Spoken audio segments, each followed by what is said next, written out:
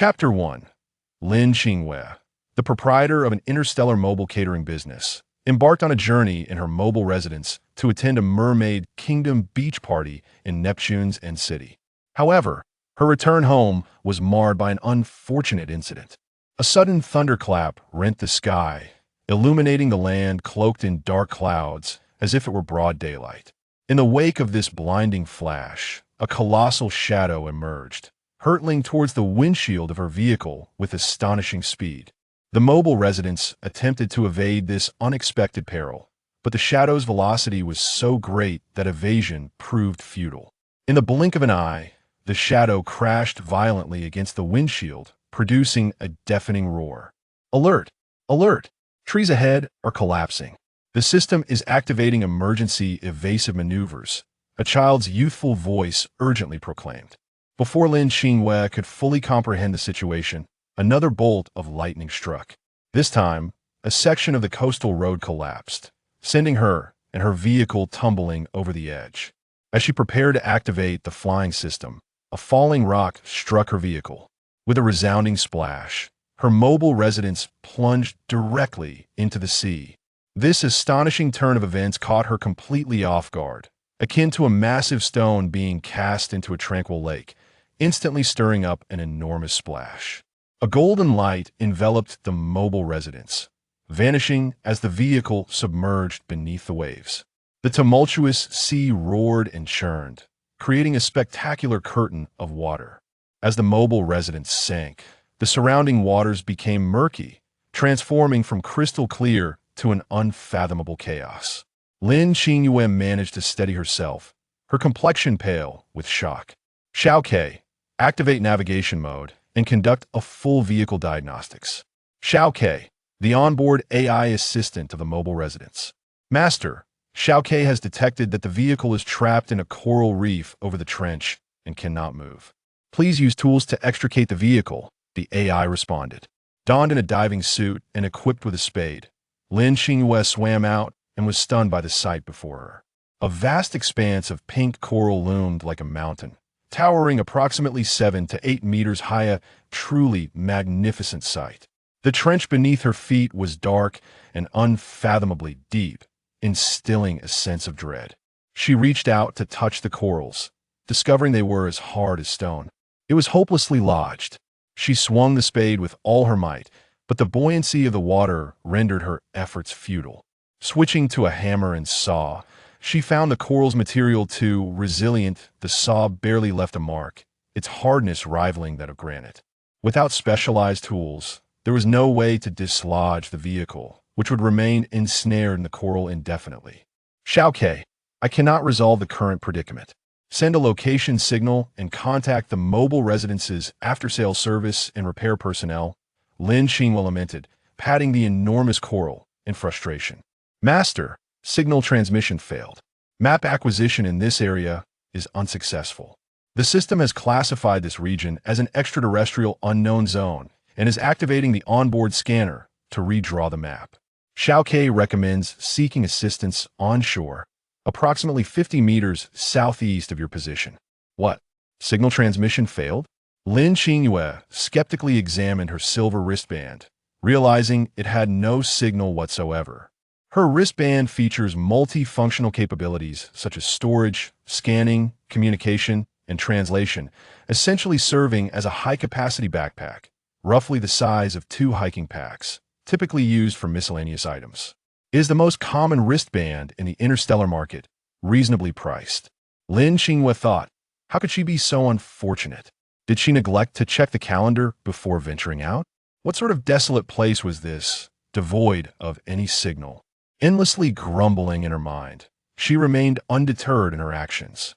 Since hearing Xiaoke's warning, Lin Qingyue had swum steadily towards the shore. She found herself in a crystal-clear ocean, seemingly composed of countless transparent gemstones, resembling an endless expanse of jelly. The surface of the water rippled gently, and seabirds occasionally flew overhead, filling the air with their calls. The sky was a deep, azure blue, with snow-white clouds drifting leisurely. Amidst this breathtaking tapestry, Lin Qingyue had no time to admire the scenery her vehicle awaited her rescue in the depths. Upon reaching the shore, she activated her silver wristband, transforming her diving suit into everyday attire. Today, she wore a shimmering scale-pattern dress and slipped-on sandals. From a distance, Lin Qingyue spotted a large yellow creature partially hidden by rocks, its form adorned with stripes. It appeared slightly larger than her pet yuanbao. As she approached, she realized something was amiss. It was not slightly larger, but vastly so. The creature's size exceeded that of any large interstellar animal she had ever seen by 2 or 3 times. Initially obscured by distance and dim lighting, the truth became evident. But this was the seaside. She had never heard of such gigantic creatures roaming these waters. As Lin Qingyue pondered whether the creature might be an illusion or a mechanical puppet, it stirred, turning to reveal 2 fist-sized eyes that locked onto her own. The amber-like clarity of its gaze sent chills down her spine. Lin Qingyue could distinctly see her own reflection in its pupils. In that moment, her legs quaked, and she felt as if she were nailed to the spot, unable to move. Her mind raced with thoughts of wilderness survival rules. What was it that they advised? At this moment, she could not run. It was futile. Should she lie down and play dead? No. That was a tactic for encounters with bears. Then perhaps she should confront this creature hidden. Lin Qingyue silently activated her wristband, summoning a baton crackling with purple electricity before her. As she contemplated the opportune moment to strike, the creature underwent a transformation. In an instant, it morphed into a strikingly handsome man with flowing golden hair, completely unclothed. A monster! Lin Qingyue shrieked, covering her face and brandishing the electric baton while sprinting away at her fastest speed. She felt that if she were to participate in an interstellar sprinting competition at that moment, she might just clinch victory. Lin Qingyue thought encountering a lion or tiger might afford her a slim chance of survival. But now she was face-to-face with a monstrous situation from which there was no escape. The golden-haired figure seemed momentarily stunned, calling out to her from behind, perhaps realizing he had frightened her. He stood still, not pursuing her. With a powerful dive, Lin Qingyue plunged into the sea and swam about 10 meters before daring to glance back. Noticing that he had not followed, she exhaled a sigh of relief. One extraordinary series of events this year had brought. What luck was this? Monsters were supposed to be figments of legend, yet here she was, encountering one in broad daylight. Keeping her head just above the water, she quietly observed the shore. It seemed the creature had no intention of devouring her. It lay on the rocks, gazing at her from distance. She also noticed that it had draped itself in animal pelts, covering its most sensitive areas. Should she attempt to communicate? Lin Qingyue tapped her wristband. Activate interstellar translation. Clearing her throat, she addressed the creature. "O esteemed one on the shore, I am but a humble newcomer to your land, unintentionally trespassing. I beseech you, grant me mercy and let me go." The translation device on her wristband began to echo her words in various interstellar languages. Lin Qingyue's mind whirled with possibilities, anticipating that the creature might lunge at her or respond in kind. To her astonishment, her voice seemed to frighten the creature away. It transformed back into its original form, darting into the coastal woods with remarkable speed, leaving no trace behind. She stood there, momentarily dumbfounded. Had she become some sort of banshee, scaring even monsters away with her voice? As Lin Qingyue hesitated on whether to emerge from the water, she noticed the earlier monster returning, accompanied by a group of people. Yes, indeed a group of individuals, around 10 in total, comprising men, women, the elderly, and children. The creature led an elderly woman who animatedly gestured and spoke in Lin Qingyue's direction, mimicking her earlier flight. Lin Qingyue felt a pang of embarrassment. The imitation was quite comical. Once again, she activated the translation to repeat her previous plea, but the onlookers remained in a daze, seemingly unable to comprehend her words. Determined, Lin Qingyue gritted her teeth. If her mobile residents remained stranded in the sea, she would soon run out of supplies, and death was inevitable. It was better to take a chance that, if all of them are indeed monsters, then I too am undoubtedly ensnared in this predicament. It would be prudent to engage in communication. Perhaps there lies a glimmer of hope. Thus, she steeled her resolve and emerged from the sea, only to find the onlookers on the shore silently observing her without making any move. It seemed as though they were holding their breath, as if fearing that any sound might cause Lin Qingyue to be swept away by the winds. As she approached the elderly man, he raised his hand, and a sphere of green light, no thicker than a thumb, shot forth like lightning, instantly embedding itself in Lin Qingyue's forehead. Instinctively, she attempted to shield herself, but her efforts proved futile. A heavy dread settled in her heart as she realized she had fallen victim to the other's spell, fearing for her very life. Clutching her forehead tightly, she cried out in a trembling voice, "Please do not kill me. Let's discuss this. I am of little flesh and bone. If you seek sustenance, I have provisions in my vehicle. Allow me to fetch them for you." "Fear not, child, we shall not harm you." A voice, aged yet gentle, resonated in Lin Qingyue's ear. Her eyes widened in disbelief. This venerable figure could speak the interstellar tongue. Could it be that he was an extraordinarily powerful demon? Had she inadvertently trespassed into the realm of the supernatural? However, upon hearing the assurance of her safety, the weight that had burdened her heart began to lift. As long as there remained a flicker of hope, the possibility of a resurgence lingered. "You claim you will not take my life, then what of that which just transpired?" Lin Qingyue inquired, her voice quavering with trepidation, recalling the green light that had penetrated her forehead. "That was merely a spell employed to facilitate our communication," the elder replied with a calm and soothing tone. "Witchcraft, you say?" The old man nodded in affirmation. Indeed, it was witchcraft. "Oh, I see." Lin Qingyue thought it prudent to maintain her composure, to refrain from revealing her naivety. The ability to wield witchcraft far surpassed the capabilities of the bracelet she possessed. "Forgive my impertinence, but may I inquire where I am? Are you all members of the beast folk?" Lin Qingyue mustered her courage to ask. "Beast folk? What manner of kin are the beast folk?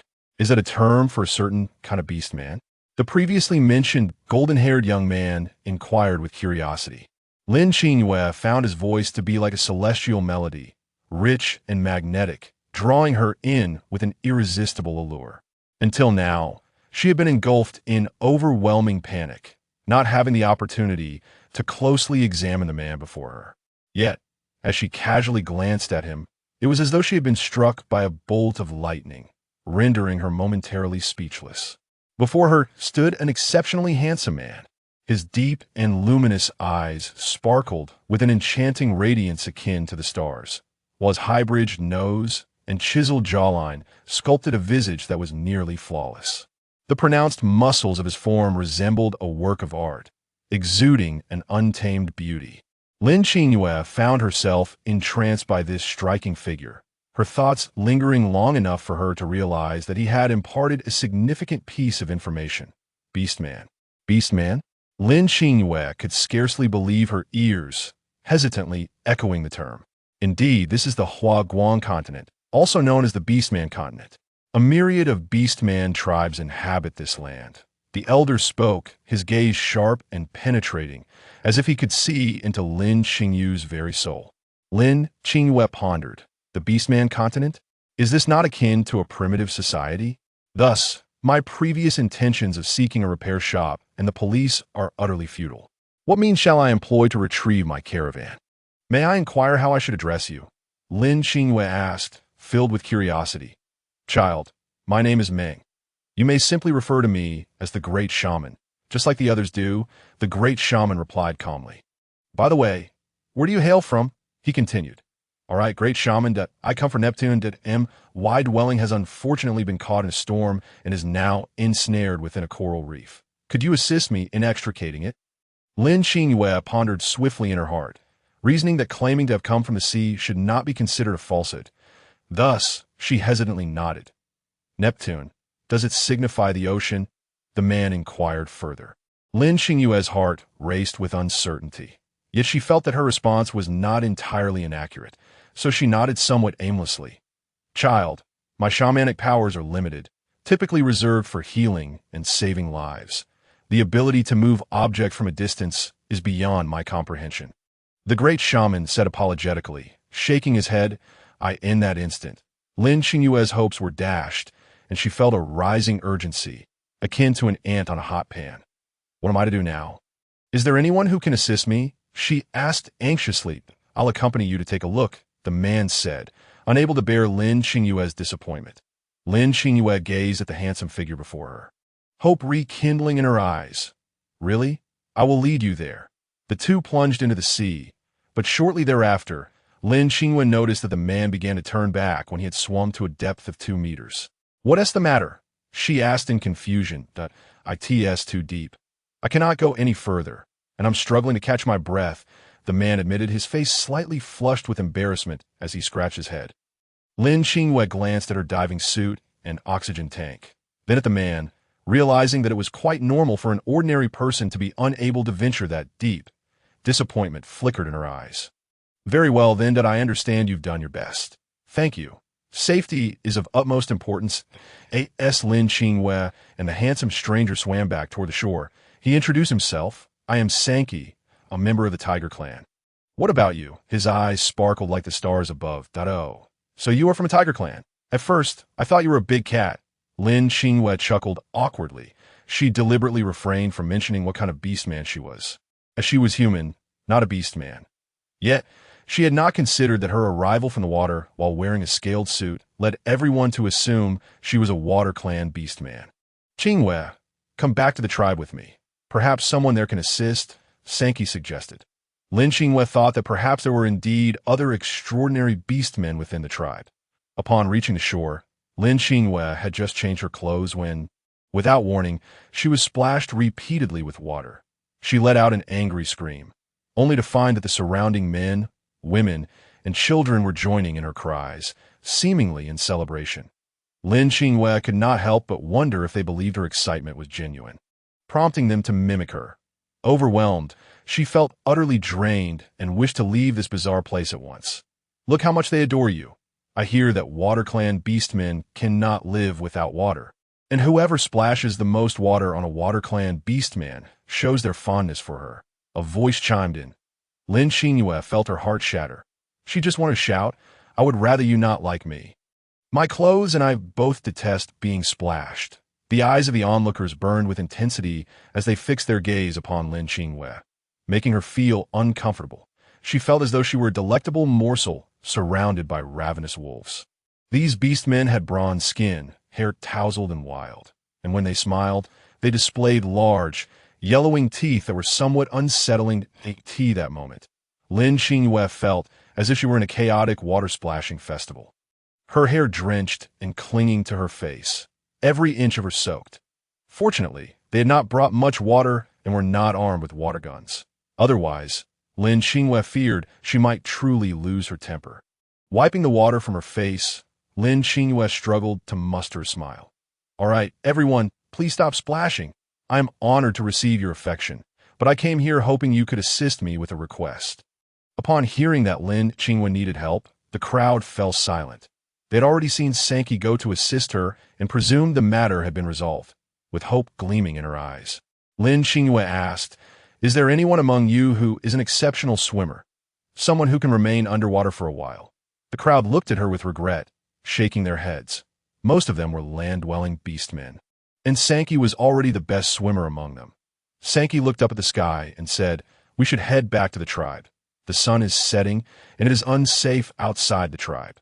Lin Qingyue turned to glance at the general direction where her dwelling was submerged, then at the sky. Knowing that these beastmen would likely not venture out once darkness fell, she realized that her search for help would have to wait, and she could only follow Sanki back to that moment. The sun dipped below the horizon, casting a blood-red hue across the sky. Everything on the earth was enveloped in this crimson light. The beastmen of the tribe moved swiftly, and Lin Qingyue had to jog to keep up. Noticing her struggle, Sanki transformed into his beast form, offering her a ride, but Lin Qingyue politely declined. Upon arriving at the Heiya tribe, Lin Qingyue was taken aback.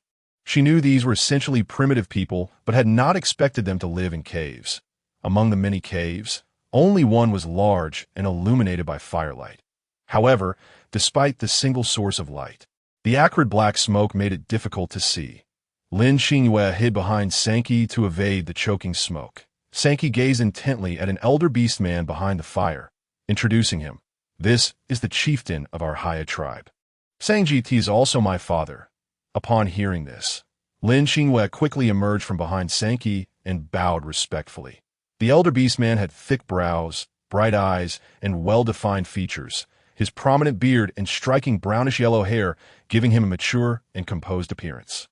He scrutinized Lin Qingyue carefully, offering a warm smile. Having prepared her words on the way, she said, "Greetings, chieftain. I am Lin Qingyue from the Chinese tribe. I became separated from my family during a maritime storm, and my dwelling is currently trapped in a coral reef that I hope to find a beast man in the Heiya tribe who can assist me in retrieving it. A dwelling. If it is merely a dwelling, could it not be rebuilt?" Sangji inquired, puzzled by Lin Qingyue's insistence on retrieving it. "No, that is not possible. My pet, no, my child, is still inside. If too much time passes, it will starve." Lin Qingyue exclaimed in a panic. It was her entire fortune, and besides, Yuan Bao was inside. This was a life. "Child?" Sangji and Sankey asked in unison. They did not detect the scent of a mate from Lin Qingyue. So could it be? Their gazes shifted toward her, now tinged with sympathy. Sangji instructed Sankey to take Lin Qingyue back to the cave to rest, suggesting they ponder solutions come dawn, following Sankey back to his cave. Lin Qingyue had scarcely settled when Sankey presented her with a piece of raw meat weighing around 5 pounds, dripping with blood. The sight of the raw meat startled Lin Qingyue, but fortunately, she was the owner of a mobile catering business in Neptune City, essentially a chef. Unlike other girls who might be horrified, she exclaimed, "Wow, this meat looks incredibly fresh." Sankey smiled at her compliment. Lin Qingyue instinctively twirled her silver bracelet and accepted the meat, saying, "Thank you." Sankey then exited the cave to fetch dry grass, preparing to make a bed for Lin Qingyue.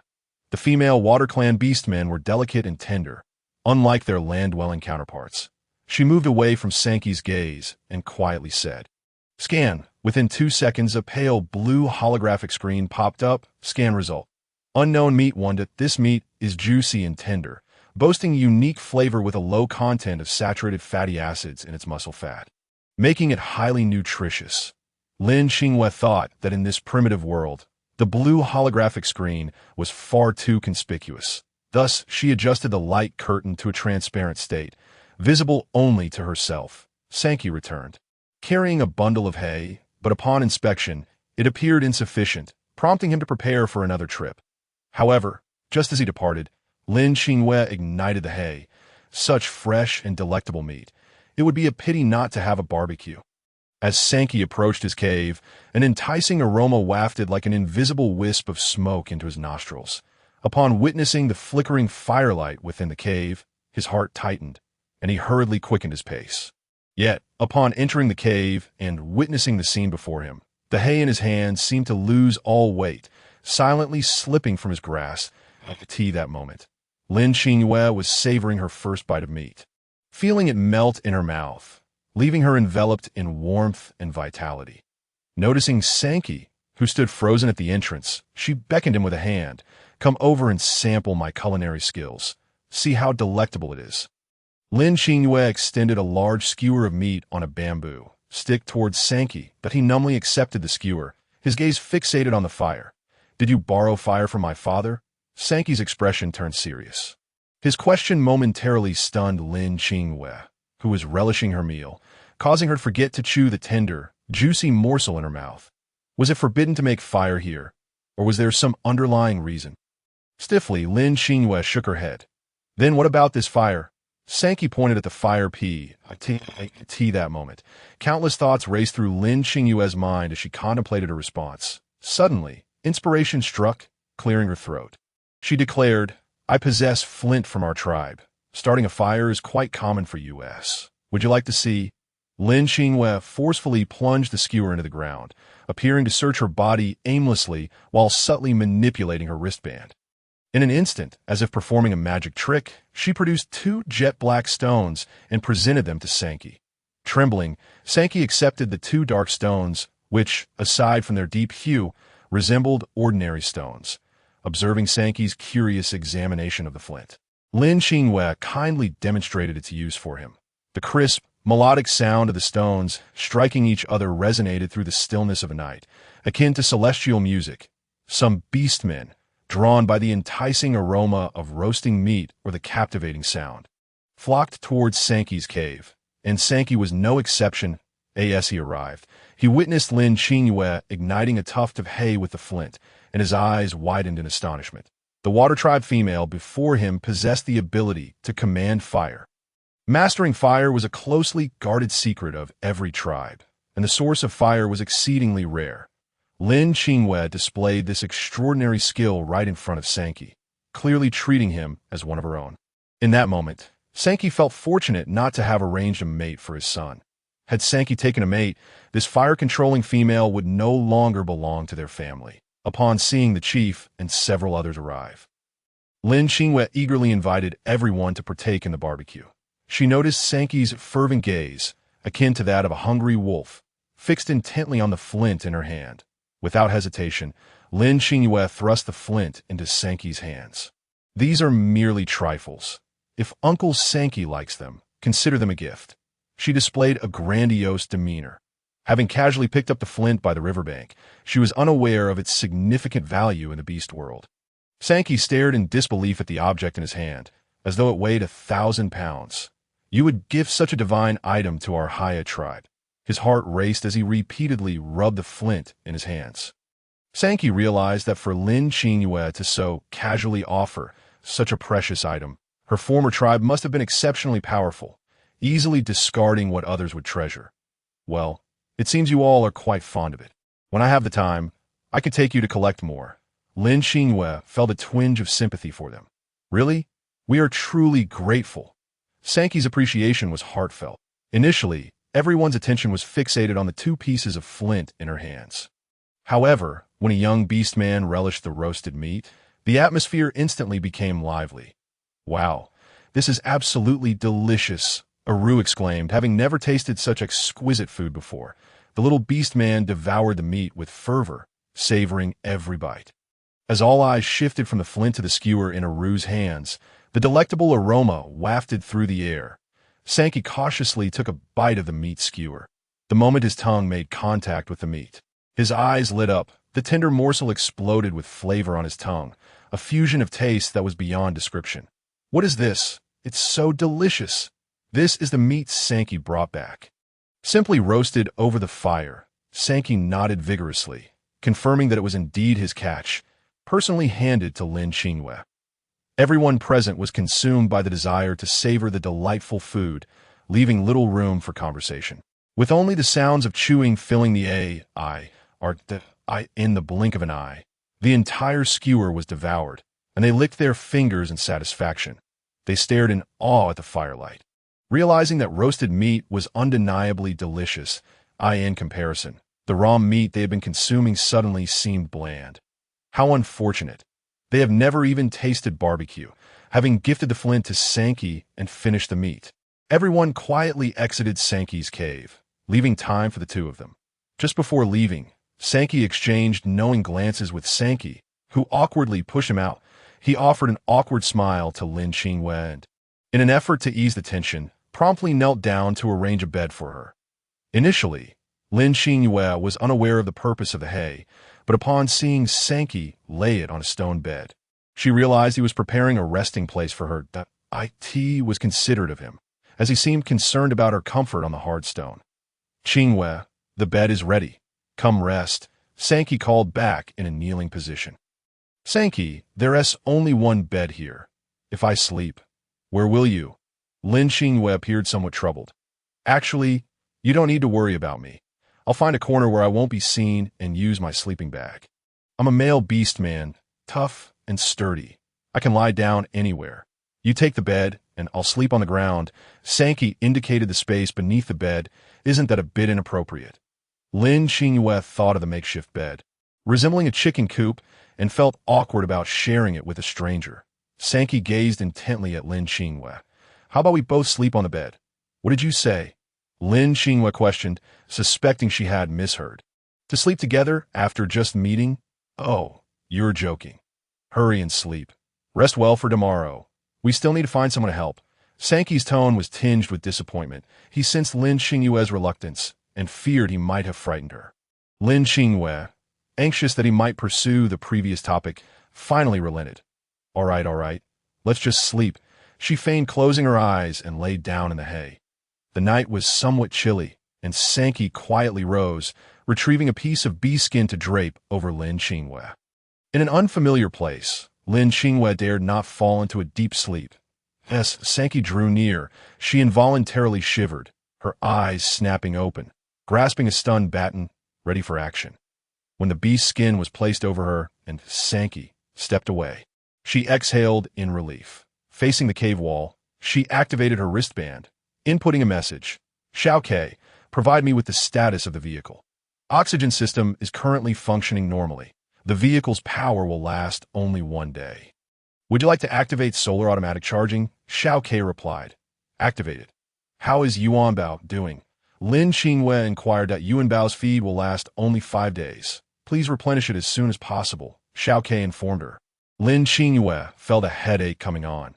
If she couldn't find help tomorrow, she would have to make a trip back soon to bring supplies, or what would Yuanbao eat? The resplendent dawn gradually ascended. As the colorful clouds floated like golden threads in the vast sky, Lin Qingyue, with dark circles under her eyes, slowly opened them to her slightest movement. Sanki, lying on the ground, twitched his ears upon her sitting up. He too clambered to his feet. Lin Qingyue marveled at the remarkable hearing, realizing that despite her efforts to be quiet, she had still roused Sanki. You are up quite early. Sanki scratched his head, revealing a brilliant smile. Lin Qingyue struggled to muster a smile in return. You are early too. Observing her surroundings, Lin Qingyue had known the cave was quite rudimentary last night, but upon closer inspection today, she found the environment rather acceptable. There were no unpleasant odors, and in certain areas, animal skins were laid out, rendering the ground less uncomfortable compared to the grand cave of the chieftain. Following Sanki out of the cave, Lin Qingyue recalled that it had been dark when she arrived, making it difficult to discern the scenery. Now, as she surveyed her surroundings, she was astounded. In this otherworldly realm, the air was imbued with a refreshing essence, seemingly infused with the fragrance of the earth and the vitality of life. Sunlight filtered through the dense foliage, casting a kaleidoscope of light upon a verdant meadow and a riot of colorful blooms.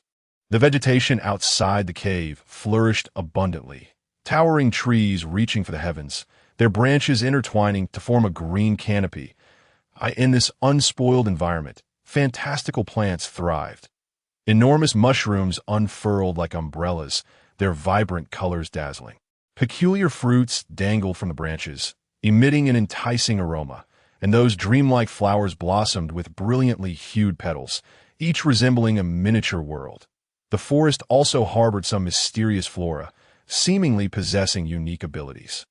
Sanki mentioned that there was a luminous herb nearby, which, at night, resembled countless stars fallen to the earth, known only to the great shaman for its uses. There was also a type of vine that could move, twisting and stretching like a lively serpent, and one could easily become ensnared if not cautious. Lin Qingyue discreetly fiddled with her wristband. Initiate scan.k. Detected unknown plant 1. High starch content. Non-toxic. Detected unknown plant 2. Contains mild toxins that can paralyze the central nervous system. Usable as an anesthetic. Detected unknown plant 3. Contains a high moisture content. Non-toxic. Lin Qingyue's eyes sparkled with excitement. Aglow with wonder, in her eyes, the verdant plants before her were either medicinal herbs or culinary ingredients. As a chef, she yearned to experiment with each one. Thus, she discreetly plucked a bit from every plant, stuffing many into her wristband, while holding some in her hands for appearances. Qingyue, do you fancy these little herbs? Sanki inquired, curiously watching her gather the grass. Grass? Haven't you tasted these? Lin Qingyue raised the plants before Sanki. We've tried them. They're not tasty. They're S1 that S toxic. Consuming it leaves you immobile. Quite terrifying. Sanki pointed to the slender leaves in Lin Qingyue's hands that had a paralyzing effect, his face paling as though recalling a haunting experience. Oh, thank you for the warning. I shan't eat it. I merely find it beautiful. Look how the leaves glisten. almost reflecting a person's visage. Sankey skeptically glanced over, realizing Lin Qingyue spoke the truth. The leaves indeed cast a blurred reflection of one's silhouette. Lin Qingyue's arrival had profoundly shocked the Heiya tribe, especially the orcs who had savored her skewered meat the previous night, practically singing her praises in awe. Lin Qingyue and Sankey arrived beneath the tree in front of the cave where they had dined last night. Resembling a plaza of the Heiya tribe, where the orcs typically gathered to hear the chieftain's directives, Sankey, having benefited from Lin Qingyue's hospitality, was eager to assist her. He struck a large drum. Its deep, resounding thrum echoed like distant thunder through the forest, summoning all tribe members back. Sankey was drawn aside by Sangji for a discussion, leaving Lin Qingyue beneath the tree. Sangji instructed the orcs to showcase their abilities to see if any could be of assistance to Lin Qingyue. As she observed the extraordinary talents of the orcs, her eyes sparkled with astonishment. One bull orc effortlessly lifted a heavy boulder, showcasing immense strength. Yet he could not dive. A leopard orc was swift. But, before long, a throng approached, led by a female orc surrounded by admirers like stars encircling the moon. This was Luo, the fairest of the Heiya tribe. Her figure was curvaceous, her skin a healthy bronze. Her features striking and well-defined. The animal hides she wore barely concealed her form, emanating a primal beauty that was almost intoxicating. Upon catching sight of Luo, Lin Qingyue couldn't help but exclaim inwardly, "What a stunningly sensual woman!" Her gaze was drawn to Luo, while she noted the expressions of the other orcs, filled with reverence and admiration. Lin Qingyue observed the significant disparity in numbers between male and female orcs. Among the numerous male orcs, there were scarcely a dozen females, and oh wonder the sight of female orcs stirred such fervor and longing. Unbeknownst to her, someone had used leaves to silently splash water upon Lin Qingyue, drenching her face she shrieked, only to be splashed again. This time, she dared not scream, tightly closing her mouth to avoid ingesting the unknown water. Lin Qingyue felt on the verge of losing her composure. Yet she noticed the crowd around her had restrained their tempers. Luo approached Lin Qingyue with a smile. "You're the female from afar that my brother brought back? I've heard that splashing water upon the water tribe's orcs signifies affection." Lin Qingyue managed a smile more painful than tears. "Yes, I hail from the Chinese tribe and became separated from my family during a storm. Thank you all for your kindness." A flicker of shadow passed through Luo's eyes as she regarded Lin Qingyue's delicate, fair skin and exquisite features, noting how she stood out among the tribe's orcs. Was this truly the female orc of the water tribe? She had never seen one before. It was said that water tribe females were cherished like precious gems. And if she were lost, would her family not search for her? Her attire was also peculiar. The scales shimmered under the sunlight, appearing far more refined than animal hides. How she longed for a garment like that. Lin Qingyue's distinctiveness had drawn all the fervent gazes that had previously been glued to Luo that moment, as the majority of male orcs turned their attention towards Lin Qingyue. Luo felt a pang of disappointment, her smile faltering for an instant. The orcs beneath the tree, upon hearing that Lin Qingyue sought someone to assist her in the water, felt helpless. Many of them were afraid of water, fearing drowning if they fell in. Asking them to jump into the sea for help? It was akin to asking them to embrace death. The once fervent gazes of the male orcs now flickered with trepidation, as they sought excuses to disperse, fearing Lin Qingyue's inquiries. Realizing her plea might be in vain, she resolved to craft her own tools. Electric saws would fail in water. Hammers would face too much resistance. And shovels could not pry open. If only she had waterproof explosives. Alas, such items were heavily regulated and not easily obtainable. Just as despair loomed over her, Luo approached. "I've heard you are seeking a water-capable strong orc?" Luo furrowed her brow. "Yes. Do you know such an orc?" Lin Qingyue felt a glimmer of hope. "In the northern woods. There's an orc adept at swimming. He might just be the one to assist you." "Why didn't that orc come when summoned earlier? Is he not from your tribe?" Lin Qingyue keenly grasped the vital information. Luo pondered, The orc in the woods is not from our tribe. There may be some danger in approaching." "Danger? Pray tell, what type of orc resides in the woods? How do you know he can aid me? Lin Qingyue recalled observing the various talents of the male orcs, none of which seemed useful, and few possessed aquatic skills. How could she be certain that the orc in the woods would be of help? Sang Luo hadn't anticipated Lin Qingyue's thoughtful inquiries. Realizing she was not foolish, I've witnessed the orc in the woods swim before. As for what type of orc he is, you may inquire directly with him, for I too am unaware. Sang Luo spoke calmly. Upon hearing that the other party was willing to venture into the water, Lin Qingyue felt a surge of joy in her heart, even if it was a risk. It was worth a try. However, were there venomous insects or ferocious beasts lurking in the woods? Lin Qingyue deemed it prudent to exercise caution. No, Sang Luo replied. The forest is inhabited only by small creatures, grand trees, and vibrant flowers. Yet, she refrained from mentioning that some beastmen could be far more terrifying than venomous insects or savage beasts.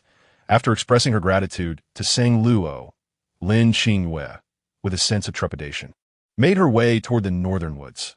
After conversing with Sang Qi and Sang Ji, Sang Qi turned around to find Lin Qingyue had already vanished from her previous spot. Feeling anxious, he began to search frantically. Could it be that Lin Qingyue, unable to find anyone to assist her, had run off on her own? Sang Qi felt an overwhelming regret. Oh, how he should have kept a closer eye on her. Surely, she couldn't have gone far in such a short time. Perhaps he should look for her. Sang Qi suspected Lin Qingyue might have returned to the sea. Thus, he plunged into the water, but after swimming for several minutes in the vast ocean, he saw nothing. He attempted to dive deeper, yet still found no trace of her. Reluctantly, Sang Qi climbed back onto the shore, dejected, and returned to his cave. Lin Qingyue stepped into the pristine northern forest. The earthy scent enveloped her, and the towering trees loomed above her. All around her was a lush expanse of greenery, and indeed, she saw no animals. She had no inclination to activate her wristband scanner. An eerie cawing reminiscent of crows echoed from somewhere, and the terrifying scenes from the horror films she had previously watched involuntarily surfaced in her mind, causing her heart to race. She treaded cautiously. Filled with unease, suddenly, she heard a rustling sound, as if something were approaching. She halted, her heart pounding, and scanned her surroundings with heightened vigilance. The massive white shadow darted past her in the trees, and Lin Qingyue felt a chilling gaze fixed upon her, making her hair stand on end. With trembling hands, she activated her wristband, and in that instant, she grasped her electric baton tightly. Despite holding the weapon, an inexplicable chill coursed through her. Her instincts, honed from years of survival, warned her that the figure before her was not to be trifled with. She feared she was in grave danger. With great effort, she forced a smile onto her face. Greetings, I bear you no ill will. I merely seek assistance. If you are unwilling, I shall take my leave immediately and not trouble you. Lin Qingyue discreetly began to back away, hoping to exit the forest unscathed. No sooner had she spoken than her vision blurred, and a figure rapidly enlarged before her, startling her into a sitting position on the ground. The man stood there, still as a statue, exuding an air of elegance that was indescribable. His tall, imposing frame was complemented by silvery hair that danced in the wind, seemingly merging with the surroundings. His features were sharply defined, each one exquisitely crafted as if sculpted by a master artisan. Every contour was perfectly balanced, with no excess or deficiency. His eyes were deep and enigmatic, sometimes resembling a dark, indelible ink, at other times twinkling like the brightest stars in the night sky. The high bridge of his nose framed lips that curled ever so slightly into an almost imperceptible smile, a smile that carried both an air of aloofness and an alluring charm that was utterly captivating. The animal hide he wore hung loosely, revealing his finely sculpted collarbone, and even his skin was fairer than that of most beastmen. Lin Qingyue had initially believed Sang Qi to be the pinnacle of beauty she would encounter in this world. But she soon realized that there were indeed greater heights beyond her expectations. While she had seen handsome men before, this was the first time she found herself entranced, her heart racing and breath hitching. She nearly forgot her purpose for venturing here. Such beauty could overshadow any star in the entertainment industry. You seek assistance here? Are you not afraid of me? The striking man gazed at Lin Qingyue with a bemused expression, his voice rich and intoxicating. Afraid of you? Why would I be? With such good looks, why would I fear you? Lin Qingyue blurted out, only to feel a wave of embarrassment wash over her mask awkwardness. She lowered her head, rising to brush off her clothing. The white-haired man seemed taken aback by her words. It was the first time he had heard a female beast man express such a sentiment about him. Good-looking. So, because I am handsome, you do not fear me. Do you know what kind of beast man I am? He inquired, a hint of warning lacing his tone. That I do not know, that I have yet to inquire about your kind. Lin Qingyue replied, a sheepish smile on her face. Her mind raced. Could this beast man be some ferocious creature? A dinosaur, perhaps? I am a serpent beast man, the white-haired man stated, his expression turning serious as he fixed his gaze upon Lin Qingyue, as if trying to decipher her reaction. Oh, so you are a serpent beast man? She responded, Greetings. Can you swim? Can you dive into the deep sea? Lin Qingyue's first thought upon hearing serpent beast man was that snakes could swim. I can dive into the deep sea. But did you truly comprehend my words? I said I am a serpent beast man. He reiterated. Lin Qingyue, slightly perplexed, asked, What of it? I heard you say you were a serpent beast man. Is there something wrong with that? The white-haired man found it hard to believe. Was this female truly oblivious, or was she pretending not to understand? Did your parents never mention anything about serpent beast men?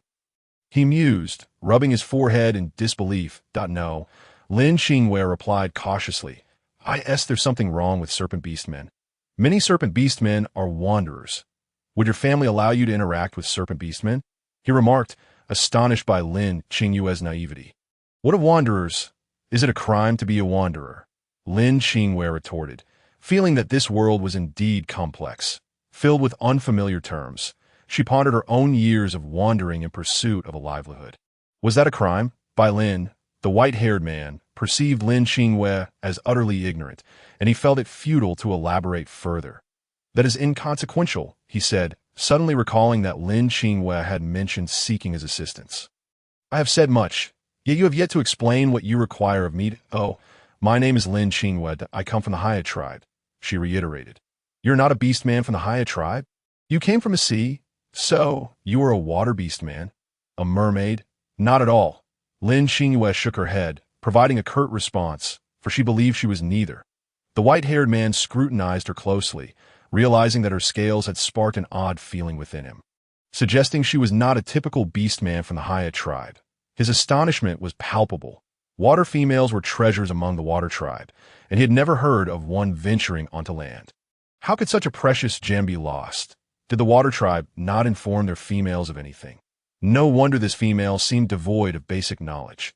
Well, if I assist you, what benefit would I gain? The white-haired man pondered, a wicked smile curling upon his lips. What do you desire? Speak, and as long as it is within my power, I shall grant it, Lin Qingyue replied, her heart racing with apprehension. Her earlier sense of crisis had not abated. She had little to offer.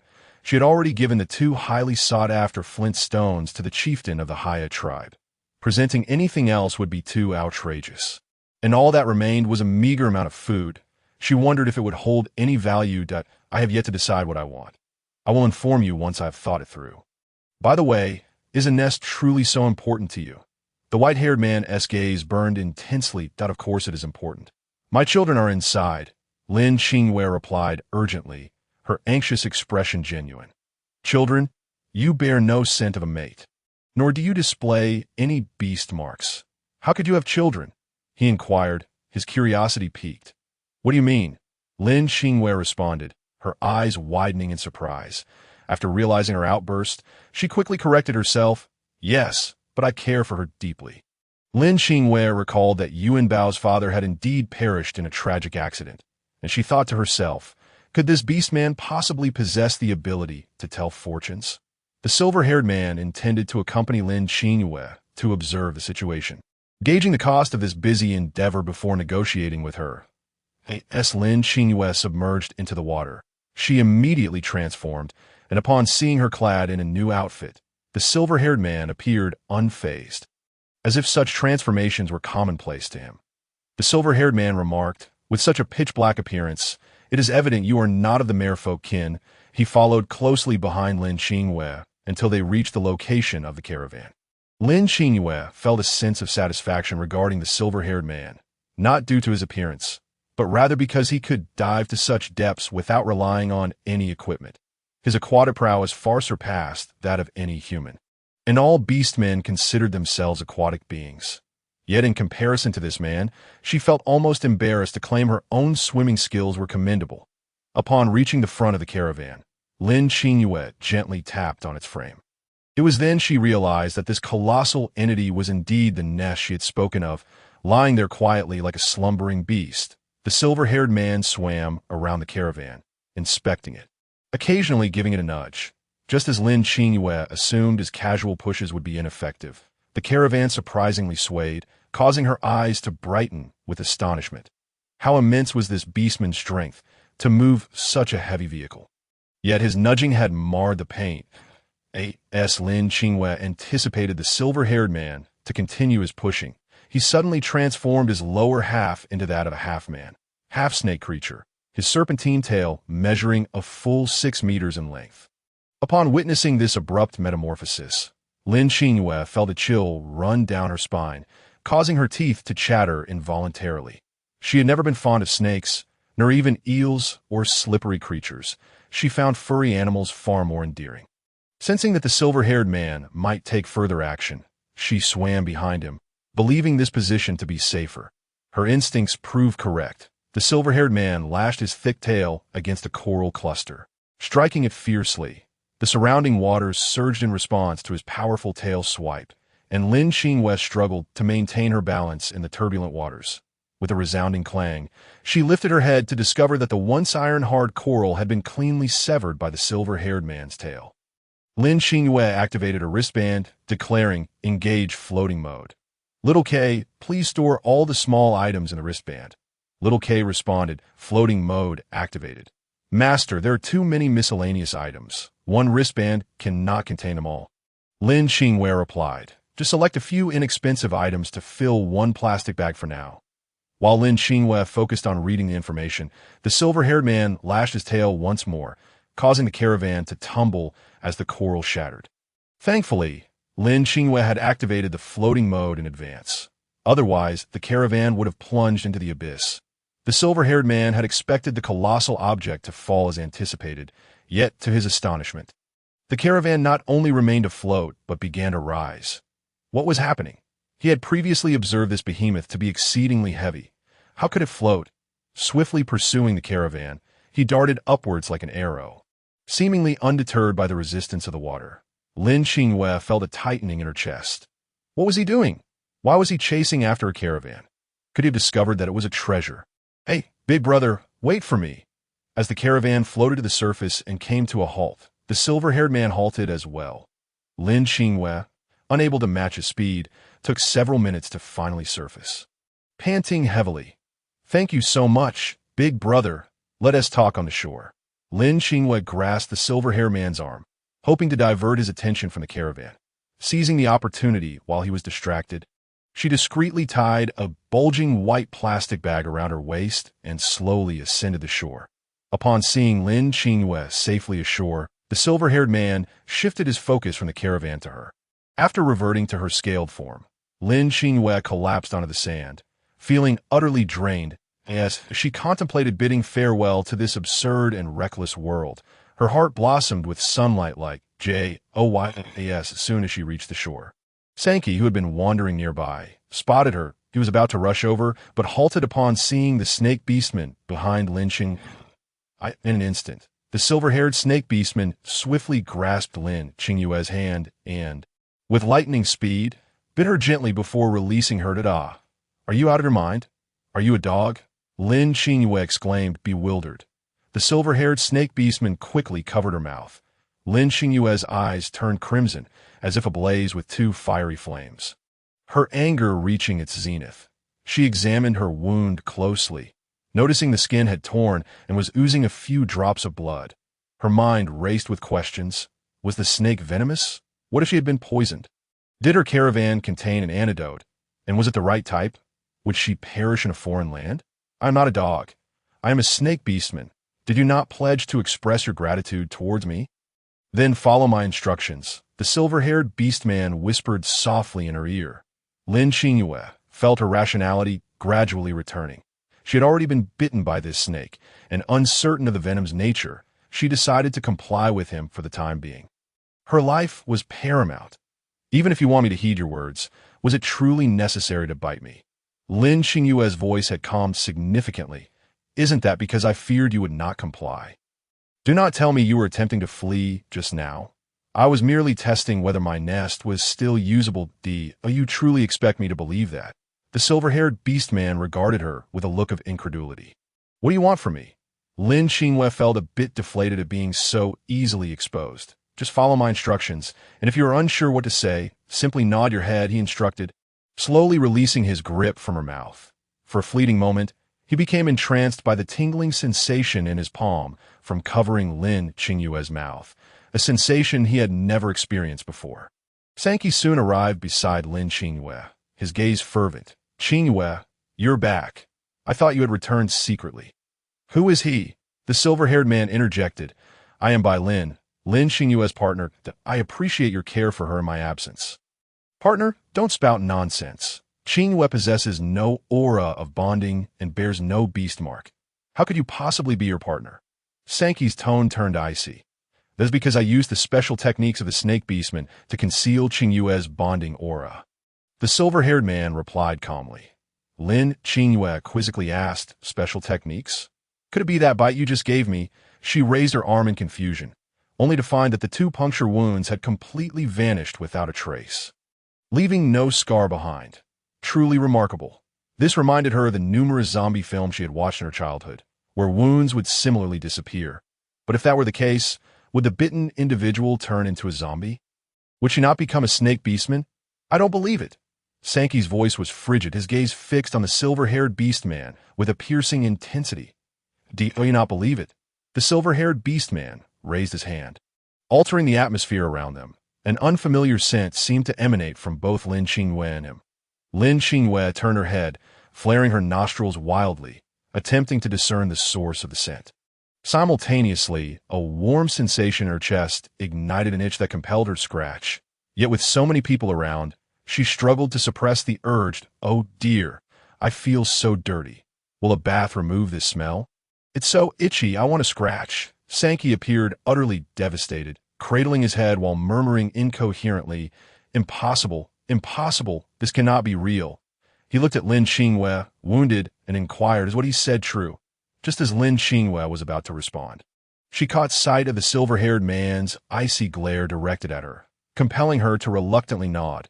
Upon witnessing Lin Qingyue's affirmation, Sankey seemed unable to accept it, transforming into a tiger and dashing away. Lin Qingyue sighed. As long as we have the Green Mountains, we need not fear a lack of firewood. Let him say whatever he wishes. Point 1 cannot fathom why Sankey appears so utterly defenseless. Lin Qingyue and the silver-haired man silently observed Sankey's retreating figure, and for a fleeting moment, the air seemed to thicken with tension.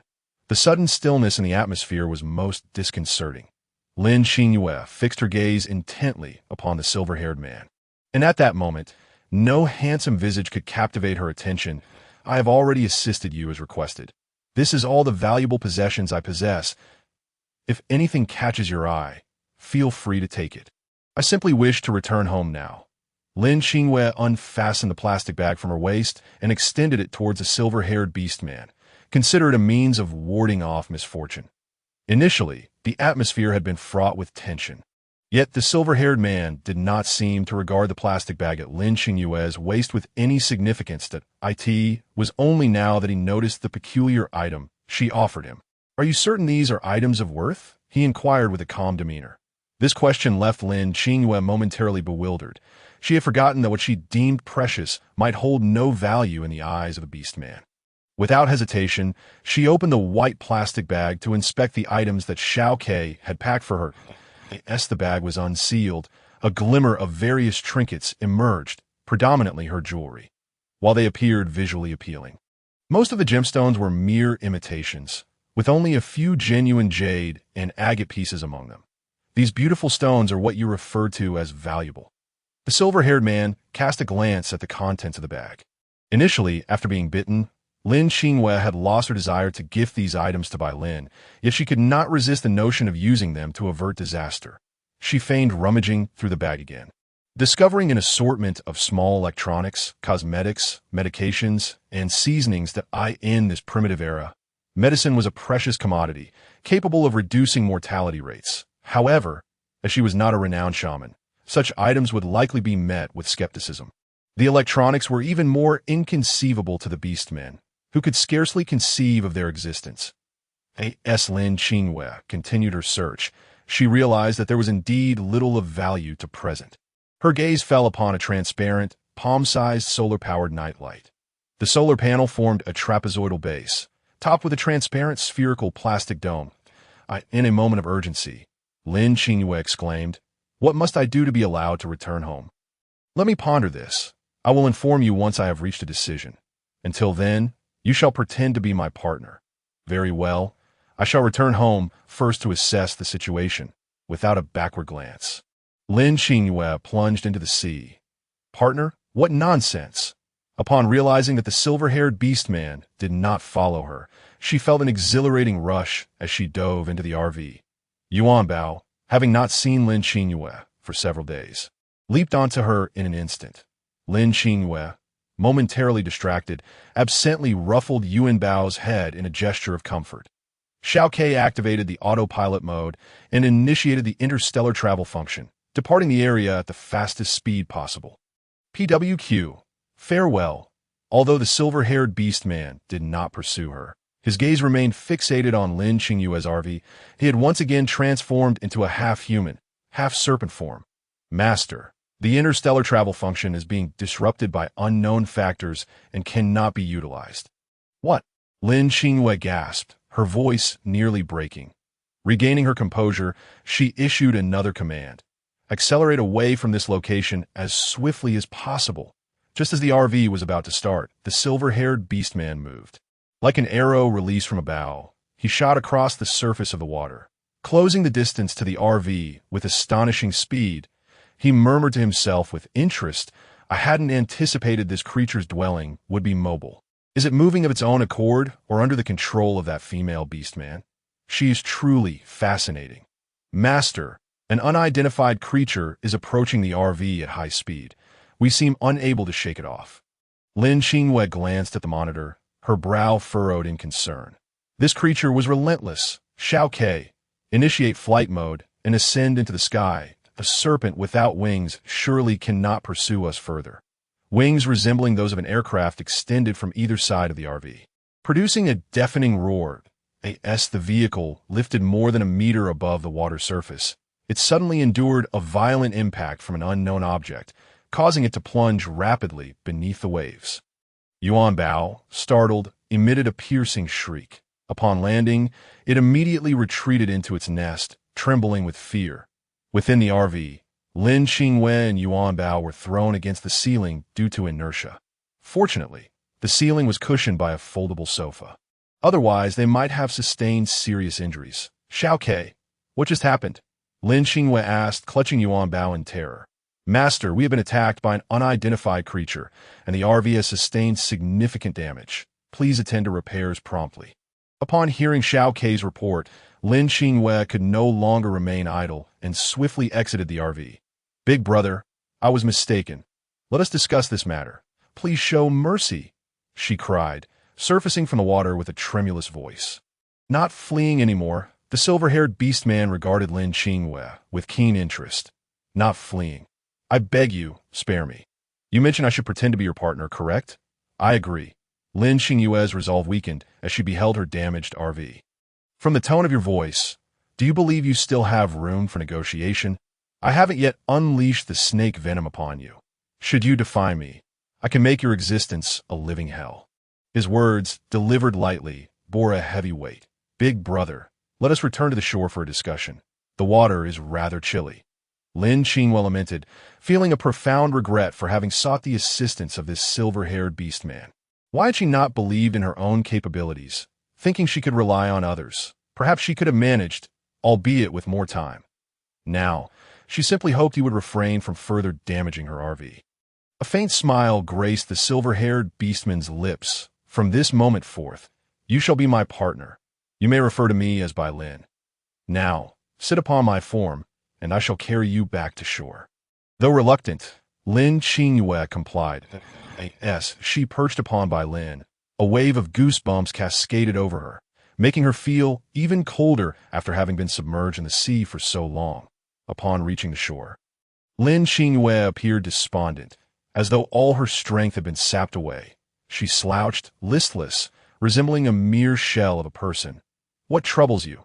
Bai Lin observed her state with a furrowed brow, displeasure evident in his expression. Nothing, I merely wish to inquire how you expect me to pretend to be your partner. Lin Qingyue collapsed on the beach once more, shutting her eyes. She sincerely wished that the events unfolding before her were but a dream, from which she would awaken to find herself back in the comfort of her familiar home. Bai Lin found her demeanor amusing. Are you ready to yield to fate? Rest assured, I only require you to feign being my partner. There shall be no mating involved. Upon hearing the word mating, Lin Qingyue's eyes shot open. Mating? How utterly crude. Oh, I forgot. He is a beast man, caught up in thoughts of whether she would succumb to poison or be devoured. She had neglected this important aspect.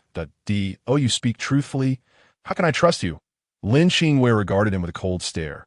Believe it or don't, it matters not to me, Bai Lin replied with a roguish grin.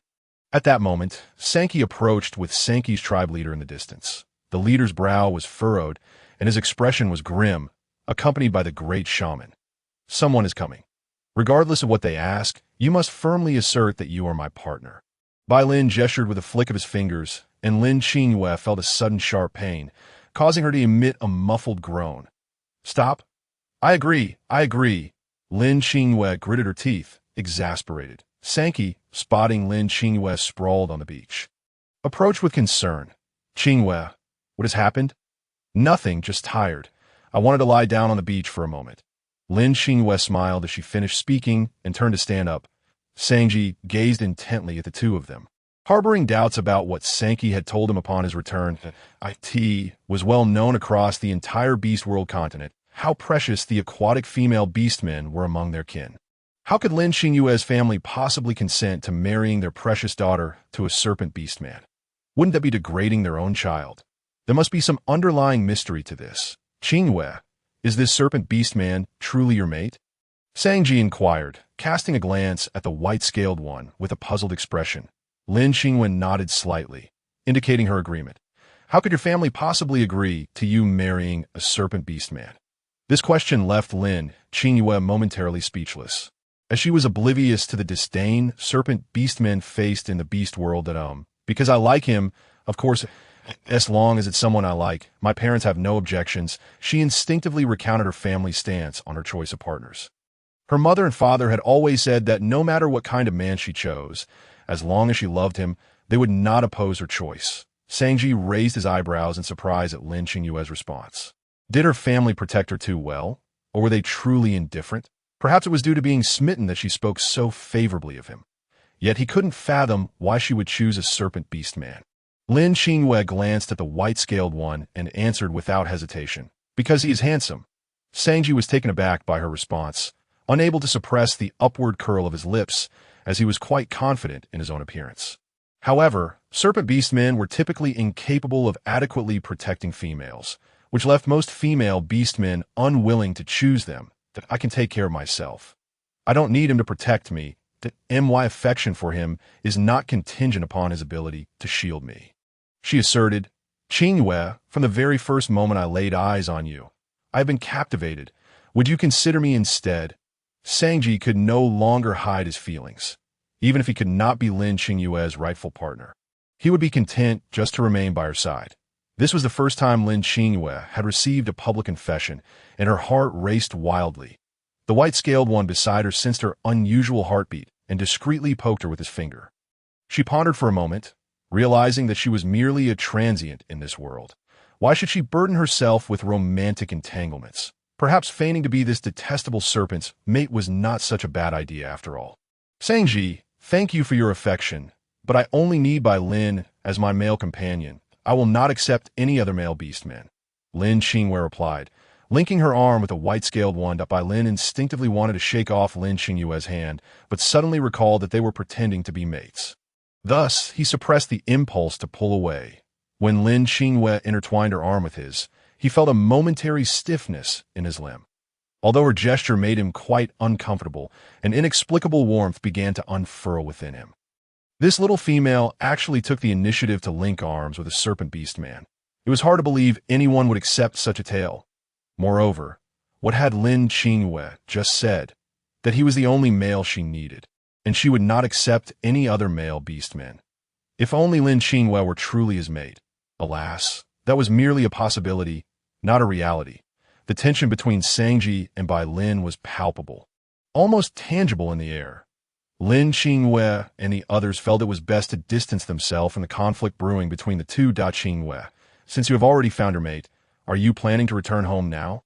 Bai Lin, unable to contain his impatience any longer, interjected as Sangji finally posed the critical question. We got separated from our family and wish to stay in your tribe for a while until they come looking for us. Would you be willing to take us in? He glanced at Lin Qingyue, who nodded in agreement. Sangji cast a look at the shaman, signaling her with his eyes, and the shaman raised her staff. A small green energy sphere, the size of a thumb, flew towards Bai Lin. Bai Lin observed the green sphere merge into his body, and moments later, a gentle green glow enveloped him. Tribe leader, this serpent beast man is not a stray. He possesses a mate contract, the shaman stated flatly. Sangji's previously anxious heart finally settled.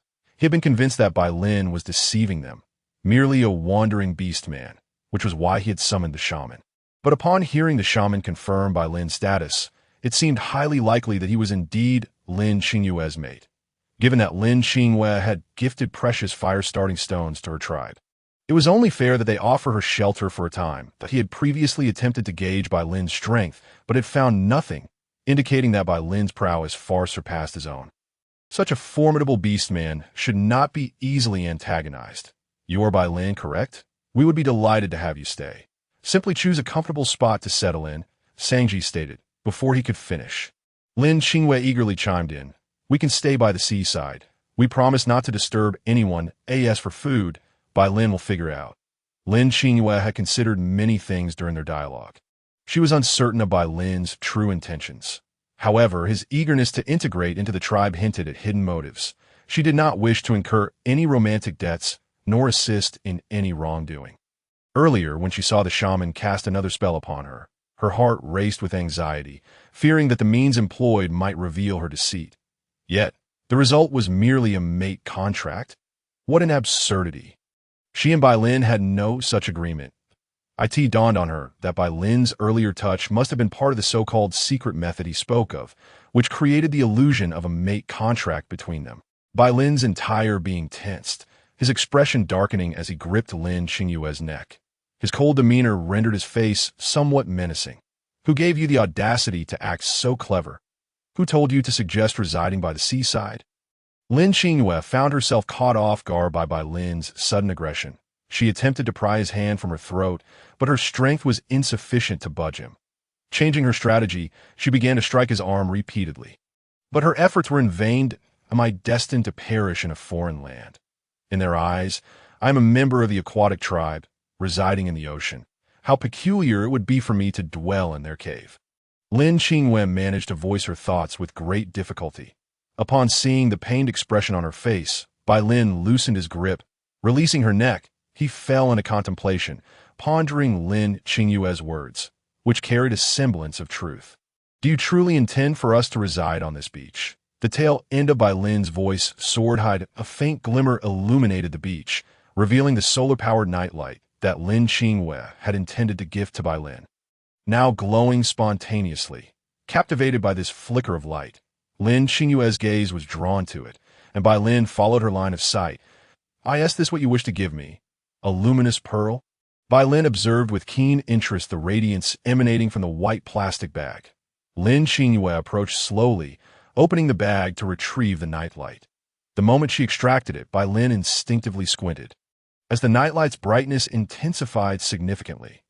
Well, do you still want this? It is truly one of a kind, unparalleled in the world, Lin Qingyue said, raising the nightlight in her hand. "Since it is a gift from you, I shall certainly accept it," Lin replied with a beaming smile, revealing two charming dimples. Lin Qingyue felt no remorse as she casually placed the nightlight into Lin's hands. The ease with which she bestowed such a precious item upon him left Lin incredulous. Though his expression remained unflappable, he fiddled with the luminous pearl, noting that its glow was steadier than candlelight, unwavering even when shaken in his hand. "That I've helped you with your troubles, so we are even now. When will you cure the poison within me?" Lin Qingyue, preoccupied with thoughts of returning home, paid little attention to Lin's playful manipulation of the nightlight. She had no desire to linger in this cursed place any longer. "Oh, why the rush? We cannot act too hastily. Let us remain here for a while." Lin gently tapped the transparent plastic casing of the nightlight. "We are akin to grasshoppers tethered by a single string. Do you have any ulterior motives you wish to disclose? It would make it easier for me to fabricate a lie for you later." Lin Qingyue felt uneasy about Lin's seemingly grand ambitions for infiltrating the tribe, fearing she might be implicated. Upon hearing her inquiry, Lin's eyes sparkled momentarily before he broke into a grin. "I've already mentioned, as long as you behave, I will not take your life. There is no need for you to know too much. Knowing too much could be detrimental to you," he said, poking her forehead playfully. "How can I trust what you say?" Lin Qingyue glared at him. "I can swear by the beast god." Lin's expression shifted from playful to serious. "Swear?" Lin Qingyue rolled her eyes. "You must not think me a fool. Who believes in oaths these days?" Observing her skepticism, Lin knew she remained unconvinced. Here, no one dared to lie to the beast god. "If you prefer not to tell me, you may seek another. I have no interest in becoming entangled in your schemes." Lin Qingyue responded dismissively. Lin's smile widened, radiating amusement as he slowly uttered two words: "No way." As darkness enveloped the sky, Lin Qingyue was loath to spend the night on the beach. She longed to return home, to her camper van. She planned to stealthily make her way into the depths of the sea while Lin was preoccupied with the nightlight. However, the moment her foot touched the waves, she was seized. "Where do you think you're going?" Lin's displeased voice rang out. "Of course. I'm heading back to my nest to sleep," Lin Qingyue replied, struggling to free her arm from his iron grip. "Ah, but you are now my partner. Where you go, I must follow. It's the rule that if you wish to return to your nest, you must take me with you." "What? Wasn't this all just pretense? You can pretend all you like. But did you really think I would be fooled? Are you trying to deceive yourself as well?" Lin Qingyue was fuming at his audacity to insist on accompanying her. If he persisted, it would mean she had no home to return to. Moreover, the camper van had been severely damaged by this very person, and she had no idea of the extent of the destruction. Initially, Lin Qingyue had been captivated by Lin's striking appearance. But now, even the most handsome face could not quell her anger and resentment. Only by deceiving yourself can you deceive others. We have not lived together, and it is easy for the truth to slip out. Lin continued to hold her hand with a playful demeanor. "Let go. You've ruined my home beyond recognition. Do you not have any awareness of that?" At the mention of this, Lin Qingyue's anger flared. Thinking of her beloved camper. "Then I must go back with you to see it. Perhaps I can make repairs." She struggled to break free, resorting to prying his fingers apart. "You can repair it?"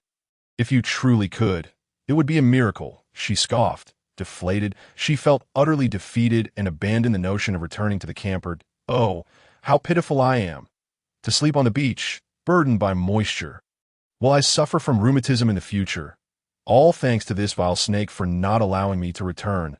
Frustrated, Lin Qingyue lay down defiantly on the sand. Lin chuckled at her antics and lay beside her, placing the nightlight within a meter of their heads. Lin Qingyue's eyes blazed with irritation. Even as his breathtaking visage loomed closer, she turned her back to him, refusing to look. With her back turned, Lin Qingyue quickly input commands into her wristband. "Xiaoke, perform a full vehicle inspection and report the detailed damage." "Report, master."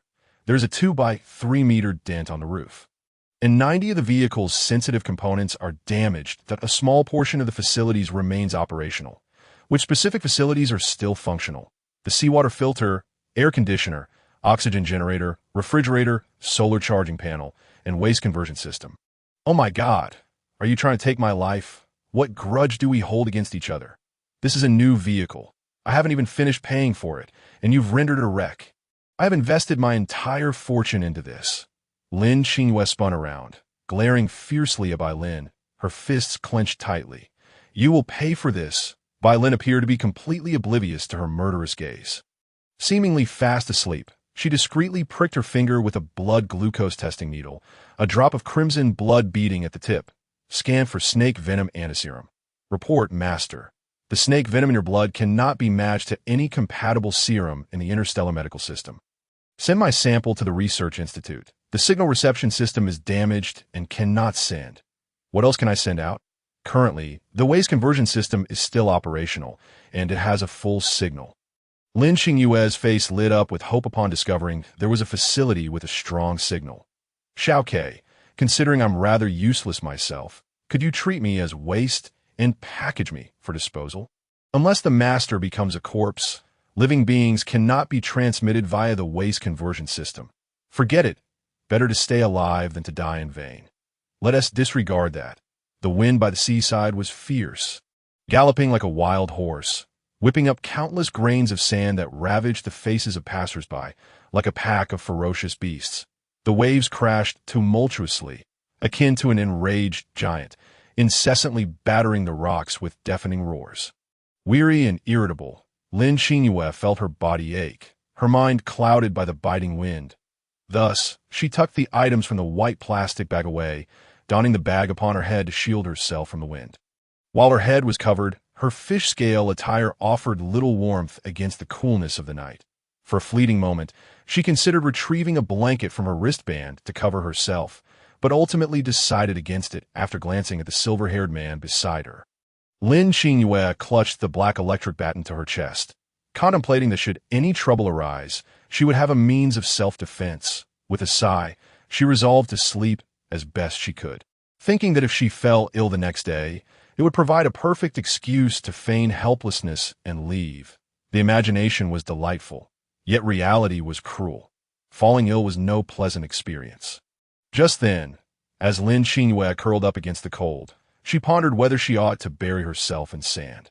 However, upon reflection, the scene felt as if she were being laid to rest, which seemed rather ominous. Perhaps it would be best to endure the cold. As long as it did not prove fatal, she could bear it. Beside her, a pair of sparkling eyes fixed intently upon her, observing her shivering form.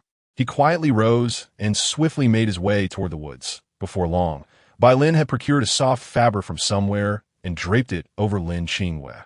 The furrowed brow and curled body of Lin Qingyue, once frozen in discomfort, began to relax. Bai Lin reclined slightly, moving a small night lamp from the beach that was on the verge of extinguishing closer to Lin Qingyue, scrutinizing her closely. Who was this female, beast man? Her thoughts and possessions seemed utterly foreign to this beastly continent. Other female beast men would tremble in fear at the sight of their serpentine kind, particularly upon hearing of the rogue beasts. Scarcely any would remain so composed. Why did she not seize the opportunity to accept that tiger beast man as her mate, thus alleviating her own peril? For reasons unknown, Bai Lin felt a twinge of regret. How fortunate it would have been had he encountered her sooner. This little female evoked a sense of compassion within him that he surveyed the surroundings. It was completely exposed, and while the weather was tolerable. What if the winds picked up or rain fell? This little female would surely fall ill if she continued to sleep on the beach. Tomorrow, they would need to seek out a cave. The resplendent dawn broke. The rosy clouds floated like threads of golden silk across the sky, and a piercing ray of sunlight pierced Lin Qingyue's eyes. Ouch, my back, my arms, she groaned, rubbing her stiff limbs as the fabric inadvertently slipped from her shoulders. Bai Lin's intense gaze remained fixed upon her, and when she met his sparkling eyes, she was taken aback. Goodness, do you know how startling it is to see someone so early in the morning? Lin Qingyue grumbled, still groggy. Looking down, she noticed the blanket draped over her. She did not recall possessing such an item. She distinctly remembered braving the cold last night without retrieving any warming gear from a wristband. This blanket was silver white, adorned with a serpentine pattern, glimmering with a metallic sheen. Clearly not a cheap trinket, and decidedly out of place in this primitive setting. Lin Qingyue lifted the fabric with 2 fingers and waved it before Bai Lin. Inquiring, "Is this yours?" "Yes, I lent it to you," Bai Lin replied, reclaiming the blanket, and, as if performing a magic trick, wrapped it around himself. Lin Qingyue remarked, "Ah, you seem to have thoroughly mastered the techniques from India." She ran her fingers through her hair, hastily untangling it. Observing the scales on her form, she noticed they were now speckled with tiny grains of salt, giving her a dull appearance. Consequently, she informed Bai Lin that she needed some privacy, asking him not to follow her. When she emerged, she had changed into a short-sleeved jumpsuit patterned with brown fish scales. With her fair skin, the dark attire accentuated her complexion, making her figure appear even more alluring. Bai Lin furrowed his brow at her peculiar garment. It was indeed reminiscent of beast hide and aquatic aesthetics. But what kind of variety was it? He had never seen anything like it before. In the distance, the sound of drums echoed, signaling the chieftain of the Heiya tribe summoning the beastmen. Accompanied by Bai Lin, Lin Qingyue walked toward the source of the drumming. The previous day's drums had sounded to rally the beastmen to assist Lin Qingyue. Today, the drums persisted for the same reason, as she had promised to lead them in search of flint. Most of the male beastmen from the tribe had been dispatched for hunting under Sanki's leadership, while Sanki led the female beastmen and their respective mates to gather. Lin Qingyue's objective was clear: to find stones. Thus, she directed Sanki to take them to areas abundant with stones for their search. For the first time, Lin Qingyue experienced the sensation of being in the spotlight. Yesterday had been the same, and today was no different. However, this fervent attention made her feel quite uncomfortable. Yesterday, the gazes directed at her were filled with curiosity, amazement, and unbridled desire. Today, those looks bore an added hint of scrutiny and gossip. Having rejected Sanki the day prior, although few had witnessed it, Sanki returned without her, accompanied instead by the shaman and the chieftain, leading to rampant speculation about what significant event had transpired. Alu and a small, slender beastman were also present in the gathering team. Seizing an opportunity when Lin Qingyue was distracted, the small beastman splashed water on her face. Startled, Lin Qingyue stumbled back, only to see that the culprit was merely a child. With a resigned gesture, she wiped her face, forcing a smile that was more painful than laughter. "Big Sister Qingyue, if we find that kind of stone today, can we roast meat?" Alu's eyes sparkled with excitement. Lin Qingyue smiled and nodded, "But merely having stones won't suffice. We still need meat." Among the gathering team was Sanki's younger sister, Sangluo. Sangluo felt a tumult of unease. She had initially believed that the beasts in the woods were rogue beasts, and she thought Lin Qingyue would surely be captured. To her surprise, Lin Qingyue had reappeared unscathed. Upon seeing Sangluo, Lin Qingyue felt a surge of anger. Had it not been for her, how could she have fallen victim to snake venom? How could she have ended up trapped in this primitive beast world? Yet, she reconsidered. It was unfair to place all the blame on Sangluo, as she had mentioned the risks beforehand. Moreover, had she not encountered this snake beast man, her vehicle would still be stuck among the coral. As the two exchanged glances, they both wore hollow smiles, engaging in superficial pleasantries. "Thank you for informing me about the beast man in the woods who can swim. You have truly been a great help," Lin Qingyue said, her smile failing to reach her eyes. "That I am immensely grateful to you. Without you, I would have returned home much earlier. Helping you was fortunate. I had no idea it would turn out this way. Running into your mate in the woods," Sangluo responded, her gaze lingering on Bai Lin. Throughout the journey, Lin Qingyue remained the center of attention, all eyes fixated upon her. Among them was a female named Liyun, a rabbit beast man from the Heiya tribe, who incessantly chattered around Lin Qingyue. Seemingly captivated by her beauty, Liyun's gaze was more fervent than that of the male beastmen, and she enjoyed considerable popularity in the tribe. Second only to Sangluo, it was said that she had 5 mates due to the rabbit beastmen's high fertility and short gestation period. Yet many male beastmen were still vying to become her mate. "I heard you are a water tribe beastman who came from the sea." Liyun approached Lin Qingyue with an air of familiarity. Lin Qingyue smiled politely, opting for silence. Was this water tribe beastman imprinted upon her? "Qingyue, you are truly stunning. If you were a male beastman, I would definitely marry you," Liyun remarked, noting Lin Qingyue's lack of response.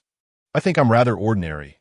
You are the truly beautiful one," Lin Qingyue replied with a forced smile, attempting to be courteous.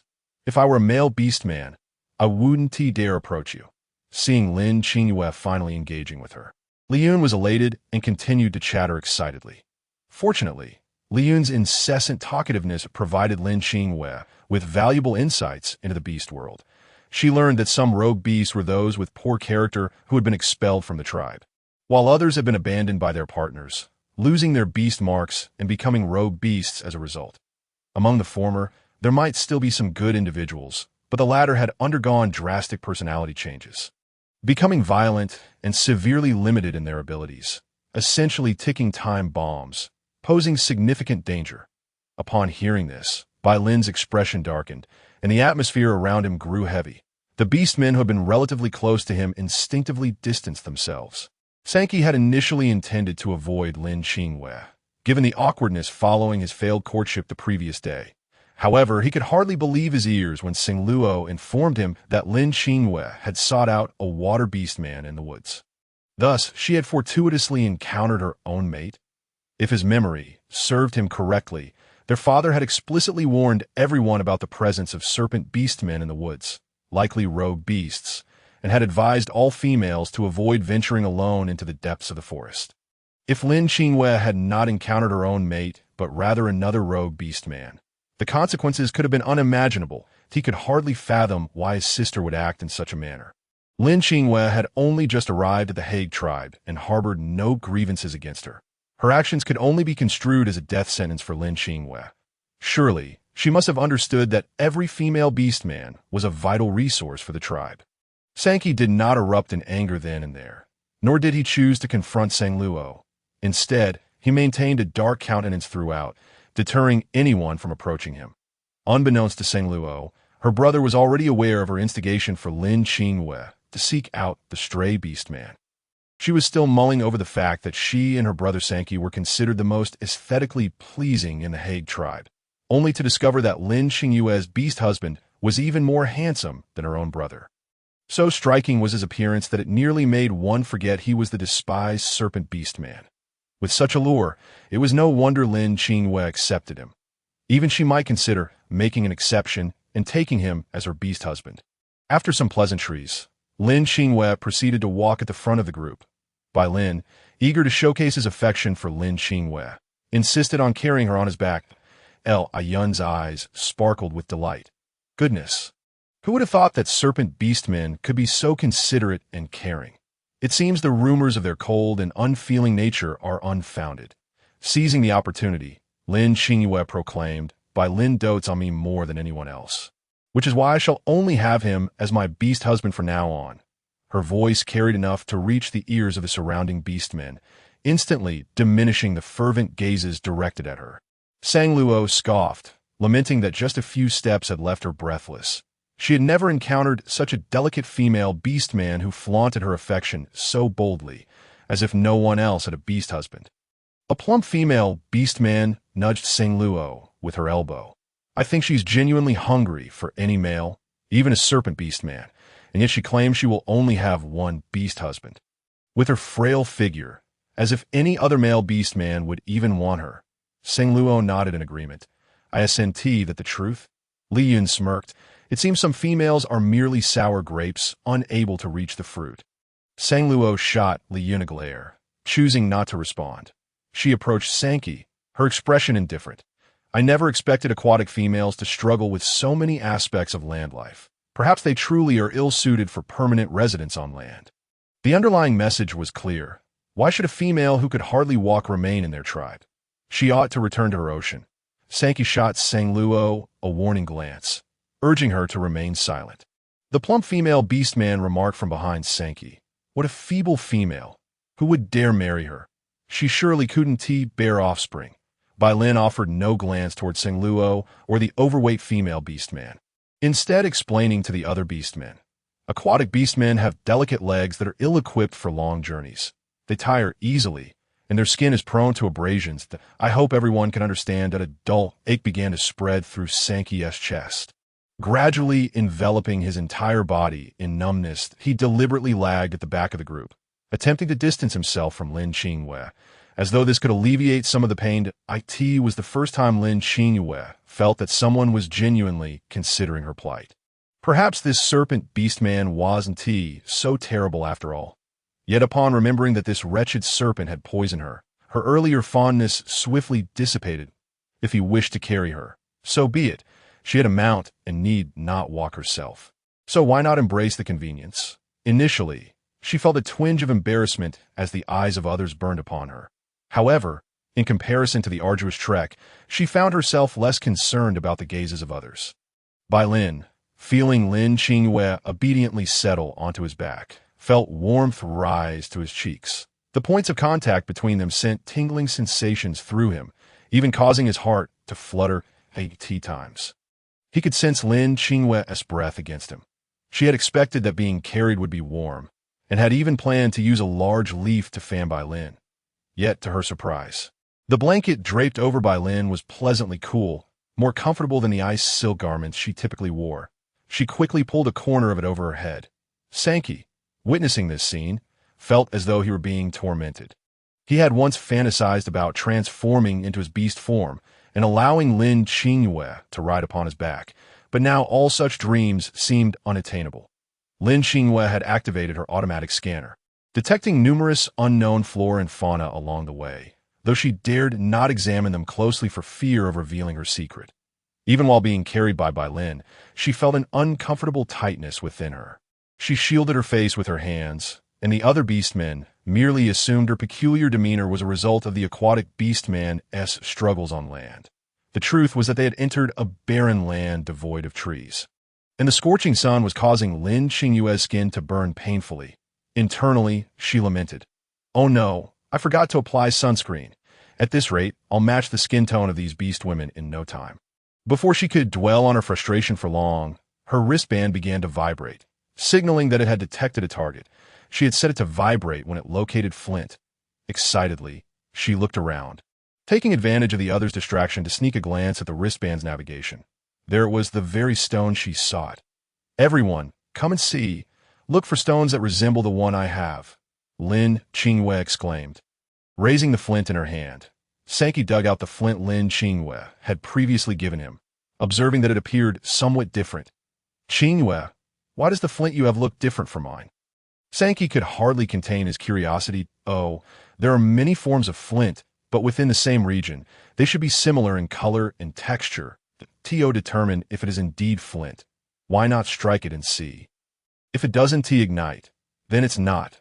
Bai Lin remained silent throughout. Uncertain of what they were searching for, he feared that speaking too much might lead to mistakes, so he deemed it wisest to remain quiet. He watched as Lin Qingyue searched for stones, excitedly raising the one she found as if it were the coveted flint. Was this stone truly what they referred to as flint? Bai Lin observed with keen interest, silently watching Lin Qingyue demonstrate to the other beastmen how to strike it for fire. Once it was confirmed that Lin Qingyue had indeed found flint, they began to form groups to search for more stones. Sankey deliberately partnered with Bai Lin, his mind brimming with questions he wished to pose. With a glimmer in his eyes, Sankey picked up a stone roughly the same size as the one in Lin Qingyue's hand and approached Bai Lin. "Bai Lin, do you think this stone is flint?" Bai Lin cast a glance at the stone in Sankey's hand. "I'm not sure. Why not try striking it as Qingyue suggested?" Sankey then approached Lin Qingyue once more. "Qingyue, didn't you say that flint is quite common in your tribe? Why does Bai Lin seem unfamiliar with it?" Lin Qingyue felt a surge of panic as if a lie had been exposed, her mind racing to concoct a plausible explanation to Bai Lin is a serpent beast man, a cold-blooded creature. He doesn't favor warm objects, let alone fire, so it's only natural he might not have much interest in flint. Bai Lin was somewhat taken aback by Lin Qingyue's defense, not expecting her to stand up for a serpent beast man. However, it could also be that she had succumbed to her own poison. Sankey found Lin Qingyue's explanation hard to accept. How could such a precious item as flint be regarded as worthless before Bai Lin? Even if one disliked it, wouldn't it be wise to at least acknowledge its worth? This material was quite valuable. If sold, it could be exchanged for many fine goods. Upon witnessing Lin Qingyue's swift discovery of flint, Sang Luo was determined not to lag behind, firmly imprinting the appearance of the flint in her memory. Before long, she had unearthed several similar stones, which were confirmed as flint by Lin Qingyue.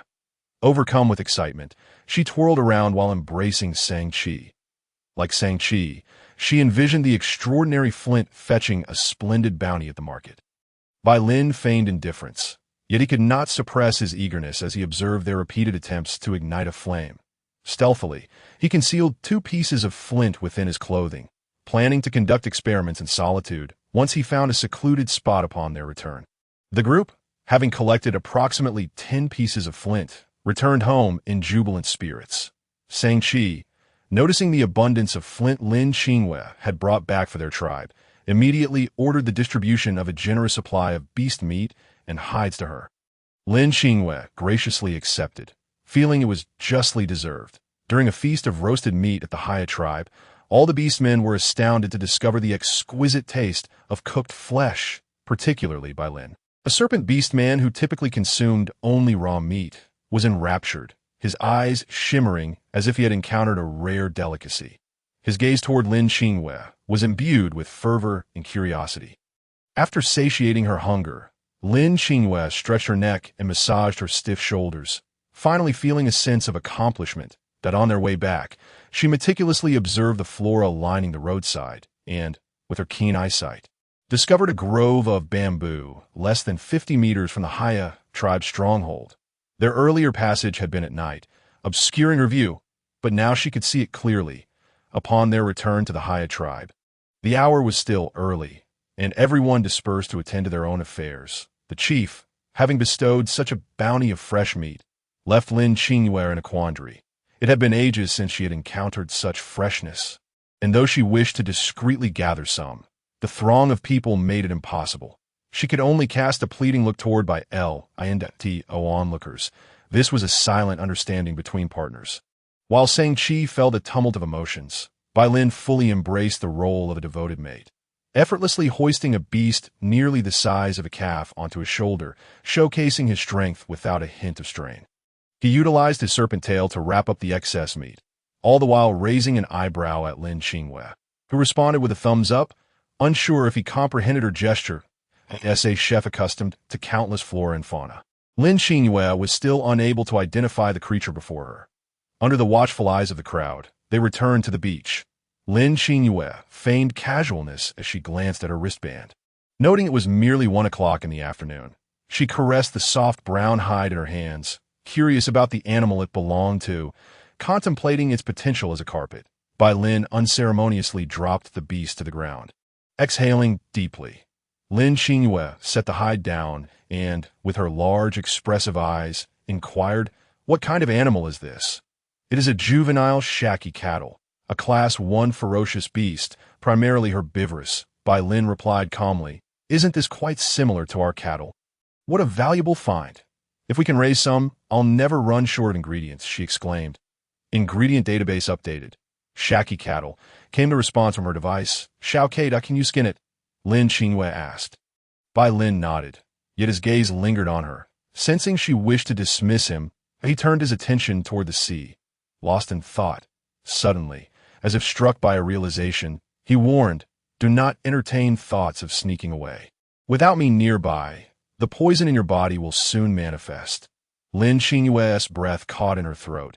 She had indeed considered fleeing, but a wave of embarrassment washed over her, as if her scheme had been uncovered. I know. Just go already. I'll 1T run," she replied, her features scrunching in distress. "Isn't the intelligence of snakes supposed to be low? How is it that this one is so cunning?" She mused aloud. Bai Lin wore an enigmatic expression, disappearing in a flash from the beach. Bai Lin proceeded to process the beast meat before taking the flint and attempting to ignite some dry grass. Mimicking Lin Qingyue's earlier actions, the moment the grass ignited, excitement flickered in his eyes, reminiscent of a child with a new toy. Lin Qingyue sighed with relief at his departure. His presence had made her tasks cumbersome. Observing the direction in which Bai Lin had vanished, she stealthily approached the bamboo grove. The vegetation here appeared to be generally larger than that found on Blue Star, rendering humans particularly diminutive amidst the towering flora. Bai Lin, perched upon a tree, watched her intently, reassured when he noted she was not heading toward the ocean. Lin Qingyue surveyed her surroundings and retrieved an electric saw from her wristband, promptly cutting down a bamboo trunk thicker than her thigh. The noise of the saw and the crashing bamboo startled the nearby beastmen, prompting many to peer curiously into the grove, leaving Lin Qingyue frozen in place. Once silence returned, she dared to proceed. Raising her wristband, she softly commanded, "Scan and store." After the beastmen departed, she instructed Xiao Ke, "The saw is too loud. Please cut these bamboos to match the height of the caravan. I need to construct a bamboo shelter to cover the caravan." "Understood, Master," Xiao Ke replied. Lin Qingyue manipulated her wristband. A silver metallic egg gradually solidified from a blue light, unfolding its limbs upon hitting the ground. This silver egg was none other than Lin Qingyue's intelligent robotic assistant. Xiao Ke thought the sole limitation of her wristband was its inability to transport living creatures from within the caravan. All other items could be stored and retrieved at will. "Xiao Ke, what is your battery level?" she inquired. "My power is sufficient to fulfill the construction of the bamboo shelter. There is no need for concern, Master," Xiao Ke assured with a human-like expression. Lin Qingyue perused her saved images, fortuitously finding a design for a bamboo house, complete with blueprints. "Adjust the dimensions of this design to fit our caravan specifications. Shall I use the dimensions of the caravan when expanded or in vehicle form?" Xiao Ke asked cautiously. "Estimate your battery life. It is noon now. Whatever dimensions you can manage before it gets too dark will do. Notify me upon completion. I'm eager to avoid sleeping outdoors again." Lin Qingyue recalled the discomfort of the previous night, her head shaking vigorously. While Xiao Ke constructed the bamboo shelter, Lin Qingyue busied herself collecting surplus bamboo strips, planning to weave them into baskets. The thought that the tribe's foraging team ventured out with only beast hides, lacking even a single basket, made her realize how little they could carry back. And no wonder their stored supplies appeared scant. Though she did not reside here often, the absence of adequate tools made her restless. She could hardly endure a single day without them. Her possessions were too extraordinary to reveal hastily, lest she be deemed a monster. Thus, she resolved to devise primitive tools, even if she had to explain them to the beastmen later. Within Sang-Chi's cave in the Heiya tribe, Sang-Chi sat upright, his demeanor grave as he fixed his gaze upon Sang-Luo. "I heard from Sang-Chi that you informed Lin Qingyue of the presence of aquatic beastmen in the woods." Sang-Luo felt as if plunged into an icy abyss, his blood running cold. I did warn her of the dangers. She insisted on proceeding regardless. I never mentioned that the beastmen in the woods could be strays." "Did you convey the truth to her?" "I assumed she would figure it out. From our interactions over the past few days, I have learned that Lin Qingyue is utterly ignorant of many things on this continent.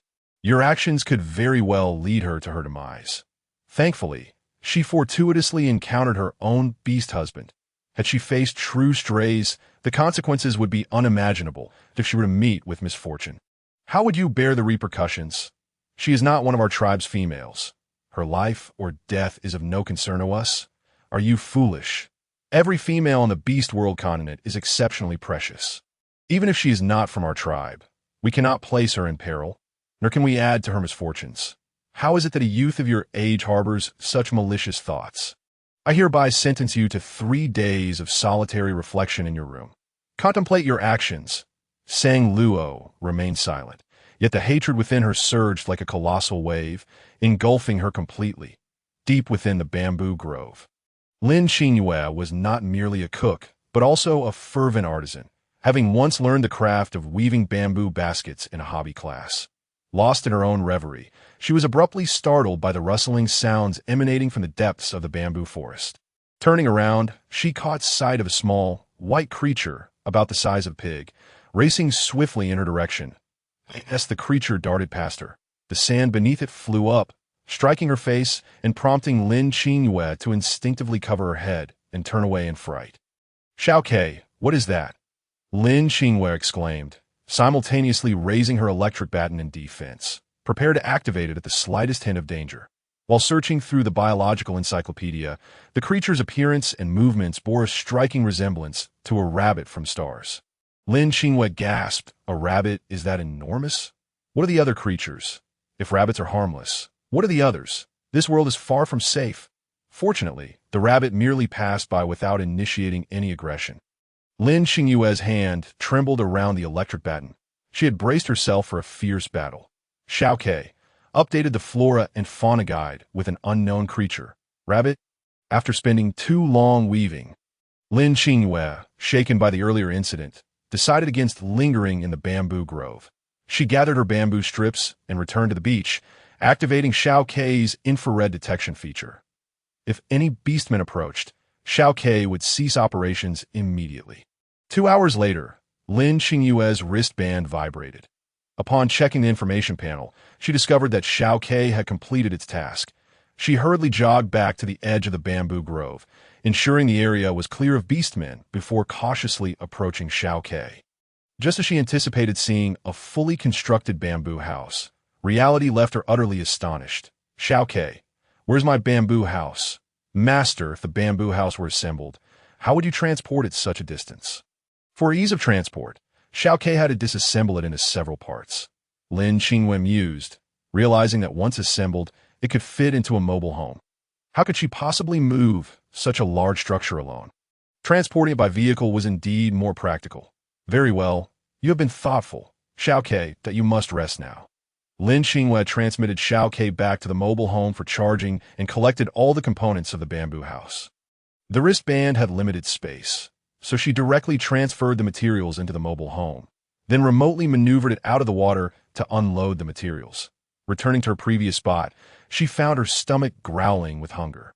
On the beach, Lin Qingyue had already constructed a pile of firewood and was preparing to grill fish, a brand-new bamboo basket resting quietly beside her. Gazing at the scattered components, she felt a twinge of discomfort at her temples and decided it was best to eat first. Skillfully igniting the fire, she began to grill the fish that by the time Lin returned with the beast meat wrapped in hides.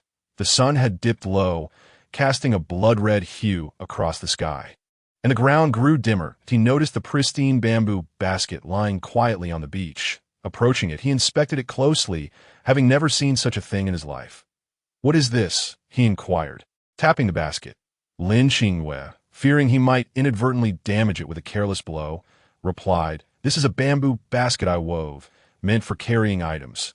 You can use it to bring back food in the future." She noted Lin's curiosity about the basket, and with a spark of excitement, she handed it to him. Encouraging him to try carrying it, a subtle smile crept across Lin's lips. Staying near this little female always brings forth new discoveries. How many secrets does she hold that I am yet to uncover? Lin observed the various bamboo constructs scattered around the beach. Are these all for making bamboo baskets? No, Lin Qingyue replied, gesturing toward the assembled sections. These are for building our home. The concept of home was somewhat foreign to the serpent beastmen, as they were inherently nomadic creatures. Even after forming bonds, their status remained rather unremarkable. With limited understanding of what home truly meant, Lin grasped the meaning of a home, yet had never experienced the feeling it imparted until now. Finding it in Lin Qingyue's company, he discovered that he, too, could lead a life akin to that of other male beastmen, filled with happiness, even if this existence was a mere illusion. Secretly, he picked up a sharp, hard shell and held it tightly, its edges cutting into his palm. Why? Why isn't she my mate? Why didn't I meet her sooner? Weren't you the one who wanted me to pretend to be your mate?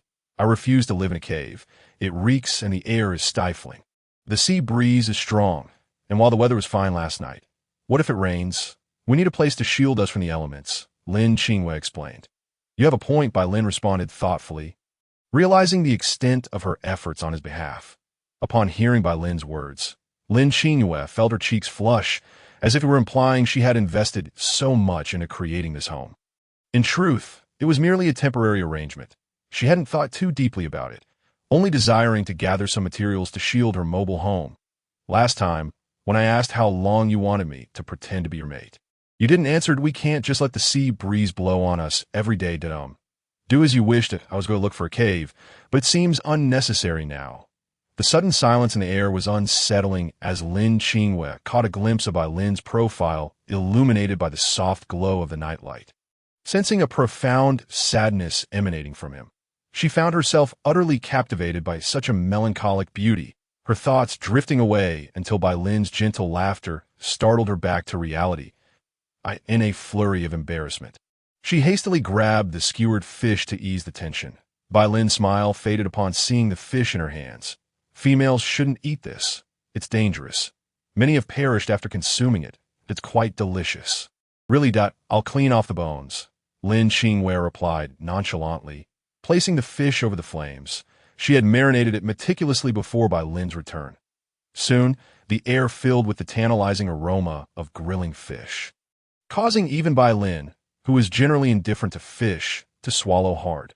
Lin Qingyue had contemplated whether to turn the tables and add something to the food, forcing Bai Lin to seek her assistance for an antidote, thus securing leverage. However, she reconsidered. What if Bai Lin were immune to all poisons? Such antics could provoke him, leading to dire consequences. For now, without any immediate danger to her life, she resolved to take each day as it came.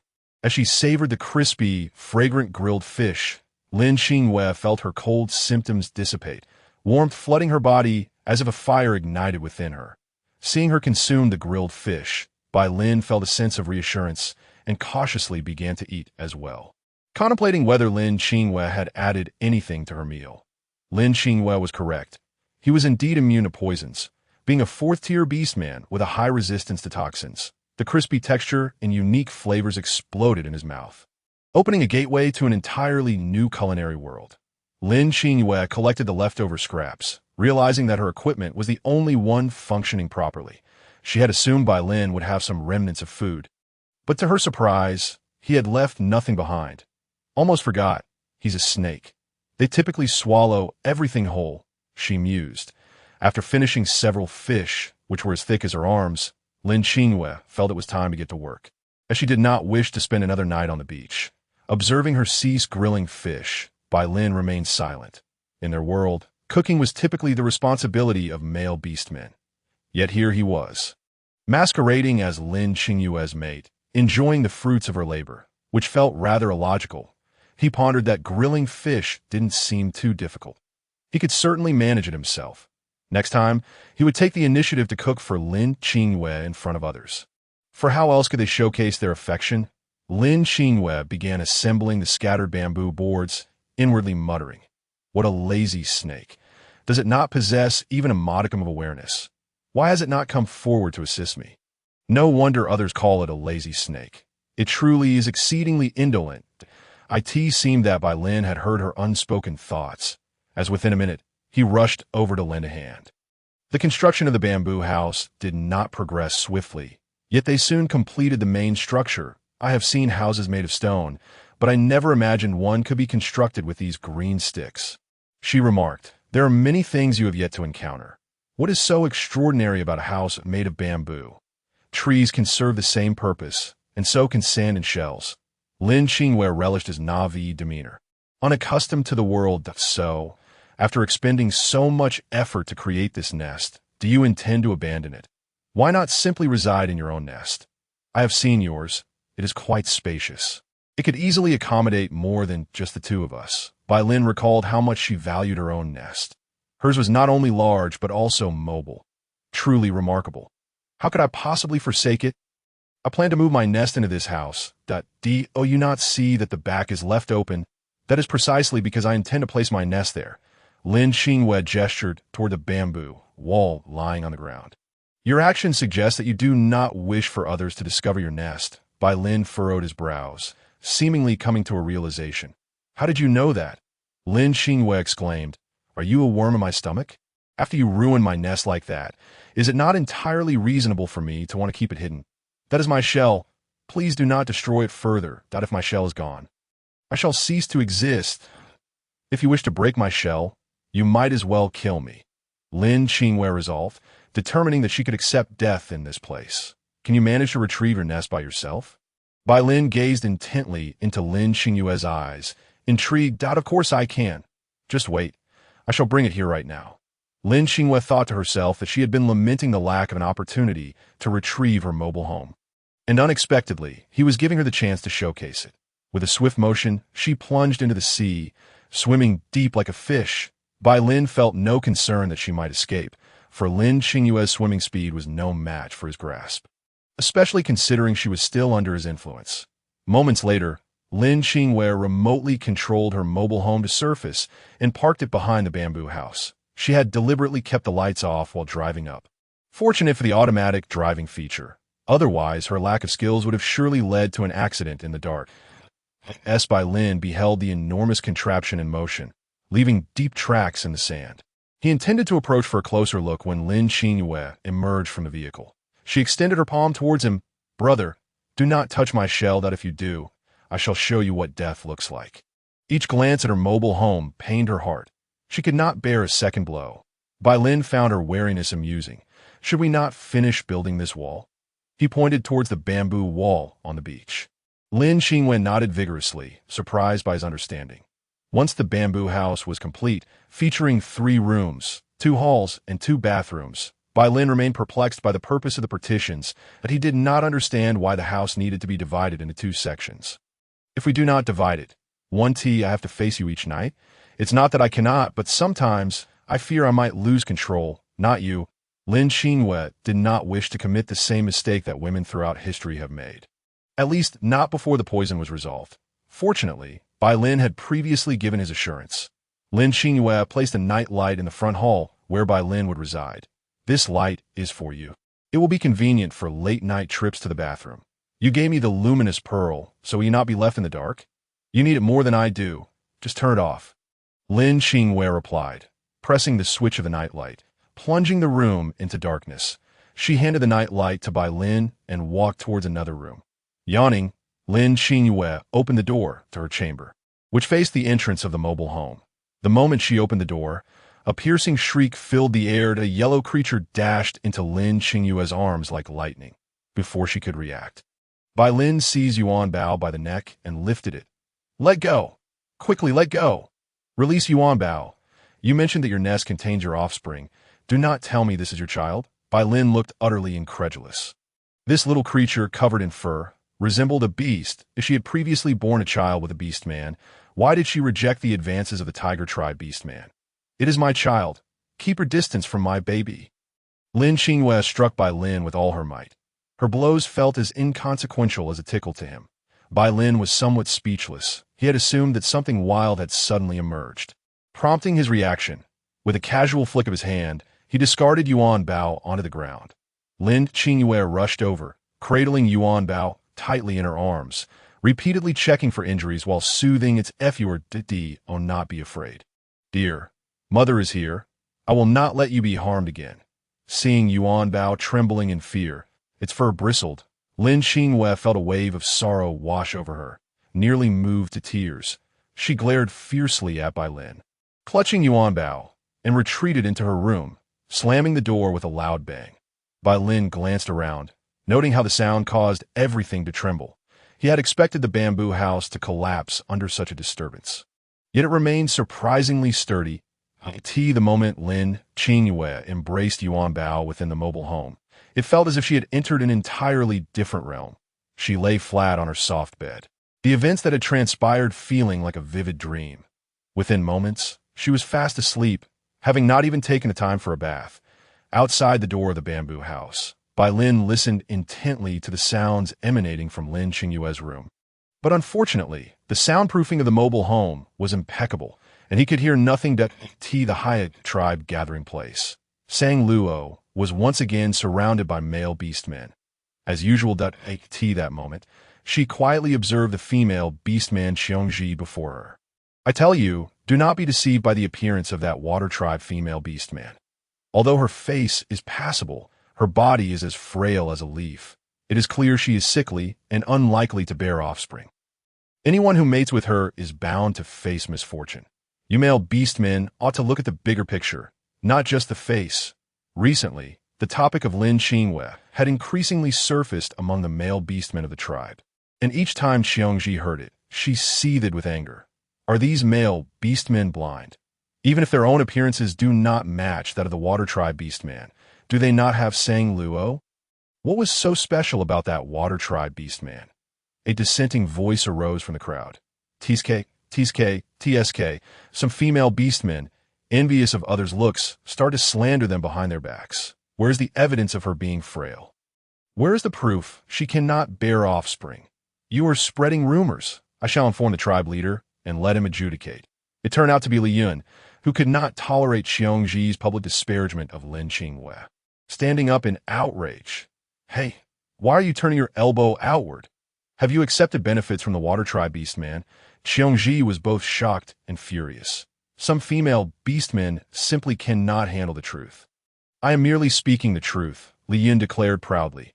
All right, we are all female members of the same tribe. There is no need to sour relations over an outsider, Sang Luo interjected insincerely, attempting to mediate. Li Yun fell silent. Do not think I am unaware of your intentions. You two are in cahoots. If it were not for the fact that you are the chief's daughter, I would not let this slide.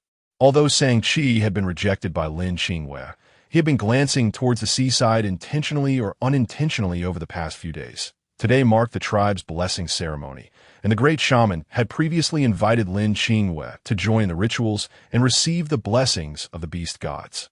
Unsure if Lin Qingyue would remember this, he personally came to extend the invitation. From a distance, he noticed a peculiar object on the beach that did not resemble the rocks typically found on the shore. Instead, it appeared particularly large. Having lived in the tribe for several years, he was certain that this object had not been there before. Could such a colossal entity have appeared out of nowhere? Sankey approached with curiosity, and as he drew within a couple of meters of the colossal object before him, it suddenly emitted a sound, startling Sankey into a backward leap. With a creak, Bai Lin emerged from the dwelling, followed closely by Lin Qingyue. Bai Lin's gaze towards Sankey was decidedly unfriendly, while Lin Qingyue sensed an unmistakable tension in the air. The reason Lin Qingyue ventured out so early was primarily due to a message from Xiao Ke, indicating that the occupants of the neighboring room were already awake. She wished to avoid Bai Lin probing into her quarters and, even more so, to prevent him from using his toxins to summon her from her slumber. Having not changed her clothes for several days, she had deliberately donned a water blue ice silk dress for the day. The sweltering heat of this region was unbearable. Without the sea breeze, enduring it would have been impossible. Thus, she opted for the breathable, lightweight ice silk fabric. She had even prepared a clever retort in case anyone inquired about her attire, intending to say it was made from fish skin. The beast meat she had previously brought back had been discreetly stored in the freezer, a valuable reserve that ensured Yuan Bao would not go hungry, while also providing her with a stockpile of provisions. As Lin Qingyue stepped outside, her eyes immediately fell upon Sankey, the male beastman she had recently rebuffed. What a strange twist of fate. Sankey, what a coincidence. The weather is lovely today. Are you out for a stroll? She awkwardly initiated a conversation, but Sankey's expression was somewhat unnatural as he replied, I came specifically to find you. Qingyue, do you remember the Grand Shaman's invitation for you to attend the tribe's blessing ceremony? Lin Qingyue was suddenly reminded of the matter. Oh, of course I remember. How could I possibly forget such an important event? However, she added with a hint of sarcasm, truth be told, had you not mentioned it, I might have forgotten. I often forget family ancestral rites, let alone a blessing ceremony. You can accompany me now. The ceremony is about to begin. Sankey stated, directing his attention solely to Lin Qingyue, completely ignoring Bai Lin. Bai Lin seemed indifferent, exhibiting no interest in conversing with Sankey. A blessing ceremony. Does that mean all the beastmen of the tribe will gather together?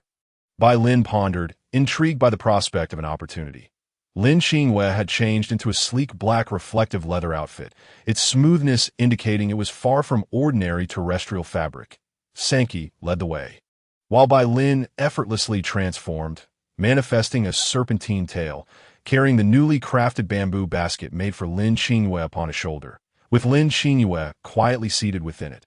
Lin Qingyue had never envisioned a day when she would be confined to a bamboo basket.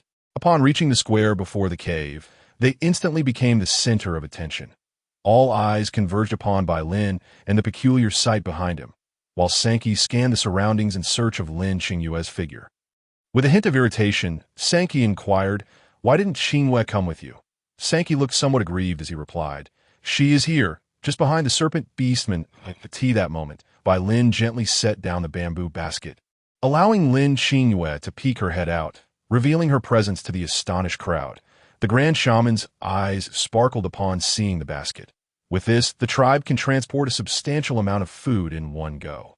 eliminating the need for multiple trips, truly a time and labor saver. After Lin Qingyue emerged from the basket, she felt several unfriendly gazes pierce through her, akin to arrows aimed at her. Turning to see the source, she spotted Sang Luo and a plump female beastman whispering conspiratorially, seemingly plotting something nefarious. Meanwhile, Bai Lin surveyed the area, silently memorizing the locations of the beastmen's caves and the directions from which others emerged. As soon as the Grand Shaman noticed Lin Qingyue's presence, he promptly declared the commencement of the blessing ceremony. All the beastmen instinctively formed a circle, within which a pile of wood was stacked and ignited into a bonfire. The beastmen began to circle around the fire, with Lin Qingyue and Bai Lin mimicking the actions of the main group. The Grand Shaman raised his brown staff high, commencing the recitation of obscure incantations. The beastmen of the Heiya tribe knelt in reverence, and while Lin Qingyue was initially reluctant to kneel, she felt compelled to conform upon witnessing Bai Lin doing the same. If we are to kneel, let it be as if we are paying homage in a temple, she thought to herself. As the Grand Shaman's fervent voice resonated, the crowd bowed in unison, seemingly with no intention of rising. Just as Lin Qingyue thought her back might break, a shaft of golden light pierced in her mind's eye, rendering her entire being immobile. The sensation was mystical, imbued with an inexplicable familiarity that left her bewildered. A deep, resonant voice echoed in her ear, prompting her to look up in search of its origin. To her astonishment, an elderly man with white hair and a beard, adorned with pointed white ears and kind eyes, gazed benevolently at her. I am the beast God. As you have entered my realm, you are now a fated individual of this land. The beast realm is on the brink of catastrophe. Should you assist me in saving its inhabitants and alleviating my burdens, I shall endeavor to open a portal and send you home. But I am feeble. Merely surviving in this realm is a challenge, let alone aiding you. You overestimate my capabilities, Lin Qingyue exclaimed, disbelief etched across her face. She raised her head to find time seemingly frozen around her. Even the Grand Shaman's chanting had abruptly ceased. None noticed her peculiar state, not even Bai Lin beside her, who remained utterly still. Could it be that only she could perceive this old man? I cannot even defeat that wretched serpent. How could I possibly assist you? You truly hold me in too high regard. Facilitate your self-preservation. I grant you the ability to randomly acquire beastman attributes. The beast god gestured, and a beam of golden light surged into Lin Qingyue's forehead. Instinctively, she touched her brow but felt no difference. Could it truly be real? Beast god, I find myself enamored with you, Lin Qingyue declared. Though my performance may seem extravagant, this sentiment is utterly sincere. Who would have thought that one day I would receive the benefits of a time traveler? I have expended too much divine energy protecting this land. I hope you will accumulate energy for me. I shall reside within your mount, and once you gather sufficient energy, you may summon me. The beast god concluded before transforming into a stream of golden light and vanishing in the direction of Lin Qingyue's dwelling. In the midst of her astonishment, the Grand Shaman resumed his incantation, and Bai Lin, noticing Lin Qingyue's unusual demeanor, quickly pressed her head down. If I were to say, I just conversed with your beast god, would you believe me? Enveloped in overwhelming joy, Lin Qingyue participated in the blessing ceremony. Her thoughts wandering. Why was it that she, who had never won a lottery, was so fortunate to find herself here? Just as she believed the ceremony was nearing its conclusion, the Grand Shaman's piercing gaze fell upon her. Qingyue, you are indeed fortunate.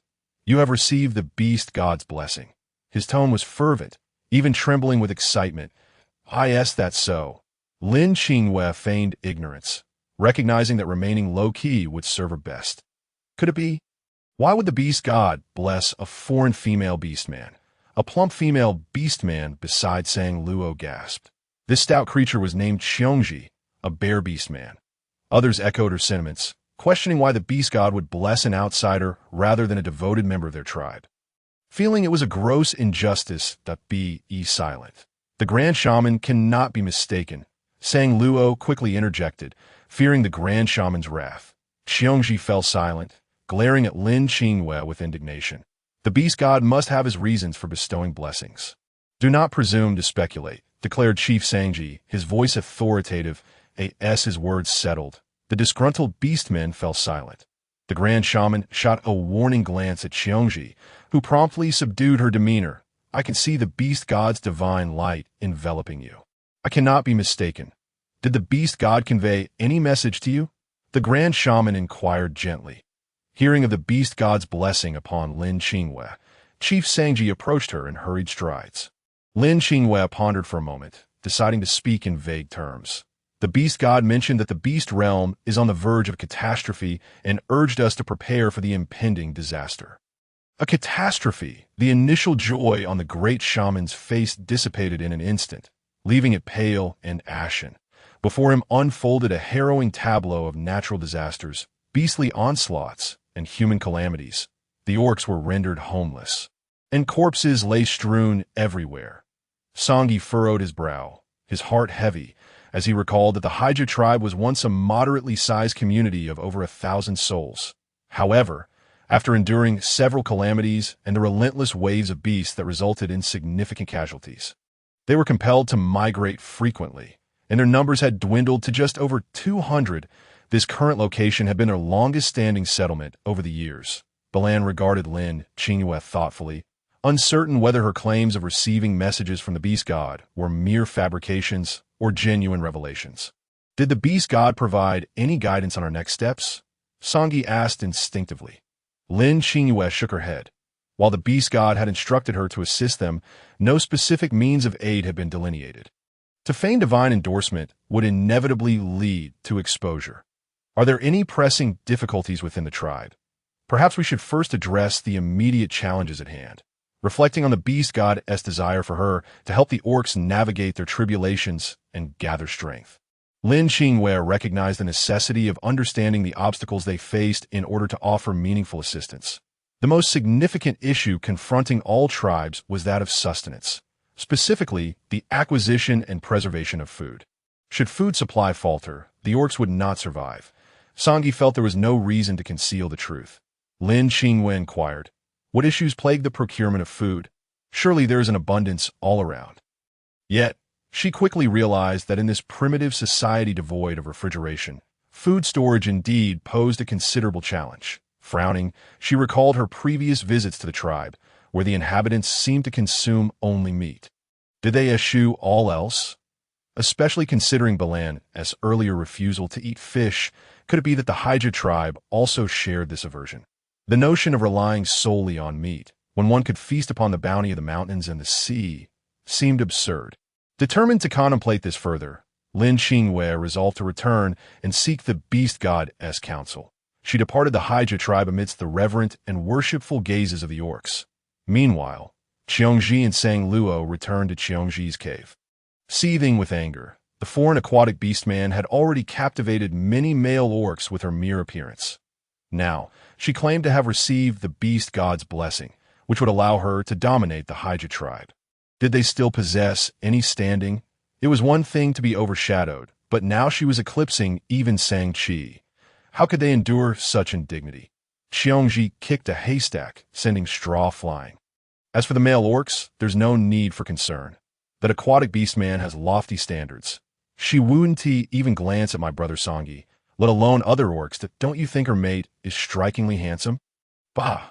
What is she? She wouldn't even be worthy of Sanghi's attention, but if you were to take notice of her, it would be her extraordinary luck. Just look at her frail form. She is unfit to bear offspring and deserves only to reside in the female's den. Qiongji's eyes reddened with rage. How can it be that the one I have long desired, Sanghi, does not choose me as his mate, yet in Lin Qingyue's eyes, he is utterly disregarded? What does that wretched Lin Qingyue represent? We must devise a plan to chase her away. Otherwise, our future will be bleak. Sang Luo bit her lip, given her current status in the Heiya tribe. How could we possibly expel her? If her beast husband has found her, why does she not return home? Why does she linger here? I will return and ponder a strategy, perhaps find a way to communicate with the beast god. If the beast god imparts new instructions, I shall relay them to you. Meanwhile, consider what improvements can be made to enhance our tribe's living conditions. Balan, who had remained silent beside her, quietly observed her display. Once they departed the Heiya tribe, he finally spoke. Did you truly encounter the beast god? What was he like? With a white beard and hair, pointed ears, and a visage kind and gentle, Lin Qingyue described the beast god without hesitation.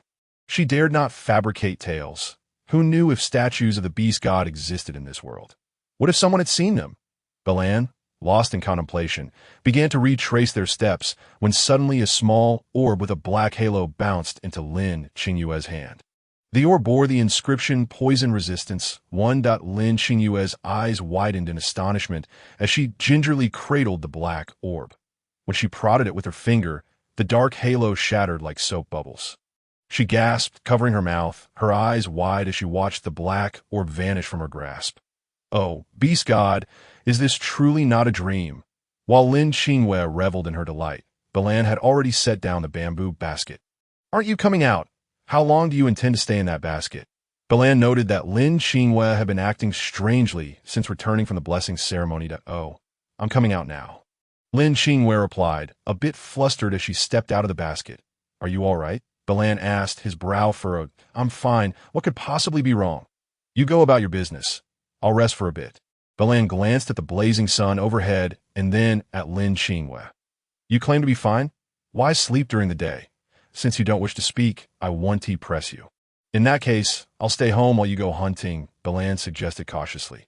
Yes, hurry along, but remember to take the bamboo basket and bring back plenty of food, that I'm feeling a bit peckish. Lin Qingyue urged. Inside the tribe leader's cave, the great shaman, with fiery eyes and an impassioned tone, inquired, Did you see that item on the back of the snake beast man today? The one used to carry Lin Qingyue? Sangyi pondered carefully. The great shaman nodded affirmatively. Indeed, that SIT was such a remarkable object that I doubt anyone could have missed it. If our tribe could utilize that item, it would significantly enhance our food storage capabilities. Moreover, it is conveniently carried on the back, which would greatly benefit our tribe as future development. Yes, you speak the truth. However, I doubt they would readily part with such a thing. Why would they consider giving it to us? Why not think of it as a trade? Would they accept a trade? How can we know unless we try? Then I shall leave this matter entirely in your capable hands. After Balan departed, Lin Qingyue returned to her dwelling. Beast god, where are you? Lin Qingyue searched around. Mount? What mount do I possess? Are you referring to my dwelling? Yet why was there no response now? Could it be that the beast god had run out of energy and powered down? Unable to locate the beast god, Lin Qingyue abandoned her search. Xiaokei, I'll upload a tutorial video for you. Please craft a few bamboo baskets. One is simply insufficient. System upgrade in progress. Xiaokei is temporarily unable to learn tutorial videos. What? You can even upgrade offline. This technology is astounding. It seems my investment in this vehicle was quite worthwhile, Lin Qingyue exclaimed, her eyes sparkling with excitement. Yuan Bao jumped to Lin Qingyue's feet, clutching his bowl. Looking down, Lin Qingyue realized she had forgotten to prepare food for him. She opened the refrigerator, retrieving the beast meat she had secretly stowed away the previous day, tossing it into the iron pot for a quick stir-fry. One could hardly deny the aroma of this beast world-s meat. The beef here surpassed even the finest wagyu in flavor. She casually cooked. The delightful scent wafted throughout the camper. Lin Qingyue opened the window to let the smoke escape. Otherwise, the entire space would be filled with the aroma of beef. Yuan Bao, enticed by the delicious smell, jumped up and down eagerly. Lin Qingyue set the meat down. Yuan Bao wasted no time devouring it. Upon tasting the first bite, his pupils widened, and he lowered his head to devour the food frantically. Lin Qingyue mused, Yuan Bao has followed me for 2 years. His palate has become quite discerning. He is a true gourmand, convinced that anything he finds delectable must indeed be delicious. The enticing aroma of beef wafted outside, reaching Balan, who was lurking at a distance. This familiar scent. Could she be secretly cooking? He pondered. Where did her beast meat come from? She would never be able to hunt in secret. Where could it possibly have originated? Could it have been a gift from someone? No, there must be something amiss in her dwelling. He resolved to stealthily investigate one day. After finishing her meal, Lin Qingyue absent-mindedly glanced at the system, noting the upgrade timer reading 158. 26, still quite some time remained. She lifted her gaze toward the window. The scorching sun beat down upon the earth, rendering it akin to a colossal iron plate upon which a passerby would likely sizzle. She recalled the day she led her team to search for flintstones. Had it not been for Lin, who later shielded her with his tail, she might have succumbed to heat stroke. Without some means of shade, would she be unable to venture out during the blazing daylight in the future? She rummaged through her hats, each appearing rather unconventional in the beast realm, and their materials were difficult to articulate.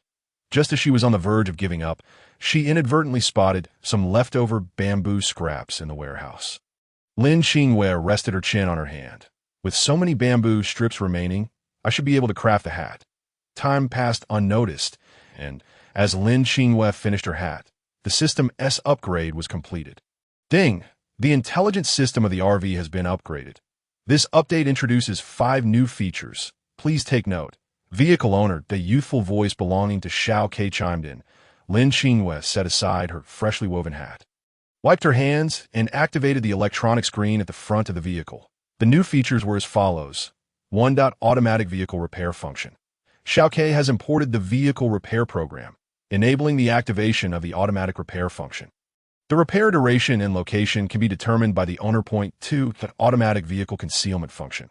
The system detected that the owner is currently located in an unknown dimension in the event of an attack on the vehicle. This concealment function is enabled to better protect both the owner and the vehicle, averting further damage. 3. The vehicle space folding function. The owner is in an unknown dimension, facing significant risks. The vehicle's large size restricts parking options. Utilizing storage space folding technology, the vehicle can be stored in another dimension. This function requires binding to the owner's storage device. Storage device 1 detected. Wristband type. Would the owner like to bind it? Yes. Without hesitation, Lin Qingyue clicked yes. 4. Survival skills learning function. The system will automatically retrieve all searchable survival skills from the interstellar database, compiling them for the owner's learning and use 0.5 points redemption function. This is a mysterious feature. The owner can exchange accumulated points for some unexpected items. For further details, please check. Upon seeing these updated features, Lin Qingyue was filled with elation. She clasped her hands together, repeatedly expressing gratitude to all the deities she knew, including the newly acquainted beast deity. The first 4 features were easily comprehensible, but what was the 5th feature? Curiosity piqued. She clicked on the details of the 5th feature. Points redemption function. Contribution points in the beast realm. Owner, Lin Qingyue. Level, LV1. Beast realm points. 100 redeemable items. 1. Vehicle network signal restoration for 1 minute, 10 points. Cannot be used consecutively within 24 hours. 2. Invincible body of the beast realm for 5 minutes, 50 points. Cannot be used consecutively within 24 hours. 3. Odor masking in the beast realm for 24 hours, 20 points. Can be used continuously. After reviewing the details, Lin Qingyue suddenly understood. So the beast deity was indeed present. Why did she start with 100 beast realm points? After a moment of contemplation, she surmised it was due to her leading the Heiya tribe to discover a batch of flintstones. This 100 points must have been earned through the flintstones. However, why were there only 3 items available for redemption? Lin Qingyue inquired in the vehicle system. Why are there only 3 redeemable items? Initially, she approached this with a sense of curiosity, not expecting a response from the system. Rather, it seemed the beast deity provided the reply. The reasons were, 1. Your level is too low, and your points are insufficient. 2. My energy is currently limited, and I can only offer these 3 items. Lin Qingyue thought about it. In fact, these 3 items were already quite impressive. Presently, she had no need for 2 of them. Without hesitation, she spent 10 points to redeem the vehicle network signal restoration for 1 minute. As the vehicle network signal was restored, a relentless series of beeping sounds filled the interior. Lin Qingyue covered her ears, her eyes wide with fear as she gazed at the vehicle's electronic panel, terrified that her RV system might crash. Information poured in like a tidal wave, the number of unread messages skyrocketing exponentially. Within approximately 10 seconds, all unread messages had been loaded. Lin Qingyue opened the top message box, and the words Mama stood out prominently. Qingyue, why haven't you returned home since your trip to the mermaid party at Neptune Beach? Shally has even come to look for you here. Please remember to reply to her. The Mid-Autumn Festival is approaching. Don't just focus on making money, as there's never an end to it. Remember to come home and reunite with us. Your father misses you, though he is too shy to say. So, as Lin Qingyue thought about her current predicament, she realized that not only was returning for the Mid-Autumn Festival uncertain, but her very survival was also in question. The thought of her elderly parents brought a pang of sorrow to her heart. Her mother's health was poor, and she worked tirelessly to earn money, hoping to send her mother to a high-quality medical institution for treatment. Her father had always cared for her mother, and she had scarcely seen her mother even once a year, now that she had fallen into another world. She was unsure if she would ever have the chance to return home to care for her mother. The realization that she could not be by her parents' side to fulfill her filial duties was a knife to her heart. Lin Qingyue felt a twinge of regret. If only she hadn't attended that mermaid party. But alas, there is no such thing as a remedy for regret in this world. Lin Qingyue quickly typed out a few words, not daring to pause for a moment, fearing that this might all be a dream. Upon waking, she still had no network connection. Mama, I'm uncertain if I can return home for the Mid-Autumn Festival. Please take care of yourselves. That I love you both. She then opened her best friend Mao Xiaoli's message. Qingyue, there has been a landslide on your way home. I heard there was an accident involving a vehicle. Where are you now? Please reply. I've been unable to reach you, and I'm truly worried. Lin Qingyue, I'm fine. There is no need to worry. Please live well and visit your parents more often.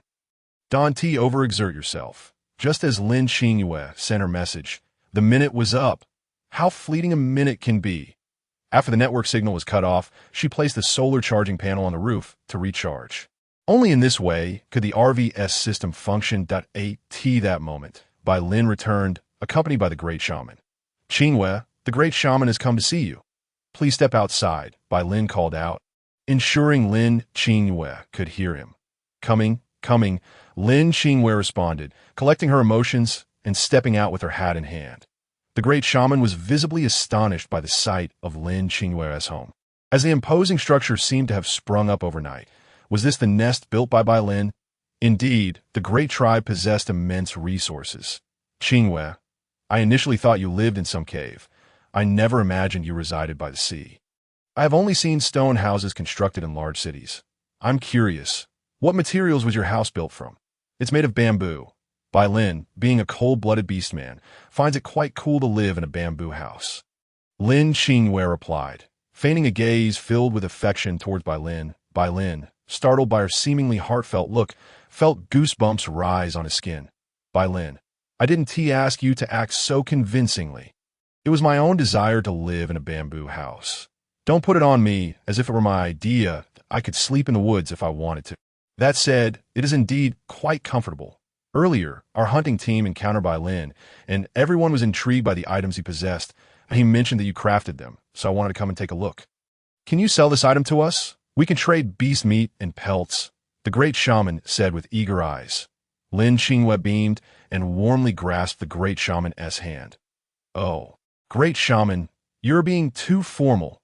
My partner and I have been staying with the Heiya tribe for quite some time, and everyone has been very kind to us. This bamboo basket is a trivial item. There is no need for beast pelts. If you're interested in the bamboo basket, I can teach you how to make it. What? You're going to teach us? The Great Shaman was taken aback. Such a precious skill was not typically shared in the beast realm. Yet, she sensed that in Lin Qingyue's eyes, these items held no value. The flint stones from last time were treated similarly, as was this bamboo basket. Lin Qingyue smiled and nodded. If I don't teach you, how will I earn points to exchange for good things? Qingyue, you truly are a benevolent beast man. Our tribe has already received so many blessings from you. You previously helped us find the precious flint stones and even taught us how to use them, that we are at a loss for how to express our gratitude. Now, we certainly cannot take advantage of you with this bamboo basket. It would weigh heavily on my conscience. The Great Shaman spoke. A small, translucent green orb seemed to leap into Lin Qingyue's hands, as if pulled by an invisible force that on the orb. Bold characters proclaimed Witchcraft Power 1. Lin Qingyue's eyes widened in astonishment. She glanced around at the indifferent faces of those nearby, realizing that she was the only one able to perceive this verdant sphere. Clutching the shaman's hand tightly, she rendered him somewhat flustered. Were it not for her identity as Lin Qingyue, the shaman might have felt incensed. Aware of her own indiscretion, Lin Qingyue quickly released her grip. Apologizing, I beg your pardon, great shaman. It's just that I find you exceedingly amiable, and your hand feels particularly warm, reminding me of my mother. What about the bamboo baskets? The shaman inquired eagerly. Let us proceed as you suggested.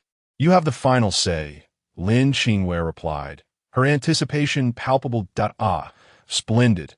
I shall return to the chieftain at once and request that he assemble a few skilled orc artisans to learn the craft of bamboo weaving.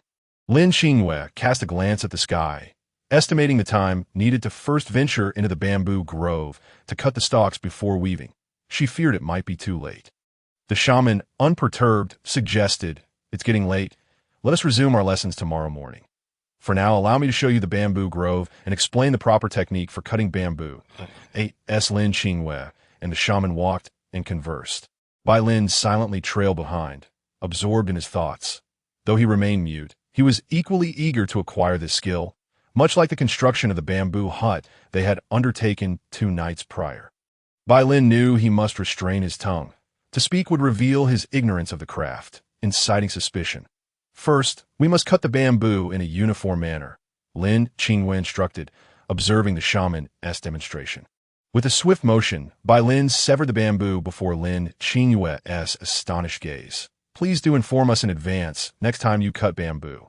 What if we were to be struck by falling stalks? She exclaimed, attempting to mask her surprise.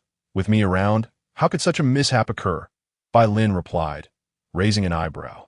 Lin Qingyue shot him a reproachful glance and continued her explanation, Tio the shaman. Their playful banter hinted at a deeper bond between them. Once the bamboo was harvested, it needed to be split from one end. Bai Lin recalled witnessing Lin Qingyue split bamboo while constructing the hut. Seizing the opportunity, he plunged his hands into the bamboo, forcefully prying it apart with a resounding crack. Lin Qingyue stifled an instinctive gasp, quickly adding, That technique is rather dangerous. We ought to use tools like axes to prevent injury. Lin Qingyue was adamant that no one should be harmed due to reckless methods. After their discussion, the shaman excitedly made his way to the chieftain's cave, leaving Lin Qingyue and Bai Lin alone. When did you learn to cut and split bamboo? What did you use to sever it? Lin Qingyue inquired, her curiosity piqued. Bai Lin rolled his eyes, extending his hands towards her to be by hand. Truly by hand. Your grip surpasses even that of a chainsaw. The cut is smoother than a laser as precision. She marveled. Bai Lin sighed and shook his head. It is not my hands that are exceptional, but rather the sharpness of my scales, which cover my hands. Lin Qingyue examined Bai Lin's hands closely, exclaiming, What a remarkable pair of hands! Long, slender fingers and such fair, delicate skin. What is your secret to their upkeep? Tears of envy welled at the corners of her eyes. Do you like them? Bai Lin asked, his expression shifting to one of discomfort as he noticed her fascination. He withdrew his hand into his animal hide, furrowing his brow as he produced a scale 3 fingers wide, which shimmered in a translucent, milky hue, its edges exquisitely sharp. Here, take this, he offered, presenting the scale to Lin Qingyue. Stunned by the size of the scale, Lin Qingyue trembled as she accepted it. The thought that he had just plucked a piece from his own body sent a shiver through her. Such an act must have been painful. That I was merely curious. I never intended to take it, she thought, bemused by Bai Lin's earnestness. Gripping the scale, she made a decisive swipe against the bamboo, slicing it effortlessly. In that instant, Bai Lin struck the bamboo with his palm, sending it flying. Although Lin Qingyue leaped back, she was not as swift as him. With exaggerated flair, Lin Qingyue tossed a flirtatious wink at Bai Lin, saying, To express my gratitude for this scale, allow me to teach you how to weave a bamboo basket. What say you? Do not feign disinterest. Of course I wish to learn, Bai Lin replied, his tail coiling around 2 massive bamboo stalks as he hurried home. Lin Qingyue jogged after him, marveling at how swiftly the serpent could move despite his burdens. She had no materials to carry, yet struggled to keep pace. Yes, she began to arrange the bamboo strips Bai Lin had prepared. She explained the process while he deftly wove them together. Bai Lin's hands, shielded by his formidable scales, disregarded the sharpness of the bamboo, and soon the base of the basket was complete. Now we must roast the bamboo strips over the fire. This will allow them to bend without breaking, Lin Qingyue instructed. After roasting, the bamboo became unexpectedly pliable. Lin Qingyue inverted the original basket, guiding Bai Lin to secure the strips to its base. She marveled at Bai Lin's rapid progress. He was nearly matching her skill despite having just begun. While she typically required 2 hours to complete a basket, Bai Lin was poised to finish in just an hour and a half. Truly, one must compare to see the disparity in skill, she mused. You learn so quickly. Why not teach them how to weave baskets tomorrow? Very well, you may rest. Such laborious tasks should be undertaken by your partner. Bai Lin chuckled, genuinely reluctant to see Lin Qingyue toil, that he unconsciously regarded her as his mate. Should you call me fat, I might still refuse your offer. Lin Qingyue retorted half in jest, seeing Bai Lin complete his first basket without pausing. Lin Qingyue decided to return to her dwelling to check her points for teaching him. Upon accessing the electronic panel, she was thrilled to see her points had soared to 290. Why such a generous reward for teaching basket weaving? She wondered aloud, hastily posing her query to the beast god. The accumulation of points is contingent upon the range of dissemination, the number of participants, and frequency of usage, came the reply. Lin Qingyue then glanced at her experience progress bar, realizing she needed just 90 more points to level up. Continuing to peruse the unfinished messages from earlier, she found one. Dear owner, the loan for your RV, contract ending in 9109, was due on 2333016, with a total repayment of 38,158.12 yuan successfully deducted. Remaining principal, 573,283.24 yuan, with 16 installments left. Thank you for your support. Neptune China Bank. Checking her bank balance, she noted a remaining 100,000 yuan. I must devise a way to earn money to repay this loan, she thought, pondering her current predicament in this remote world. But there are so many unique ingredients here. Tomorrow, I shall redeem a signal restoration for 1 minute and offer some to relatives and friends to sample. If the response is favorable, I can transform these ingredients into delectable dishes and sell them online. But 1 minute, how much can I possibly sell? Lin Qingyue fretted. Nonetheless, I shall attempt it. Every sale counts and contributes to my income. Suddenly, Lin Qingyue felt an inkling of something forgotten. Xiaokei, you mentioned the waste conversion system was operational? Yes, master. Are you planning to give it a try? Indeed. Lin Qingyue felt as though this place was abundant with gold. And such waste should not be difficult to find. As long as the quantity is sufficient, it could provide a decent income. Upon stepping outside, she noticed Bai Lin still seated on the beach, diligently weaving a bamboo basket. It's quite late. Where are you heading? Bai Lin inquired, noticing that Lin Qingyue seemed ready to leave the beach. The moonlight is simply splendid tonight, and I wish to take a stroll, she replied. Bai Lin glanced at the moon and then at Lin Qingyue, his face contorting into an odd expression reminiscent of constipation. He paused his work, placing the half-finished bamboo basket atop another. Where do you intend to go? Allow me to accompany you. It's unsafe to wander alone at night. Lin Qingyue felt somewhat awkward. She couldn't bluntly say to Bai Lin that she was off to search for waste. It was rather difficult to articulate.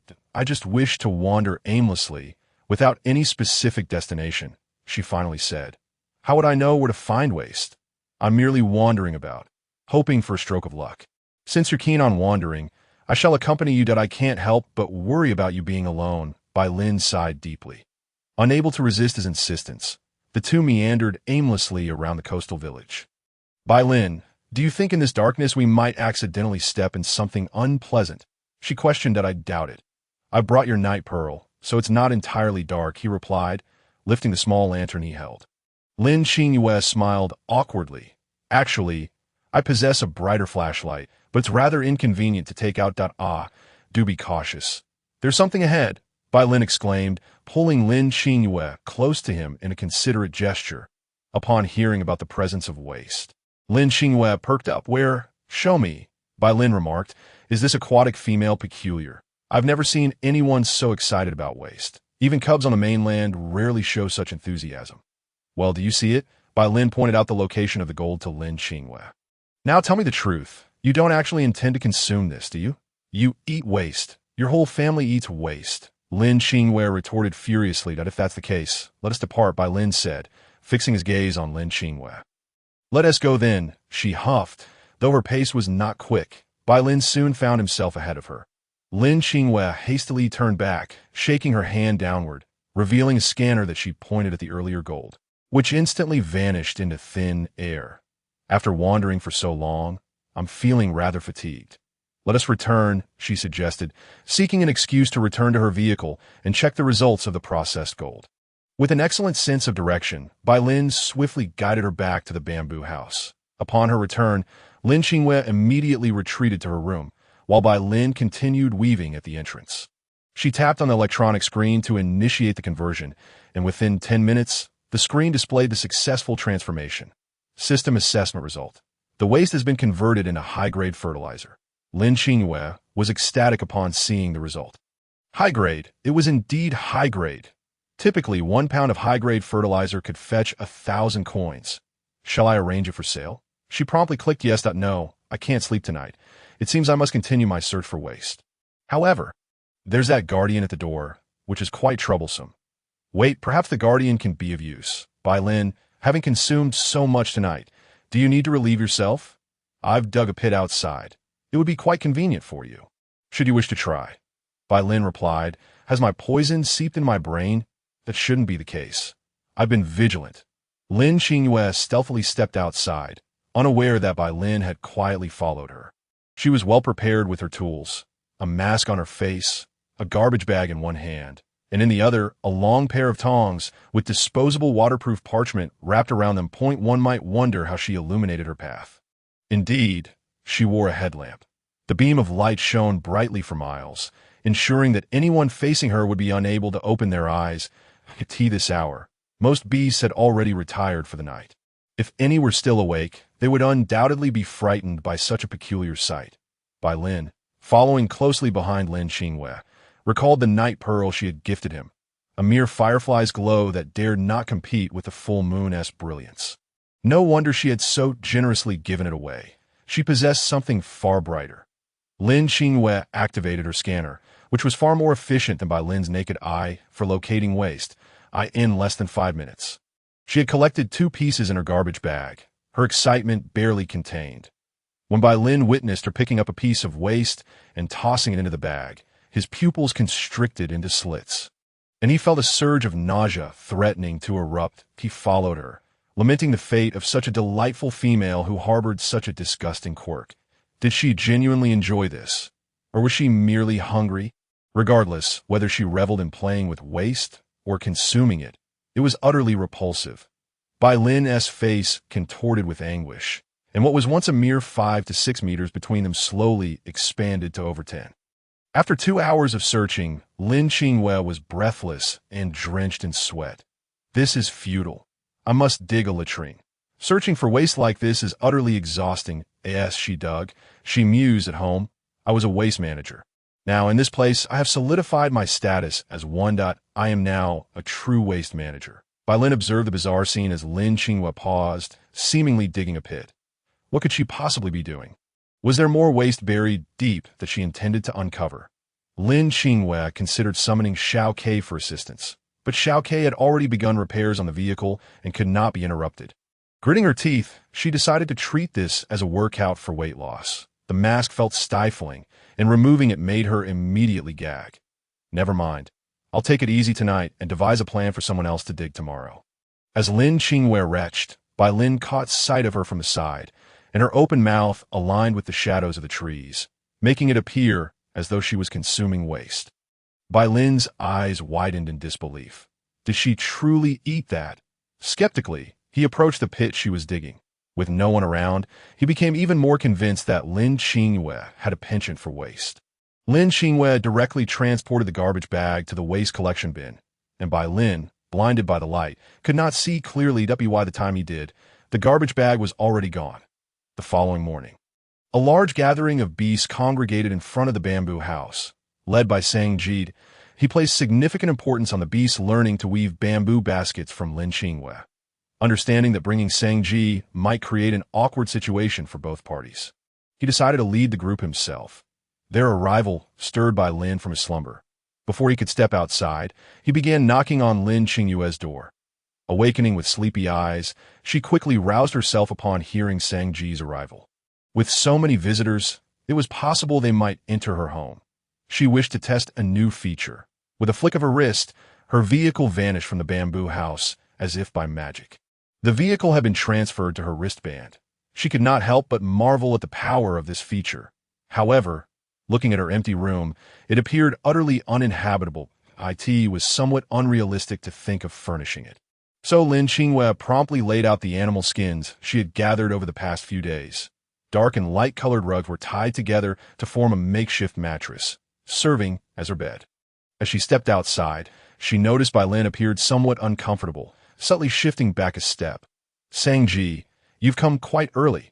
Shall we begin now? Lin Qingyue, upon witnessing the arrival of such a multitude, felt her face blossom with joy. Her gaze fell upon the towering stacks of bamboo behind the crowd.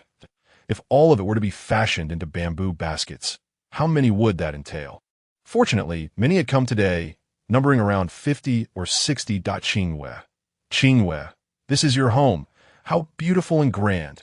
Li Yun's voice rang out amidst the throng. Lin Qingyue nodded and smiled at her, relieved that she had tidied up the caravan just moments ago. Had someone like Li Yun entered, it would have been quite the predicament. Lin Qingyue searched for Balan among the crowd. She finally spotted him in a corner. She waved at Balan, beckoning him to come over. Balan, today you shall instruct everyone on how to craft bamboo baskets, she said, giving his shoulder a gentle pat. Balan's expression visibly darkened. Lin Qingyue noted his unusual demeanor. Was he constipated, or had he skipped breakfast and was in a particularly foul mood? Regardless, her focus remained on teaching the others to weave baskets. The female beast folk were captivated by Balan's striking features, having never had the chance to stand so close to him before, observing him beside other male beast folk. They realized he stood out with an ethereal grace that set him apart, leaving the others in the dust. It must be said that Lin Qingyue, this little aquatic female, had an exceptional eye for talent. Many of the female beast folk were jolted back to reality only after being nudged multiple times by their mates, who glared at Balan with fiery jealousy, wishing they could band together to teach him a lesson. Lin Qingyue, why aren't you the one teaching? Xiongji stepped forward, arms crossed. Lin Qingyue offered her no glance, instead turning to Chief Sangji and stating, Balan is more adept than I, and he works with greater speed. I will observe as everyone weaves, and feel free to ask me if any issues arise. Balan nodded in agreement, adding, the bamboo strips are quite sharp. I fear for Qingyue's safety, hence my willingness to teach. The crowd of beast folk murmured their surprise. They had not anticipated being fed such a mouthful of dog food. Chief Sangji, somewhat melancholic, remarked, thank goodness Sankey isn't here today, else it would only add to his distress. Xiongji, seeing Lin Qingyue completely ignore her question, felt her anger boil over. Sang Luo spoke up, Lin Qingyue, aren't you a water tribe beast folk? Why are you so familiar with terrestrial plants? Our land's beast folk are ignorant. Yet you possess such knowledge. This prompted a ripple of discussion among the crowd. Why did a water tribe beast folk have such familiarity with the flora of the mainland? We have many explorers in our tribe, along with great shamans. They share with me insights about terrestrial plants and intriguing tales. Lin Qingyue replied dismissively. Irritated, Lin Qingyue thought, if you wish to learn, then learn. If not, then leave. I have no need for your trivial contributions. Chief Sangji shot her a warning glance, and even Xiongji and Xingluo dared not protest further. Should anyone cause trouble today, they would be sent to the wet cave of Yushan for reflection. Sang Luo and Xiongji shivered at the mention of the wet cave, a nightmare for the beast folk of the Heiya tribe. Following Lin Qingyue's instructions from the previous day, Balan meticulously guided the Heiya tribe's beast folk step by step. Everyone was quite earnest. Even Sang Luo and Xiongji adhered to the process. Approximately an hour later, Balan completed the demonstration basket. Initially, Lin Qingyue had stated that Balan was more skilled to alleviate any doubts and bolster his confidence. To her astonishment, while it took her 2 hours to complete a basket, he managed it in just one. His speed was indeed double hers, confirming his superior proficiency, had he not slept the previous night. Tirelessly practicing basket weaving. Upon returning to the bamboo house, Lin Qingyue discovered a stack of 6 finished baskets in the corner. Such dedication was remarkable. They were not for sale, nor was there any overtime pay. What was the purpose of so many? The 50 or 60 beast folk sat in several circles on the beach, and Lin Qingyue walked around, inspecting their progress and enthusiastically guiding their learning. You must learn this well. I cannot afford any obstacles on my path to earning points. At that moment, a red, translucent orb suddenly rolled to Lin Qingyue's feet, emblazoned with fire attribute 1as. She continued.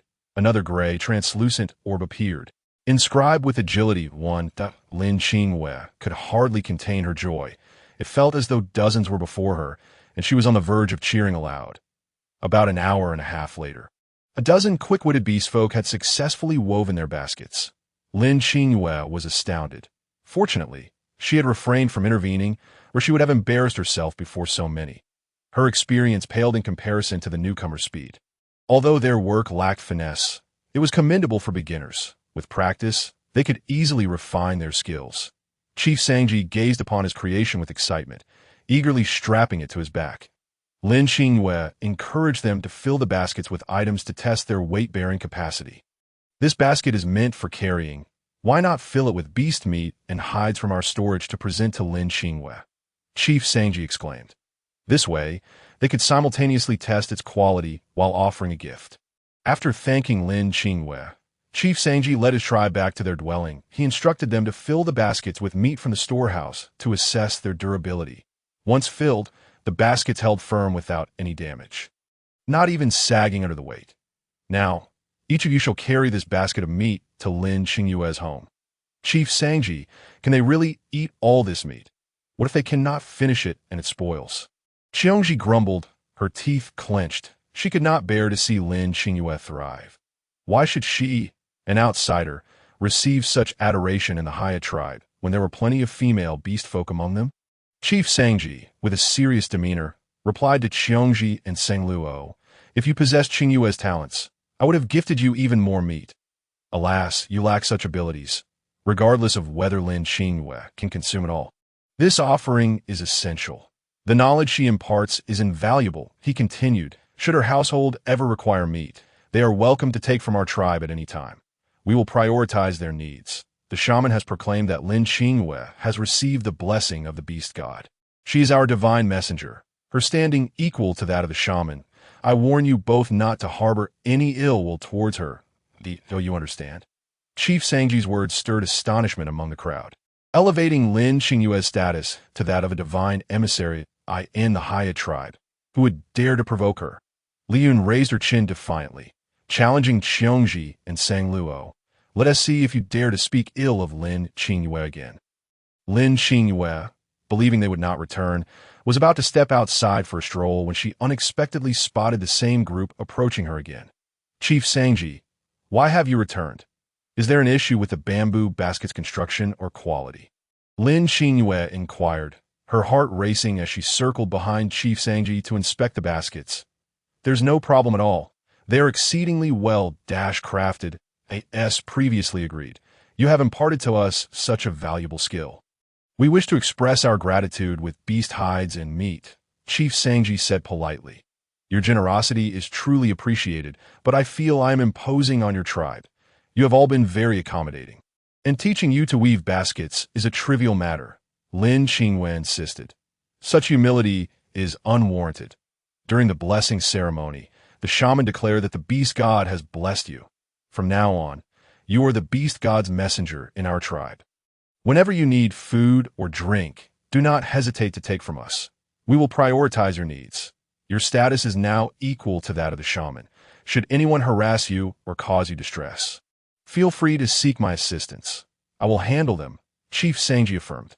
Thank you, Chief Sangji, for your kindness, but as an outsider, I wonder if my role as your tribe's beast god messenger might be met with dissent. Wouldn't there be objections? What is there to object to? It is settled. Who dares to voice discontent? Let me deal with them.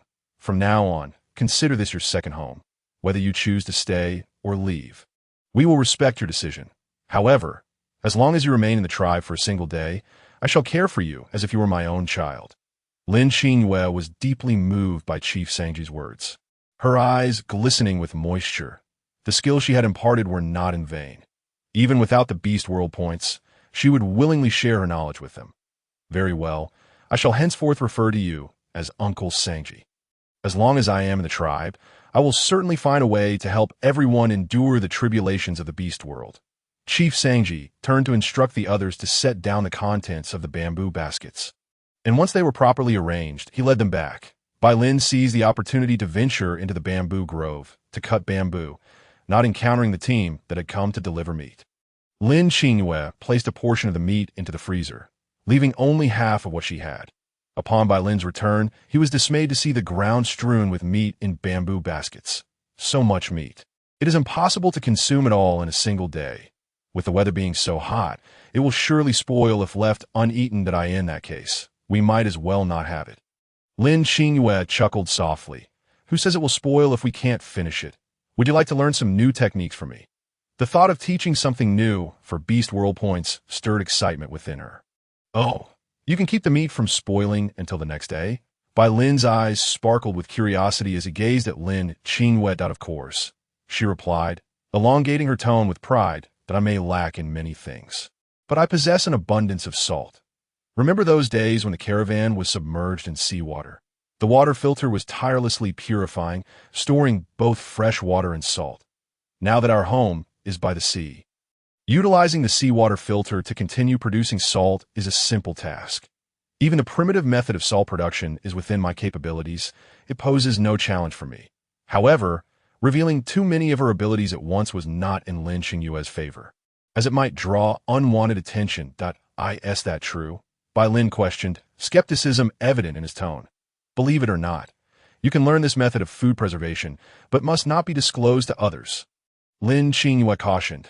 Bai Lin's gaze was filled with inquiry. If it must not be shared, why then are you teaching me? Aren't you publicly declaring yourself my partner? Partners have privileges.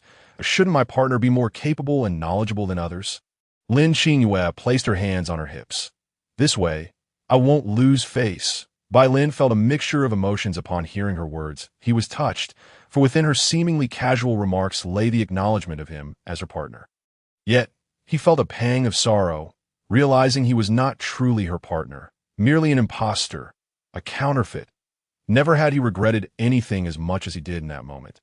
Shame washed over him, recalling how he had distanced himself from her merely due to her peculiar little quirks, even wishing to avoid her that very morning.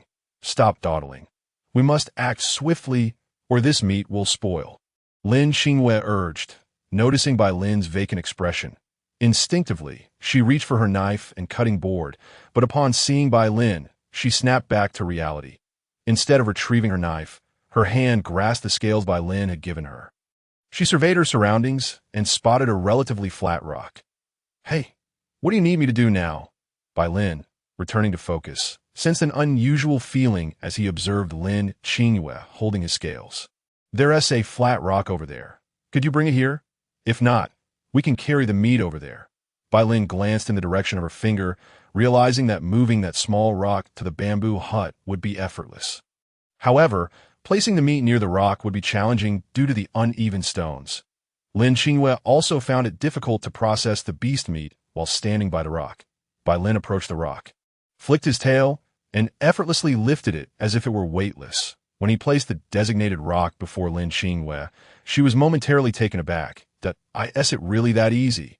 It seems I underestimated you.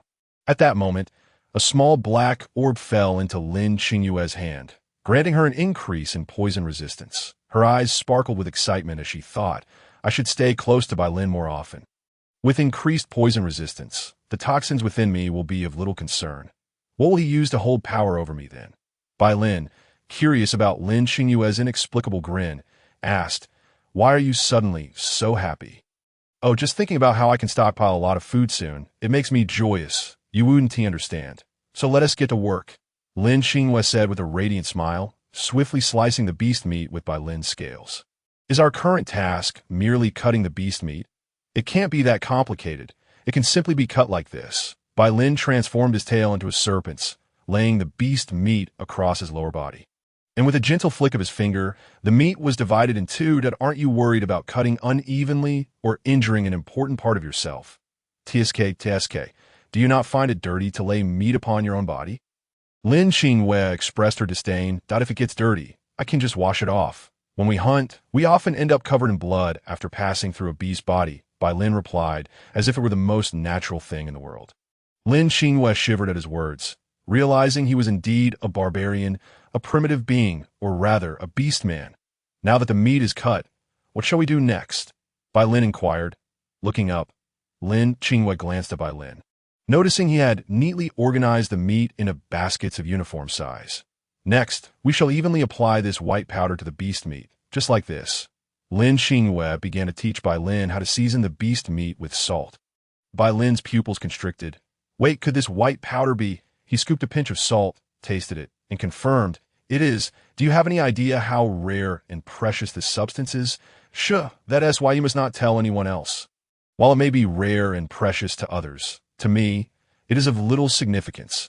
Lin Qingyue feigned returning to her room, emerging with a large bag of salt wrapped in beast skin. Lin was astonished by the sheer quantity of white salt before him, questioning if he was still dreaming. With this much salt at the market, how many goods could it trade for? I could even buy dozens of slaves. Many females from various tribes, weakened for lack of this white powder, could only consume raw meat, unable to bear offspring. Now, this precious commodity was to be applied to the beast meat. How much would she need?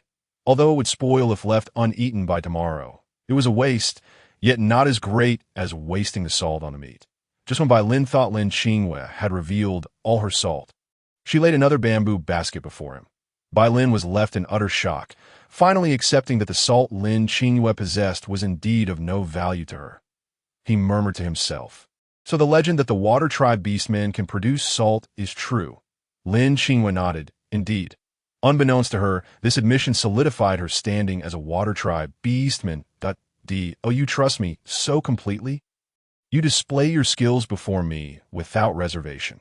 Are you not afraid I would seize them from you? Are you not fearful of being held captive, exploited for your worth? Are you not concerned I might enslave you?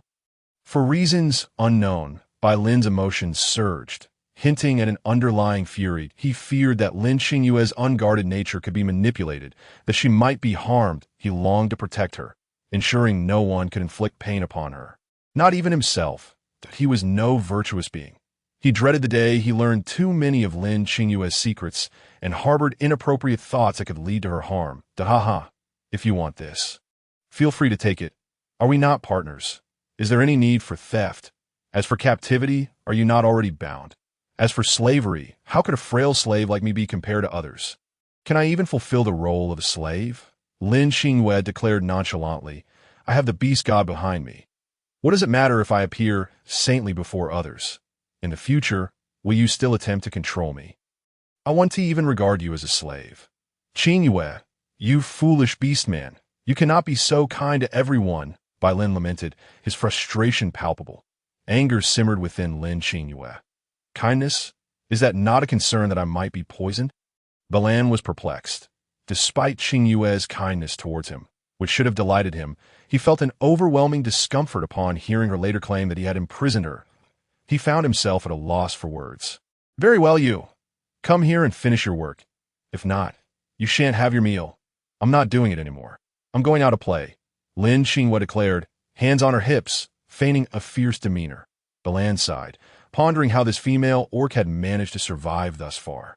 If she were to encounter other wandering beasts, she would surely be devoured without a trace. Lin Qingyue stifled a laugh. She had never encountered such bizarre expectations, hoping for others to treat her poorly so that she could unabashedly slack off. She intended to tidy up the bamboo basket used for transporting meat from the Heiya tribe and deliver it to them. Just as she was about to begin, she noticed Liyun approaching from a distance. Accompanied by her two beast husbands, Qingyue, I've been learning to weave bamboo baskets all day and haven't had the chance to visit your home. I absolutely adore your house. May I come in for a look? Faced with Liyun's bright, glistening eyes, Lin Qingyue found it hard to refuse. Come in, but do bear in mind that I haven't had the chance to decorate yet. It's rather empty, so please don't laugh at me. Liyun stepped inside without hesitation, feeling akin to Lu Laolao entering the Grand View Garden. Lin Qingyue felt no particular sensation, yet Lin was suddenly anxious. There were secrets within Lin Qingyue's room. How could she allow anyone to enter so freely? Was she not being cautious enough? Fortunately, his busy area was conveniently concealed behind a bamboo hut, out of Liyun and her companion's line of sight. He needed to keep an eye on the precious salty sand before him. Yet those individuals had ventured into the house. Feeling flustered and at a loss, he decided to lay out the remaining beast meat on a flat reef, skillfully finishing the task in under 10 minutes. He carefully wrapped up a bit of salt in animal skin. Meanwhile, Liyun sat on the carpet that Lin Qingyue had laid out, curiously surveying her surroundings. Why are there so many separate spaces in your house? Liyun, accustomed to living in caves, found it quite perplexing. The house appeared large from the outside, yet the numerous partitions made it seem rather small. Once you have children, there may not be enough space. This house has distinct functionalities for each separated area, Lin Qingyue explained. For instance, the place you are in now is the living room, meant for receiving guests. The room to the right is mine. No. Ours, designated for sleeping, and the farthest room serves as a storage area. Liyun's beast husband, the orc Asa, inquired, "Why can't I see the rooms you mentioned?" Lin Qingyue chuckled. "That's because I closed the door. Let me open it for you." Each space is independent. As they huddled together, standing behind Lin Qingyue, they witnessed her open the door, revealing yet another space within. Wow, this door is superb. When it's closed, no one can see what's inside, Asa exclaimed, swaying the door side to side. Liyun's two beast husbands seemed to have discovered a new world, eagerly exploring the house. When Balan returned, he found Liyun's two beast husbands gazing at him with fervent eyes, bombarding him with questions that end their world. Heavy labor, such as building houses, was typically reserved for male orcs. Thankfully, Balan had been present during the construction of the bamboo hut, or he would have been utterly lost for words. As he answered their inquiries while walking into the house, he suddenly noticed that Lin Qingyue's room door was ajar, causing him to panic. He had intended to quickly close it, but upon entering, he found the room completely empty. The colossal creature he had seen at sea was nowhere to be found. Yet he distinctly remembered Lin Qingyue bringing that creature inside. How could it have vanished without a trace? Had she hidden her nest while he was away? Where could such a large nest possibly be concealed? Surely, she hadn't tossed it back into the ocean. After Liyun and her companions departed, Balan pointed to Lin Qingyue's room.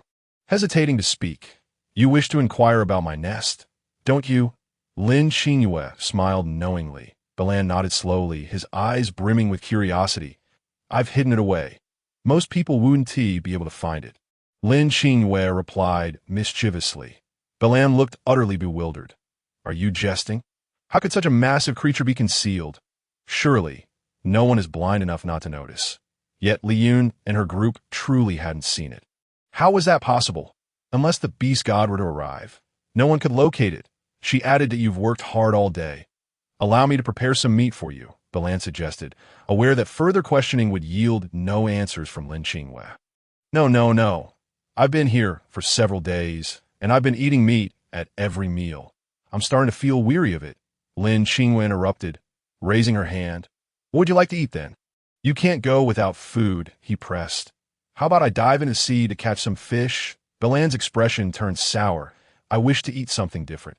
You carry the basket, and let us gather some fresh delights to experiment with." Lin Qingyue proposed, raising an eyebrow. Though Balan was bewildered, he complied, slinging the bamboo basket over his shoulder and following her lead. Lin Qingyue adjusted her wristband, glancing at the map that marked the location of an unknown plant with high starch content. Balan peered at the plant before them. "Is this what you're searching for? You can't possibly want to eat this, can you?" Lin Qingyue nodded. "Please pluck one for me. This fruit isn't palatable. It's dry and powdery, essentially a starch fruit. It's typically given to young orcs to play with," Balan remarked, having seen such fruits before. Lin Qingyue gazed dreamily at the fruit, which was about the size of a ripe cantaloupe. "Just pick two. Think of it as a gift for me to take home." Balan sighed in resignation. This little female orc behaved like a child who had yet to grow up. Suddenly, a notification chimed. Ding. "The Flora and Fauna Encyclopedia has been updated. Unknown Plant 1 is now named Starch Fruit." He effortlessly plucked two fruits and placed them in the bamboo basket. Turning around, he found Lin Qingyue had unearthed several large mushrooms. each resembling a giant umbrella. "Put that down. Quickly! That thing is poisonous!" Belan exclaimed, his heart racing at the sight of the mushrooms, their toxicity rivaling his own. "Rest assured, this mushroom is harmless. Truly," Lin Qingyue insisted earnestly. It was difficult to convince him, without revealing the scanner's results, that Belan's expression hardened, that "I've seen someone eat this and drop dead in the blink of an eye. This is more toxic than the poison I carry. Don't jeopardize your life, that I'm responsible for my own life. If I eat it and survive, you may have some," Lin Qingyue retorted resolutely, stuffing the mushrooms into the basket. "Actually, while you weren't looking, I secretly stashed many mushrooms into the vehicle's storage," she thought. Belan remained sullen and silent throughout the journey back to the bamboo hut. Upon returning, Lin Qingyue noticed the flat reef still in place. She cleaned it with fresh water and made a small incision at the top of the 2 starchy fruits. Slowly, she poured the starch onto the reef, patting it down as she went. The fruit contained 2 or 3 hard seeds, which Lin Qingyue assumed were the seeds of the fruit. She held the seeds in her palm and quietly swept them into the vehicle's storage. Belan glared at Lin Qingyue, gnawing on raw meat and smearing blood across his face, resembling a zombie from a post-apocalyptic scenario. Lin Qingyue fashioned a cup from a bamboo tube, filled it with clean water, and poured it over the pile of powder, kneading it like dough. Soon, the starch transformed into a cohesive dough, tinged with a hint of green luminescence. Belan fumed, eager to see what Lin Qingyue would concoct. She retrieved a large, scallop-shaped iron tray from her room, built a fire, and placed the tray on a wooden rack above the flames. Lin Qingyue sought some mushrooms, ensuring they were thoroughly cooked. Otherwise, they would truly cause her demise.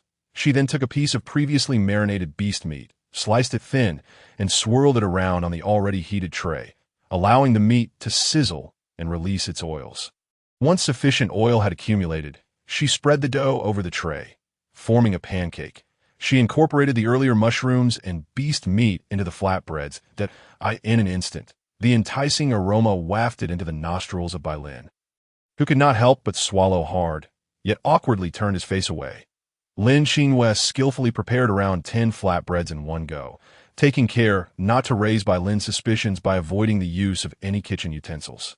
The tray was crafted so realistically that most beastmen would mistake it for a shell. Throughout the process, Lin Qingyue deftly wielded 2 slender bamboo sticks as chopsticks, flipping the dough with grace. Lin Qingyue mused, "It truly is a challenge to indulge in gourmet delights. Had I known, I would have secretly prepared them in my caravan." Once the flatbreads were finished, she eagerly took a bite, causing her to puff and blow as the heat scorched her mouth. The heat was genuine, yet the flavor was undeniably exquisite. The starch seemed to be distilled from 100 blossoms, exuding a sweet floral aroma that imparted a unique flair to the simple meat pie. Belan, wanting to prevent her from eating, found it was too late. He fixated on Lin Qingyue, his eyes unwavering. She appeared to him as an exceptionally rare treasure, and should anything amiss occur, he would promptly whisk her away to the Grand Sorcerer. However, Lin Qingyue was intent on defying Belan's wishes. Not only did she devour the food with gusto, her face alight with rapture, but she also continuously tempted him to join her. Lin Qingyue contemplated. If Belan abstained, she would teleport this new dish home for her parents to sample. They would undoubtedly praise her culinary skills, and she must not forget about Shaoli, who had been anxious for her. This flatbread would serve as an apology. After finishing the flatbread, Lin Qingyue felt a warm sensation in her abdomen and her mind went blank. "Oh no, this is not a normal reaction. I didn't put any spicy ingredients like chili, ginger, or pepper in this flatbread. It's been a while since I ate, yet I feel all warm inside. Could it be poison? Is it possible that this is a toxicity that a scanner cannot detect?" Lin Qingyue felt a wave of despair. Who could she turn to for help? Of course, the beast god. After satisfying her hunger, she intended to return to her room and rest.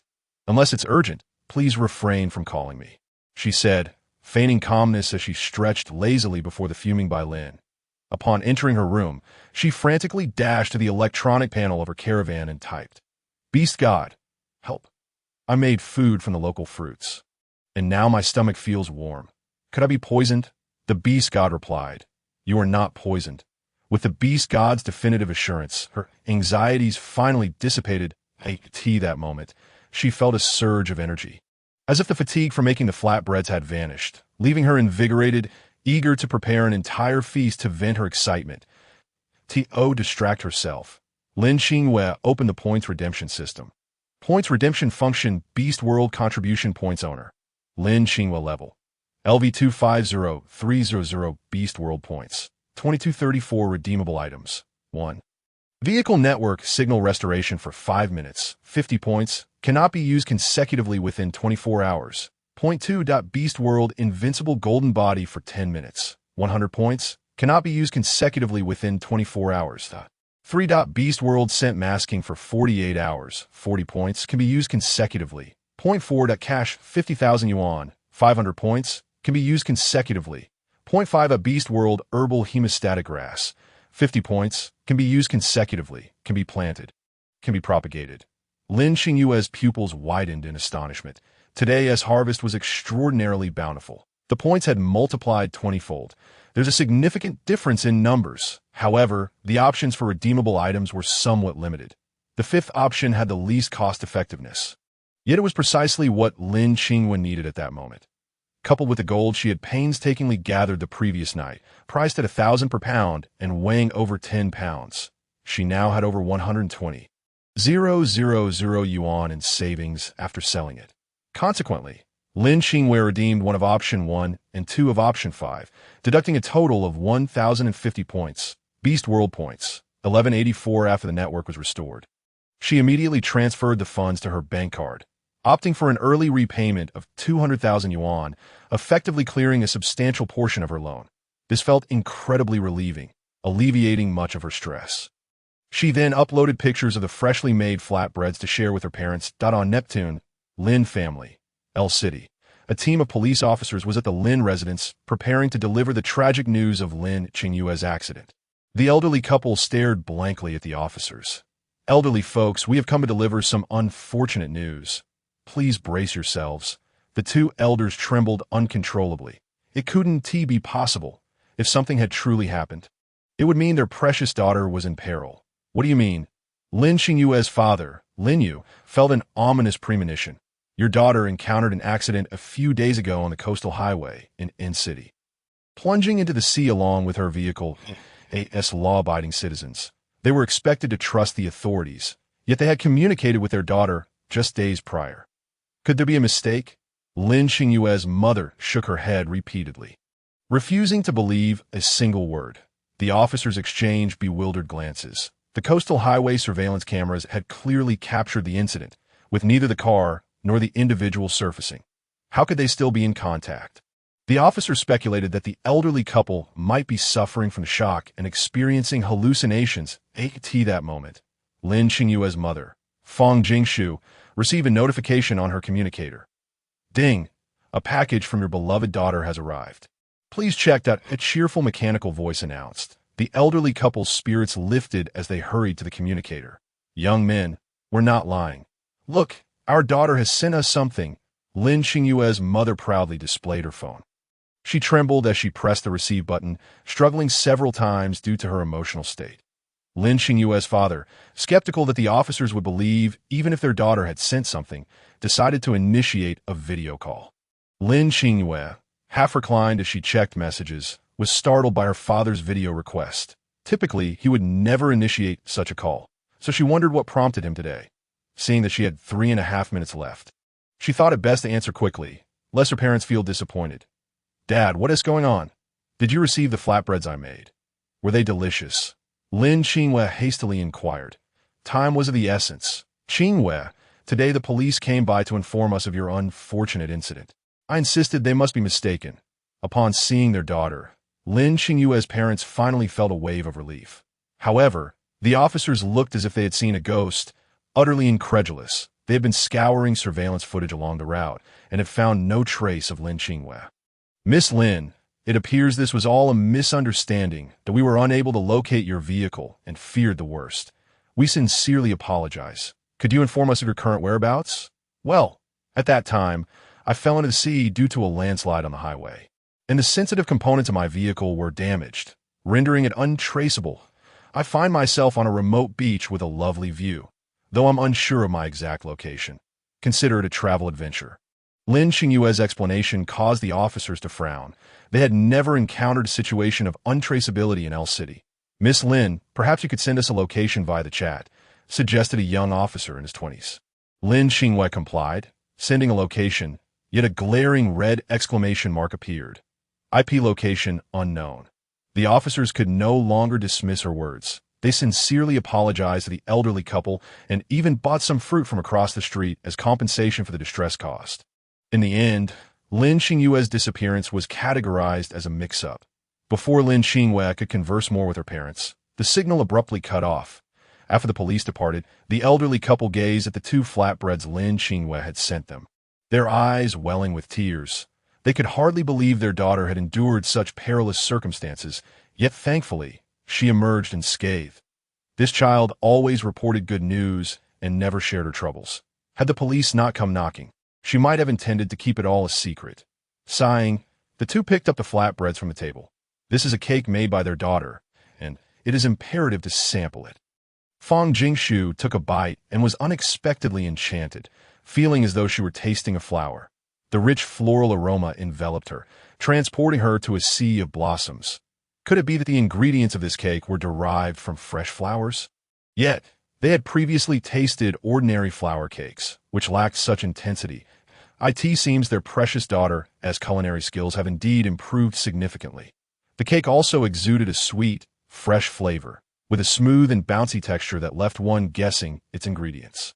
Inside Lin Qingyue's best friend, Mao Xiaoli's RV, a bright voice belonging to a boy of about 10 echoed, "Ding! Your best friend Lin Qingyue has sent you something. Please check it, car owner." A woman in her 20s with shoulder-length hair dashed to the electronic screen, confirming the sender's name several times. Suddenly, she bowed her head and hugged her knees, bursting into tears. In a voice choked with emotion, she murmured, "You're alive. You're alive. You nearly scared me to death.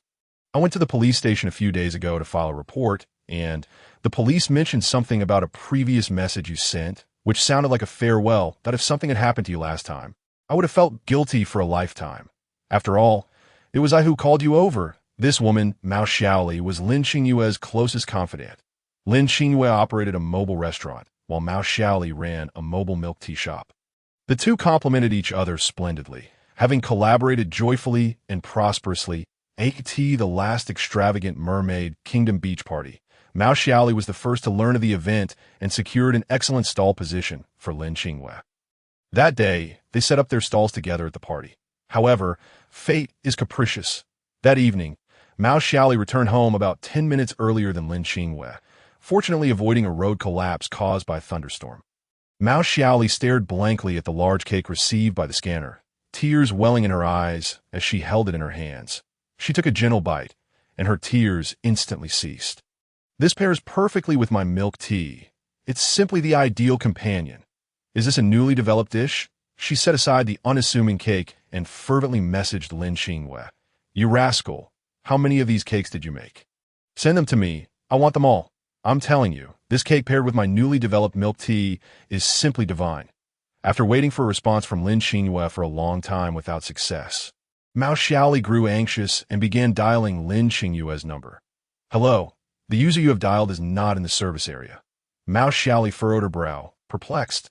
What could be happening? Such a notification is rare in the galaxy, as all nearby planets have achieved full network coverage. Even if the signal were weak, it should not be entirely out of service. Her concern deepened. Without seeing Lin Qingyue's face, she remained uneasy on the Beast World continent. In Lin Qingyue's room, she was in high spirits. Upon opening her door, she found Bai Lin anxiously waiting at her doorstep, his eyes full of concern. She smiled brightly. "I told you it's not poisonous. Yet you wouldn't believe me. Look, I'm perfectly fine. Would you like to try some?" Bai Lin regarded her with skepticism, fearing she might collapse at any moment. "Are you going to eat that cake? If not, I'll put it away to prevent it from spoiling." Lin Qingyue planned to store it in the fridge if Bai Lin didn't want any, as food tend to spoil easily in summer. Just as she reached for the cake, Bai Lin swiftly snatched it away, leaving only a fleeting shadow in his wake that, I'll eat it. Is that all right?" Bai Lin retorted irritably. He was genuinely exasperated. It wasn't as if there was a lack of meat to eat, so why bother with such strange things? While a small amount might not be fatal, what if she consumed too much and suffered for poisoning? Given his own poison resistance, he figured eating it might not pose a significant risk. Thus, he decided to indulge a bit more, allowing Lin Qingyue to consume less than as he took the first bite. A wave of floral fragrance overwhelmed him. Leaving him astonished, he skeptically examined the cake in his hand, confirming he and T mistakenly eaten something else. Typically, he consumed raw meat, which was always rife with a bloody stench. He had never experienced the impact that other foods could have on his palate.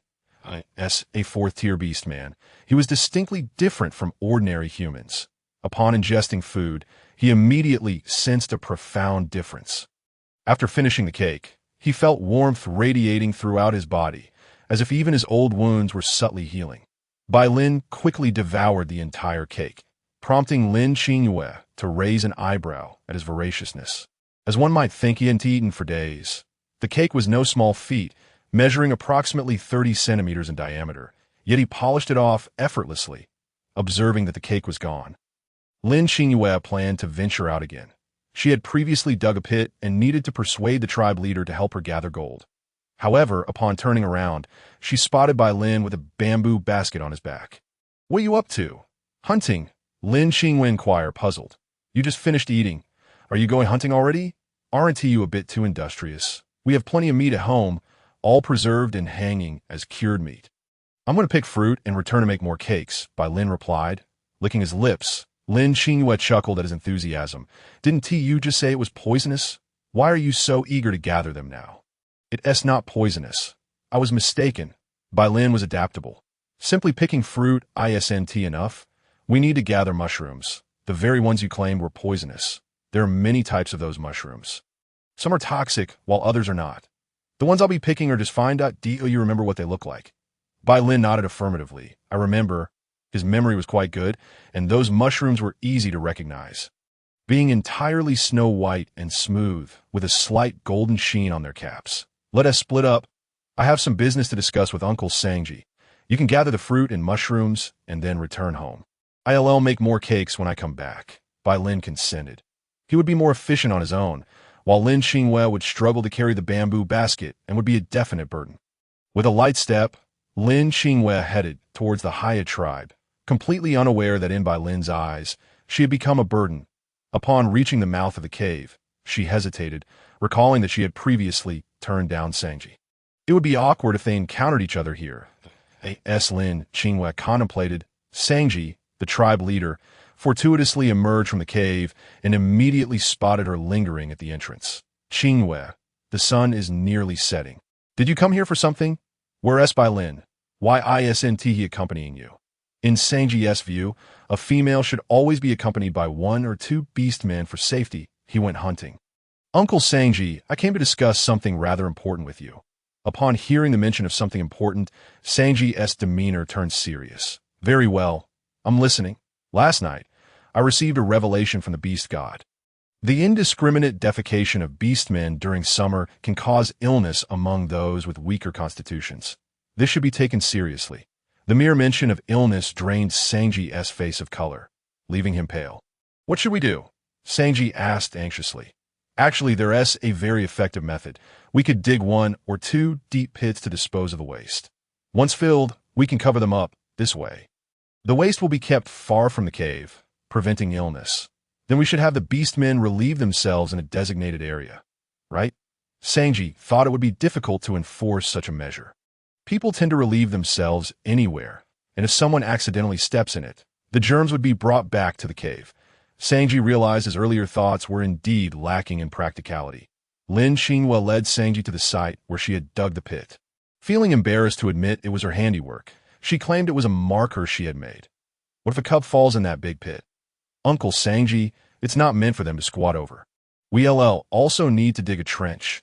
Later, I can collect some smooth shells from the sea to line the trench, allowing the waste to wash away into the pit." Sangji's eyes sparkled with intrigue. "So miraculous?" Lin Qingyue nodded, brushing her nose. "Eventually, I'll buy some cement and lay some tiles over it." Wouldn't that be akin to the public toilets of Blue Star from centuries ago? If I just put a garbage bag in my waste bin and have Xiao Ke come by to collect the waste, it would be a steady source of income. Leave this matter to me. Uncle Sangji, please help me find someone to dig a pit and a trench. I'll handle the shells. Uncle Sangji chuckled, pondering why he would need anyone else for such a task as digging a hole. As Lin Qingyue finished speaking, she watched in astonishment as the clan leader Sangji transformed into a large, deep brown tiger, its paw effortlessly sinking into the shallow pit beneath Lin Qingyue in an instant. The shallow pit morphed into a deep one, causing Lin Qingyue to stumble back in fright and fall to the ground. Goodness, this miraculous tiger, brand excavator. Had I known, I wouldn't have exerted myself digging for so long, she exclaimed. Noticing her shock, Uncle Sangji promptly reverted to his human form, bending down to help Lin Qingyue back to her feet. I apologize for startling you, he said. It's quite all right, Lin Qingyue reassured him, brushing off her clothes. Your transformation into that magnificent tiger was simply overwhelming.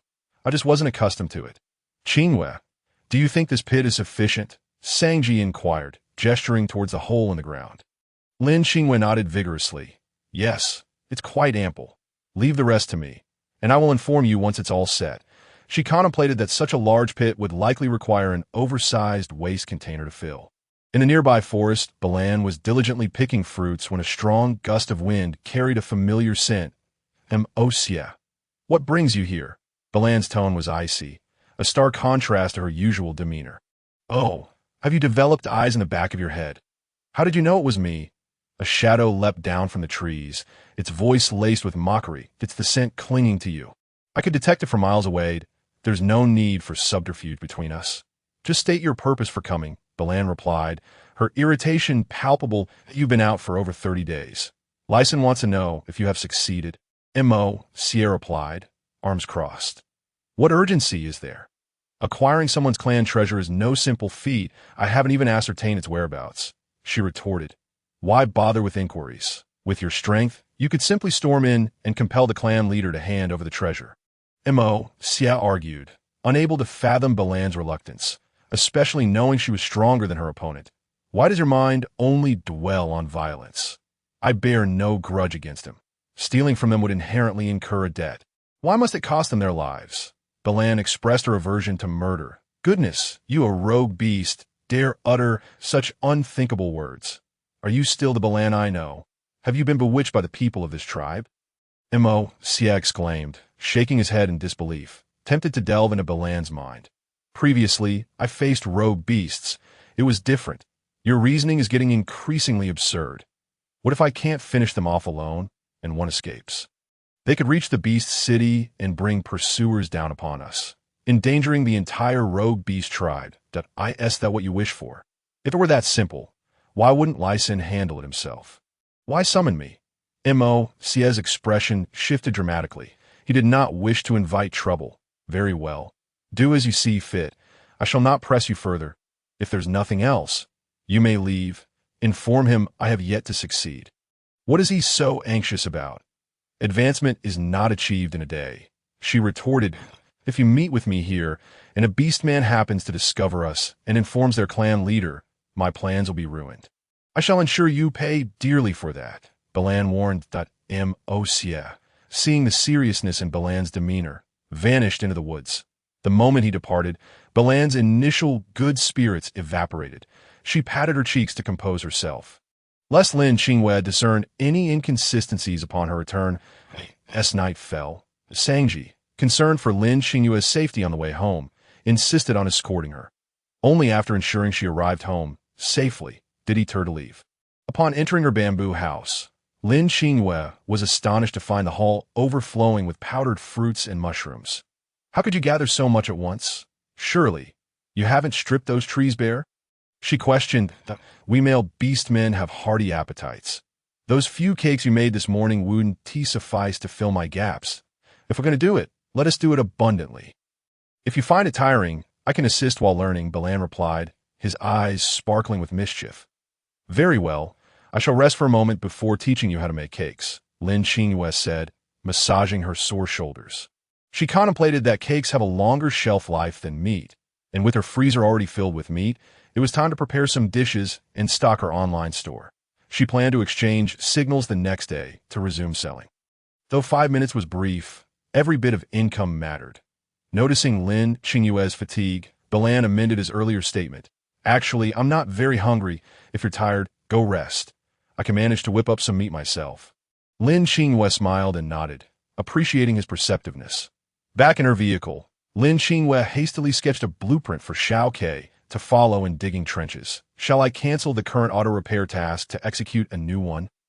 Xiaoke inquired. Yes. Activate the vehicle's auto repair progress, Lin Qingyue commanded. The auto repair progress is at. The current phase requires the owner to order 12 copper wires and 215 terminals. Lin Qingyue sighed, realizing that the auto repair system required her to purchase parts herself. She understood that pausing the auto repair task to undertake a new one was indeed a wise decision. Without the necessary components, the auto repair could not proceed anyway. That evening, under the cover of darkness, Xiaoke carefully gathered its tools and stealthily left the bamboo house, heading toward its destination. Meanwhile, Lin Qingyue busied herself in the kitchen, meticulously crafting large cakes with unwavering focus. Balan, too, was not idle, diligently observing her techniques. However, he soon realized that despite his best efforts, the cakes he produced lacked the extraordinary qualities of Lin Qingyue's creations. What could be the reason behind this? After some reflection, Balan surmised that the issue likely lay not with the ingredients, but rather with Lin Qingyue possessing some special secret or skill. With this thought, his curiosity about her intensified. It must be noted that Balan's aptitude for learning was remarkable, especially in mastering the timing, flipping the cakes with precision in sync with Lin Qingyue. After tasting both their creations, Lin Qingyue found their flavors comparable. However, her cakes offered a warm, soothing sensation upon consumption, while Balan's did not. Most importantly, her cakes alleviated fatigue and invigorated the mind, while his bore none of these benefits. Bewildered, she gazed at her hands, pondering the reason behind this phenomenon. Suddenly, an idea struck her. Could it be the diverse attribute orbs at play? Oh dear, after making so many cakes, my arms feel like lead. Balan, shall we take a break? I'm utterly exhausted, she exclaimed, rubbing her weary back. Once back in her room, Lin Qingyue eagerly consulted the beast deity, whose response confirmed her suspicions. She gazed in astonishment at her palms. Realizing the cakes had such wondrous effects, Lin Qingyue tore her meat cakes into smaller pieces and placed them in Yuanbao's bowl, who affectionately nuzzled against her legs. Initially, she intended to sell the cakes in her store. However, given their unique properties, they could not simply be treated like ordinary products. What name could befit such a special cake? I have it. Let us call them 100-flower fresh meat cakes to prolong their freshness. Lin Qingyue vacuum-sealed them before storing them in the freezer. She had already used up a substantial portion of her marinated meat that afternoon. What once seemed like an overwhelming amount now appeared insufficient. Her seawater filter needed to be activated, as she still required a significant amount of salt. After setting the seawater filter in motion, Lin Qingyue indulged in a relaxing hot bath. Meanwhile, taking advantage of Lin Qingyue's distraction, Balan discreetly swapped a few of his cakes for hers. Given the stark differences in their creations, he was cautious not to exchange too many. He devoured several of Lin Qingyue's cakes in one go. Closing his eyes to savor the transformations within him, his astonishment, he found that the lingering injuries he had carried for years had nearly healed after consuming the cakes. Could it be that Lin Qingyue was a sorceress? Only wizards possess the ability to heal, yet I have never heard of any wizard who relies on feeding patients to cure ailments. What, then, is the origin of this little female? Why has she wandered off? And why are her family members not in a hurry to come and find her? If her abilities were to be discovered by other orcs, who knows what turmoil it would unleash across the Beast World continent? Bai Lin felt a growing anxiety within. His time in the Heiya tribe was limited. Especially today, as Xia had come looking for him, he must act swiftly. However, he had declared Lin Qingyue to be his companion. Should he take action, she would inevitably be embroiled in his troubles. Her family had yet to come for her, and after he acted, he could return to the misty forest. But what would become of her? Should she follow him on a reckless escape?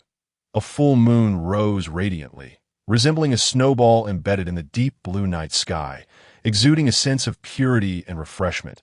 Lin moved with an uncanny grace. Evading several guards stationed at the forbidden grounds of the Heiya tribe at last, he discovered the treasure of the Heiya tribe that he had long sought, the heavenly fragrance fruit. This fruit is a rare spiritual fruit capable of aiding orcs in their ascension, and it is highly coveted across the Huaguan continent. The leaves of the heavenly fragrance fruit are a deep green, while its flowers consist of 5 alternating purple and white petals. The fragrance of its blossoms is intensely rich, detectable from 5 meters away. The entire plant is enveloped in a layer of iridescent light, emanating an air of sanctity that feels almost untouchable. Upon seeing the fruit, Lin's brow furrowed tightly. There was but a single fruit in the entire Heiya tribe that if he were to take it, the tribespeople would surely pursue him relentlessly. He hesitated, unable to make up his mind, and with a deep sigh, he turned and swiftly departed. He had no need for the fruit himself. Believing that with his abilities, ascension would not pose a challenge to it was merely the threat from another that held him back, the leader of the wandering beasts. Lin Qingyue had slept deeply the previous night, entirely unaware of Lin's departure. Upon waking that morning and stepping outside, she found the neatly arranged pastries Lin had made sitting untouched in a bamboo basket. Lin Qingyue was taken aback. Where was he? Hadn't he enjoyed eating them just yesterday? Had he grown tired of them in just one day? Since you won't eat these pastries, I'll take them, she declared, considering it payment for her lessons. Stealthily, she dragged the bamboo basket filled with pastries into her room. Once she exchanged her signal, she opened her online shop, using her scanner to list the pastries on her store's counter. The moment the Baiwa fresh meat pastry went live, Lin Qingyue's best friend, Mao Xiaoli, received a notification. The store you follow has new items. Hurry and check it out. Mao Xiaoli, with a bread in her mouth and her hands trembling with excitement, clicked into Lin Qingyue's shop and spotted the meat pastries she had been longing for. Baiwa fresh meat pastries. Quite fitting. I must take them all. While Lin Qingyue was still pondering how many she could sell in 5 minutes, she received a notification. Your newly listed Baiwa fresh meat pastries have sold out. Please restock. Lin Qingyue felt a surge of adrenaline. Who had swept away her stock so quickly? Checking the customer data in the back end, her eyes widened in disbelief. Mao Xiaoli, why was she buying my goods? Has she lost her mind? If she liked them, she could just ask me. I could give her a wholesale price. Why pay full price? Opening the conversation with Mao Xiaoli, she found numerous messages left for her. Turned out Mao Xiaoli thought the Baiwa fresh meat pastries paired perfectly with her milk tea. You silly girl, Lin Qingyue exclaimed. What are you doing? If you like them, I'll make them for you whenever I have time, that we can even negotiate a friendship price for wholesale.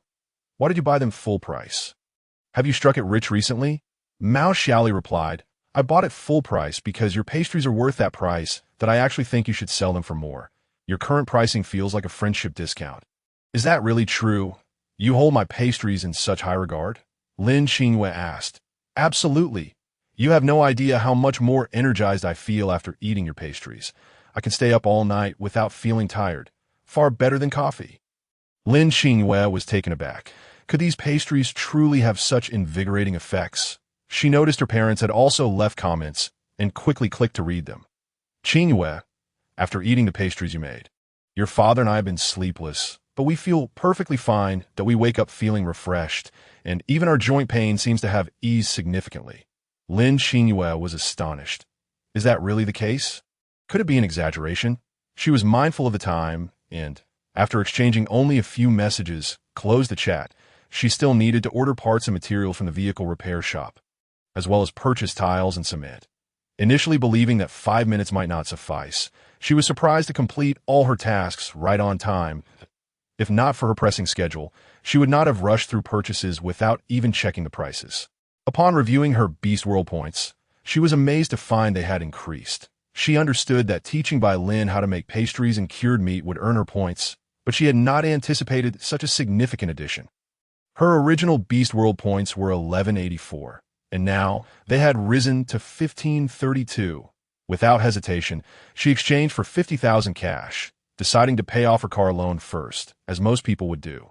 Once Lin Qingyue had managed all this, She stepped outside only to discover that Bai Lin had not yet returned, that a peculiar feeling surged within her, akin to a stone being cast into a tranquil lake, sending ripples across the surface. She had grown accustomed to having Bai Lin by her side, and his absence felt distinctly unsettling. Outside the bamboo house, a deep, slightly hoarse voice belonging to an orc could be heard pacing back and forth. As though he had finally made a decision. Taking a deep breath, he called out, "Lin Qingyue, are you home? Chief Sangji has something to discuss with you and sent me to inform you and take you there." Upon hearing her name called, Lin Qingyue instinctively responded, "Yes, I'm coming." Stepping out her door, she was met with a male orc she did not recognize. Confused, she wondered why a stranger had come this time. Was it not typically Sankey or Uncle Sangji who would inform her? "Hello, may I ask who you are? My name is Hui Tong. I am an orc from the wolf tribe." For some reason, Lin Qingyue felt that the orc before her appeared somewhat unnatural and nervous. Wasn't it usually Sankey who came to notify her? Why had he sent someone else this time? They both had matters to attend to. "So they sent me to inform you to know. If that's the case, let us set off," Lin Qingyue replied, casually closing the door. The wolf orc, Hui Tong, looked tense as he scanned the surroundings of the bamboo house. Lin Qingyue felt a twinge of annoyance. Hadn't he said he had something to discuss? Why was he wasting time here? What was he sneaking around for? She had no intention of lingering, as her time was precious. Whether teaching orcs skills or preparing food, both could earn her money. She was eager to pay off her car loan as soon as possible and live debt-free. Once Hui Tong confirmed that no one was around the bamboo house, he began to lead Lin Qingyue down a path that, as they walked, Lin Qingyue sensed something was amiss. This route did not resemble the one she typically took to the Heiya tribe's great cave. "Wait, where are you taking me? This doesn't seem to be the way to the Heiya tribe," she called out, halting the orc leading the way. When Hui Tong turned back, an icy aura surrounded him. An lewd smile crept across his face. "This road leads you to meet the beast god. You are far too beautiful to waste. Why not submit to me instead? I could at least offer you a chance at survival."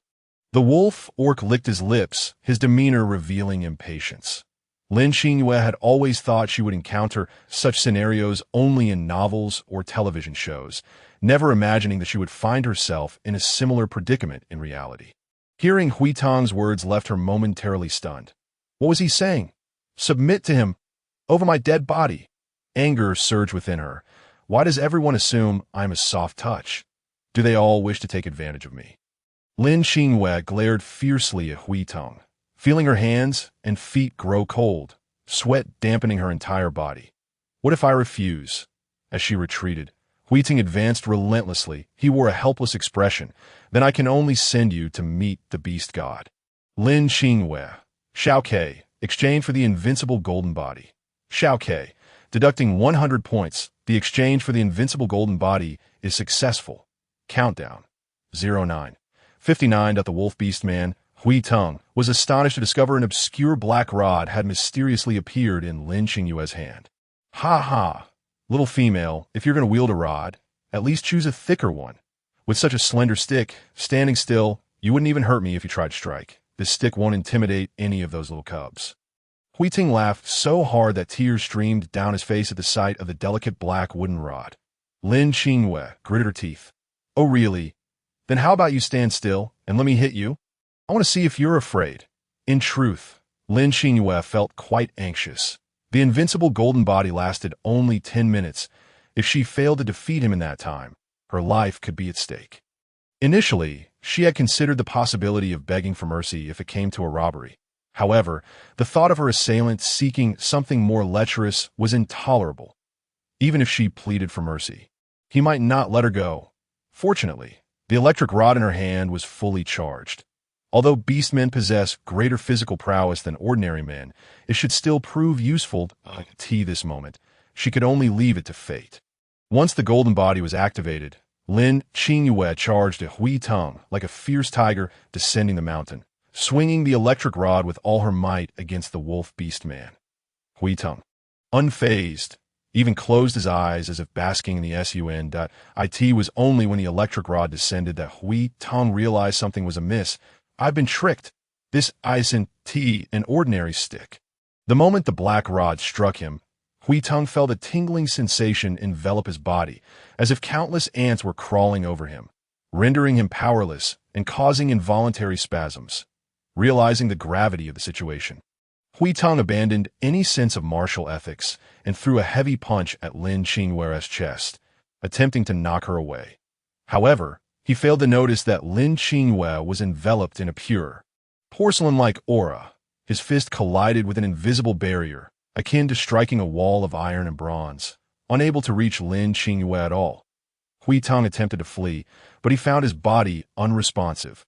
His legs refusing to move as they spasmed uncontrollably, he fell to the ground, his limbs convulsing involuntarily. Meanwhile, Lin Qingyue rained down blows with the electric rod, her speed unmatched, pouring every ounce of strength into her strikes. Hui Teng was bewildered by the bizarre turn of events. If he could only take hits, wouldn't he be beaten to death? A wave of despair washed over him. Lin Qingyue declared at this moment, "Please call me Beast Tamer. Today it's either you die or I do." Her face contorted with exertion. Hui Teng had never seen such ferocity in a female before, though Lin Qingyue appeared frail and delicate. He had miscalculated. He should have never underestimated her. Bai Lin rushed breathlessly to the bamboo hut, only to find it deserted. Lin Qingyue had vanished. He clenched his teeth in frustration. An early morning confrontation with the beast man had led him on a wild chase into the woods. However, the beast man had disappeared without a trace, his appearance still a blur. Suddenly realizing the danger, he understood the assailant true intention was not to confront him, but to target Lin Qingyue. Regret washed over him as he hurried back home, only to find Lin Qingyue already gone. Bai Lin's eyes reddened, a chilling aura emanating from him. How dare the beastmen of this tribe toy with him? And to target Lin Qingyue, he resolved to eliminate this tribe. Determined to find Lin Qingyue first, he recalled the mark he had left on her. He could sense the position of his poison. The closer he got, the stronger the signal became, guiding him toward Lin Qingyue's whereabouts. When he finally located her, he was met with a scene that resembled the arrival of a vengeful deity. Lin Qingyue wielded a black rod, mercilessly pounding the wolf beast man. Hui Teng, her expression twisted with fury as if they shared an irreconcilable vendetta. The murderous intent radiating from her was so intense that Bai Lin hesitated to approach. Was this truly the same female beastman he had known? Had she lost her mind? "Qingyue, are you all right?" he cautiously inquired. "What do you think?" Lin Qingyue replied, her eyes red as she looked up at him. "Do you need me to help?" Bai Lin asked tentatively. "You're too late," Lin Qingyue shouted, her voice tinged with a sob. Once her emotions settled, Lin Qingyue realized she couldn't blame him for not protecting her. He had done his best to arrive in time. Ding! Countdown. 0000. The duration of the invincible golden body had ended. A crisp electronic voice echoed in Lin Qingyue's ears. With one final strike, Hui Teng had succumbed to the electric rod's power and lay unconscious. Lin Qingyue herself collapsed to the ground, exhausted. "I'm sorry. I won't do this again, but I'll help you finish him," Bai Lin said, his voice thick with guilt. A promise made to both Lin Qingyue and himself. "No, he mustn't die so easily. I need to uncover the truth behind this. Sometimes living can be more torturous than dying. Come help me. I'm so tired I can't get up. Take this man to Uncle Sangji," Lin Qingyue said weakly. Despite the fright she had endured, Lin Qingyue had also gained significantly. During her altercation with Hui Teng, 2 agility-enhancing attribute orbs had dropped from him. Bai Lin gazed at Lin Qingyue, a wave of guilt rising within him. But more so, he was taken aback. Hui Teng was a second-tier beastman. Typically, females couldn't even best a first-tier beastman. Yet Lin Qingyue had managed to subdue a second-tier beastman without allowing him any chance to retaliate, knocking him out cold. What kind of power was this? A female beastman possessing the strength to contend with second-tier males meant her combat prowess was on par with them. Upon arriving at Uncle Sangji's cave, they were met with astonished gazes from all around. The tribe's beastmen buzzed with chatter. "Isn't that Hui Teng being dragged along?" A robust male beastman pointed at the unconscious Hui Teng. "What happened to Hui Teng? Is he asleep?" A dim-witted beastman holding fruit inquired. Beside him, an elderly beastman speculated in terror. Could he be dead? Tribe leader Sangji hurried over amidst the clamor. By this time, Lin Qingyue by Lin. And the unconscious Hui Tong had entered the cave. What on earth happened? What's wrong with Hui Tong? This wolf beast man named Hui Tong came to my door early this morning, saying you needed to see me. He offered to leave me there, but suddenly he attacked me halfway, trying to force me into mating. Lin Qingyue glanced at Bai Lin, then continued. When Bai Lin arrived, he knocked him out in a fit of rage. To mask her anxiety, Lin Qingyue instinctively clung to Bai Lin's arm, despite her hands trembling from the exertion. Bai Lin stiffened momentarily at her touch, but relaxed soon after. He understood Lin Qingyue's reasoning. If she claimed she could defeat all second-tier beastmen, it would be too shocking. How would the others perceive her? Though lies may eventually be uncovered, they hope to keep Hui Tong from disclosing the shameful truth upon waking. What? How dare Hui Tong? His audacity knows no bounds. Our Heiya tribe has unwritten rules. If a female is unwilling, no male may force mating upon her. Violators face severe consequences, even death. Did Hui Tong knowingly defy this? What were his intentions? In a hidden corner of the cave, Qiongji and Sang Luo trembled in fear. This useless fool can't even handle a simple matter, Qiongji hissed. Hui Tong has been captured. We cannot allow him to expose us, that he must be silenced to ensure our safety. Before the gaze of many, it is not so easy to kill him that we must devise a plan. Sang Luo clenched her fists. Should Hui Tong truly confess, her position as the most beautiful woman of the Heiya tribe would be jeopardized, for the tribe values not only physical beauty, but also a kind and virtuous heart, elevating the status of female orcs with inner beauty. Chief Sangji, I believe our immediate priority is to awaken this male orc and ascertain the identity of the puppet master behind him. Bai Lin's voice was cold and commanding, exuding the pressure of a superior. As he released his fourth-tier orc aura, the male orcs within the cave wavered, some even trembling and unable to stand, wanting to prostrate themselves. This included Sang-Chi, the highest combat force of the Heiya tribe. Perhaps Bai Lin's usual low profile had gone unnoticed by others. Sang-Chi had not realized his beast tier until now. Astonished to find that Bai Lin surpassed him by an entire tier, Sang-Chi chuckled self-deprecatingly, seeing Hui Tong on the ground as a reflection of his own past arrogance. He was a fourth-tier orc. There was no one in the entire Heiya tribe who could match his beast tier. How foolish was Hui Tong to dare to provoke a female orc beside a fourth-tier orc? He recalled his own foolishness in the past. Fortunately, Bai Lin had not attacked him.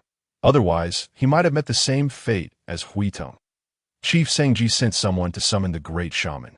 Sensing something amiss, Lin Qingyue, an outsider, had only been here for a short while, but had already rendered significant assistance to the Heiya tribe. Logically, she could not have made enemies so quickly. Very well.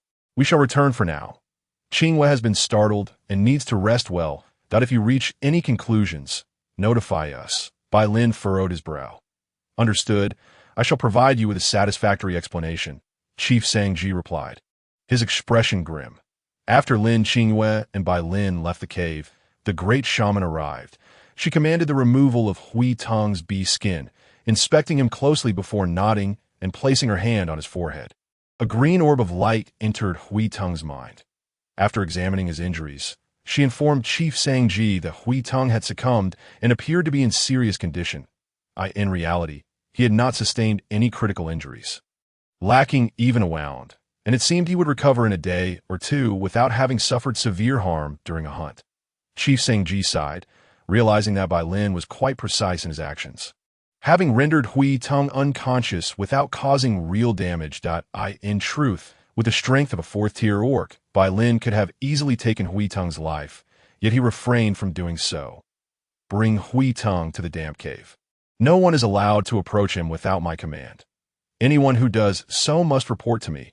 Chief Sangji's eyes glinted with a hint of severity, not far from the cave.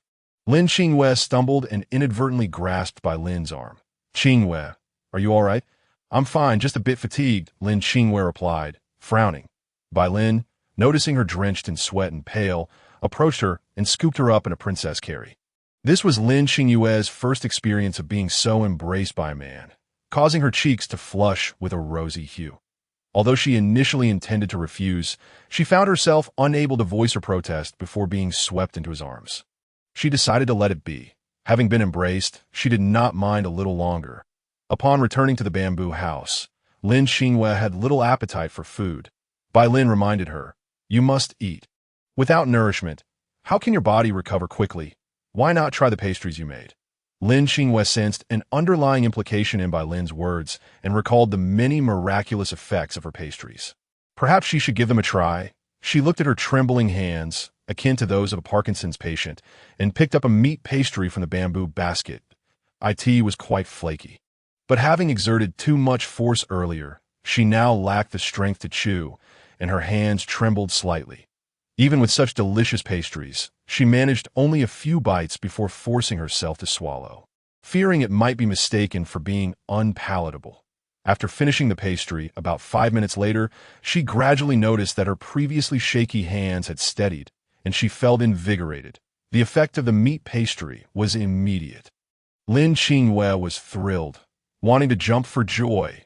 Reflecting on Bai Lin's reminder, she wondered if he had already sensed something. Lin Qingyue retracted her smile to confirm her suspicion. She feigned exhaustion and stepped out of the hall with a weary demeanor. Bai Lin frowned at her appearance, his expression clouded with concern. "Has your condition not improved at all after eating the pastry? Have your symptoms not lessened?" When Bai Lin posed this question, Lin Qingyue adopted an expression of as expected. "So you have already discerned the secret of this meat pastry," she stated affirmatively. "Well, it's not so much that I know. It's merely a suspicion. After all, anyone who eats your pastries would be aware. There's no hiding it." Bai Lin responded cautiously, merely speculating. "Indeed, it seems I've been overly concerned. What about this pastry?" Lin Qingyue inquired, pointing at the meat pastries. "If you wish to avoid drawing too much attention, then these pastries can only be for the two of us." Bai Lin replied in a neutral tone. "But there are several baskets. That seems excessive for just the two of us." Bai Lin chuckled. "You underestimate my appetite. These baskets would hardly suffice. After I finish, I could go days without eating." Lin Qingyue slapped her forehead, realizing, snakes can swallow prey many times larger than themselves. Given Bai Lin's size, these baskets might indeed not be enough for him. However, she felt reluctant to let him devour all the pastries she had worked hard to make. "Wouldn't it be a bit extravagant to consume them all at once? Perhaps we should start with yours. Starting with mine is fine, but if yours remains uneaten here, it will spoil in a day or two." Bai Lin remarked, I have a way to prevent them from spoiling so quickly." Lin Qingyue stammered nervously. Without hesitation, Bai Lin carried his creations into the house. "Then put your pastries away, and we shall begin." "Wait, after much consideration, perhaps we should each eat half. In truth, Lin Qingyue's appetite was such that she could be satisfied with just one pastry. How could she consume so many? The leftover pastries were frozen, and she also took the remainder of Bai Lin's to freeze as well, justifying it by saying that overeating at dinner could lead to indigestion. Bai Lin stood at Lin Qingyue's door, deep in thought. "Qingyue, we need to talk." Lin Qingyue, with a piece of meat pastry in her mouth, rubbed her slightly rounded belly, which made her look as if she were pregnant at first glance. "Sure, what would you like to discuss?" Bai Lin hesitated, unable to hold back his inquiry. "We've been in the Heiya tribe for quite some time. Why have your family not found you yet?" Lin Qingyue stammered. "They probably didn't expect me to be here, or perhaps they can't come." "Then tell me your exact location. I can send you home. You no longer need me to pretend to be your partner?" "Not anymore. I could leave at any time." "Then what is your purpose in coming to the Heiya tribe?" Lin Qingyue was perplexed. "The matters I needed to investigate have already been resolved." "What about the poison?" Lin Qingyue's primary concern was the toxin within her. "I resolved it the day I left." Bai Lin's gaze dimmed. This poison was the sole connection between him and Lin Qingyue. If it were neutralized, they would soon become strangers, but I wish to stay here a while longer. Uncle Sangji has treated me well. Lin Qingyue's eyes glistened with unshed tears, reluctant to part with her numerous tools for accumulating points. Bai Lin declared, "If that is the case, wherever you go, I shall follow. You must not leave my side. It is too dangerous for you alone.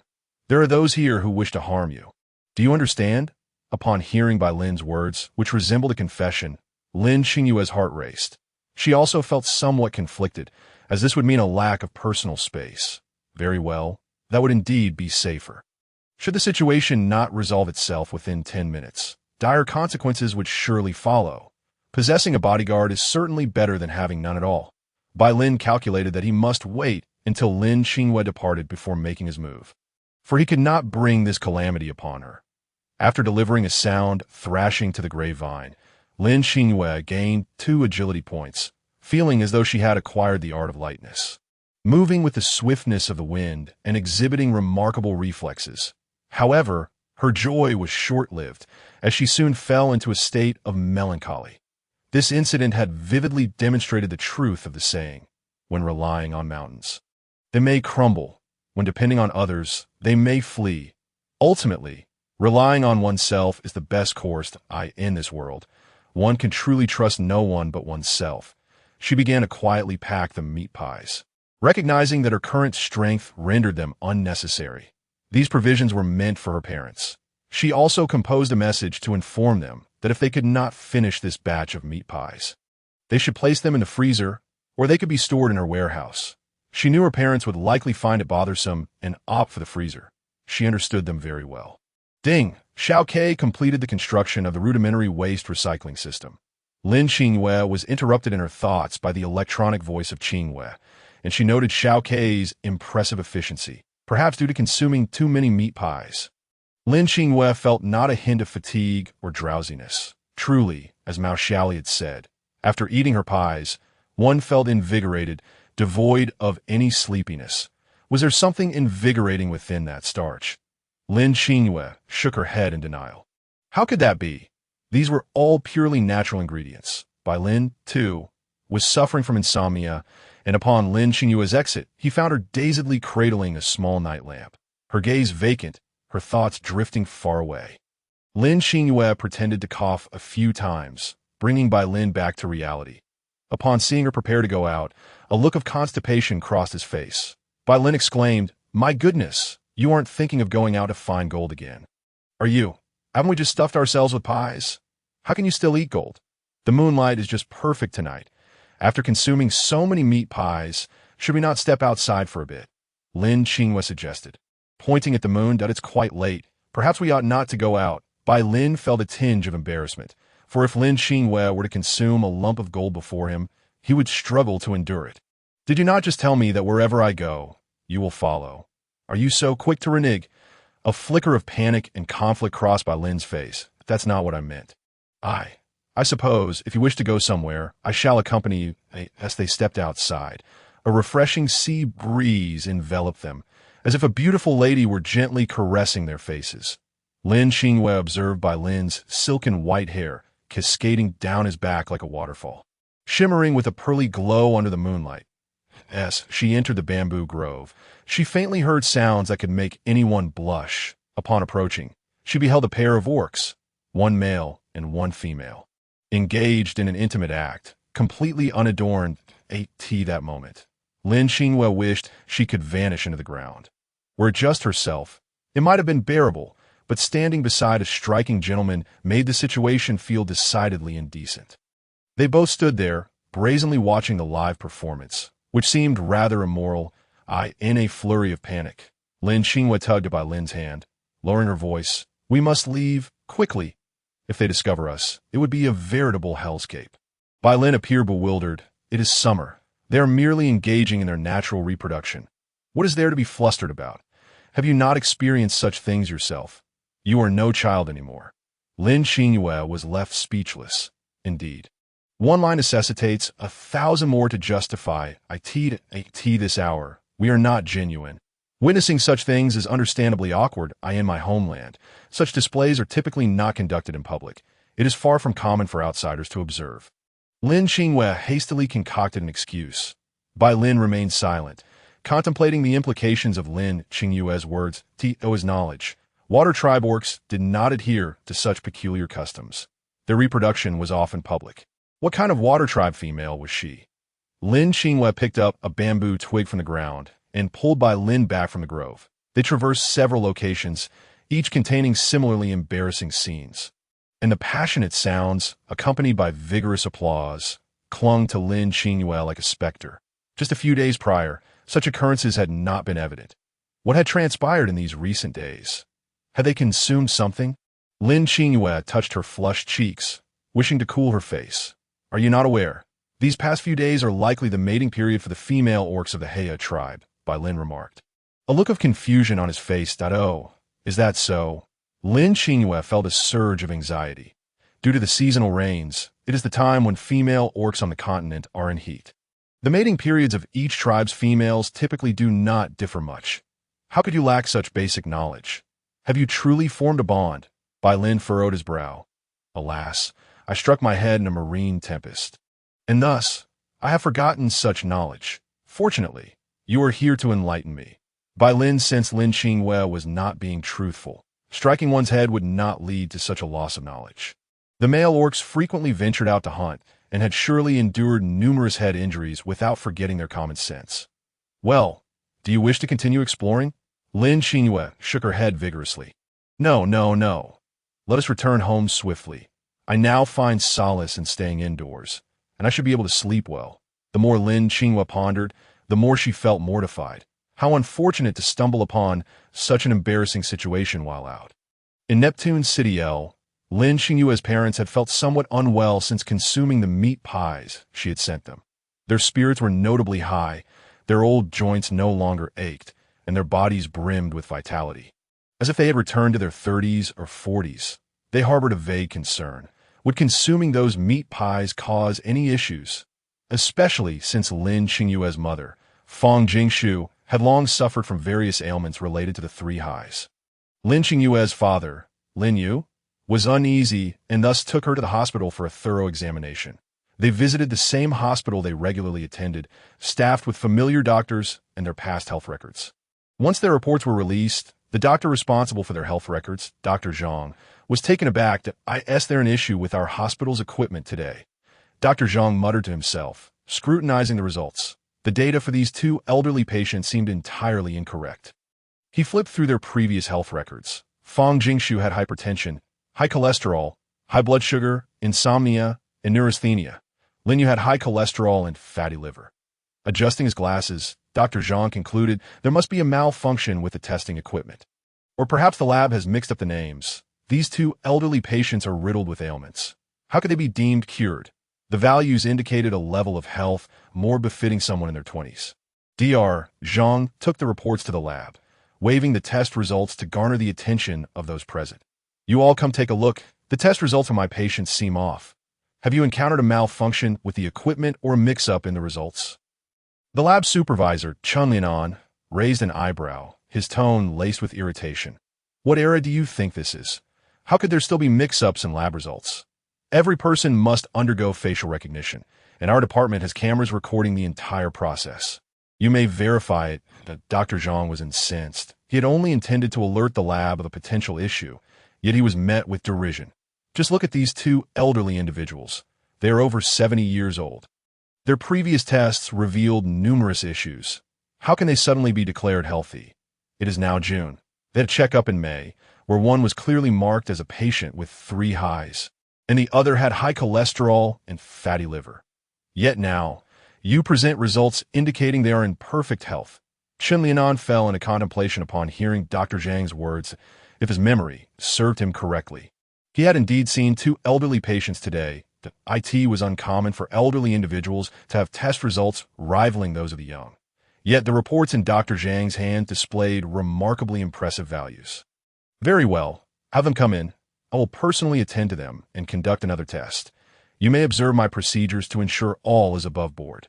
Dr. Zhang rolled his eyes, exclaiming, would it not have sufficed to mention this earlier? Do you presume I am idly at your side? If my superior discovers I am slacking off, I would be in dire straits. However, considering you are the head of the laboratory team, I shall grant you this favor. Dr. Zhang approached the elderly couple, feigning that the previous blood test report was tainted and thus rendered void, necessitating another blood draw. Fang Jingshu, Lin Qingyue's mother, who already had difficulty finding a vein, was visibly reluctant at the prospect of another draw. Lin Yu, her husband, reassured her, it's all right. If we must test again, then so be it is far better than having never tested. which would leave one feeling uneasy. This time, Dr. Zhang accompanied the lab team leader, Chen Lianan, who dared not blink. When the numbers appeared on the machine, both Dr. Zhang and Chen Lianan were left dumbfounded. What on earth? The values are identical to the previous report, Dr. Zhang exclaimed incredulously, his voice rising. Surely this machine cannot be malfunctioning. It costs several tens of millions. I refuse to believe this absurdity. Dr. Zhao, come here. Let us draw blood from each other and verify if there is any anomaly in the results. Though initially reluctant to bear this unwarranted burden, Dr. Zhang too wished to ascertain the integrity of the hospital's machinery. If their values turned out abnormal, it would confirm the machine's malfunction beyond a doubt. Meanwhile, the elderly couple grew increasingly anxious as they awaited the test results. Typically, such a situation indicated significant issues with one or both individuals, necessitating repeated tests. Old Lin, do you think so?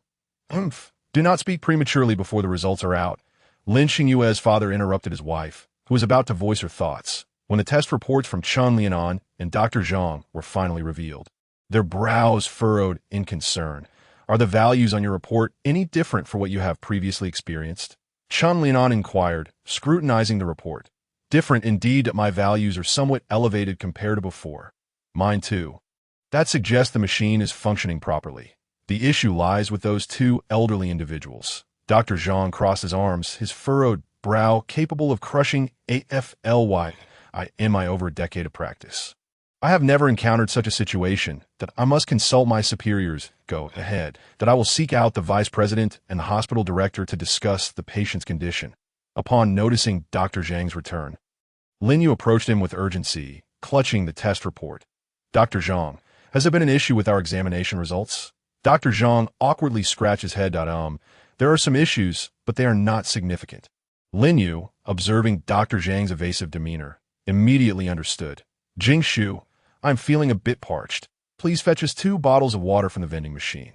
Fang Jingshu promptly stood up and headed towards the machine. Having spent decades with Lin Yu, she could not be deceived by his subtle hints. It was evident he aimed to divert her attention. Once Lin Yu confirmed that his wife had moved out of earshot, he pressed Dr. Zhang. Dr. Zhang, now that I have sent my wife away, is there something you wish to discuss with me privately? Lin Yu desperately gestured to Dr. Zhang. Dr. Zhang, what do the test results indicate? You need not conceal anything from me. I can handle it. Initially bewildered, Dr. Zhang quickly realized the underlying concern and hastened to clarify. You are mistaken. In fact, your test results are remarkably good. So much so that both the lab leader and I could hardly believe it. We even drew our own blood for testing. Dr. Zhang pondered, but will those 2 elderly individuals truly accept this? It appears rather unconvincing. Even I find it hard to believe. With genuine concern, Dr. Zhang inquired. Elderly couple, have you consumed anything unusual lately? Or perhaps changed any medications? Lin Yu shook his head vigorously, insisting, we have not eaten anything out of the ordinary. We have been strictly adhering to the prescribed medications. Dr. Zhang remained perplexed.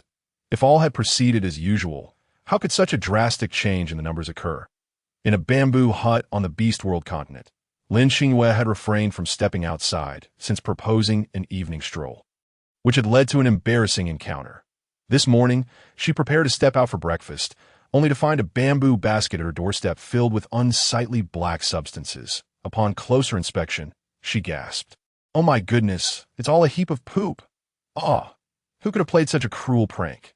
Surely, only Bai Lin would stoop so low. What could this mean? Why would he leave a basket of poop at her door?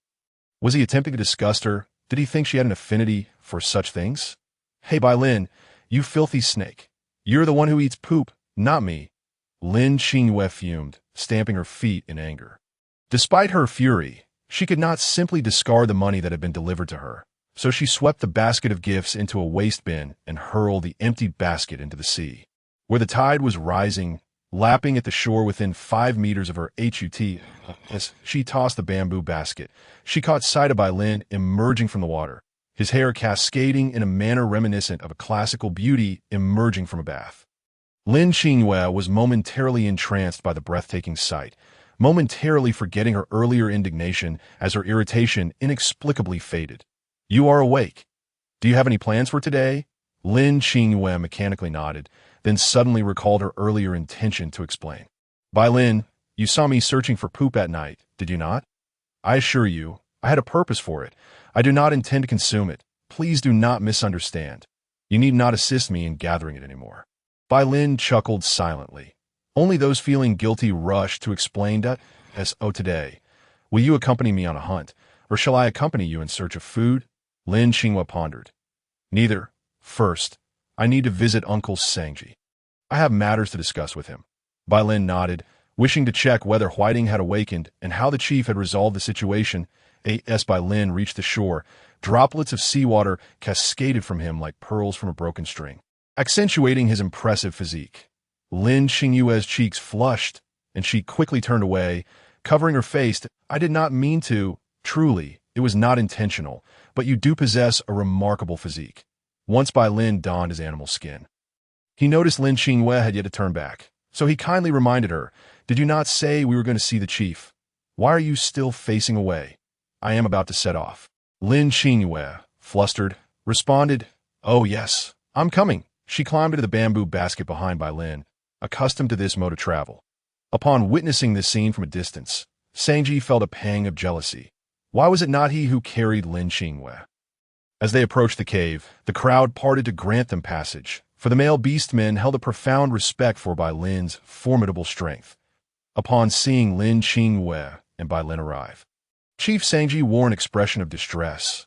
Whiting remains unconscious and has yet to awaken. I have not yet resolved this matter. Might I ask for a bit more time?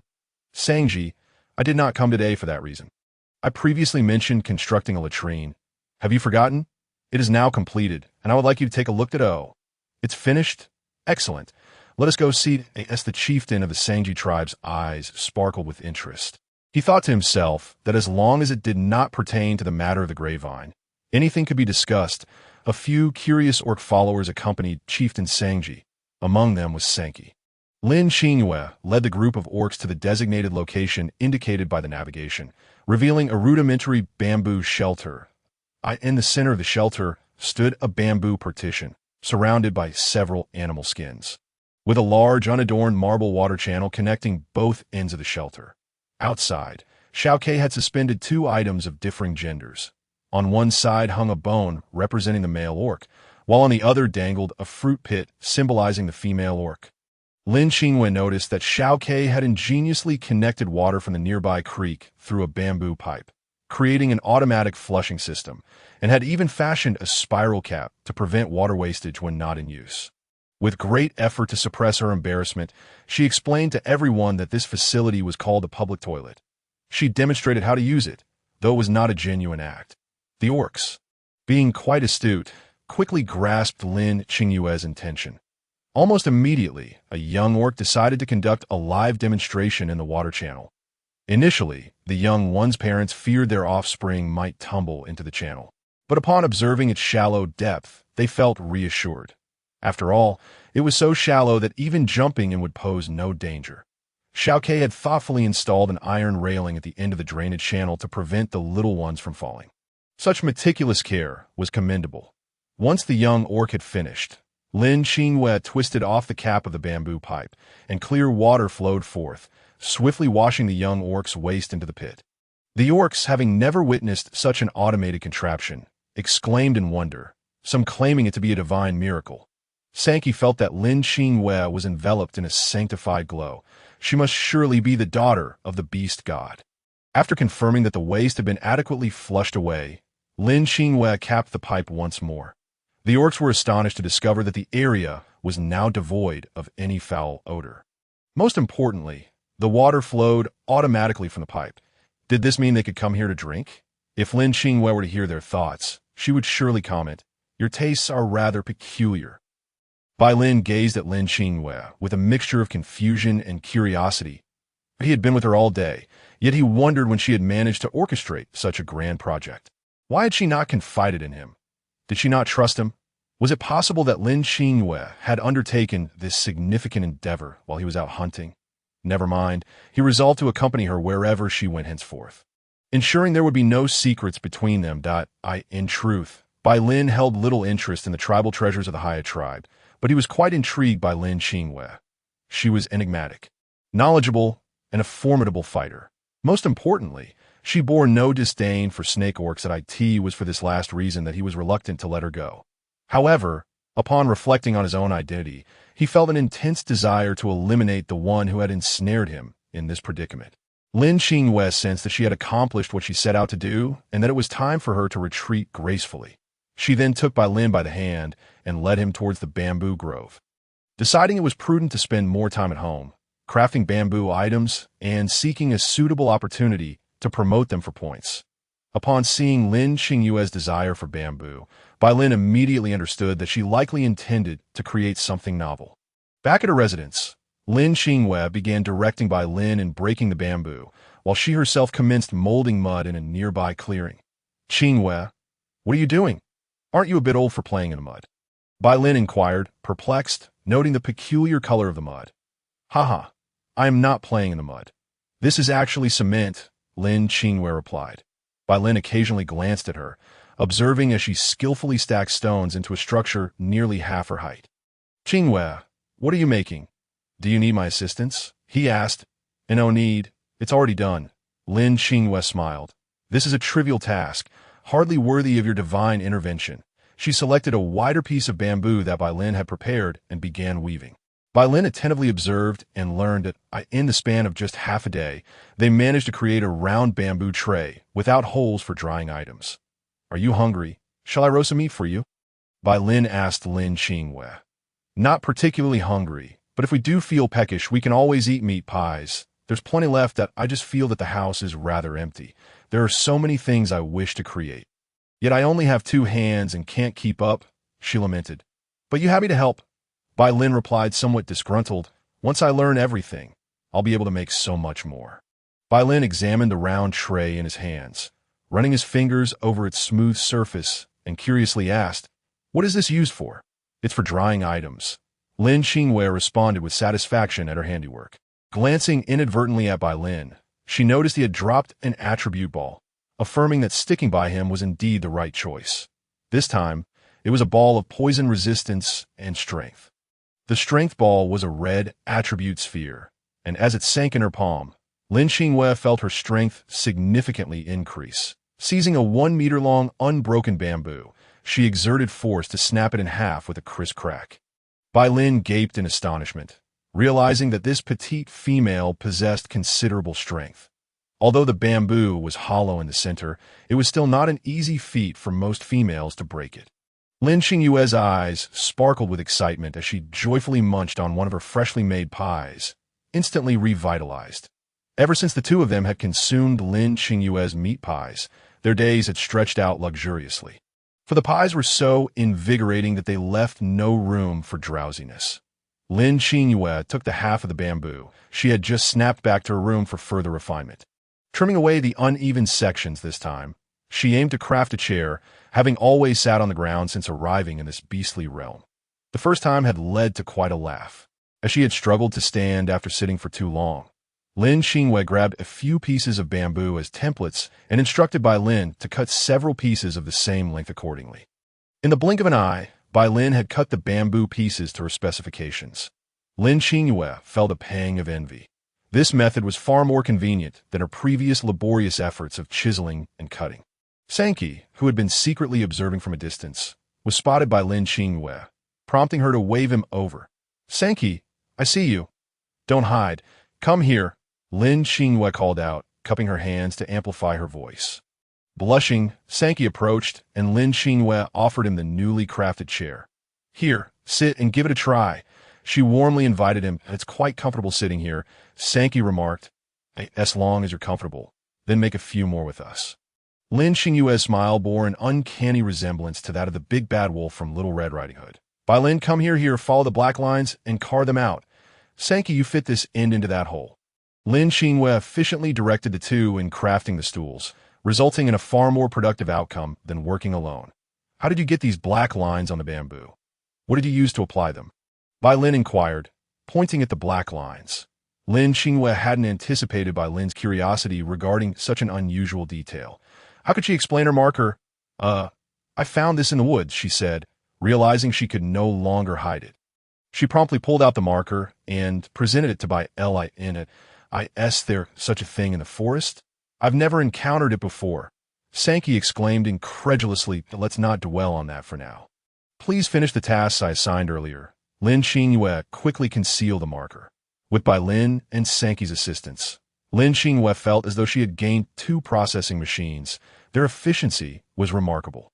Once the cutting was completed, assembling the pieces allowed them to swiftly produce 6 bamboo stools. While teaching Sankey, Lin Qingyue occasionally found herself in close proximity to him, resulting in both of them blushing profusely. This tranquil routine continued for several days, simple yet fulfilling. During this time, Bai Lin frequently lingered in the hall, observing Lin Qingyue's creations, the round trays, stools, and tables, as he attempted to replicate them. Each time Lin Qingyue returned to her room, Yuan Bao would rush over, nuzzling insistently against her pant leg. She realized that the little glutton was vying for a meat pie, for it would not be so affectionate otherwise. Lin Qingyue fed Yuan Bao a meat pie before activating the electronic screen. Point redemption function contribution points for the Beast Realm owner. Lin Qingyue level. LV330500 Beast Realm points. 2634 redeemable items. 1. Vehicle network signal restoration for 10 minutes, 100 points. Usage is not allowed continuously within 24 hours. 2. Beast World Invincible Golden Body for 20 minutes, 200 points, not allowed for continuous use within 24 hours. 3. Beast World Scent Mask for 72 hours, 120 points, can be used continuously. 4. Cash of 100,000 yuan, 1,000 points, can be used continuously. 5. Beast World Herbal Medicine, Hemostatic Herb. 50 points, can be used continuously, can be planted, can be propagated. 6. Beast World Herbal Medicine, Heavenly Fragrance Fruit. 1,000 points, can be used continuously, can be planted, can be propagated. Oh, new plants have appeared again. Both are herbs. Point 1 is only 50 points, indicating it is a relatively common herb. The latter, however, is 1,000 points. I currently only have a little over 600 points, which is only enough to purchase 2 plants. Once my points are abundant, I must buy 1 a plant. She believes that the higher the points, the greater the rewards. Lin Qingyue was initially quite pleased to see her points increase. But the points required for exchange items have also skyrocketed. Her point growth cannot keep pace with the rising cost of exchange items. Originally, Lin Qingyue felt no pressure in exchanging for signal restoration. But now, with her current points, she could hardly make many exchanges that a sense of crisis began to rise within her. Although the time for each signal restoration has been extended, the thought of only being able to restore signals for 26 days fills her with anxiety. She opened the dialog box and was stunned by the messages inside. Mother, Qingyue, today your father and I went for a health check. The results revealed some issues, and the doctor inquired if we have recently taken any medication or consumed anything special. After pondering, we couldn't think of anything unusual, except for the meat pie you sent. Lin Qingyue scratched her head. That meat pie was said to invigorate and heal injuries. Her parents' abnormal health check results shouldn't indicate a deterioration. Right? Lin Qingyue. The abnormal check results, do they signify improvement? That pie is indeed quite special. In the future, unless it's someone I truly trust, let us keep this meat pie a secret from others for now. Fang Jingshu glanced at the meat pie in her hand, unable to discern anything special about it. However, the child's words surely had their reasoning. Mao Xiaoli. Qingyue, I absolutely adore you. I won't sell that pie for now. Do you know what happened after I ate 2 of your meat pies? And what about my parents after they consumed yours? My nearsightedness vanished overnight, my rhinitis improved, and my skin became fairer. At that moment, I thought, how could I not let my parents try such a delicious treat before selling it to customers? As a result, after my parents ate it, all their chronic ailments disappeared. Qingyue, what you have is not merely a meat pie. It is akin to a miraculous elixir. If I were to speak of this, others would surely think I've lost my mind. Lin Qingyue could sense Mao Xiaoli's excitement through her words. Lin Qingyue, since you have discovered this, you must help me keep it secret. You should know the principle of possessing a jewel brings trouble, that I do not wish for a 4th person in your family to know this secret. The batch of meat pies I am sending now lacks the previous effects, so feel free to purchase them. Lin Qingyue had initially intended to exchange 1,000 points for 100,000 yuan. However, upon realizing that restoring signals already cost 100 points, if the price were to double in the future, the remaining points would hardly suffice for signal restoration, rendering money useless at that time. Lin Qingyue reflected on her recent peril, realizing that her defensive tools were lacking. Having only a stun baton, she needed to acquire some self-defense tools. Most of the items in her RV were battery-operated, so it was more convenient for her to purchase electric items. Thus, she placed an order for a stun gun at the Adventurers Guild store. A stun gun costs 50,000. The car loan remains unpaid, adding a new debt. However, Lin Qingyue felt no regret. She thought, as long as she has life, she need not fear the lack of resources. Ensuring her safety is paramount for the future. Therefore, she gritted her teeth and made the purchase. The stun gun. It incapacitates targets by launching electrically charged darts. The gun contains a nitrogen-filled pressure magazine. When the trigger is pulled, high-pressure nitrogen is rapidly released, propelling 2 electrodes from the chamber. Upon hitting the target, the barbs can snag the person's clothing, while the battery in the chamber releases high voltage through insulated copper wires, causing the assailant's muscles to spasm uncontrollably. This device is far superior to her stun baton, saving time and energy, swiftly neutralizing the target, unlike the last time when her hands trembled from exertion. Items ordered from the Adventurers Guild must be registered with real name authentication. They are wary of purchasers using the weapons for illicit activities, as the guild would be held responsible. Lin Qingyue also ordered some cement and bricks for emergencies. She checked the automatic repair progress of her RV. 26. 89. Required materials. Insulation sheets X30, circuit breakers X10. Lin Qingyue ordered the repair materials, as her RV was her greatest support in this unfamiliar world. Holding the stun gun, Lin Qingyue fell into a deep sleep, dreaming that she was conquering the world with the gun while driving her RV. Sankey had recently been unable to sleep due to the incessant mating sounds echoing through the tribe. He himself was still single as he walked. He unknowingly found himself at the seaside. The most eye-catching sight by the sea was Lin Qingyue and by Lin's bamboo hut. Impossible to ignore, Sankey's vision was excellent. He could see the faint glow emanating from the hut from afar. A gust of sea breeze hit him, causing Sankey to squint, and soon he noticed something unusual about the bamboo house. When the wind blew, the light did not flicker. When the tribespeople lit a fire, the flames would dance and flicker with the wind. Most importantly, he observed that while there was light inside the hut, there was no smoke. The light from the campfire in caves typically accompanied a large amount of black smoke, choking the orcs and making it hard for them to open their eyes. After watching for a while, he confirmed that no smoke was wafting from the hut. Bai Lin seemed to sense Sankey's gaze. He met Sankey's eyes briefly, suppressing his discomfort at being watched, before quickly looking down to focus on his task. Sankey felt ignored, and it left an unpleasant feeling in his heart.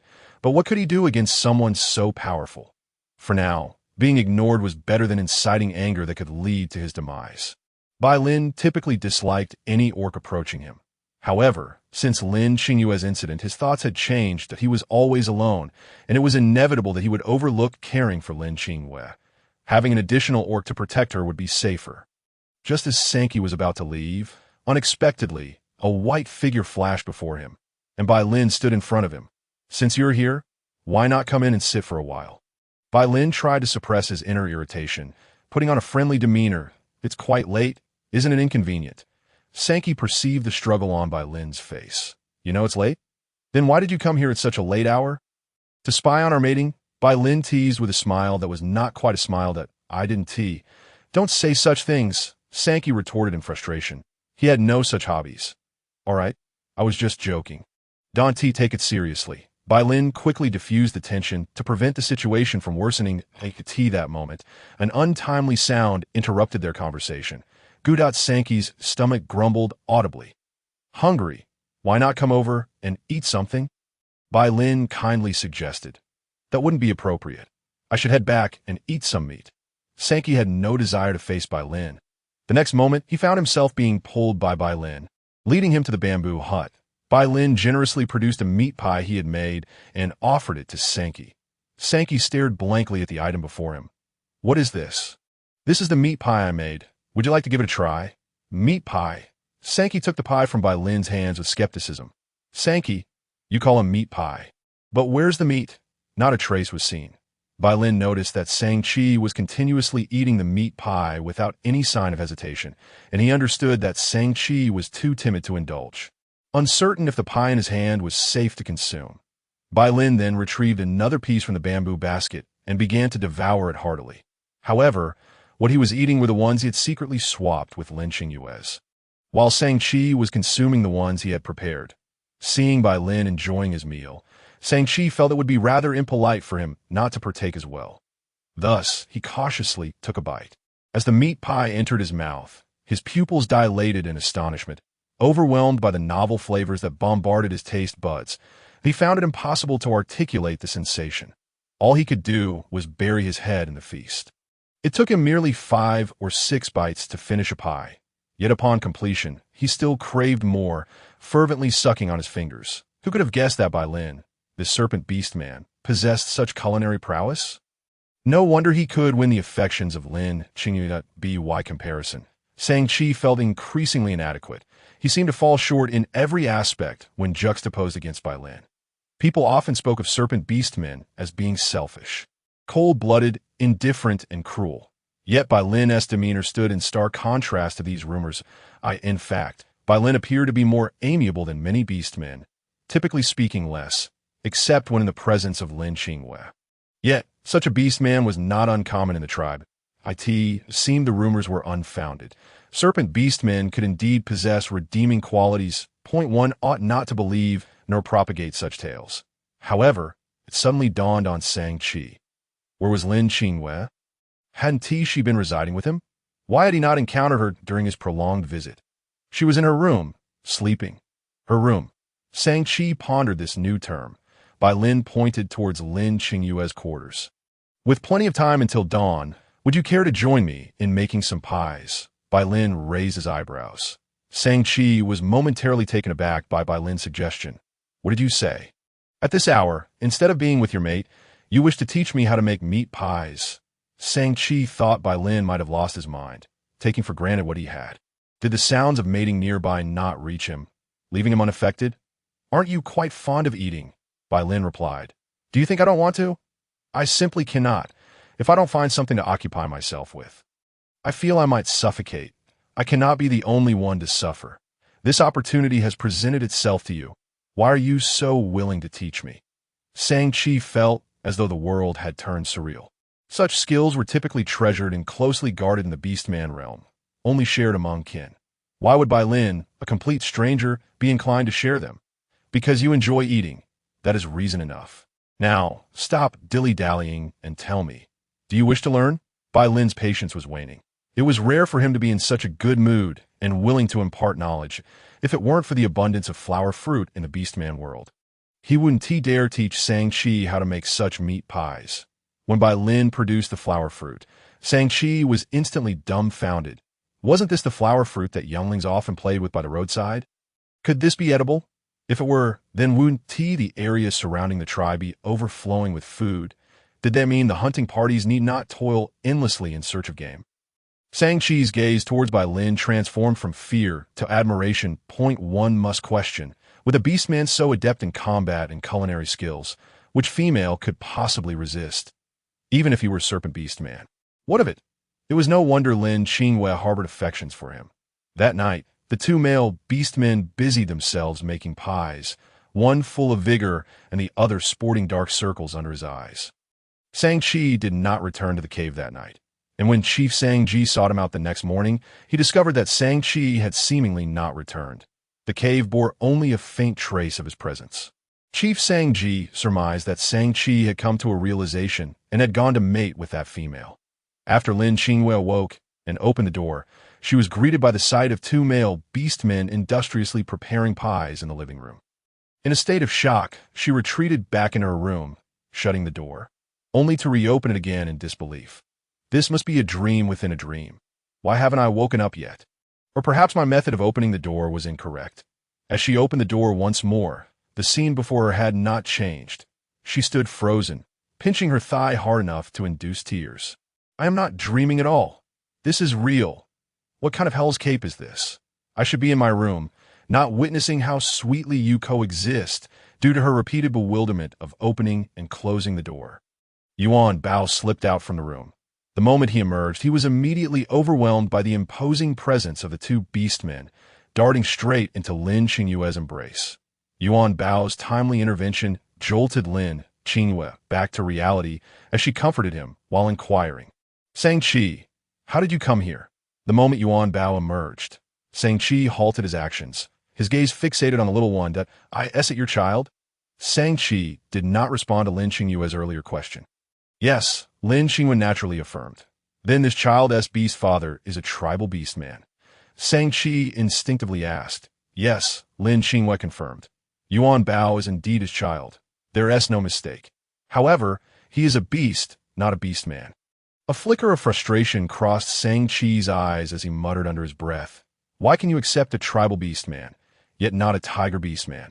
Aren't the tiger beast men merely slightly larger than the tribal ones? The cubs, when young, look quite similar." Lin Qingyue, unable to catch his words, asked, "What did you say?" Nothing. I just remarked that your child is quite handsome, resembling our tiger cubs," Shang-Chi replied dismissively. Feeling dejected, Shang-Chi mused that the deceased tribal beast man must have possessed some extraordinary quality. Otherwise, how could such a remarkable serpent beast man fail to inspire Lin Qingyue to bear his offspring, while the tribal beast man succeeded? The level of favor bestowed upon him was evidently extraordinary. Lin Qingyue had not heard Shang-Chi's prior remarks, but Bai Lin had. Unable to suppress himself, he chuckled softly. "What are you laughing at?"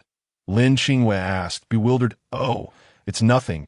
The child is indeed quite handsome." Bai Lin echoed Shang-Chi's earlier sentiment. Lin Qingyue frowned. "Is that even up for debate? My child is certainly the most beautiful. No objections accepted. How did you two come to be together?" Lin Qingyue recalled that they had yet to answer her question. Nearly losing focus, "I was sleepless and happened upon Shang-Chi nearby. So I invited him over," Bai Lin replied, his eyes twinkling with mirth. "Sleepless?" Lin Qingyue regarded his expression with skepticism, not believing a word of it. "Is that so? It's good to see you both getting along well," she replied nonchalantly. Her imagination conjured up ambiguous scenes between the two beastmen, causing her lips to involuntarily curve upwards. Noticing Lin Qingyue's vacant gaze and mischievous smile, Bai Lin poked her forehead with his finger. "What are you daydreaming about?" Oh, it's nothing," Lin Qingyue stammered, flustered. Casting a glance at the fruits of their labor, Lin Qingyue was taken aback. The earlier visitors from the Heiya tribe had come to learn bamboo weaving, later bringing her meat in exchange, and the basket had yet to be returned. Now, it was half filled with pies. With so many pies, if only the two of them were to eat, it would take ages to finish. She contemplated secretly selling them, but since they were the result of another's labor, it felt morally dubious to profit from someone else's hard work.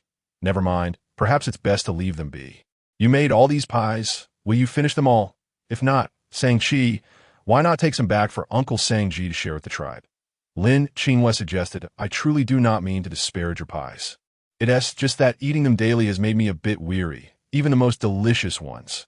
Most of these pies were made by Brother Bai Lin. It wouldn't feel right for me to take them," she added. Shang-Chi's spirit lifted. "Take them. We can always make more." Bai Lin clapped the flour from his hands, sending a cloud of white dust into the air. "Really? But I can't just take your things for free." "Wait here. I'll return with something to trade," Shang-Chi exclaimed excitedly. Lin Qingyue circled around the two, her eyes gleaming as she noticed they had both dropped some resistance and tiger roar. Lin Qingyue's eyes widened in astonishment. She had always believed it was merely a loss of attributes, never realizing that talents could be reclaimed. Observing Lin Qingyue's dazed smile, Bai Lin followed her gaze, only to see nothing at all. "Ahem. Do you have any plans for today?" Lin Qingyue was just about to say that she had no particular plans when the familiar electronic alert chimed in. "Ding! The waste bin's capacity is approaching the warning line. Please attend to it promptly." Sighing, she proposed, "Sankey, why don't we carry some pastries back to the tribe together? It will save you the trouble of running back and forth." They would pass by the latrine on their way to the tribe, providing her with the perfect excuse to clear out the waste bin. Bailing also concurred with Lin Qingyue's suggestion, as he was eager to see if the orc from the wolf clan, known as Hui Tung, had awakened. Thus, the group set off, each bearing 6 baskets of meat pies towards the Heiya tribe. Uncharacteristically, Lin Qingyue did not ask Bailing to carry her load. Instead, she sauntered leisurely behind him. When she mentioned wanting to exercise, Bailing chose not to expose a ruse, curious to see what she was up to. Sankey was taken aback that Lin Qingyue would also carry pastries. Even more astonishing was Bailing's agreement to it. How could he allow her to endure such hardship? Before long, they passed by the newly constructed public restroom, a short distance from the latrine. However, the stench made them wrinkle their noses. Lin Qingyue feigned nonchalance as she walked by, discreetly retrieving a scanner from her wristband and replacing the waistband from afar. The filled container was transported to the RV's waste converter. Bailing, puzzled by Lin Qingyue's lack of action, wondered if she had developed a liking for such odors, prompting her to come closer for a whiff. The mere thought darkened his expression. He could not fathom why she would find pleasure in such peculiarities. Why couldn't she have more conventional interests? It seemed a waste of her striking beauty. After traversing that stretch of road, Lung Shuang immediately complained of fatigue. Though Bailing was not fond of her eccentricities, he transformed his lower body into a serpent's tail, allowing her to hang onto his waist as he carried her to the entrance of the Heiya tribe. Chief Sankey initially believed his son had finally woken up and curiously peered behind Sankey to see which female orc had captivated his foolish offspring. To his surprise, he found Bailing and Lin Qingyue instead. The smile on Uncle Sankey's face abruptly shifted to one of astonishment. Hadn't he previously warned Sankey against pursuing Lin Qingyue? What had prompted this disobedience? Could it be that Lin Qingyue had suddenly taken an interest in him?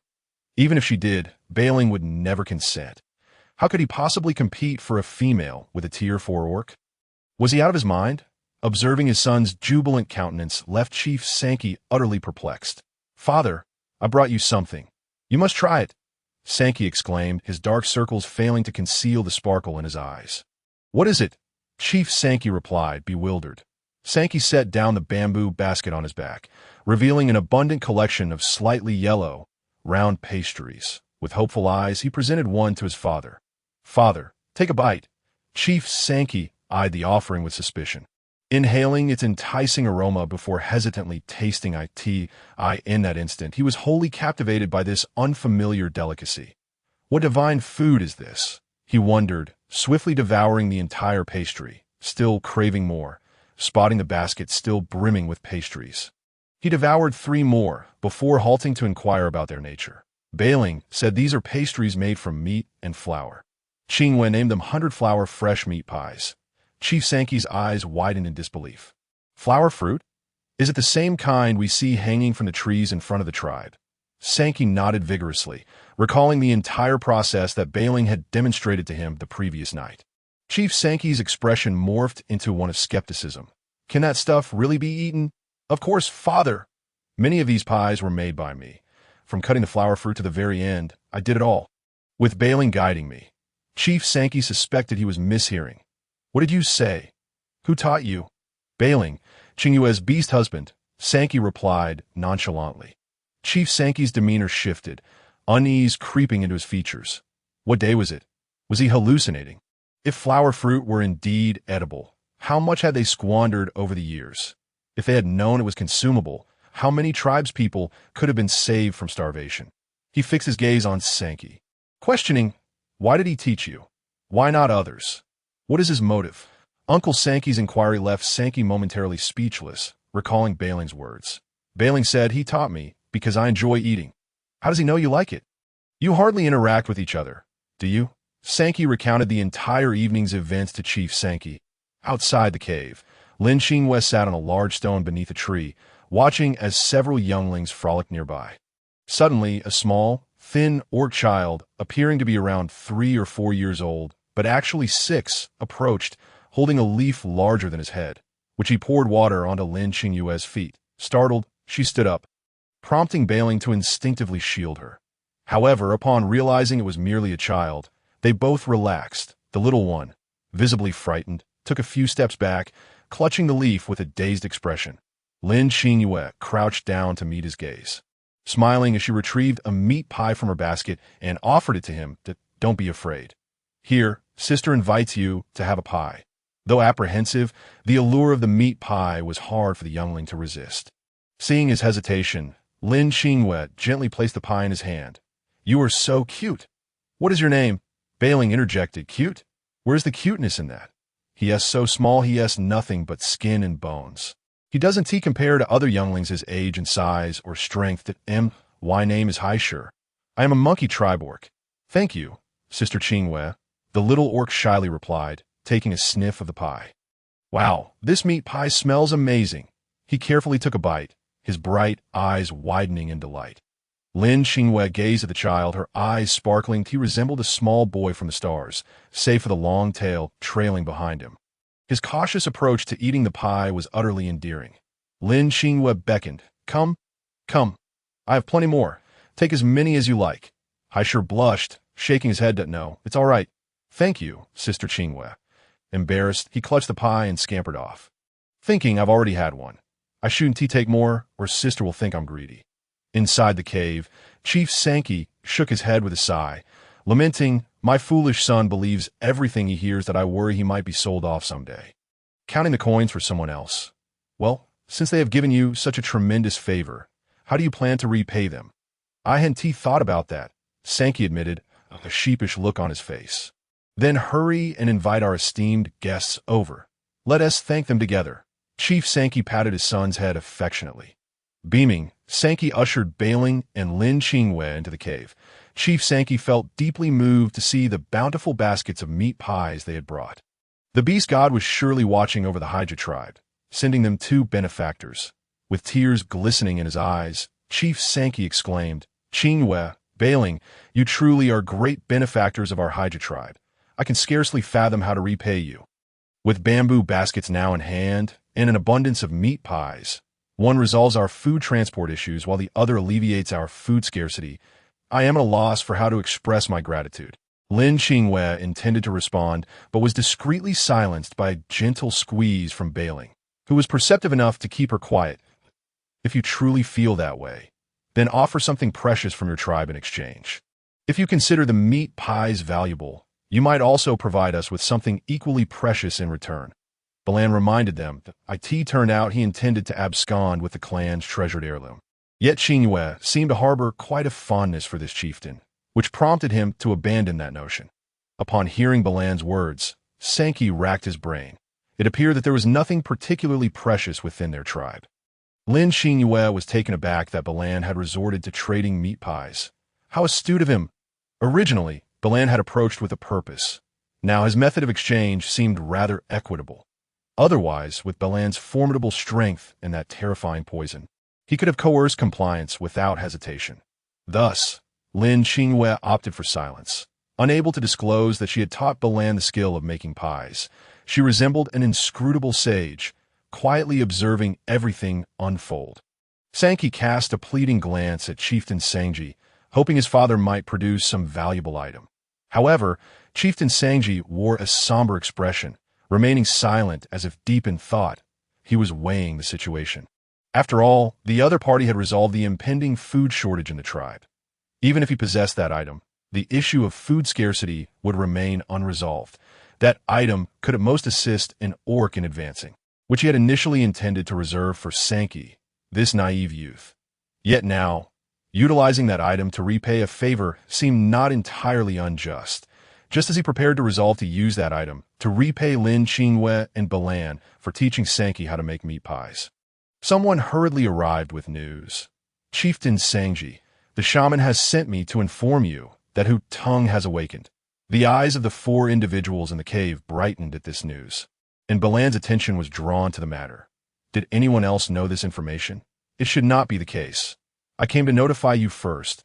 The messenger was a rabbit tribe orc with an honest and simple demeanor. Others failed to detect any underlying implications in Chieftain Sangji's words, but Balan did. Chieftain Sangji must know something. The phrase other people was articulated with a certain nuance. Lin Qingyue contemplated that if the individual had awakened, he would surely reveal the fact that she had knocked him unconscious. How could she justify herself then? Chieftain Sangji was aware that these two esteemed individuals placed great importance on the matter of Hutang. They were, after all, victims. It would be somewhat inappropriate not to bring them along, as it might appear that he favored his tribesmen and acted unjustly. Thus, Chieftain Sangji led the group to the shaman's cave. The shaman's cave faced the sun, adorned with unknown purple flowers on the ground, while slender vines twined along both sides of the cave that a fragrant aroma of herbs wafted through the air. Lin Qingyue found the scent rather pleasant, unlike the great cave, which was typically permeated by an indistinct odor of urine, and the air was often thick with a mingling sense of sweat and body odor, creating an uncomfortable atmosphere. Upon entering the shaman's cave, they transitioned from the light into the darkness, momentarily blinding Lin Qingyue, who regained her sight after a few seconds. As she surveyed the surroundings, she noticed the cave was quite spacious, furnished with several bedding areas covered with animal skins, presumably for the recovery of severely injured individuals. That on one of the beds sat an old acquaintance. As their gazes met, he instinctively wrapped his arms around his head, closed his eyes, and cried out, "Don't hit me, don't hit me." Both Chieftain Sangji and the shaman regarded Hutang's instinctive reaction with curious glances. Belan discreetly positioned himself in front of Lin Qingyue. Yet her frigid voice could not be stifled. "Isn't it only natural for me to strike you?" Hutang kept his eyes closed until Belan spoke. Upon seeing Belan's grim expression, he quickly shut his eyes once more. "Gentlemen, please hold your tempers. Allow me to handle this. Let me inquire about the circumstances," Chieftain Sangji interjected, interrupting Lin Qingyue, who instructed you to deceive Qingyue into coming out that day. Chieftain Sangji's demeanor shifted from amiable to stern as he addressed Hutang. Hutang's gaze faltered slightly. "No one. It was my own idea. You deceived her into going out, intending to forcefully mate with her?" The shaman inquired incredulously. Hutang lowered his head, quickly scanning the faces around him, and nodded. "Hutang, you grew up in the tribe. Do you not know the clan's rules? Who gave you the audacity to engage in mating without the female's consent?" Chieftain Sangji did not believe his words. He began to say something, but at that moment, Sengluo and Xiongji entered. Chieftain Sangji's frustration flared as he saw them. "What are you two doing here?" Sengluo clutched her stomach, her face contorted in pain. "Father, my stomach hurts, so I came to see the shaman." Upon hearing Sengluo's complaint, the shaman promptly began to chant, and a small green orb of light entered Sengluo's abdomen. Hutang's attention became fixated on Sengluo, his gaze fervent and infatuated. Sengluo struggled to endure Hutang's intense stare, making an effort to turn her face away. Seizing the moment when no one was paying attention, she subtly gestured towards Hutang. The shaman, having noted the pressing matter at hand, observed that Sengluo appeared to be fine and instructed Xiongji to assist Sengluo in returning. Sengluo and Xiongji moved slowly, clearly reluctant to leave. "Stop dawdling. Go back to your own quarters." Chieftain Sangji snapped at Sengluo's demeanor, feeling agitated. Having caught Sengluo's glance, Hutang understood her intention. Once she departed, he felt as though all his strength had been sapped. His head drooping down, "I am curious. What gives you the confidence to snatch a female from a fourth-tier orc? Are you not afraid of death?" Sankey inquired, fixing his gaze upon Hutang, the fourth-tier orc. Hutang turned to Belan in disbelief. Encountering Belan's icy glare, the shiver coursed through Hutang's body, cold sweat soaked through his animal skin, and beads of perspiration trickled down his forehead, sliding down to his chin and splattering on the ground. "Are you truly not afraid of death?" Chieftain Sangji's voice, cold and resolute, echoed Sankey's words. Hutang panicked. "I didn't know. No one ever told me that this snake orc was a fourth-tier orc.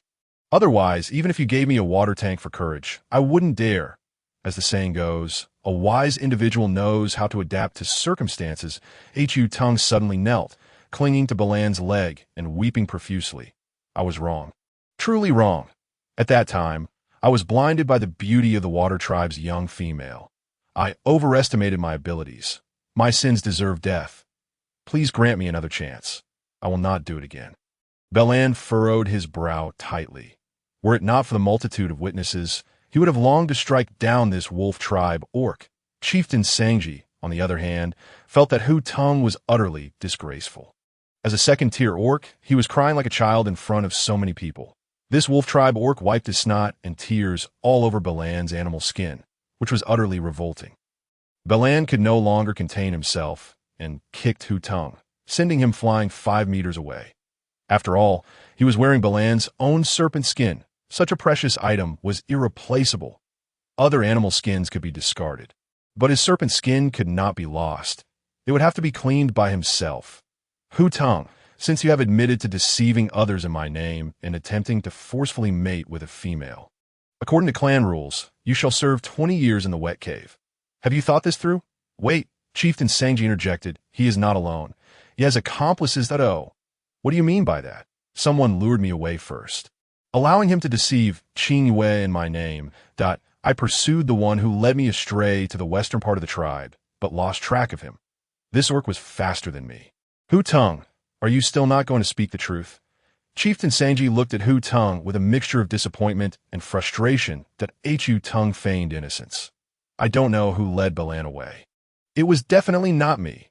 Since you have taken all the blame upon yourself, then deceiving Qingyue in my name and planning to forcefully mate with her on the way constitutes a grave crime. You shall serve 20 years in the wet cave. Is that acceptable to you? 20 years. Hu Tong's face fell in despair. Yes, 20 years. After these 20 golden years, if you have not formed a bond or produced offspring, your prospects will be bleak. You must consider this carefully. Chieftain Sangji initially believed that reiterating the stakes would prompt Hu Tong to reconsider. To my surprise, Hu Tong remains adamant that this notion is solely his own. Lin Qingyue remarked, it's hard to dissuade a damned ghost with kind words that you truly believe that by confessing your guilt, your accomplices will express gratitude. They will not spare you. They will devise means to eliminate you. Do you not believe it? Bai Lin's tone was icy, her eyes glimmering with frost. Impossible. The moment the words escaped his lips, panic flickered in Hu Tong's gaze. Had he inadvertently revealed too much? Since you are so confident, would you dare to put to the test? Lin Qingyue fanned the flames. After departing from the Great Witch's cave, Sang Luo and Xiong Ji hurried to Sang Luo's dwelling to strategize. Xiong Ji clenched her fists, striking them together with a resounding thud. Damn it, we arrived too late. Sang Luo's eyes brimmed with regret. I wonder if that coward has betrayed us, Xiong Ji said. Filled with concern, he certainly hasn't. If he had, we wouldn't have made it out just now. Sang Luo crossed her arms, her fingers incessantly drumming on her arms. There was nothing before. Who knows if there's now? Xiong Ji mistrusted Hu Tong. Suddenly, the resounding beat of the tribal drum interrupted their conversation. As the drum sounded, all of the orcs from the Heiya tribe were summoned to gather before the great cave. Sang Luo's heart sank. The drum was only sounded in times of great trouble. The timing indicated it must be related to Hu Tong. Could he have confessed? Xiong Ji asked in alarm. I don't know. We should go and check. But wouldn't that be walking into a trap? Xiong Ji hesitated. If he has indeed named us, what awaits us will not be the drum, but the guards or my father. Not going now will only raise more suspicion, Sang Luo reassured her. Lin Qingyue and Bai Lin stood on the grassy expanse before the cave, observing the orcs bustling about, their expressions largely bewildered. The hunting team had not gone out all day, and upon hearing the drum, they feared something grave had occurred, their faces somber. However, when they later saw Hu Tong being brought in, bound tightly, speculation arose that this gathering was somehow linked to him. Silence, everyone, I have an announcement to make. Chief Sangji gestured widely, and almost all the orcs fell silent, as if a pause button had been pressed. Hu Tong deceived the water tribe female Lin Qingyue in my name yesterday and attempted to forcefully mate with her on the way. He has violated the rules of our Heiya tribe, and I hereby sentence him to 20 years in the wet cave as a warning to all. The crowd erupted in astonishment at the mention of 20 years. 20 years. The wet cave was a place where orcs endured cold and immobility, their fur perpetually damp. It was uncertain whether one could survive such a duration. Hu Tong likely hadn't found a mate yet. Upon his release in 20 years, would there still be a female willing to take him as a mate? Certainly not. By then, he would be far too old to compete with younger male orcs. Lacking both strength and capability, who would desire him, even if he had not aged poorly?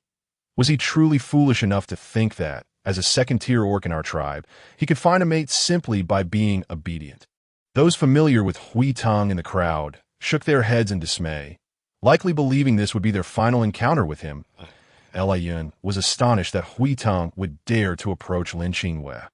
Oblivious to the prowess of her mate, did he truly think he could succeed? What difference was there between that and courting death? Though Hui Tang was bound, his gaze continually searched the crowd. Upon spotting Sang Luo, his eyes lost their wandering nature, fixing intently upon her, causing Sang Luo to shudder with goosebumps under his fiery stare. Drawing attention at such a moment was ill-advised, and she quickly turned her head away, feigning unfamiliarity with Hui Tang. Witnessing Sang Luo's reaction, Hui Tang's heart sank. He realized he was being scorned by her, despite his intentions being for her benefit. Chief Sang Ji's gaze followed Hui Tang's to his own daughter, a sudden jolt of concern coursing through him. Could this incident be connected to her? Hui Tang had indeed pursued Sang Luo, yet the chief was aware that she held no affection for him. He had thought their paths would never intertwine. Should a male orc persistently pursue a female and then be caught attempting to force himself upon another, only to face public condemnation, he would typically lack the face to confront the female he once courted. Such an exposure would likely result in rejection from her.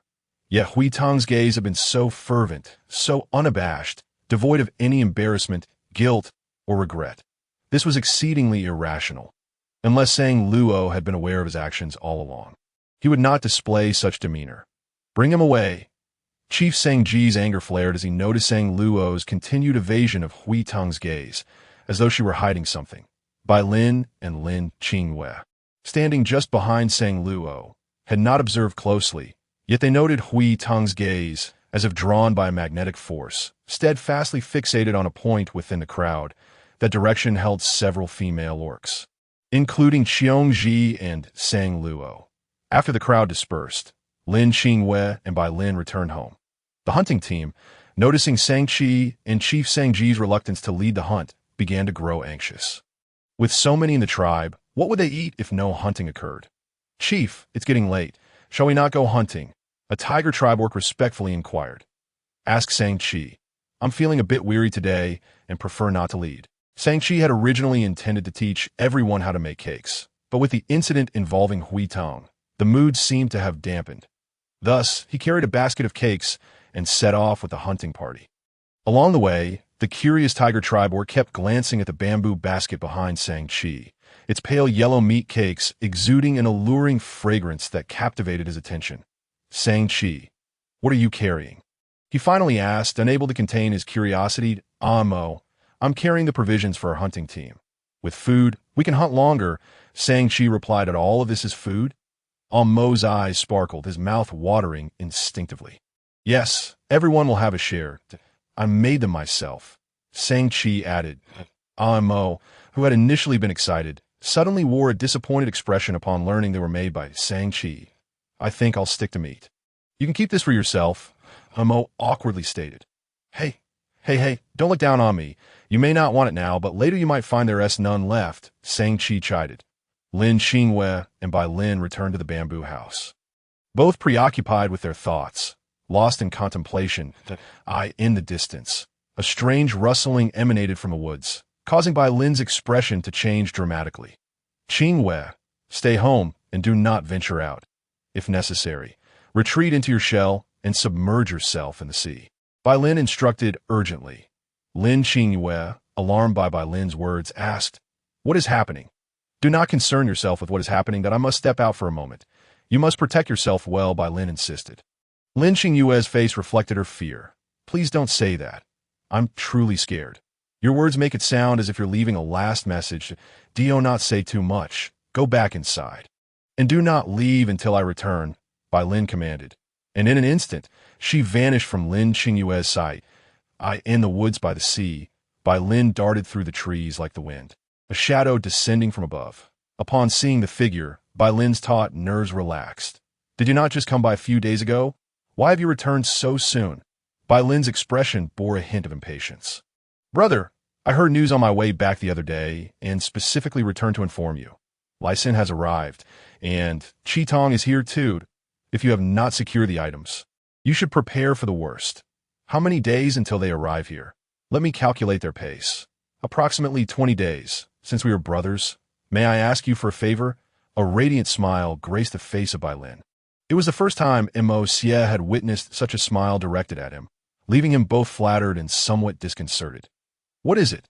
Du shared, I shall certainly assist if I can. If I cannot, then seeking me would be futile. Find an opportunity to destroy the beast mark on Qi Tong.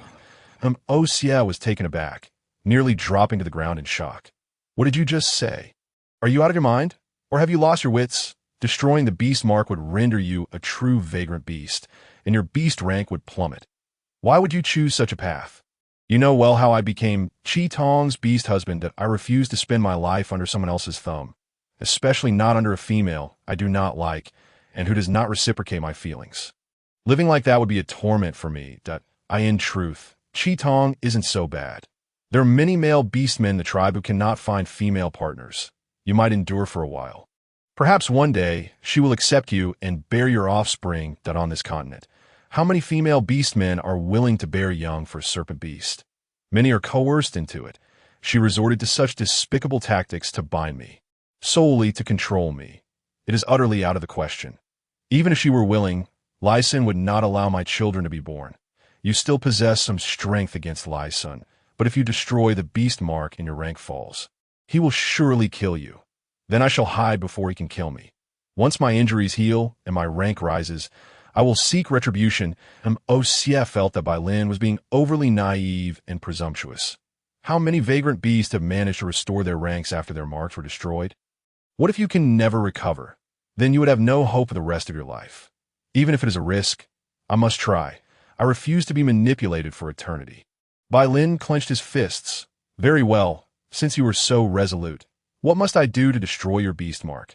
Bai Lin leaned closer to Mo Xie's ear, and the two whispered for quite some time. Inside the bamboo house, Lin Qingyue huddled in the vehicle, trembling with her treasure in her arms. I haven't collected much yet, and danger appears so swiftly. Should I exchange for an invincible golden body? No, just 20 minutes have passed, and I haven't seen anyone. I can't exchange this early. Xiao Ke, activate stealth mode. Lin Qingyue surveyed her surroundings, noticing no changes, and inquired once more, Xiao Ke, has stealth mode been activated? Master, the vehicle is now in stealth mode, but everything remains visible. Stealth mode prevents those outside from seeing the vehicle, while those inside see everything as usual, akin to a one-way mirror in daily life. Oh, no wonder when I saw the vehicle from outside. It seemed to be invisible. I thought it would be the same inside. Realizing there were no visible changes, she assumed stealth mode hadn't fully engaged. Once she confirmed that it was indeed activated, she kept her noise to a minimum. She began to check the vehicle system. Ding, the waste conversion system has sold all previous waste, earning 13584. 65 yuan. I earned so much in a single day. It seems this job of delivering night fragrance has great potential. If it were up to me, I might struggle to sell even 10 yuan in a day. But here, with several hundred people, it makes a difference. Moreover, what they produce is premium fertilizer, while mine is merely ordinary fertilizer. They're not even in the same league. Beast World Contribution Points Owner. Lin Qingyue level. LV 3462500 Beast World Points. 3084. I haven't done much, so how have my points increased by 400? Could it be that the points from Bai Lin teaching Sang Qi contribute to my total?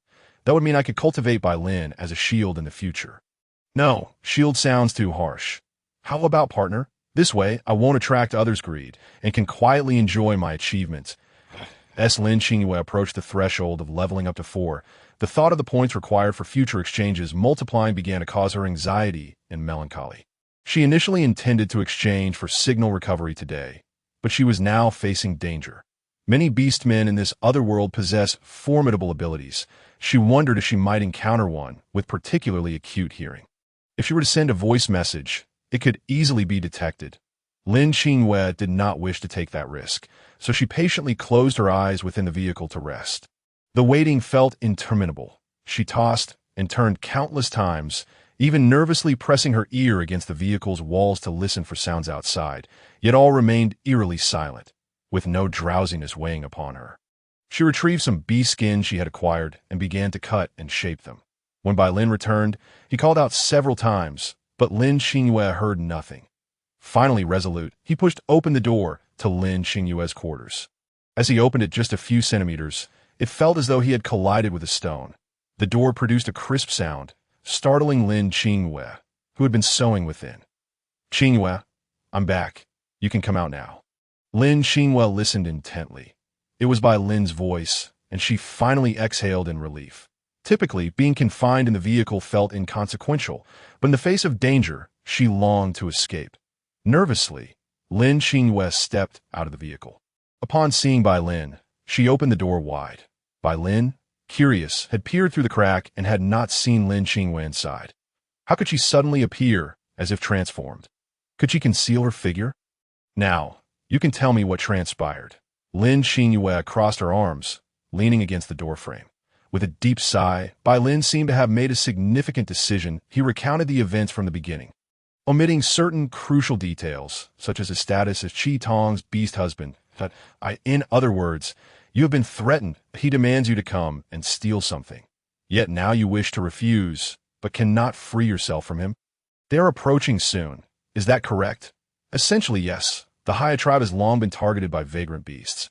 How many days until they arrive? Lin Qingyue asked anxiously.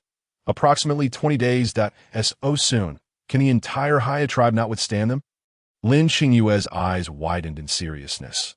The one threatening me is naturally of higher rank than I, and within the Heiya tribe, I cannot find an opponent. If they come, their strength surpasses mine. Who among the Heiya tribe could possibly contend? So it seems we are destined to be crushed. What if we try to persuade the Heiya tribe to relocate? Will relocation solve any practical issues? Moving an entire tribe requires considerable time for preparation. Given the urgency, it would certainly be too late. Even if they moved, they wouldn't go far and would soon be pursued.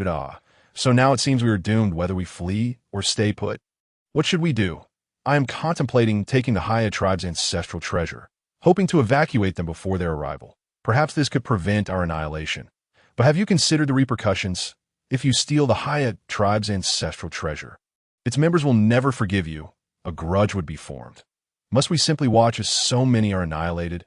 Without people, what use is any treasure? Your point is valid. By the way, what is their ancestral treasure? It is the Tianxiang fruit, a fruit that aids beastmen in advancing their ranks. In the wild, Tianxiang fruits are typically guarded by formidable beasts. The Heiya tribe happens to have one planted in their sacred grounds, which is far easier to deal with than a wild beast. Lin Qingyue rubbed her forehead. Wait, I can exchange for that Tianxiang fruit. It requires 1,000 points, truly a valuable item. Moreover, it was specifically noted that it could be cultivated. Since such a precious item can be planted, a couple of fruits should not pose much of a problem. Perhaps I could exchange for another plant to compensate the Heiya tribe later. Alas, if something were to happen to you, what would happen to the poison in me? Lin Qingyue furrowed her brow. I will resolve it for you now. Balan bit his own fingertip, causing a drop of blood to emerge, which he swiftly pressed onto Lin Qingyue's forehead.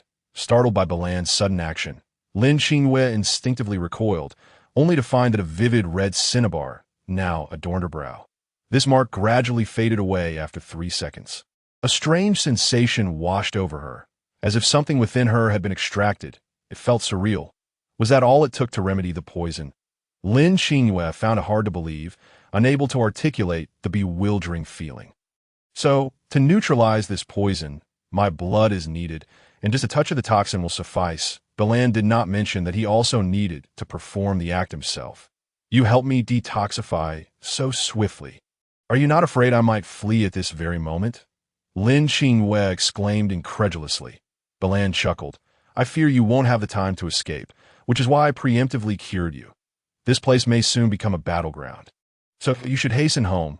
Lin Qingyue, feeling agitated, retorted, if I could return, I would have done so long. You think I wish to remain here? I simply cannot find my way back. Her frustration was palpable, knowing that even if she voiced her plight, no one would believe her. Balan, for instance, seemed unconvinced. Yet considering the water tribe's reverence for females, it was indeed peculiar that she had not been found after all these days. Was her hometown truly so far from here? Let us proceed step by step. If worst comes to worst, we can part ways in the face of calamity, after being your false companion for so long. I must admit, you are rather agreeable. If you had not poisoned me from the outset, I might even consider us friends. Lin Qingyue mused, I suppose I have developed Stockholm Syndrome. I asked that for real? You do not mind that I am a serpent beastman? Balan appeared to find her words amusing. What do you envision serpent beastmen to be in your eyes? You cannot speak from my perspective. Consider the views of other beastmen. They perceive serpent beastmen as cold, selfish, cruel, emotionally detached, and incapable of protecting their female counterparts. That is merely their prejudice. Each beastman possesses a unique personality. You are you, and there is no other like you in this world. You can shatter their stereotypes and become the best serpent beastman there is. Best? I hardly think I can aspire to that. The tiger beastman treats you well. Why not accept him? Indeed, he is quite commendable. But we inhabit different worlds. If a beastman is destined to wander, destined to leave this place, would not accepting him be a disservice to him? Would he not be uprooted from his home and either follow me or live apart in two realms? An endeavor with no outcome is better left uninitiated. I ess it because he cannot live in the sea that you refuse him, but your child's father is a clan beastman. What distinguishes him from the tiger tribe? Can clan beastmen dwell in the deep sea? Well, Yuan Bao is not my biological offspring, yet I have always regarded him as my own. There has never been a clan beastman in my life, though I do not dismiss the possibility of developing feelings for one in the future. Are you saying your family did not arrange for you to have a beast husband? Have you truly never had a beast husband? Truly not. I never even dared to imagine it. Never dared to imagine. Is it that other male beastmen were beyond your wildest dreams? Interpret it as you will, the meaning is quite similar to so. If I were to express my affection for you, would you consider allowing me to be your beast husband? Belan's gaze bore intensely into Lin Qingyue's, filled with sincerity. Lin Qingyue was taken aback. She had never contemplated this notion. Wasn't he everything merely a charade? How had it suddenly turned earnest? I do not know. I had not considered this before. I do not know you well, but I can at least say that I do not dislike you. In truth, Lin Qingyue had always found Belan's appearance captivating, particularly his enigmatic smile, exquisite features, flawless jawline, delicate skin, and well-defined physique. What do you despise? I loathe those with multiple partners, who are unkempt, unsightly, and have committed countless misdeeds. In the beast realm, all male beastmen may only have one female partner, while female beastmen may take multiple male partners. That I am unlike them. One is sufficient for me. Your understanding of this realm is limited. One beast husband is far from adequate. Regardless of how strong he may be, he can still falter in his protection. Lin Qingyue suddenly understood. This is why you dislike Sankey. Yet that day you taught him how to make meat pies. Belan nodded in affirmation that it was not merely a desire to assist her in managing those relationships. It was also to ensure that she had someone to protect and care for her in times of trouble. He could not bear to witness the distress Lin Qingyue had faced against the gray vine, that he had to admit that he had been genuinely anxious at that moment, accompanied by a sense of regret. He could scarcely fathom what might have transpired had the black stick in Lin Qingyue's hand not possessed such extraordinary power. Would she have perished? Thank you for considering me so deeply, and for taking care of me during this time. Do not speak as if we were parting ways today, Belan replied, feeling a sharp pang in his heart at the mere mention of separation. This sensation left him inexplicably anxious, making him acutely aware that he had likely developed feelings for Lin Qingyue. It was a sensation he had never experienced before. Afterward, Lin Qingyue seized her free time to teach Belan several new skills. Once they had completed their lessons, he prepared to hunt, for he had not adequately fed himself in recent days. At that moment, his heart was a tumult of emotions, and he sought to release some of his pent-up feelings through the hunt. Yet, he remained mindful of his promise to take Lin Qingyue along wherever he went. Would she be frightened by his hunting prowess? Upon returning to her room, Lin Qingyue exchanged her signal for restoration. Deducting 100 points, she immediately left a message for her parents, inquiring about their day. Once reassured by their response that all was well, she felt a sense of relief. Mao Xiaoli's message contained only trivial anecdotes and details about her recent experiences. With nothing particularly noteworthy, She also mentioned how her parents cherished Lin Qingyue's meat pies, consuming only a small portion each day as if they were treasures. With a heavy heart, Lin Qingyue browsed the RV Systems marketplace, which featured interstellar bestsellers akin to our Blue Planet's online shopping platforms, merely differing in their respective platforms. As she scrolled, she stumbled upon a product that piqued her interest, a lazy gardener's planting bed. This was essentially a multifunctional garden bed equipped with drainage pipes, capable of automatic irrigation and fertilization. The garden bed measured 200 by 100 cm, complete with compartment for fertilizers, where one could simply place bags of fertilizer. It intelligently analyzed the amount of fertilizer needed for each plant and adjusted the water supply accordingly. Additionally, it featured a sunlight simulator to facilitate optimal photosynthesis. The garden bed could automatically recognize the growth cycles of plants, their blooming periods, and the anticipated yield of their fruits. This intelligent planting bed not only facilitated planting, but also enabled automatic harvesting, depositing the fruits directly into a storage area. IT was entirely automated, requiring no human oversight, hence its name, the lazy gardener's planting bed. Most importantly, this was a promotional item priced reasonably at only 500 star coins.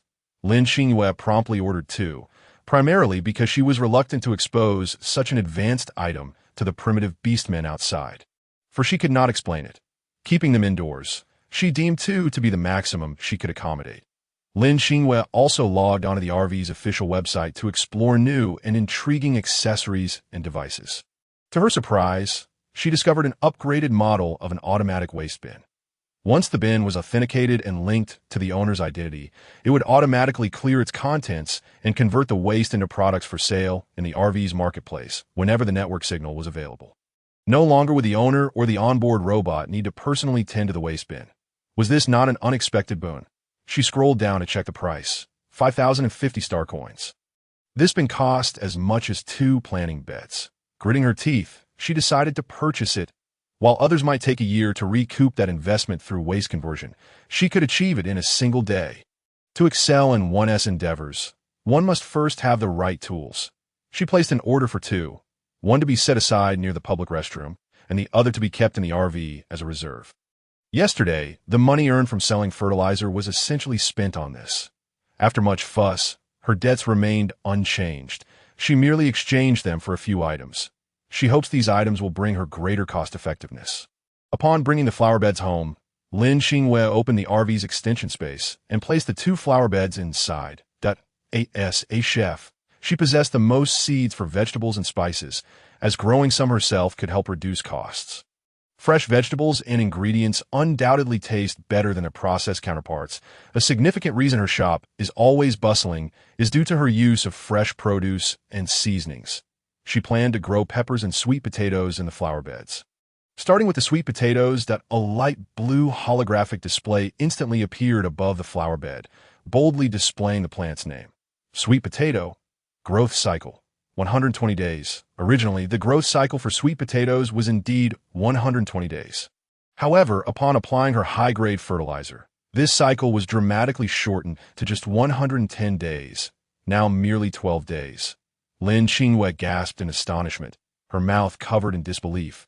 This fertilizer was truly miraculous. An idea struck her, and she retrieved a military shovel from the RV, slinging a bamboo basket over her shoulder, and eagerly stepped outside. Bai Lin noticed she was holding a peculiar object that glinted brightly at its end.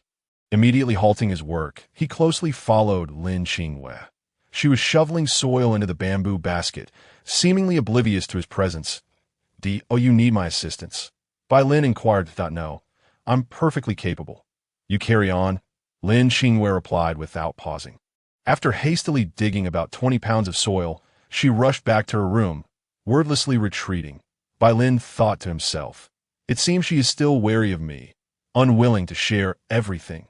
Lin Qingyue, brimming with excitement, replaced all the soil in the lazy flower pot with soil from this land. The information on the light blue holographic display immediately changed. Plant name, sweet potato, growth cycle, 3 days. The other flower bed, planted with peppers, underwent the same procedure, and astonishingly, the growth cycle for the peppers was also 3 days. Lin Qingyue felt an overwhelming urge to burst into song, bouncing with joy as she hugged Yuan Bao, nearly pulling out the fur on its head in her exuberance. Yuan Bao looked utterly disenchanted. Clearly, this woman had lost her mind. 3 days. Just 3 days. What does that even mean? I could become wealthy relying on the lazy flower bed. Unfortunately, the space in the RV was limited, preventing her from acquiring more flower beds.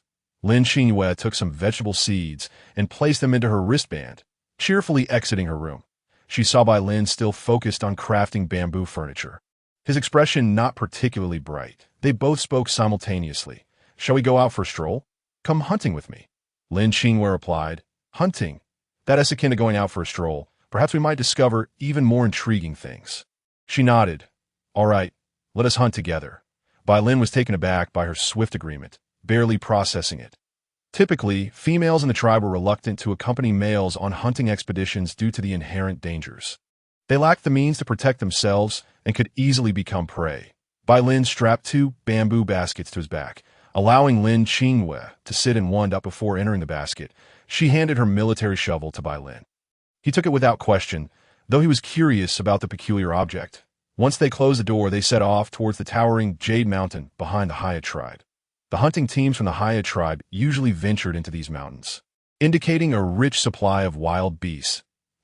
As Lin Qingyue sat in the bamboo basket, she observed the steep and lofty Jade Mountain, lush and verdant, appearing as a green pyramid cloaked in foliage. She activated the automatic scanning feature on her silver wristband, and a straw hat settled atop her head, resembling a small mushroom. The hat shielded her from the sun, leaving her in a refreshing shade. As the bamboo basket swayed gently like a cradle, her drowsiness crept up on her, and she unexpectedly drifted into slumber.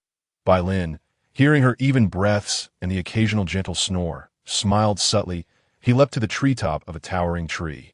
A leaf falling onto Lin Qingyue's feet, causing her to awaken from her hazy sleep. Upon opening her eyes, she was greeted by a canopy of leaves, with unknown birds constructing nests nearby. The air here was refreshingly different from the seaside. The scent of trees and earthy soil filled her senses. Oh, where am I? She wondered, glancing around, and then looked down, nearly screaming. They were over 10 meters above the ground, initially intending to stand up from the basket. She suddenly felt weak in the knees. Bai Lin gestured for silence, urging Lin Qingyue to slide back into the basket and remain still.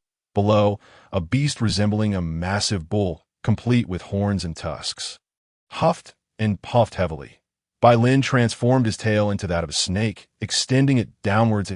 As the beast approached, a gust of wind rushed by, and Bai Lin's snake tail struck the beast, producing a sharp crack. The creature was sent flying several meters, collapsing on the ground, gasping and struggling to rise. Lin Qingyue was jolted forward by the sudden movement, gasping in surprise, nearly convinced she would fall. Hold on, I'm about to jump down, Bai Lin abruptly declared, standing in the bamboo basket. Lin Qingyue tightened her grip around his neck. The moment Bai Lin leaped down, she felt as if she were bungee jumping from a great height. Unable to contain herself, she screamed, but 2 seconds later, Bai Lin landed steadily. Her heart raced uncontrollably, and she vowed never to bungee jump again. Bai Lin approached the fallen beast, delivering a powerful punch to its forehead, resulting in a dull thud as the creature collapsed. Lin Qingyue, peering from the bamboo basket behind Bai Lin, asked, "Is this beast truly dead?" Otherwise, what do you expect?" Bai Lin raised an eyebrow. Lin Qingyue chuckled awkwardly. "Life is indeed fragile, but survival of the fittest is the law of nature. This is simply its fate. My hunt is complete. What else do you think we need?" Gazing at the beast before her, which resembled a small mountain, she wondered what more could be necessary. With so much meat, she was unsure where to store it all. Thankfully, the cured meat she had prepared previously was already dried. Otherwise, there would be no space in the freezer. Looking up, she noticed some black objects on the trees. Upon closer inspection, they were indeed black fungus. This forest was abundant with them. "What about the items I previously gave you?" Lin Qingyue recalled her military shovel. Bai Lin handed her the shovel he had been carrying throughout the journey, having studied it for quite a while, but unable to discern its full potential. Lin Qingyue then used the shovel to harvest all the fungus from the nearest tree. Bai Lin watched closely, surprised by the shovel's myriad uses. Given Lin Qingyue's shorter stature, climbing the tall, smooth-barked trees proved challenging. Fortunately, she had Bai Lin with her. He transformed into a serpent, assisting her in reaching higher branches to collect the fungus. Not only did Lin Qingyue discover the fungus, but she also found various non-toxic, unidentified fruits, fragrant wild vegetables, and medicinal herbs nearby. She packed everything into her bamboo basket, filling it to the brim before strapping it to her back. Bai Lin offered to carry it, but she declined. The beast, resembling a small mountain, still needed to be carried by him. She couldn't simply do nothing and act like a landowner. As Bai Lin and Lin Qingyue admired their substantial haul, they encountered the Heiya tribe's hunting team, who also returned with bountiful spoils. Ever since the introduction of bamboo baskets, the hunting teams have been consistently returning with full loads. Almost every member of the hunting party harbors a deep-seated gratitude for Lin Qingyue. Had she not taught them the art of crafting bamboo baskets, they would be woefully unaware of how many spoils they would fail to bring home each day. Just then, as everyone spotted Lin Qingyue and Bai Lin, they eagerly began to share portions of their catches with them. Lin Qingyue, with a silly grin, busily collected a tribute orbs behind them, feeling somewhat overwhelmed by the enthusiasm of the hunting team. They were already burdened with their own ample haul and could hardly take on more. Thus, she graciously declined their offerings. "You are all too kind. Please keep these for your partners and children. We have enough ourselves. Receiving too much from you would only lead to waste, which would be better spent on the tribe." Seeing Lin Qingyue's steadfast refusal, the hunting team relented. Amo glanced at Sankey, who was silent and downcast, and nudged him with his elbow. "The aquatic female you've been pining over is right there. Why are you hiding so far away? Did you not notice her partner standing beside her? What would it look like if I just rushed over?" Sankey smiled and nodded at Bai Lin for distance, considering a greeting. Amo, observing the interaction between Sankey and Bai Lin, was puzzled. "You aren't really going to give up over such a trivial setback, are you? Our tribe's males are lining up to be her mate. Just look, her partner doesn't seem to mind you. What a splendid beginning." Sankey's tone suddenly turned somber. "Her partner is simply too exceptional. Standing next to him, I feel utterly incomparable that I believe I'm unworthy of being with her." Amo, exasperated, rubbed his hands together. "Whether you are worthy or not isn't for you to decide. It depends on the female if she likes you. That is all that matters. There are no rules stating that the second mate must surpass the first. Is that so? Please don't deceive me. I feel utterly inadequate. Embarrassed to even be in her presence. I think I should focus on improving my abilities first." Sankey's eyes brimmed with hope as he clarified his future aspirations. As Lin Qingyue trudged up the mountainside, laden with a large basket, her shoulders began to ache under the strain.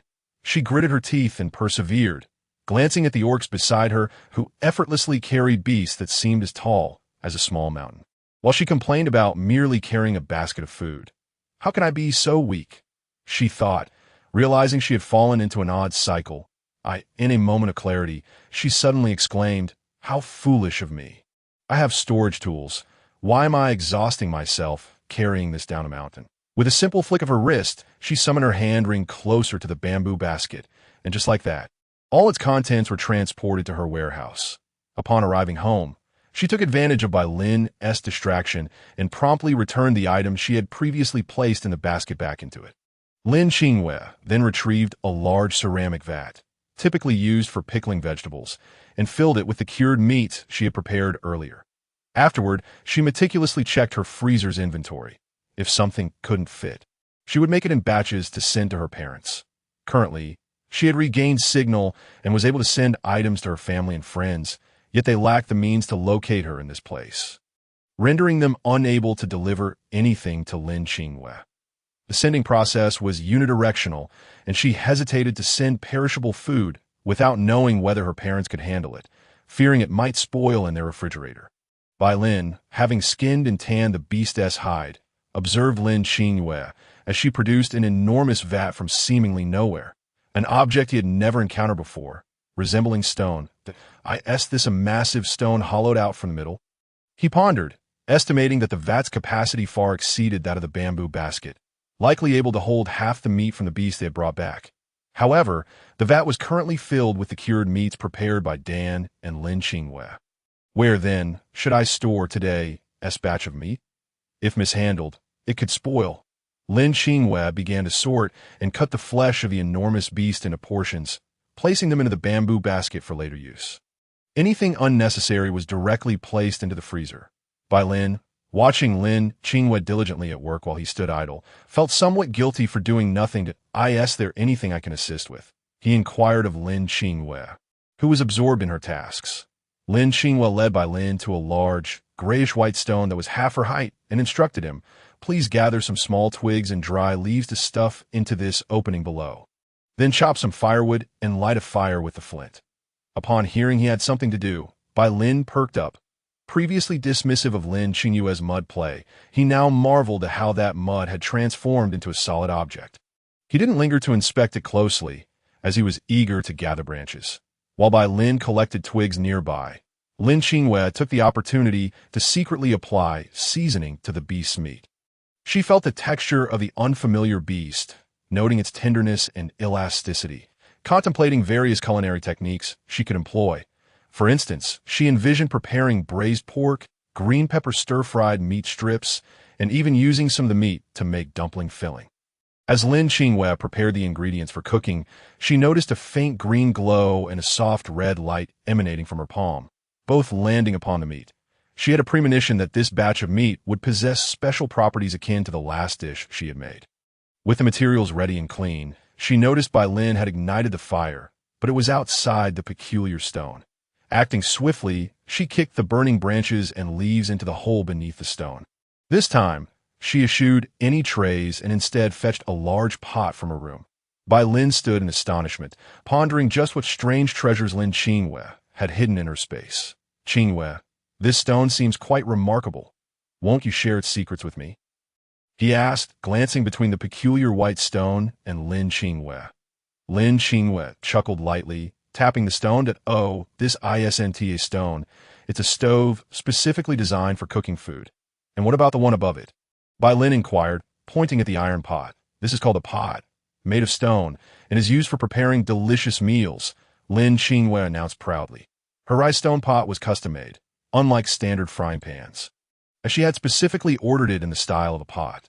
This proved incredibly helpful, as in the beast world, only the rice stone pot could clarify that the pot was crafted from stone.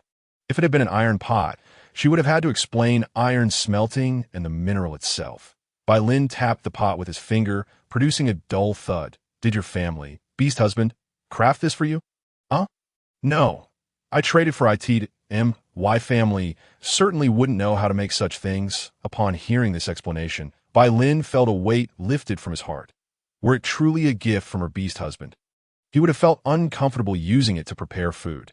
She first prepared the green pepper stir-fried meat, and the stove belched thick smoke, accompanied by the pungent scent of chili, causing Bai Lin to tear up and sneeze repeatedly. Lin Qingyue couldn't help but laugh at his pitiable state. Just as she finished the second dish, braised pork, the sea breeze carried the enticing aroma far and wide. Perhaps the scent wafted to the outskirts of the Heiya tribe. Or maybe the orcs' keen sense of smell drew many to investigate the source. Among those drawn were Liyun and her two young cubs, who blended in with her offspring, appearing as one family. Liyun, a rabbit tribe orc, was notably fertile, experiencing 3 heat cycles a year. She was the second most sought-after female in the tribe after Sang Luo, known for her short gestation period, birthing a litter every month, and easily producing young. Despite already having 5 beast husbands, she still attracted numerous males hoping to win her favor and become her mate. Her 5 husbands had each fathered their own children, and from their family alone, the Heiya tribe boasted nearly 15 members. The growth of her little cubs is an undeniable force. As Lin Qingyue prepared 2 dishes, this group of individuals arrived at the beach in front of her home. Lin Qingyue was momentarily taken aback by the sight of such a grand procession. With so many people, what could they possibly want? No, it seemed that there were not many adult orcs. They were merely accompanied by a flock of little cubs. It gave off the impression of a kindergarten teacher taking children on an outing, as if they had come here for a spring excursion. From a distance, Lin shouted, "Qingyue, we could smell the aroma from afar and followed it here. I guess it must be you preparing something delicious. It appears I was not mistaken." Qingyue, may we have a taste? Among Liyun's or companions were members of the tiger clan who had brought along their catch. Initially, they had hesitated to impose, but Liyun, being pregnant, had a particularly ravenous appetite, finding herself utterly defenseless against the enticing aroma. Her orc husband reluctantly accompanied her, intending to shamelessly ask for some food, of course. They did not plan to take it for free. They intended to barter with their own game. Lin Qingyue smiled. Since you have come, let's all sit down and enjoy a meal together. Liyun's husband, Asa, blushed as he said, Liyun is quite the appetite. We wish to exchange some of our catch for a bit of food, and I hope you won't mind. Lin Qingyue replied with a smile. We are all friends here. Why bring your catch when we're having a meal together? That feels too formal that no, please accept it, that if you do not, I would feel too embarrassed to eat your food. Liyun pleaded. Seeing Liyun's insistence, Lin Qingyue begrudgingly accepted the unfamiliar wild beast, which resembled a wild boar. As Liyun drew closer, Lin Qingyue noticed her slightly rounded belly and was taken aback. Had it only been a few days since they last met? How had she shown so quickly? Liyun, are you expecting? Lin Qingyue asked in disbelief. Actually, I was already pregnant before you arrived at the ocean tribe. I just hadn't shown yet. Now, it's becoming more apparent. Liyun explained. Lin Qingyue anxiously glanced at the plate of stir-fried green peppers with shredded meat. This dish was rather spicy. Could Liyun, being pregnant, handle it?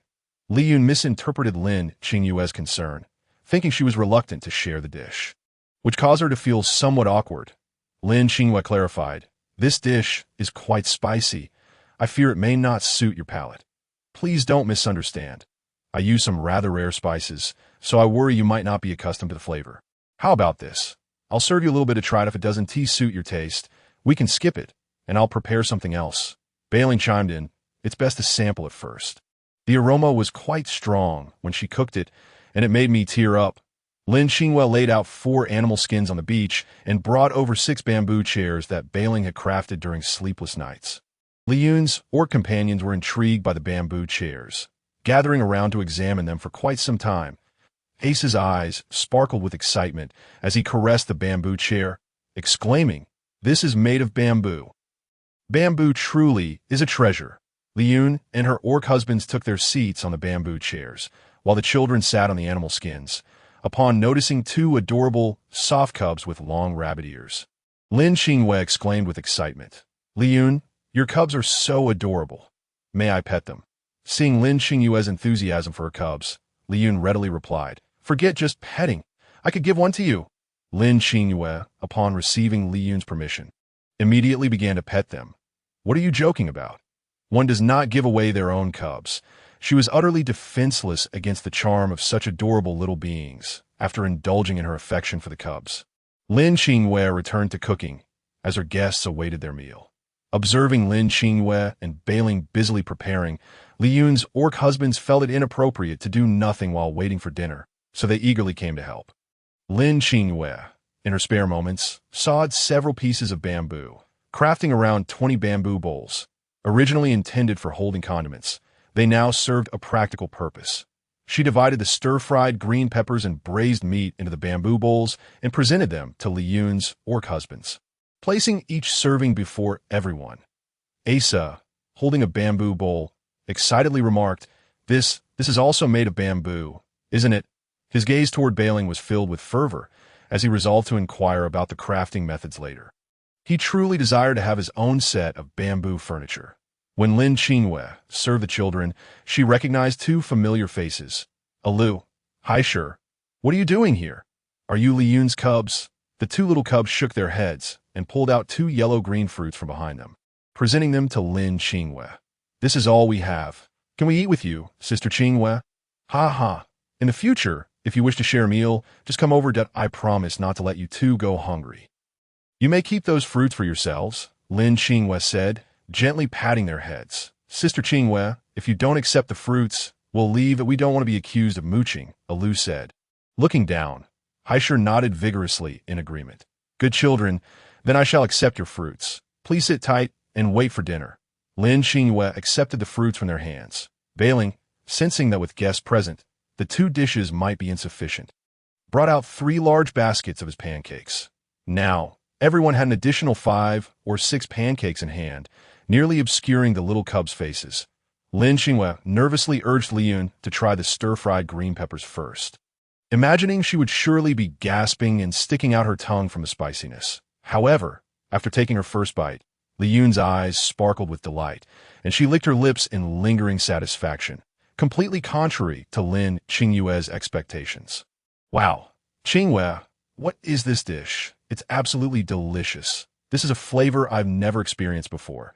My mouth feels warm and tingling. Even my stomach is heating up. It's quite miraculous. I could eat this dish for a lifetime. Liyun exclaimed, her eyes glistening with tears of emotion to Liyun's orc husbands, hearing their partner praise the dish so highly, curiously began to taste it as well. This dish bites back? Asa, the bull orc, exclaimed, his face turning as red as a ripe tomato as he stuck out his tongue. This doesn't have poison, does it? Questioned Sanguli, a member of the tiger clan, beads of sweat forming on his brow as he fanned himself. Rest assured, this dish is definitely not poisonous, Lin Qingyue assured them, stuffing a generous amount of green peppers in her mouth to prove her point. She was puzzled. It was her first time experiencing spiciness, and the reactions of Liyun's husband seemed quite normal. Why was Liyun able to handle the spice so well? This was truly unexpected. Mama, I want water, Liyun's little cub cried, with red eyes, looking pitiful. The other little beast folk joined in, crying for water, leaving Lin Qingyue flustered as she hurried to provide water and explanations. Seeing the varied reactions, some enjoyed the food while others suspected it was poisonous. Bailing became curious about the flavor of the dish himself. Cautiously, he popped a piece of green pepper into his mouth. The spiciness made him instantly furrow his brow, and he instinctively tried to spit out. However, with so many eyes upon him, he had no choice but to swallow it whole. He found the overpowering flavor unbearable and turned his back to the group, extending his tongue and fanning himself. Yet after a moment, he surprisingly felt a desire to try again. He was astonished by his own inclination, wondering if perhaps he enjoyed being tortured by such flavors. Moments later, everyone seemed to adapt to the spiciness, thoroughly enjoying the stir-fried green peppers and declaring themselves addicted. Liyun, in particular, relished the dish, prompting Lin Qingyue to almost honor her with the title of Spicy Girl. Her natural affinity for spicy food was evident. Meanwhile, the male orcs praised Lin Qingyue's braised meat. While the stir-fried green peppers were the focal point of the dish, the braised meat, composed entirely of meat, offered a gratifying experience. Everyone, please try the meat patties I made, Bailing suggested, noticing that the pancakes remained untouched. Upon hearing his invitation, the group finally shifted their attention to the pancakes. As the saying goes, scarcity breeds desirability. Lin Qingyue's 2 dishes were indeed in limited supply. Thus, they captured their attention. Bai Lin's flatbreads were particularly abundant, causing them to be less esteemed.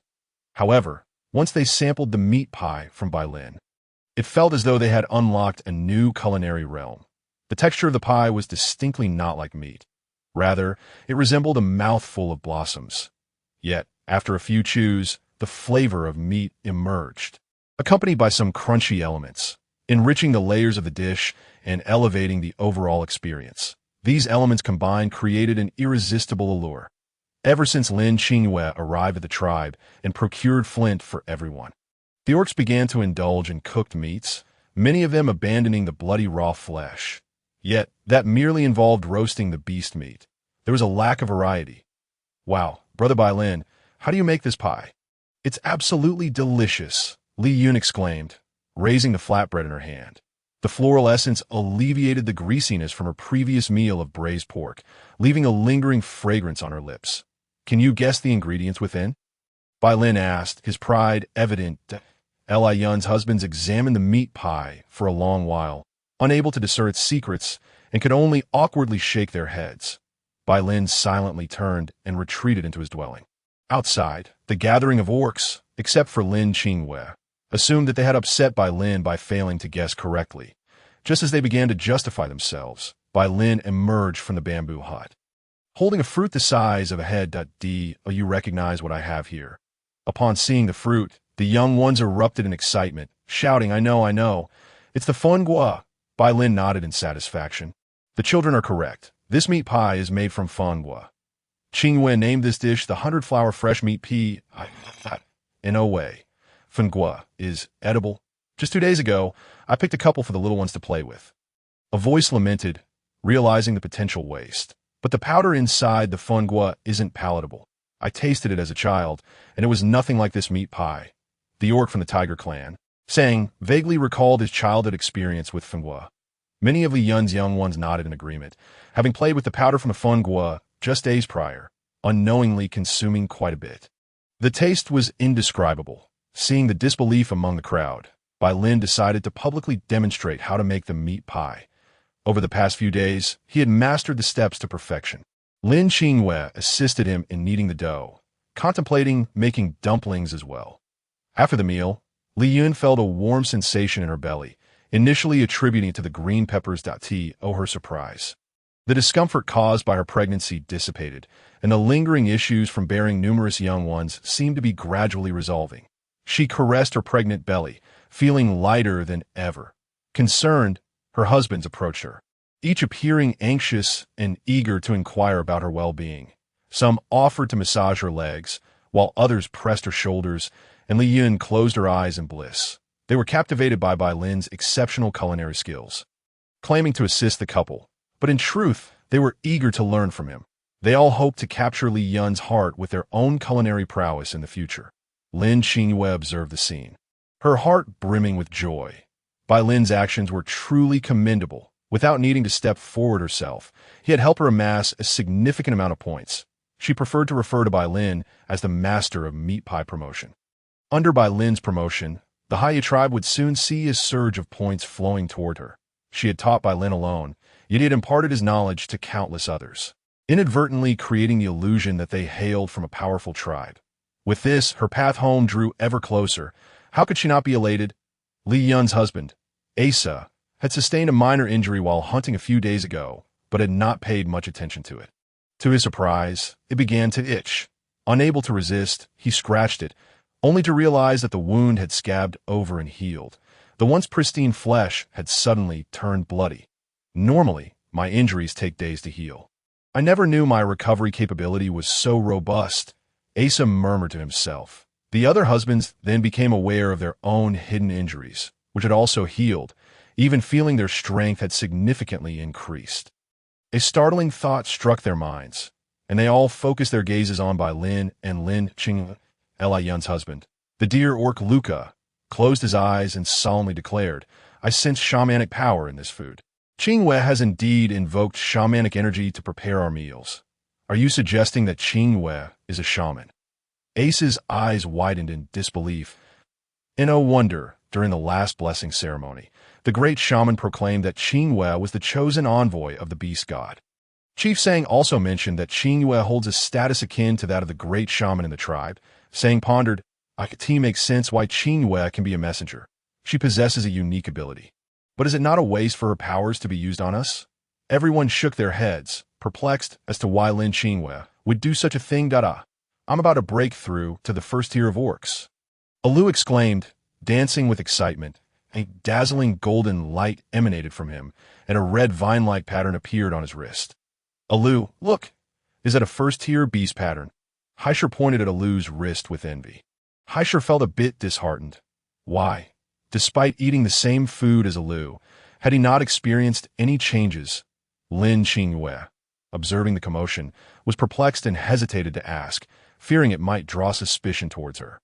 She had heard of the orc world's tiers, which consisted of 110 tiers, followed by the Beast King tier. The first tier of orcs sounded rather unremarkable. She needed to ensure she did not express excessive surprise. Alu, congratulations on breaking through to the first tier of orcs, Lin Qingyue said with a beaming smile. Unexpectedly, Alu knelt before her in a slide, startling her. Sister Qingyue, thank you. Without this meal you provided, I would not have attained the first tier. Oh, it may just be a coincidence. Perhaps you were on the verge of ascending to the first tier anyway, Lin Qingyue replied, pulling Alu back up. Upon hearing this, Li Yun and the other husbands knelt before Lin Qingyue and Lin. What are you doing? Get up quickly. It was just a meal, Lin Qingyue urged, rushing to help Li Yun to her feet. After all, she was still pregnant. You used shamanic power to prepare our meal. We can never repay you for this, Lucas said, bowing deeply. Shoo, keep your voices down. Do not mention this again in the future. If you wish to repay Qingyue, keep today's events to yourselves. Bai Lin made a gesture to silence them. Qingyue nodded vigorously. Bai Lin was truly her best spokesperson, Liyun, and her husband's promise to keep it a secret. Even the little ones were compelled to swear to the beast god that they would never reveal Lin Qingyue's secret. The group gazed at Lin Qingyue and Bai Lin with awe and gratitude, leaving Lin Qingyue somewhat flustered. Let us continue our usual interactions. Do not be overly formal. IT creates discomfort for everyone. Let us just act as ordinary orcs. Lin Qingyue wiped the beads of sweat from her forehead.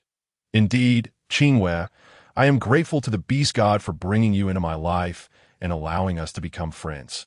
You will always be a cherished friend in my heart, Liyun said earnestly, taking Lin Qingyue's hand. Lin Qingyue smiled, her eyes crescent-shaped, and replied, Yes, we shall be lifelong friends.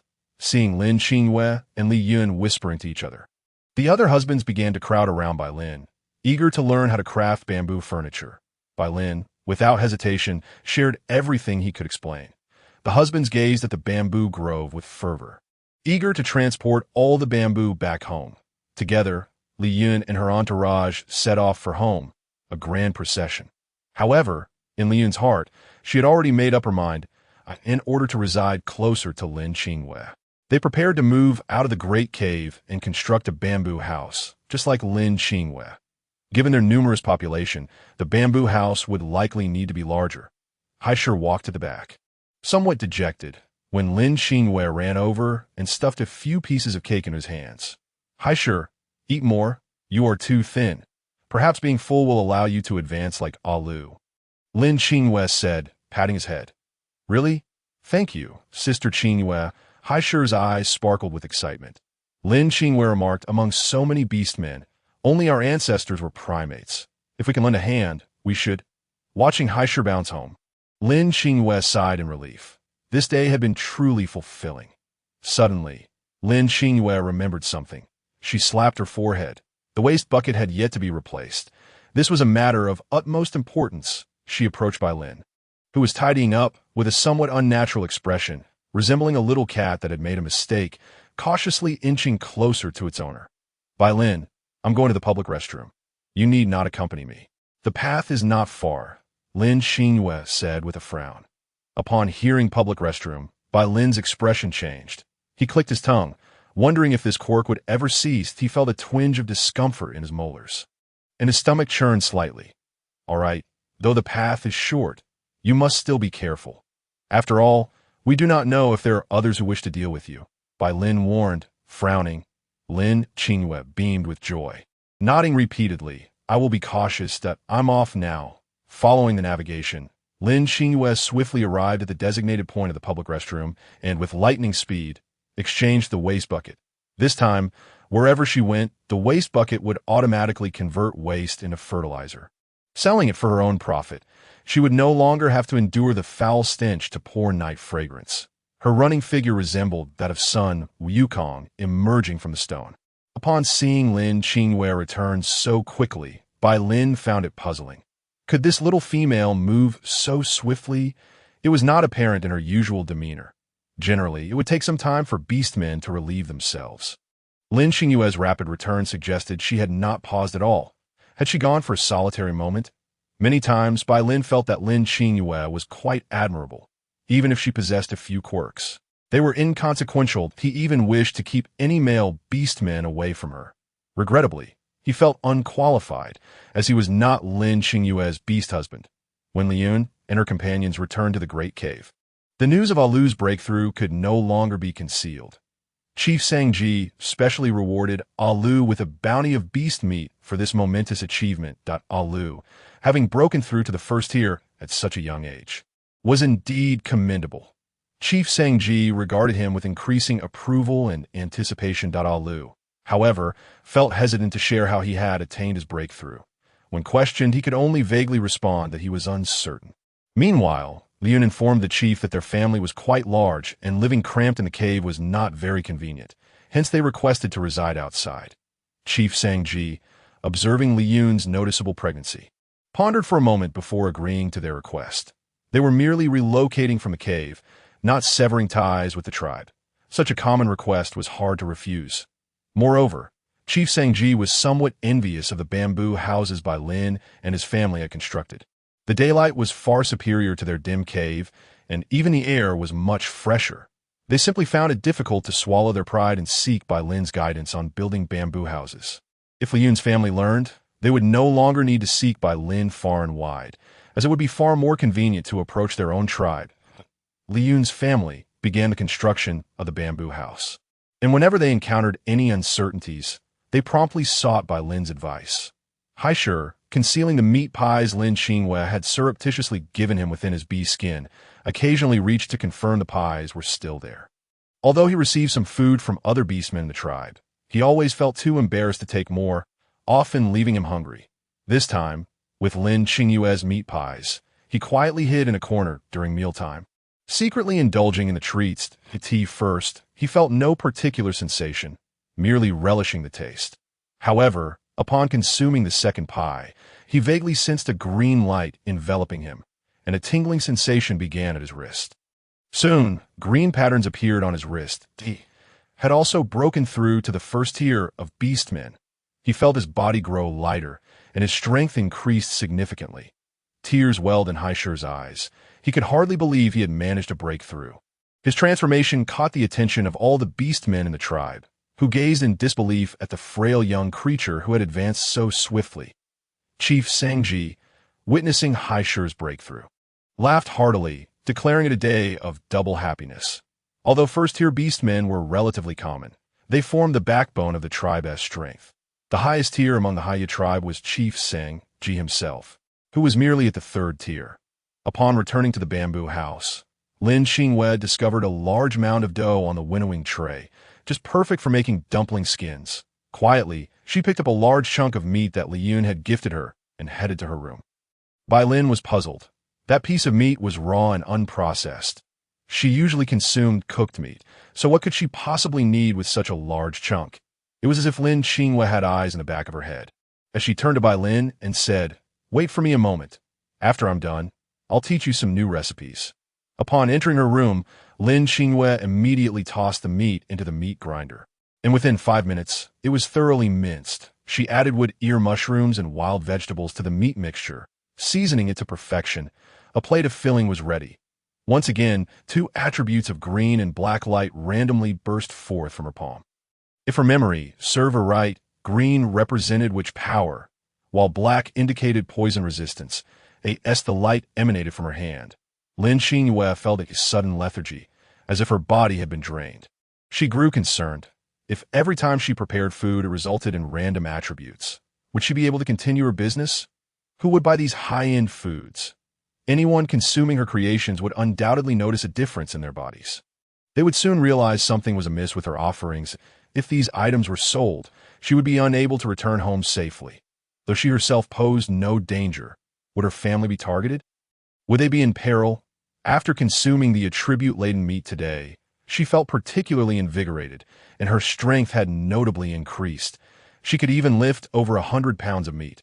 Unbeknownst to her, she had already reached the level of a first-tier beastman. She remained unaware that Heiya had also broken through. Otherwise, she would surely have been astonished. What had started as an attempt to comfort Heiya had unexpectedly become a self-fulfilling prophecy. Lin Qingyue chose not to dwell on it further, taking each step as it came. She emerged carrying a large plate of filling, and Bai Lin, upon seeing the finely minced meat, fell into contemplation. How had she managed to break down such a large piece of meat in such a short time? Bai Lin first glanced at Lin Qingyue's mouth, then at her fingers. There were no signs of any unusual activity, nor could he detect any trace of blood. It was clear she had not used those 2 areas to chop the meat so finely. Come, today I will teach you a new recipe," Bai Lin eagerly declared, stepping closer to Lin Qingyue. He cherished the moments spent with her. Because he felt that all of this was stolen by him, he wished to etch every gesture and expression of Lin Qingyue into his mind. Even if they were to be worlds apart in the future, he could still reminisce about the beautiful moments they shared together. Lin Qingyue rolled the dough into long strips, using the scales of white phosphorus to cut those strips into small pieces. She then utilized a bamboo stick as a rolling pin to flatten those small pieces, which swiftly transformed into sheets of dough.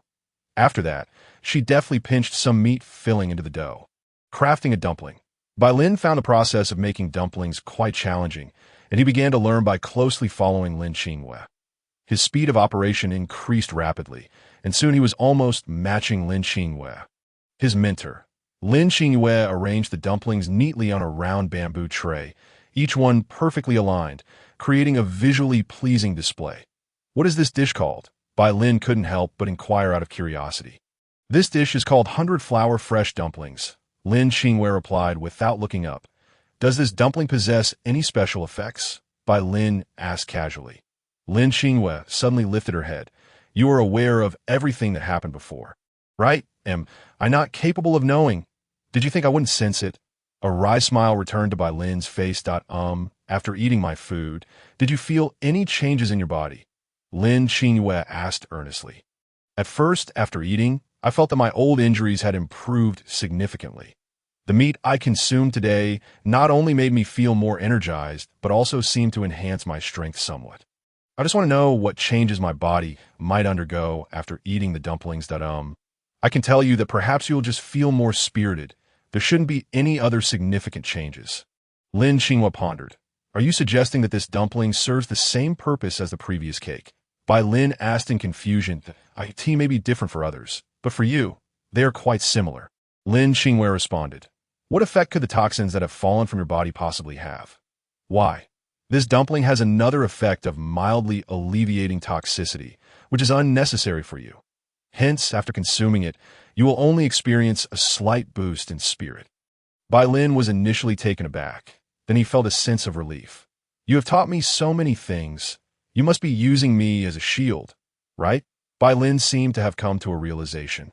"It seems you've been the one actively shielding me all along. I never asked you to do so." Lin Qingyue replied, "I also want to enhance my reputation in front of Lord Beast God. Am I not concerned that you might expose too many secrets and endanger yourself?" Lin appeared displeased. All right, calm down. I know you have my best interests at heart, and I am truly grateful to you." Lin Qingyue quickly reassured Lin. Lin was immensely valuable to her. She could not afford to offend him easily. "I am equally grateful to you. Without you, I would not have learned so much. Have you noticed how the male beastmen look at me with admiration today? Usually, as a snake beastman, I am merely looked down upon by other male beastmen. Even if I hold a higher beast rank, they still secretly disdain me. I am not an ungrateful beastman. I will strive to protect you in the future. Thank you. Not belittle yourself. Even among snake beastmen, you are a unique existence. You are you." "A different kind of firework?" Lin asked. "Do you truly think so?" The two fell into silence as they focused on making dumplings, their teamwork resembling an assembly line in a factory. In no time, the basin of meat filling and the two large lumps of dough were entirely consumed. After wrapping the dumplings, they began boiling water, adding a pinch of salt once it reached a boil. Lin Qingyue meticulously instructed, showing no carelessness in the art of cooking. Once the dumplings were cooked, Lin Qingyue quickly prepared several bowls of dipping sauce, then placed some dumplings into a bowl to take back to her room. "I'm so tired. I'll take some dumplings in my room to eat and bring a portion for Yuanbao. After I finish eating, I'll rest," she said. "You should also take a break. You've been busy all day." Lin dipped his fingers into each of the bowls of sauce to taste. Surprisingly, the dark sauces contained an array of different flavors. Qingyue said that the dumplings could be dipped into these sauces for added flavor. Lin, somewhat skeptical, picked up a dumpling and dipped it into one of the bowls.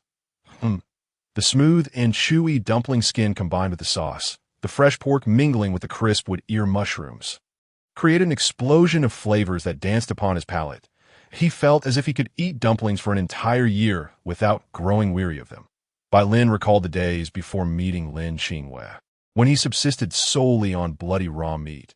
What kind of life had he been living all those years? It felt as though he had wasted so much time. Why had fate not allowed him to encounter Lin Qingyue sooner? Inside the room, Lin Qingyue placed 5 dumplings into Yuanbao's bowl, who clutched the bowl tightly, fearful that someone might come and snatch its food away. After blowing on the dumplings to cool them down, Lin Qingyue took large bites, relishing the experience. Just after finishing the dumplings, she furrowed her brow, inhaling deeply, wondering what had spoiled. Why was there a foul odor? Was there an issue with the waste conversion system? Had the waste been fermented? Lin Qingyue hurriedly approached to inspect, yet everything appeared normal. No. Suddenly Lin Qingyue noticed her inky black wrist. What the hell? Have I gotten something wet on me? Holding her nose, Lin Qingyue dashed into the bathroom, scrubbing for several hours, using both body wash and perfume. However, upon emerging, she still detected a strange odor lingering in the bathroom. Yes, she was still puzzled. She inadvertently noticed a dark figure in the bathroom, starting to vomit. How could there be something black in her RV? Moreover, this black substance reeked terribly, as if it had fallen into a cesspool, with matted fur seeping with black liquid, utterly revolting. Just as she was about to discard this disgusting creature, she met its gaze and felt an inexplicable sense of familiarity. Oh dear, what the heck is that Yuan Bao? Yuan Bao, how did you end up like this? Thus, in the bathroom, the two engaged in a thorough washing session. Lin Qingyue activated the electronic panel in her RV to check her information. Beast World Continent Contribution Points owner. Lin Qingyue level. LV 4 Beast World points. 6084. Oh no, without realizing it, my level has increased again. The points required for redeeming items have doubled. The available items for redemption are 1. Vehicle Network, Signal Restoration for 20 minutes, 200 points. Cannot be used consecutively within 24 hours. Point 2. Invincible Body for 30 minutes, 300 points. Cannot be used consecutively within 24 hours. Point 3. Odor Masking for 96 hours, 160 points. Can be used consecutively. Point 4. Cash, 200,000 yuan, 2,000 points. Can be used consecutively. Point 5. Beast World Herbal Medicine Hemostatic Grass X2, 100 points. Can be used consecutively. Can be planted or cut. Point 6. Beast World Herbal Medicine Fragrant Fruit, 1,000 points. Can be used consecutively. Can be planted or cut. Point 7. RV Space Expansion by 10 square meters, 100 points. Can be used consecutively. Lin Qingyue decisively selected to redeem 200,000 cash for 2,000 points. With the previous redemption, she could now repay 250,000 in advance. After making the early repayment, she glanced at the remaining car loan of about 100,000 and felt a sigh of relief. With 4084 points left, what else should she redeem? Lin Qingyue carefully examined the options and noticed that the hemostatic grass required relatively few points, since she had purchased a lazy gardening bed. She could try planting it. Thus, she selected to redeem the Beast World Herbal Medicine Hemostatic Grass X2, deducting 100 points. Beast World points, 3984. After redeeming the hemostatic grass, a light green orb floated out from the electronic panel, spinning twice before settling into Lin Qingyue's hand like a small piece of paper. Once the orb disappeared, Lin Qingyue found 2 palm-sized seedlings in her hand, resembling elongated leaves pressed together, somewhat akin to orchid leaves. Lin Qingyue made her way to the lazy gardening bed, where the sweet potatoes and peppers were already ready for harvest. With planting tools in hand, she unearthed the sweet potatoes, and she had to admit that this batch had yielded a considerable harvest. In a mere patch of land, she astonishingly unearthed dozens of pounds of sweet potatoes. The peppers were a vibrant red, presenting a delightful sight. Lin Qingyue, without a hint of remorse, uprooted the peppers by their roots, plucking them one by one, intent on using this batch to make chili sauce. Once the flower bed was cleared, she planted 2 medicinal herbs known as stopping bloodgrass. The pale blue holographic display revealed the plant's name, stopping bloodgrass. Growth cycle. One day, Lin Qingyue was taken aback. The maturation period of this herb was even shorter than that of sweet potatoes and peppers. This was a medicinal material. How many hemostatic concoctions could be produced from a single harvest? She then opened the exchange list and promptly ordered 5 expansions of her RV space, each 10 square meters, allowing for additional flower beds. Beast World points, 3484. After enlarging her RV area, Lin Qingyue placed an order for 8 lazy flower beds, ensuring ample space for her planting endeavors. Ding! The waste conversion system automatically sold high-grade waste, yielding a cash return of 15,086 yuan. The moment Lin Qingyue placed her order for the lazy flower beds, the pang of expenditure was swiftly soothed by the electronic notification before her. RV automatic repair progress. 37. After the young cubs finished their meal, they erupted into a lively commotion, racing about. Lin Qingyue's home had never been as boisterous as it was at that moment. Bai Lin watched enviously, gazing at the family before him, as if the life unfolding before him was what he had long desired and pursued. His heart stirred deeply, and he inadvertently kneaded the dough with extra vigor. Stealing a glance at Lin Qingyue, he noticed her expression remained unperturbed, prompting him to lower his head once more. Once Lin Qingyue completed her material purchases, she received a video call from her mother. "Mother, Qingyue, what are you up to right now? I have something to tell you. Your aunt has been hospitalized recently, and the doctor's prognosis is not good. If you have the time, please go visit her. Fang Jingshu. Perhaps it will be the last time you see her." Lin Qingyue wore a troubled expression. It was not that she did not wish to go, but rather that she could not. Yet, could she say this outright?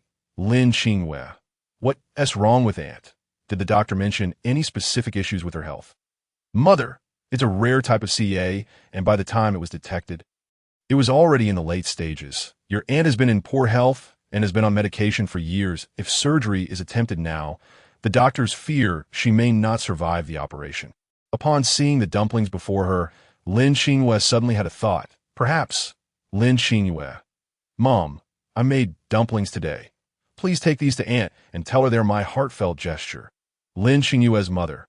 "I asked you to visit your aunt. Why are you suddenly talking about dumplings? If you wish to give something, you should deliver it personally to show your sincerity." Lin Qingyue. "Mom, do you remember the meat pies from last time? Perhaps after eating the dumplings, Aunt might feel better." "Mother, child, what nonsense are you speaking?" Lin Qingyue. "Mom, just give it a try. Consider it a last-ditch effort that if her condition improves, it must not be mentioned to outsiders." Lin Qingyue feared that a bowl of dumplings might have little effect. Thus, she took a 3-tier dumpling container and filled it with her dumplings. Seeing her daughter pack the dumplings, Fang Jingshu felt her mind falter.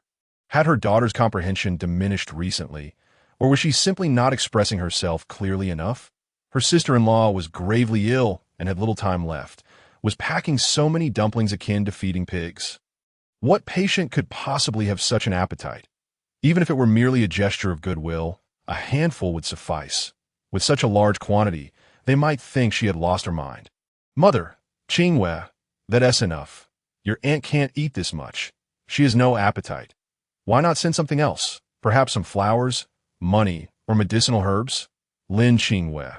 "If Aunt can't eat the dumplings, let her have some dumpling soup first. If her appetite improves, then she can eat the dumplings." Fang Jingshu exploded. "Must we dwell on dumplings? You've brought it up to this extent, and still with the dumplings." Without a second thought, Lin Qingyue sent the dumplings to her mother and abruptly ended the video call. Fang Jingshu stared at the 3-tier dumpling container in a daze, her frustration boiling over, leading her to immediately boil half of the dumplings from one layer. Recently, her health had improved significantly, and her appetite had increased. Devouring a large bowl of dumplings was no challenge. However, she did not wish to indulge alone and saved a bowl for her husband. Last time, when her daughter mentioned the meat pies were somewhat special, she had assumed they were of a higher quality with health benefits. Yet, she had never considered that her recovery might be attributed to Lin Qingyue's meat pies, believing instead it was due to her recent exercise and the effects of the medication prescribed by the doctor. Last time, Dr. Zhang had told them that their health was good, and they could eat whatever they liked. Fang Jingshu felt that her time might be limited and that she might follow her sister-in-law down a similar path. She cherished the moments she had, relishing her meals and drinks, her spirits high each day. She repeatedly reminded herself not to get angry, for anger harms the body with no one to take her place. As she angrily munched on the dumplings her daughter had sent, she chewed forcefully, venting her frustrations. Suddenly, she realized the dumplings had a remarkably familiar taste. It resembled the meat pies, infused with a floral aroma. And the meat filling included wood ear mushrooms, contributing a delightful crunch. Though the dumplings were meat-filled, they were not greasy, leaving one with an insatiable appetite. Under normal circumstances, if her daughter suggested sending dumplings to relatives or friends, Fang Jingshu would have wholeheartedly supported it. She took pride in her daughter's culinary skills and saw it as an opportunity to promote her daughter's small business. What was there not to embrace? However, now, Regardless of how delicious the food was, a patient could not eat. Gazing at the delicious dumplings in her bowl, she felt a twinge of regret. Perhaps she should give it a try. She might be able to manage a bit of soup. As Lin Qingyue had said, desperate measures for desperate times. It might just work wonders. After finishing the dumplings, Fong Jingshu felt a wave of fatigue wash over her and laid down for a nap. Suddenly, she was awakened by a foul, nauseating odor. Could someone nearby be disposing of garbage? Why was it so putrid? She initially intended to drift back to sleep, but the stench grew increasingly intense. Something was amiss. Why was the foul smell becoming more pronounced? Fong Jingshu, this stench seems to linger right beside me. Ugh! Unable to bear it any longer, she threw off the covers and got out of bed. Furious, she began to investigate the source of the odor, discovering that the area where she had been lying was particularly foul. Could there be a dead mouse beneath the mattress? The thought sent chills down her spine. Yet upon lifting the mattress, she found nothing, and the stench persisted. Suddenly, she noticed her hands. Why did her once fair skin appear to be coated in a layer of mud? Instinctively, she touched it, realizing that the mud was in a semi-dry state. Suggesting it had been on her for some time, she inhaled deeply again, ugh, and retched uncontrollably. Lin Qingyue's father, Lin Yu, heard the commotion and rushed out of his study, assuming Fong Jingshu was unwell as soon as he opened the door. He was met with an unbearable stench. Fong Jingshu dashed into the bathroom and caught sight of herself. Unable to suppress a scream, she was completely encased in a layer of mud, dark and grimy. With only her eyes and teeth visible, Lin Yu's heart raced, fearing something terrible had happened, and he anxiously knocked on the bathroom door. Jingshu, what's wrong? Are you feeling unwell? Should we go to the hospital? Old Lin, I'm fine, I'm just taking a shower. Fong Jingshu, watching the mud wash off her body, struggled to maintain her composure, pretending to be calm. The sound of running water echoed continuously as Fong Jingshu scrubbed herself repeatedly. Yet she could still faintly detect the lingering odor, feeling as if she had fallen into a cesspool. After a shower, Fong Jingshu stared at her reflection in the mirror, lost in thought. Her skin appeared rosy and radiant, a stark contrast to the discolored, blemished visage she had endured from prolonged medication. It was only after her shower that she realized how light and liberated she felt, as if the shackles she had worn for decades had finally been removed. Her current physical state was exceptional, even brimming with vitality. She burst out of the bathroom, incredulous as she gazed at the bowl of dumplings that Lin Yu had yet to consume. Could it be true? Could her daughter's earlier claims actually hold water? These meat pies and dumplings were not ordinary fare. Was her daughter not merely a chef, but perhaps someone engaged in alchemical pursuits? Her mind felt as if it had short-circuited. A blank slate. Old Lin, come quickly. Fong Jingshu's voice trembled slightly. Lin Yu, thinking something was amiss, rushed to support Fong Jingshu. What's wrong? Were you feeling unwell? Should I call for an ambulance right now? Lin Yu picked up his phone, preparing to dial 120. I'm fine. Lao Lin, I made you a bowl of dumplings, but they've gone cold. You should eat them quickly. Fong Jingshu refrained from revealing the truth to Lin Yu. Her mind was consumed by a single thought. Practice is the sole criterion for testing truth. What dumplings? How's your health? Lin Yu felt perplexed by Fong Jingshu's words, struggling to comprehend. Look at me. I'm perfectly fine. I'm doing well. Fong Jingshu was not speaking falsely. Then what about just now? Lin Yu recalled her gagging and hesitated to speak. Once you've finished the dumplings, I'll tell you later, Fong Jingshu said while glancing at her radiant face in a small makeup mirror. Feeling quite pleased, Lin Yu skeptically ate the dumplings. This flavor is quite similar to the meat pie from last time. Did Qingyue send them? Indeed. Delicious, I sent it.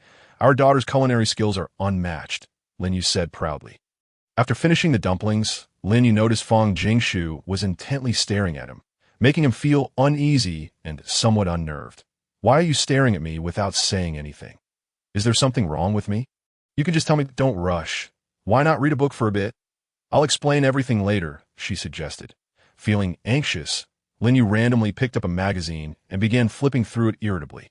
However, less than 15 minutes later, he began to detect a faint, unpleasant odor. Jingshu, do you smell something? Fong Jingshu, who was watching television in the living room, turned around. You smell something foul? Lin Yu nodded blankly. What did she mean by that? She spoke as if it were a matter of course. It's not too bad yet. Just wait a little longer. However, I advise you to wait in the bathroom. Otherwise, soon enough, even air fresheners won't suffice in this hall. Fang Jingshu seemed to remember something and hurried back to the room, packing up the pillows, blankets, and mattress, preparing to throw them away. Lin Yu watched her actions in astonishment. Why are you throwing all this away? Fang Jingshu handed the items to Lin Yu, and the acrid stench invaded his nostrils like a ghost, causing him to gag immediately. Such a foul smell can't be cleaned. It must be discarded. Fang Jingshu shook her head in resignation. Hurry and throw it away, otherwise I'll do it myself. Fang Jingshu glanced at Lin Yu, then at the trash in her hands. You should just stay in the bathroom. I'm afraid the garbage disposal robot might mistake you for trash and take you away. Surely it won't come to that. After Fang Jingshu left, Lin Yu felt a wave of perspiration wash over him. His body slick and even more odorous, he stepped into the bathroom, intending to take a shower, but as soon as he removed his shirt, he was struck by the sight of his completely darkened body in the mirror. He rubbed his eyes, thinking he was seeing things. When he looked again, it appeared as if he had been smeared with tar. After finishing his shower, Fang Jingshu returned just in time. You know something? Tell me in detail. You feel invigorated and light. Do you even feel stronger than before? How do you know? Lin Yu was astonished that we both ate the same thing, that I'm merely expressing my own feelings. You mean the dumplings that Qingyue sent? Not just the dumplings. Even that meat pie is extraordinary. Do you think our daughter has secretly been cultivating? Cultivating? You've been reading too many novels. Then how do you explain the phenomena happening to us? I suspect our daughter has studied dietary therapy and has been nourishing us. I don't believe it. Also, our daughter instructed me to give these dumplings to my sister-in-law. Initially, I was reluctant, but now I feel that this could save her life. Lin Yu fell silent. He had experienced the miraculous effects of the dumplings. Yet, with his sister in peril, what if it backfired? Lin Wei. Given the circumstances, let us give it a try. A dead horse can be treated as a live one. All right, without further ado, let us cook the dumplings and take them to the hospital. Lin Yu was a decisive person in the hospital ward. All of Lin Wei's children had taken leave to come. They assumed Lin Qingyue's parents were there to bid farewell to their mother. Uncle, Aunt, you've come. Please talk to Mom. We'll go settle the fees, Zhao Mingxian said, pulling Zhao Minghua, his eyes red. Zhao Mingxian was Lin Qingyue's cousin, a senior executive at a clothing company, while Zhao Minghua was her cousin, a school teacher, both unmarried. Lin Qingyue's uncle had passed away in an accident when she was very young.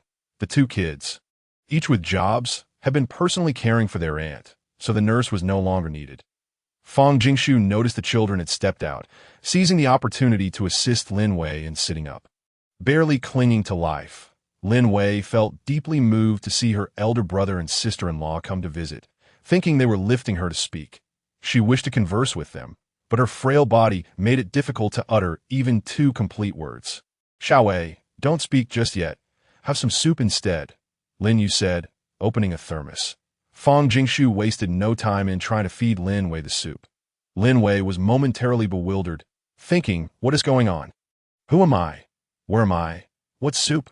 Yet, considering that her elder brother and sister-in-law had traveled far to prepare the soup for her, she felt compelled to accept their goodwill. She made an effort to drink a couple of sips.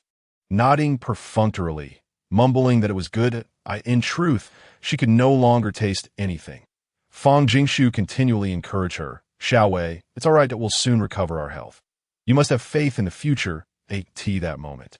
Zhao Minghua, just entering, heard her words, covered her mouth, and quickly closed the door, adjusting her emotions outside. In truth, when they had stepped out earlier, they received the doctor's notice of critical condition, informing them that their elder relative had only a couple of days left. 20 minutes later, everyone in the ward caught a whiff of the foul odor. Zhao Mingxian and his sister thought their mother's diaper had overflowed and was on the bed. They exchanged awkward glances with Lin Qingyue's parents, hurriedly preparing to change the diaper. After a chaotic flurry, they realized the stench emanated from the body itself. The siblings, along with Fang Jingshu, hastily bathed their elderly relative. Only Lin Qingyue's parents understood the situation.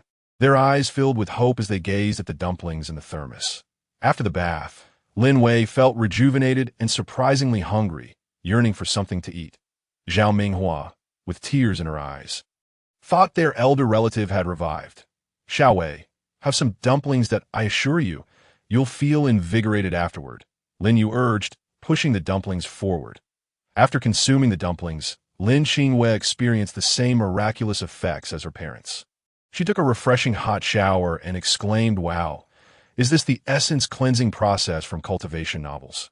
No, no, no, it must merely be detoxifying." Looking in the mirror, Lin Qingyue noticed her skin becoming increasingly radiant, akin to a freshly peeled egg. With all blemishes and imperfections vanished, were these dumplings not far superior to any top-tier skincare products? Lin Qingyue also felt her strength surging. She effortlessly lifted a nearby seawater filter, a hefty iron contraption that was usually a struggle to move. Acknowledging the source of her newfound vitality, she typed a message of gratitude to the Beast God on the electronic screen. "Beast God, since you have accepted my gift, why not hasten to gather energy for me?" Lin Qingyue smiled. "Understood. I'll deliver some benefits to your subjects right away." Just as she stepped out of the room, she was taken aback to find a large gathering of beastmen surrounding the bamboo house. What is happening? Are the 6 sects attacking the Bright Summit? Originally, Sankey had given the meat pie to Chief Sangji, intending to demonstrate the process of its preparation. However, he was suddenly struck by the realization that he lacked the necessary tools, rendering his efforts futile. Emboldened, he brought the matter to Lin Qingyue, hoping that Balan would personally showcase the technique in front of everyone. Balan, bowing respectfully, sought Lin Qingyue's approval, with a grand wave of her hand. Lin Qingyue declared that making meat pies was a trivial matter and that she was more than willing to teach. She had initially wished to instruct them herself, and now that the opportunity had presented itself, it was indeed fortuitous that I in the crowd. Xiongji scoffed. "This is the first time I've heard that powdered fruit is edible. Isn't it merely a plaything for younglings? What if it turns out to be poisonous? I wouldn't dare to consume it." Her remarks caused the previously eager orcs to hesitate. For centuries, powdered fruit had been a wild fruit found on trees, dry and devoid of flavor, with an absorbent quality that made it nearly impossible to swallow. Many orcs had perished from overeating it when famished, leading to a distended belly. If it were truly edible, countless orcs would not have succumbed to starvation during famines. Sangluo's piercing gaze seemed to cling to Balan, prompting Balan to avert his eyes and frown. He detested being scrutinized in such a manner. "What are you babbling about? I have personally prepared and consumed these pies without consequence that if you lack the courage to eat, then kindly refrain from causing a scene." Sankey seethed with frustration, particularly at the sight of the rotund female who constantly shadowed his sister. "Exactly. If you are too afraid to eat, why linger here? We wish to learn, and this is a matter of survival for the entire tribe. That if you choose not to participate, then do not disrupt us," Liyun asserted, placing her hands on her hips and puffing out her stomach with a sense of righteous indignation. Had she not promised her beast husband in front of Lin Qingyue that they would keep this matter confidential, she would have openly stated that she had previously tasted the dish. Chief Sangji wholeheartedly agreed. "Liyun speaks wisely. Xiongji, you may return to the cave. Your presence is not required here." Initially targeting Balan and Lin Qingyue, Xiongji found herself rebuffed by her own idol, compounded by Liyun's scornful remarks. Indignant, she attempted to pull Singluo away, only for him to shake off her grip and shake his head at her. Feeling betrayed by the world, Xiongji fled the seaside, venting her frustration by trampling the flora along her path. Lin Qingyue, undeterred by the earlier mockery, seized the opportunity to gather materials, collecting 5 or 6 attribute orbs, feeling her strength gradually augmenting, her eyes squinting with delight.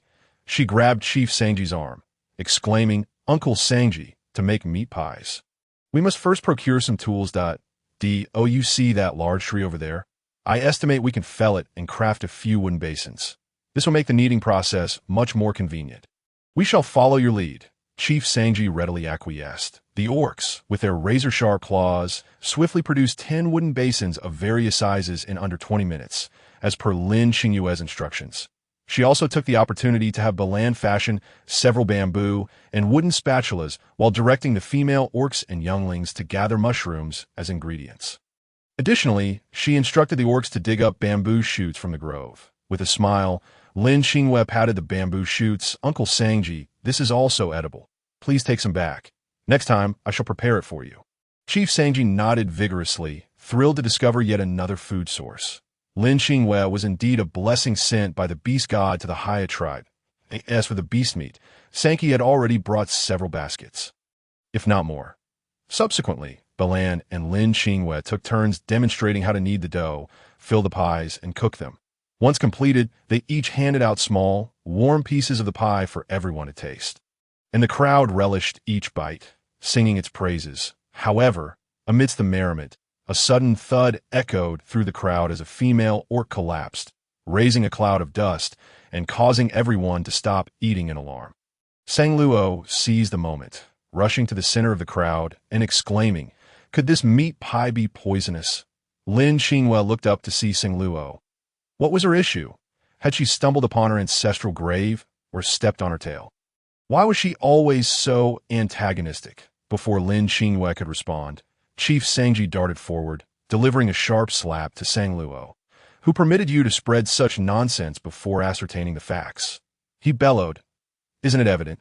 Father, why are you so biased? Sang Luo retorted, her eyes glistening with indignation as she clutched her cheek. Are you sure your claims are accurate? I have eaten this meat pie before, and I suffered no ill effects. Chief Sangji had tried it himself and found no reason to doubt it. With so many having consumed it, how could only one person be affected? What's past is past. What if it has been poisoned now? Sang Luo argued defiantly. Chief Sangji felt a pang of frustration at his daughter's foolishness. Who would dare poison food in such a public setting? Silence. Are you intent on causing chaos? You seem to thrive on turmoil. Why not remain in the cave and make pies instead of stirring up trouble? Chief Sangji declared before striding towards Lin Qingyue, clutching his chest. Lin Qingyue and Balan were confident that the meat pie posed no danger. So why had the female orc fainted? Lin Qingyue bared her teeth in suspicion. Are you attempting to cause a scene? Are you in cahoots with Sang Luo? Chief Sangji knelt down and called out to the fallen orc.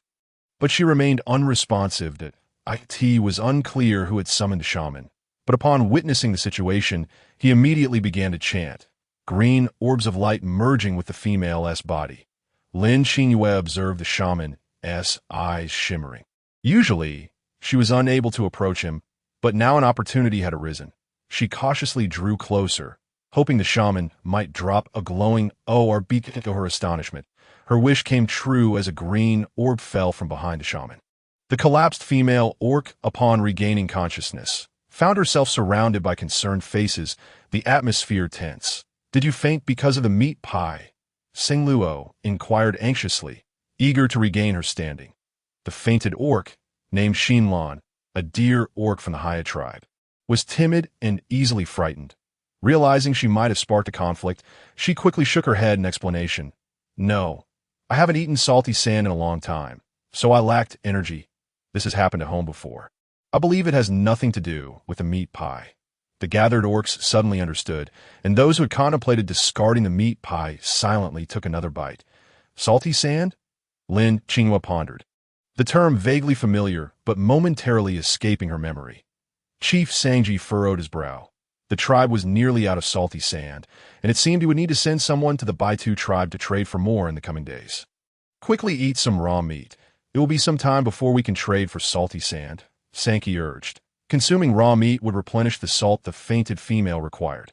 However, Xinlan preferred grass, fruits, and plant-based foods, resulting in her salt intake being significantly lower than that of other female orcs. Her beast husband, a leopard orc, felt a wave of guilt upon learning his mate had fainted due to a lack of salty sand. He was her only beast husband, yet he had failed to care for her properly. It felt like a personal failure. He gently lifted her and carried her back to their cave, resolved to hunt more and trade for additional salty sand during the market days.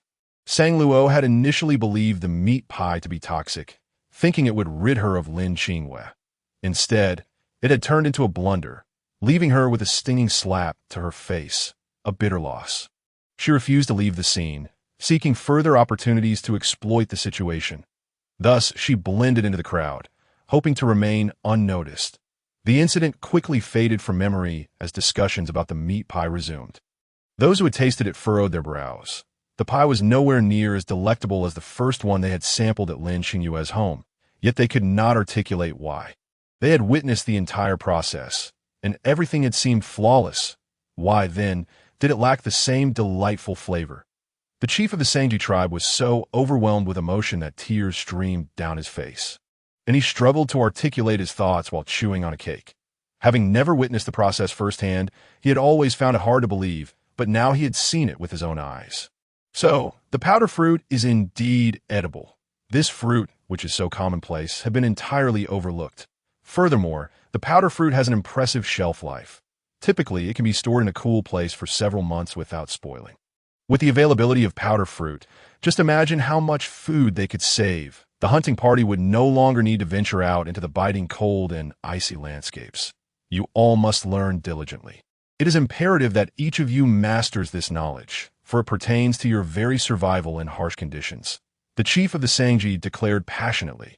The individuals gathered for the lesson listened attentively to the chief's words, fully engaged, with not a single one slacking off, including Sang Luo's by Lin prepared meat cakes. Sang Luo's gaze remained fixed on him, as if she wished to etch every movement of his into her memory. She even seized the opportunity to seek by Lin's guidance, intentionally brushing her hand against his, but he deftly evaded her touch. While Lin Qingyue was calming the chief's emotions, Sang Luo feigned interest and approached her with a contrived inquiry. "Qingyue, I realize now that I misjudged you earlier. I owe you an apology. However, I have another question. Aren't you a water tribe beastman? This powder fruit tree grows on land, and even the terrestrial beastmen are unaware that it is edible. How did you come to know this? It was precisely because I didn't know if it was edible that I dared to experiment with it to see if it could be made into something consumable. However, the land beastmen, with their preconceived notions, assumed it was inedible and passed this belief down to their descendants. Thus, no one among them discovered its true edibility.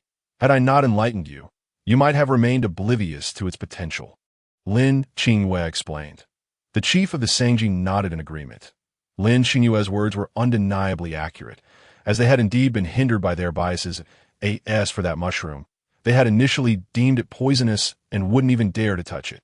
Little did they know it was harmless and quite delicious. Lin Qingyue also mentioned that dried mushrooms could be preserved for an extended period. Then came the time for the beastmen to practice their newfound skills. The difference between those with talent and those without was glaringly evident. The talented beastmen managed to knead the dough within 10 to 20 minutes, while the untalented ones turned it into a gooey mess. Among the talented was Heiya, and Lin Qingyue nodded in satisfaction. After all, primates possess remarkable learning abilities. Shang-Chi approached Bai Lin, brimming with questions, and quietly asked Bai Lin, "Why do these meat cakes taste different from the ones I made last time?" Bai Lin replied with calm assurance, "It is because we used different meat." Shang-Chi scratched his head in confusion. "Different? How so? It tastes the same to me." To clarify, Bai Lin produced a piece of cured meat. "You can smell it, taste it, and see if you can discern the difference. This meat is salty. Yes, the meat you used for your cakes was coated with salt. If you don't believe me, you could try applying some yourself and see if the flavor matches." "Salt?" Shang-Chi's eyes widened in astonishment. Salt was an incredibly precious commodity. Each market day, they expended vast resources to acquire salt, often trading several bee skins for just a small bag. The night before, Shang-Chi himself had used an entire basket of meat, all coated in salt. How much had that cost? Lin Qingyue had thought he was referring to something else, only to realize he meant salt. Indeed, Lin Qingyue confirmed preserved meat for an extended period but must be coated with salt. Shang-Chi grew increasingly anxious, gesturing animatedly. The value of salt far exceeds that of meat. Coating it in salt to prevent spoilage is counterproductive. Have you heard that water tribe beastmen can produce salt? What you deem of great value holds little worth in their eyes, Bai Lin remarked, clearly displeased with Shang-Chi's reaction. Shang-Chi pondered Bai Lin's words, realizing the crucial information he had gleaned. Lin Qingyue could produce salt. At that moment, Lin Qingyue appeared to him as a walking, shimmering treasure. Just days ago, he had heard his father mention that the tribe's salt supply was running low, and he had planned to travel to the White Earth tribe for a trade. But now, learning that Lin Qingyue can make salt, why venture so far? "Qingyue, can you truly produce salt?" Shang-Chi whispered, his voice trembling slightly. Lin Qingyue nodded. It's just salt making. What's so difficult about it? Then could we trade some? Sure, but don't you want to learn?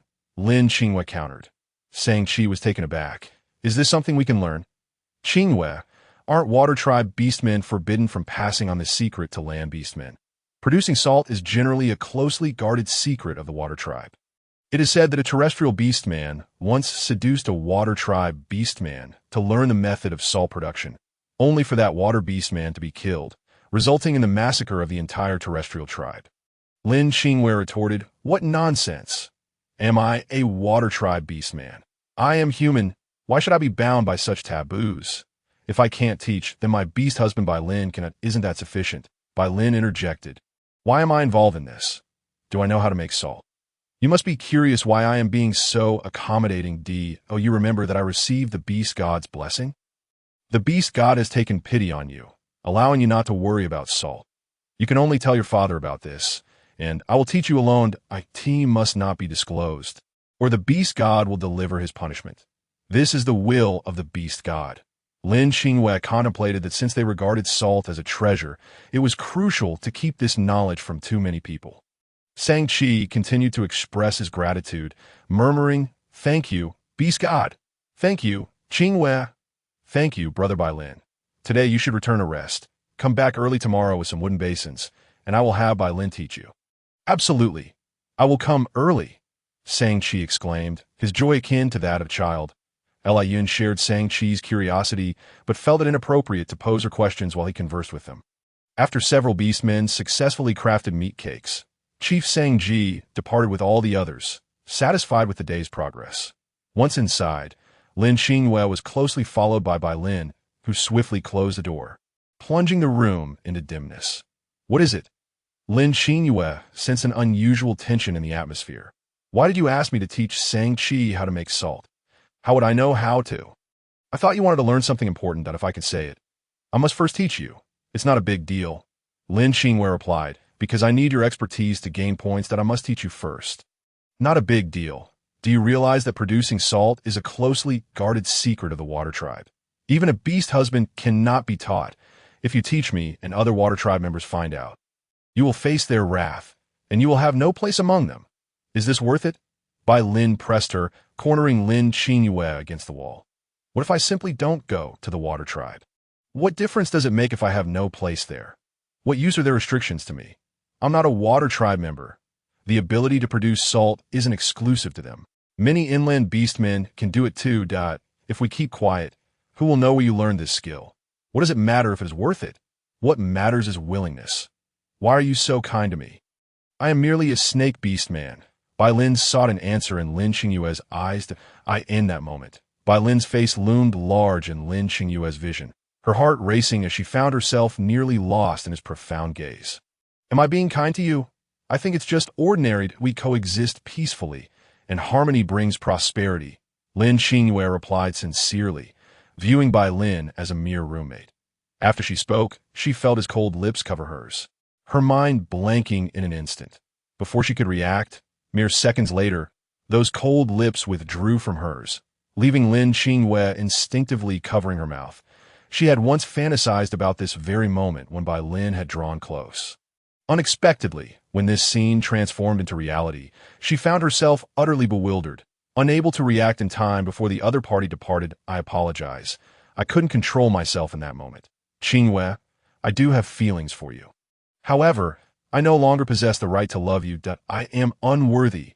Bai Lin, tears streaming down his face, dashed out of the bamboo cottage and plunged into the sea. "Feelings? Feelings?" The words echoed incessantly in Lin Qingyue's mind. "What do you like about me? I can change. Just be clear with me." She recalled Bai Lin's words. Was he taking advantage while pretending to be virtuous? It was she who had been taken advantage of. "Why are you running so fast?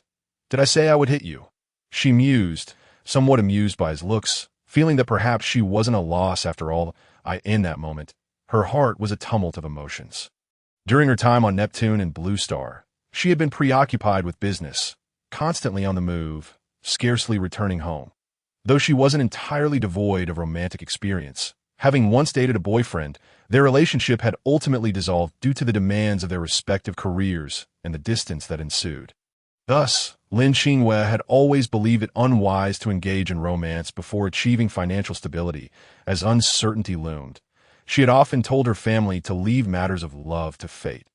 Now, in this beastly realm, she chanced upon someone like Bai Lin, whom she did not find repulsive, whose appearance aligned with her aesthetic, and who was considerate and gentle towards her. To be frank, was this not the destiny she had spoken of? She was not a paragon of virtue. Immune to moments of infatuation, she endeavored to convince herself that they belonged to different worlds. Initially, she had intended to use Bai Lin as a shield against romantic advances.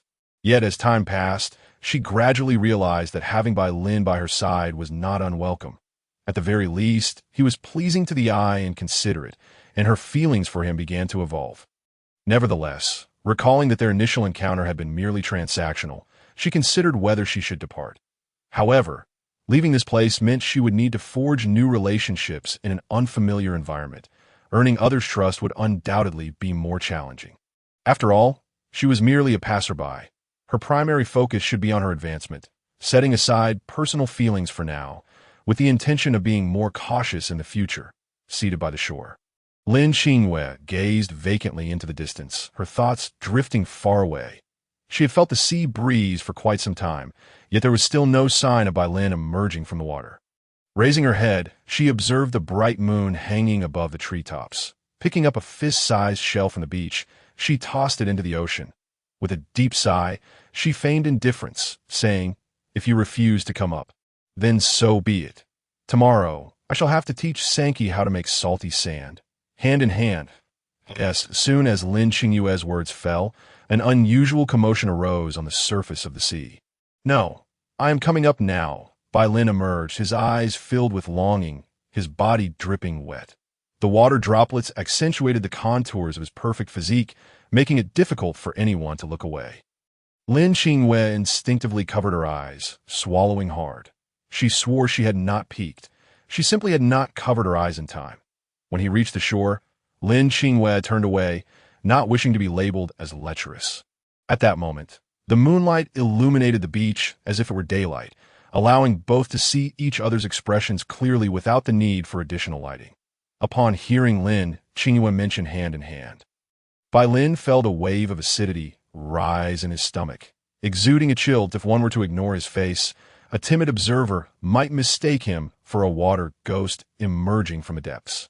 Bai Lin quickly shook himself dry and donned his garment made from snakeskin to end the tranquil night. The sound of Lin Qingyue striking flint was especially crisp and resonant.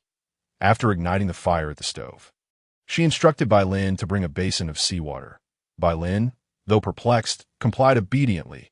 Lin Qingyue retrieved a piece of gauze from the room and directed Bai Lin to pour the seawater over the gauze placed above a pot. This was merely the first filtration, meant to remove impurities from the seawater. Once the water boiled, she stirred it continuously until white crystalline formations began to appear. Lin Qingyue instructed Bai Lin to filter it once more. And ultimately, by evaporating the moisture, they would obtain pure sea salt. Bai Lin gazed at the pot filled with the white sea salt, then glanced at the boundless ocean, and oh wonder, Lin Qingyue claimed that in her eyes, salty sand was utterly insignificant. The resources were seemingly inexhaustible. This method shouldn't be too difficult, right? Lin Qingyue inquired. Not difficult, Bai Lin replied. In truth, there existed an even simpler method. One could smooth out a large rock on the sea surface, creating a shallow depression in the center, then pour seawater into it and wait for the sun to dry it, thus achieving the salty sand they spoke of. Lin Qingyue's demeanor suggested she described this as a trivial matter. Upon hearing this simpler method, Bai Lin's expression turned slightly astonished. "If you don't believe me, you can try the rocks by the seaside and see if the taste is similar to your salty sand."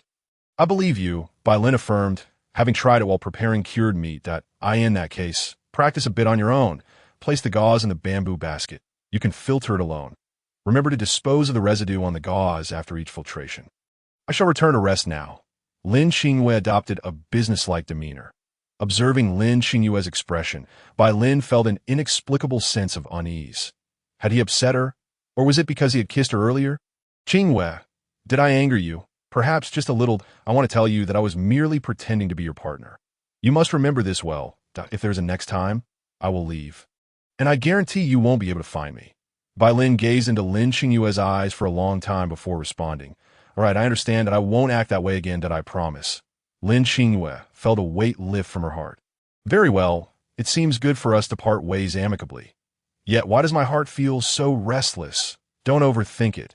Focus on practicing making salty sand. Lin Qingyue seemed to have recalled something, pausing to turn back and say, "It was the beast god who arranged for me to meet you, who arranged for me to be by your side. Every step we take is predestined." Her words seemed directed at Bai Lin, yet they felt more like a reminder to herself. After speaking, she strode back to her room, leaving Bai Lin in a state of confusion. Lin Qingyue's words held profound significance. Bai Lin pondered deeply, realizing that indeed, as Lin Qingyue had said, everything seemed to be preordained. Did this not indirectly imply that the beast god desired him to be with Lin Qingyue? Otherwise, why would Lin Qingyue be sent to his side? Could they be destined to be together? Lin Qingyue had yet to eat dinner, and after the series of previous shocks, she felt mentally drained, lacking the desire to prepare a meal. Therefore, she unwrapped a vacuum-sealed meat pie and began to eat. She activated the vehicle's onboard system to check her day's labor results. Originally, her points had dwindled to 3484, but upon opening the system, she was astounded, leaping up as if her bottom had been fitted with springs. Beast Realm Contribution Points Owner, Lin Qingyue Level, LV4 Beast Realm Points, 12080. What had Lin Qingyue previously stated? Once her points were sufficient, she would purchase that heavenly fragrance fruit to plant. Now was the moment for her to fulfill that promise. Little K, exchange for heavenly fragrance fruit. Costing 1,000 points, the exchange for heavenly fragrance fruit was successful. Lin Qingyue subsequently redeemed 200,000 in cash. Just like that, she spent 3,000 points in one go. Beast Realm Points. 9081 she exchanged for a signal restoration tomorrow. She would become free of debt. Light as a feather, she intended to earn a substantial amount of money to buy her parents a large house, allowing them to enjoy their later years in comfort. However, her aunt's situation had sparked an idea. With the inevitability of aging and illness, medicine became increasingly vital. Having dabbled in medicinal cuisine herself, she pondered whether she could cultivate some medicinal herbs as well. Chinese herbal medicine would be valuable in any realm. With medicinal herbs at her disposal, she could also learn about medicinal cuisine. Perhaps, by following the prescriptions, she could even pose as a physician in this place someday. As Lin Qingyue gazed at the heavenly fragrance fruit seedling in her hands, she remembered that she had also planted hemostatic grass today, which she should be able to harvest by tomorrow. Lifting her spirits, when a heavenly fragrance fruit seedling was planted in the lazy flower bed, a light blue screen displayed the plant's name. Heavenly Fragrance Fruit Growth Cycle, 31 days at first. Lin Qingyue thought she had misread it and rubbed her eyes, but still read 31 days. This high point herb indeed had a lengthy growth cycle. 31 days, at the current multiplier, amounts to over 3 years. It seems Bai Lin has infiltrated the Heiya tribe this time for this very purpose. I am eager to discover what allure you possess that entices so many orcs to vie for your attention. Many of Lin Qingyue's flower beds remain vacant. She initially intended to cultivate vegetables, yet the value of such produce is rather negligible. The open space beside the bamboo house is indeed suitable for growing vegetables. Hence, there is no need to squander the flower beds. Thus, she commenced drafting a list of medicinal herbs, prioritizing the procurement of seeds for these plants. I wonder if the herbs she cultivates here can fetch a high price when sent back home. Lin Qingyue eventually succumbed to slumber, leaving Bai Lin alone to bustle around the stove outside the bamboo house throughout the night. Filled with fervor, Bai Lin smiled unknowingly at the thought of the myriad skills he had acquired, envisioning a blissful life alongside Lin Qingyue in the future. Meanwhile, in the cave, Shang-Chi was equally restless, unable to sleep due to his excitement over the prospect of learning to make salted sand. As dawn broke, Shang-Chi was already waiting outside the bamboo house, a wooden basin hoisted on his shoulder. Bai Lin curled up in a ball in the hall, and upon hearing Shang-Chi's footsteps approach, he opened his brown vertical pupils and flicked his fiery tongue. After discerning the familiar scent and sound, he relaxed and transformed into his orc form. Today, Lin Qingyue also rose early, donning a short-sleeved denim outfit and sandals. Tools in hand, with a small bamboo basket slung over her shoulder, she intended to create a vegetable garden nearby, planting whatever vegetables she desired, reserving the precious medicinal herbs for the flower beds. Upon seeing Lin Qingyue fully equipped, as if preparing for an expedition, Bai Lin furrowed his lovely brows. "Where are you going? Did you not say you would teach Shang-Chi to make salted sand today?" Lin Qingyue flashed a smile, revealing her teeth. "I'm not going anywhere. I shall just work on a piece of land right at the doorstep to plant some things." "Planting things? What does that mean?" Bai Lin inquired, puzzled. With a sigh, Lin Qingyue replied, "You'll understand once you see A.S. Lin Qingyue," and Bai Lin opened the door. They found Shang-Chi grinning foolishly, revealing his teeth while still holding the wooden basin. Through Shang-Chi, Lin Qingyue noticed a head bobbing suspiciously in the woods. "Didn't Tiwi say you could come alone?" Lin Qingyue frowned. Shang-Chi's smile faltered as he turned abruptly. Indeed, someone was behind him, and he had failed to notice all the way here. Startled, he waved his hands in explanation. "I truly came alone. You must believe me. I had no idea someone was following, nor do I know who they are." Shang-Chi, in a fit of urgency, shouted behind him, "Who is there? Show yourself." A small figure trembled as it stepped out from the trees, seemingly flustered in the face of Shang-Chi's wrath. "Heiya!" The three exclaimed in unison. Heiya felt as though he had committed a grave error, tears welling in his eyes, on the verge of spilling over. "Did you come here for something?" Lin Qingyue crouched down to wipe Heiya's tears away. Heiya shook his head. "Sister Qingyue, I have advanced in my training. I merely wish to seize this opportunity to inform you and to find a way to repay your kindness." "Ah, what fortuitous timing.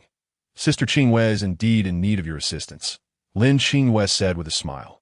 "Qingyue, is there something you require help with? I can assist as well," Shang-Chi eagerly offered upon hearing Lin Qingyue's request. "Such trivial matters do not require your attention. Are you not meant to be learning from Bai Lin? You two focus on your studies while we handle things here," taking advantage of Shang-Chi and Heiya's inattention. Lin Qingyue discreetly slipped a piece of gauze to Bai Lin. The gauze from the previous night had become utterly tattered after Bai Lin's repeated practice. Under the bright daylight, Bai Lin noticed that the cloth differed from B's skin. It was exceptionally white, soft, and breathable, adorned with countless tiny holes. Such an item was scarcely found on the continent, and he wondered from whence Lin Qingyue had procured it. Following Lin Qingyue's guidance from the previous night, Bai Lin meticulously instructed Shang-Chi step by step. When Bai Lin asked Shang-Chi to fetch a basin of seawater, Shang-Chi momentarily struggled to comprehend the task, but obediently complied. Subsequently, Bai Lin directed him to kindle a fire beneath the peculiar large rock at Lin Qingyue's residence. He distinctly remembered that during Lin Qingyue and Bai Lin's demonstration of making meat pies, they had utilized that very rock. Bai Lin instructed Shang-Chi to pour the seawater into the stone pot and stir it once it began to boil. Meanwhile, Lin Qingyue and Heiya collected stones from the beach. Placing them into their bamboo basket, they proceeded to the grassy area bordering the beach, where they arranged the stones into a circle of approximately 20 square meters. Lin Qingyue had recently gained considerable strength, and turning the soil in this small patch proved effortless. Heiya watched in awe as Lin Qingyue seemed to perform magic. Pulling various items from the bamboo basket, she produced a large bag of vegetable seeds, discreetly shielding it with the bamboo basket as she poured the seeds into a bamboo bowl. Lin Qingyue pretended to extract the bowl, inviting Heiya to join her in sowing the seeds. As the sun rose higher, Lin Qingyue donned a straw hat, placing a smaller one atop Heiya's head. Heiya removed the hat, examining it closely, clearly enamored and reluctant to wear it for fear of soiling it. Lin Qingyue found his antics endearing, continuing her work as she scattered seeds. Heiya observed the seeds in the bamboo bowl, some large and others small, mixed together, and imitated Lin Qingyue by tossing them into the soil. Bai Lin occasionally glanced over at Lin Qingyue, even though he was not far away. Nevertheless, he remained vigilant, concerned for her safety and the possibility of unforeseen dangers. The stony enclosure was not large, and they soon finished sowing. The next task was to water the plants. However, although Lin Qingyue possessed watering tools, she could not openly use them without raising questions. She found herself in a dilemma. If she used bamboo vessels to contain water, it would inevitably wash away the seeds that it was impractical to pierce holes in the bamboo or wooden containers on site. Eureka! She resolved to use her mouth to spray the water. The area was small, so it should not take long. She returned to the bamboo house, bringing out a wooden basin filled with fresh water. Together with Heiya, they each took a bamboo bowl to scoop water from the basin, effectively playing the role of a human sprinkler. Lin Qingyue couldn't help but laugh at the sight of Heiya puffing his cheeks while spraying water. It was utterly adorable. The two busy with their tasks were drawn to Lin Qingyue's laughter, instinctively glancing in her direction. However, they were too far away to discern what Lin Qingyue and Heiya were up to. Lin Qingyue decided to craft a bamboo sprinkler upon returning home today. Otherwise, as the planting area expanded, would her cheeks still suffice? After toiling half the day, both Lin Qingyue and Heiya were drenched in sweat, their bodies sticky and uncomfortable. Lin Qingyue initially planned to return to her room for a hot bath. But upon seeing Heiya washing his feet in the shallow waters, she felt playful and suggested a game. Heiya's eyes widened as he asked, "Sister Qingyue, what game shall we play? Let us see who can hold their breath underwater the longest." Shang-Chi and Bai Lin exchanged glances, incredulous. Was this not simply bullying a small cub, a water tribe, or competing in breath-holding with a human? They believed Heiya would refuse such an outrageous challenge. Yet to their surprise, Heiya agreed. Bai Lin and Shang-Chi watched as Heiya waded into the waist-deep water, burying his face beneath the waves. Lin Qingyue stood beside the sea stone, burying her head down as well. Bai Lin and Shang-Chi couldn't help but feel a twinge of concern for an orc who could not swim. This appeared rather perilous. The waves relentlessly crashed against the two, and the petite sea stone seemed on the verge of toppling over.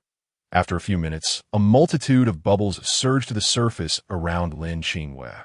Just as the two believed that Lin Qingyue was certain to prevail in this contest, to their astonishment, she lifted her head from the water even before the sea stone, wiping the seawater from her face. She noticed that the sea stone also raised its head moments later, its small face flushed crimson. "Sea stone, you truly are impressive. You held your breath longer than I did." "You win," Lin Qingyue gasped. Everyone assumed she was merely feigning, yet only she understood that this was her genuine capability. Without diving equipment, she could hardly remain submerged for long. I'll call her an aquatic orc was, in fact, the greatest irony. "Qingyue, you must have let me win. How could I possibly defeat you?" Sea Stone replied, wearing a look of deep understanding. "Really, nothing is impossible. Would you like to learn how to swim?" Lin Qingyue inquired. "Is Sister Qingyue going to teach me how to swim? Can I truly learn?" Sea Stone expressed doubt in his own abilities. "Of course you can. Our Sea Stone is quite clever." Lin Qingyue encouraged. "Then I want to learn swimming from Sister Qingyue." Sea Stone was reluctant to forfeit this rare opportunity. Lin Qingyue thought that if the little monkey could acquire a survival skill, his chances of enduring would improve significantly. She fetched a wooden basin from the shore, turned it upside down, and instructed Sea Stone to hold onto it while practicing kicking.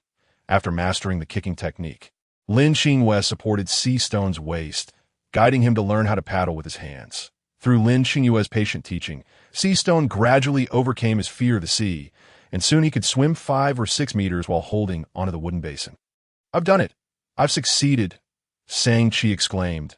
Unable to contain his excitement, he gazed at Bai Lin with gratitude, then directed a fiery look toward Lin Qingyue, filled with admiration for Bai Lin and even more affection for Lin Qingyue.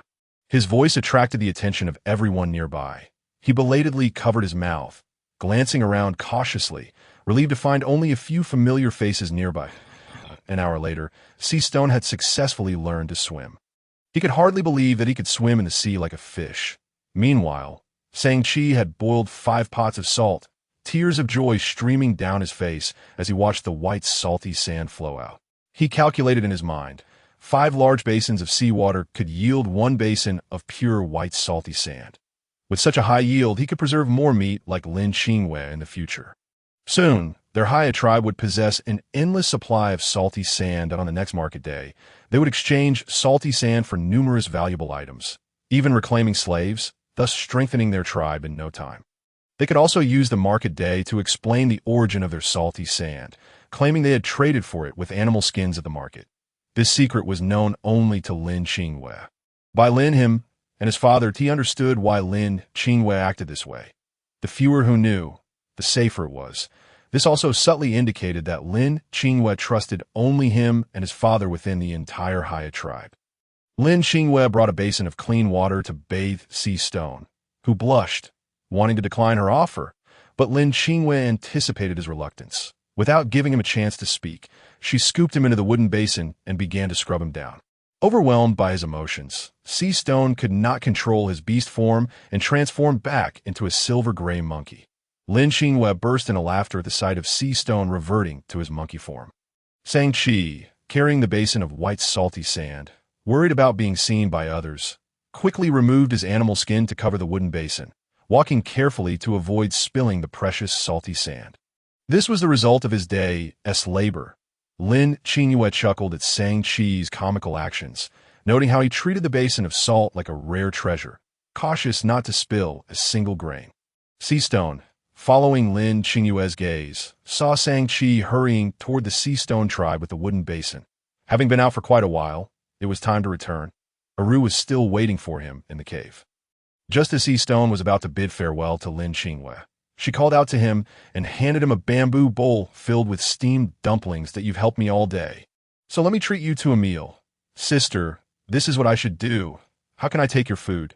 Lin Qingyue, noticing Sea Stone refusing her dumplings, placed her hands on her hips and pretended to be angry. If you don't accept my food, I might just get angry and never dare to call you over to help again. This tactic proved effective on the young cub, upon witnessing Lin Qingyue's feigned anger. Sea Stone panicked. Sister, don't be angry. I'll eat. Thank you. Qingyue jia. Without even glancing at the contents of the bowl, he shoved the dumplings into his mouth. All right, finish these dumplings here before you go back. I'll stand right here and watch you eat. Lin Qingyue was concerned that this little monkey might hesitate to eat her food, fearing it would spoil if left uneaten, so she intended to supervise until he finished.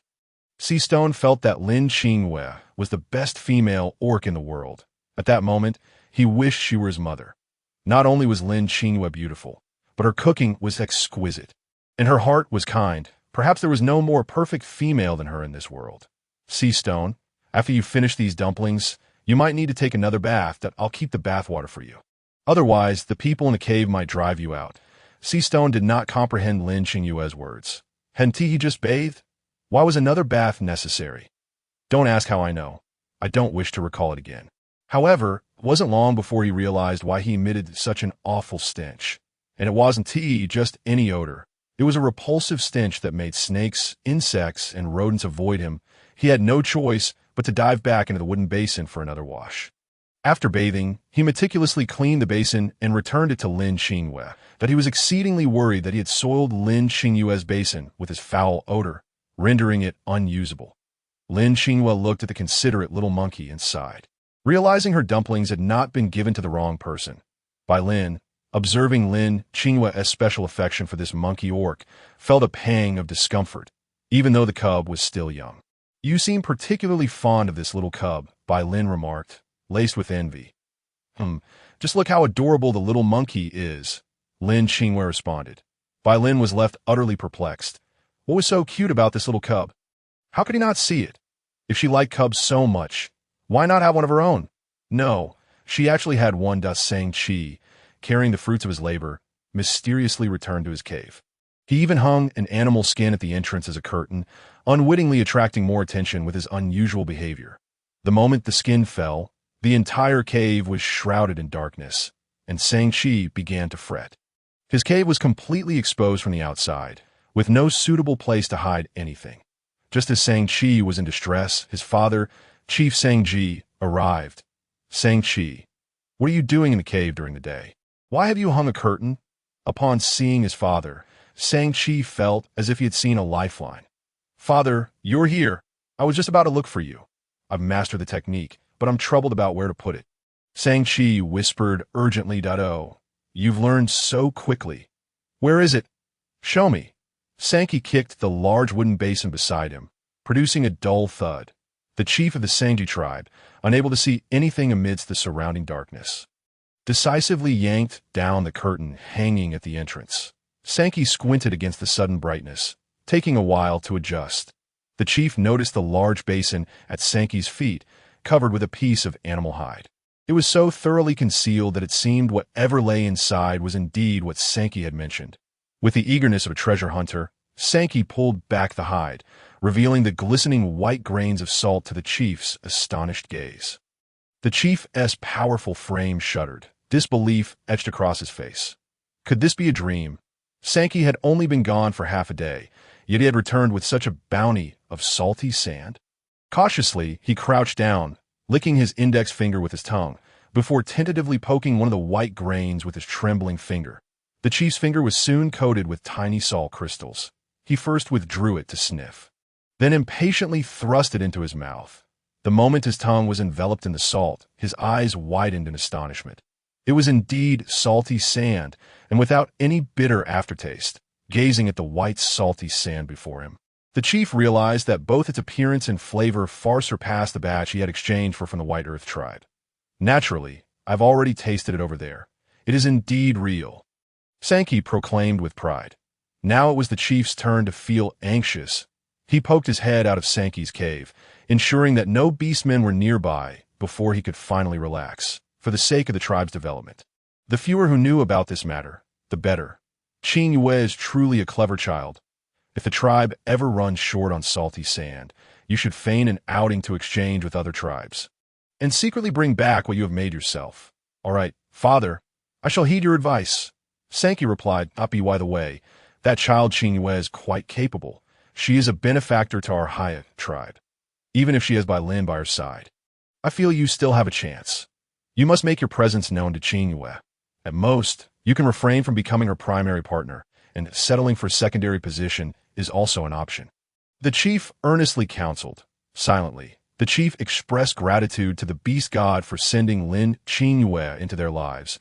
In this brief period, they had learned to control fire, create bamboo baskets, make meat pies from flower fruit, and even produce salty sand.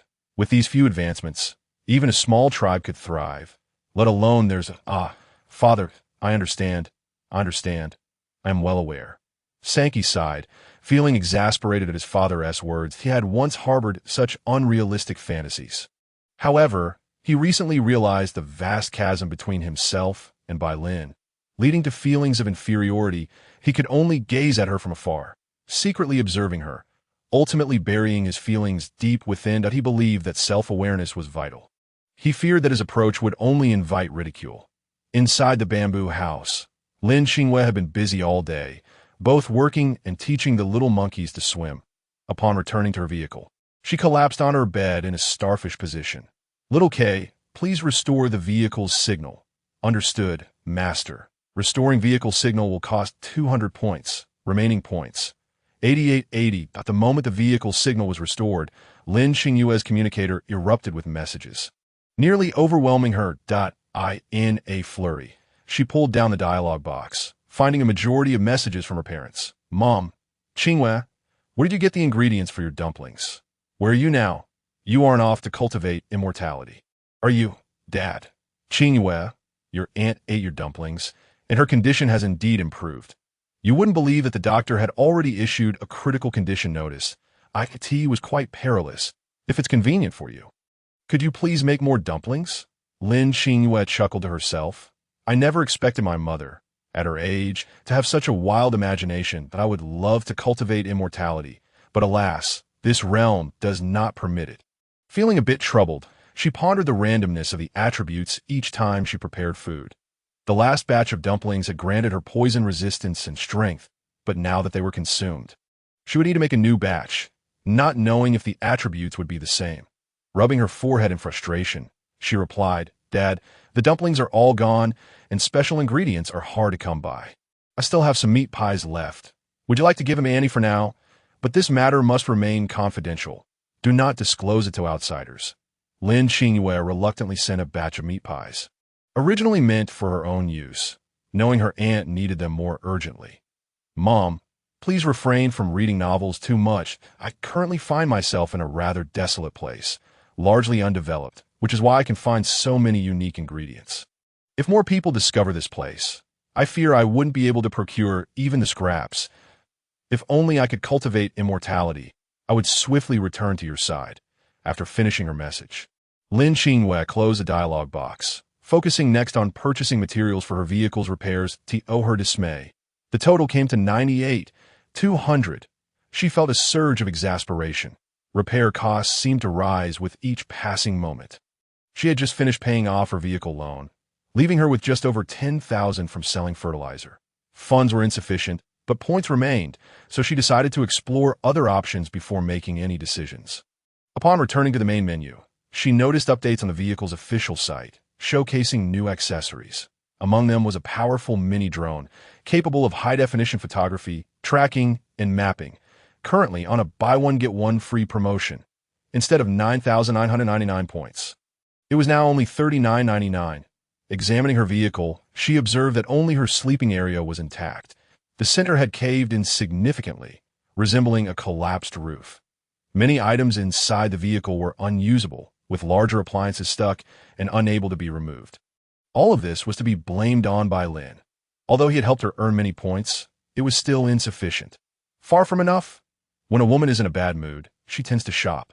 And with a purchase, her spirits lift. But upon checking her balance, her mood would plummet again, creating a relentless cycle.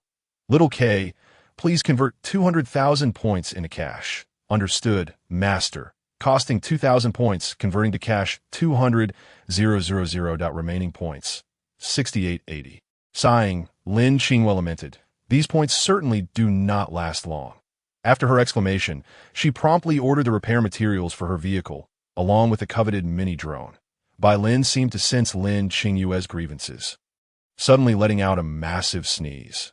Rubbing his nose, he mused that perhaps the coastal winds were particularly strong today, or else why would he sneeze out of the blue? When Lin Qingyue received the mini-drone, she was utterly enamored. These two drones were no larger than ordinary capsules, capable of operating for 24 hours on a single charge and equipped with night vision. Lin Qingyue entrusted the drone to Little K, instructing it to redraw the complete map of the previously marked areas, detailing the flora, fauna, and mineral deposits. The moment the two drones took flight, they attracted no attention, as their size resembled that of ordinary insects. No one paid them any heed. Lin Qingyue had not forgotten to purchase seeds for medicinal herbs online, especially those unique to Blue Star. She had procured nearly all of them. Prior to this, she had planted the seeds in her garden. The seeds she purchased could be categorized into two types, those for clearing heat and detoxifying, and those for nourishment. The detoxifying herbs included dandelions, plantain, moneywort, mint, and chrysanthemums. The nourishing herbs consisted of ginseng, reishi, FOTI, goji berries, and red dates. Detoxifying herbs generally matured very quickly, often within a day, whereas the nourishing types like ginseng and reishi had no specific harvest time. The longer they took, the better. After losing her internet connection, Lin Qingyue spent some time playing with Yuanbao before she could no longer lie down. "Ding, the hemostatic herb in your garden has matured. Please choose to harvest or thin out."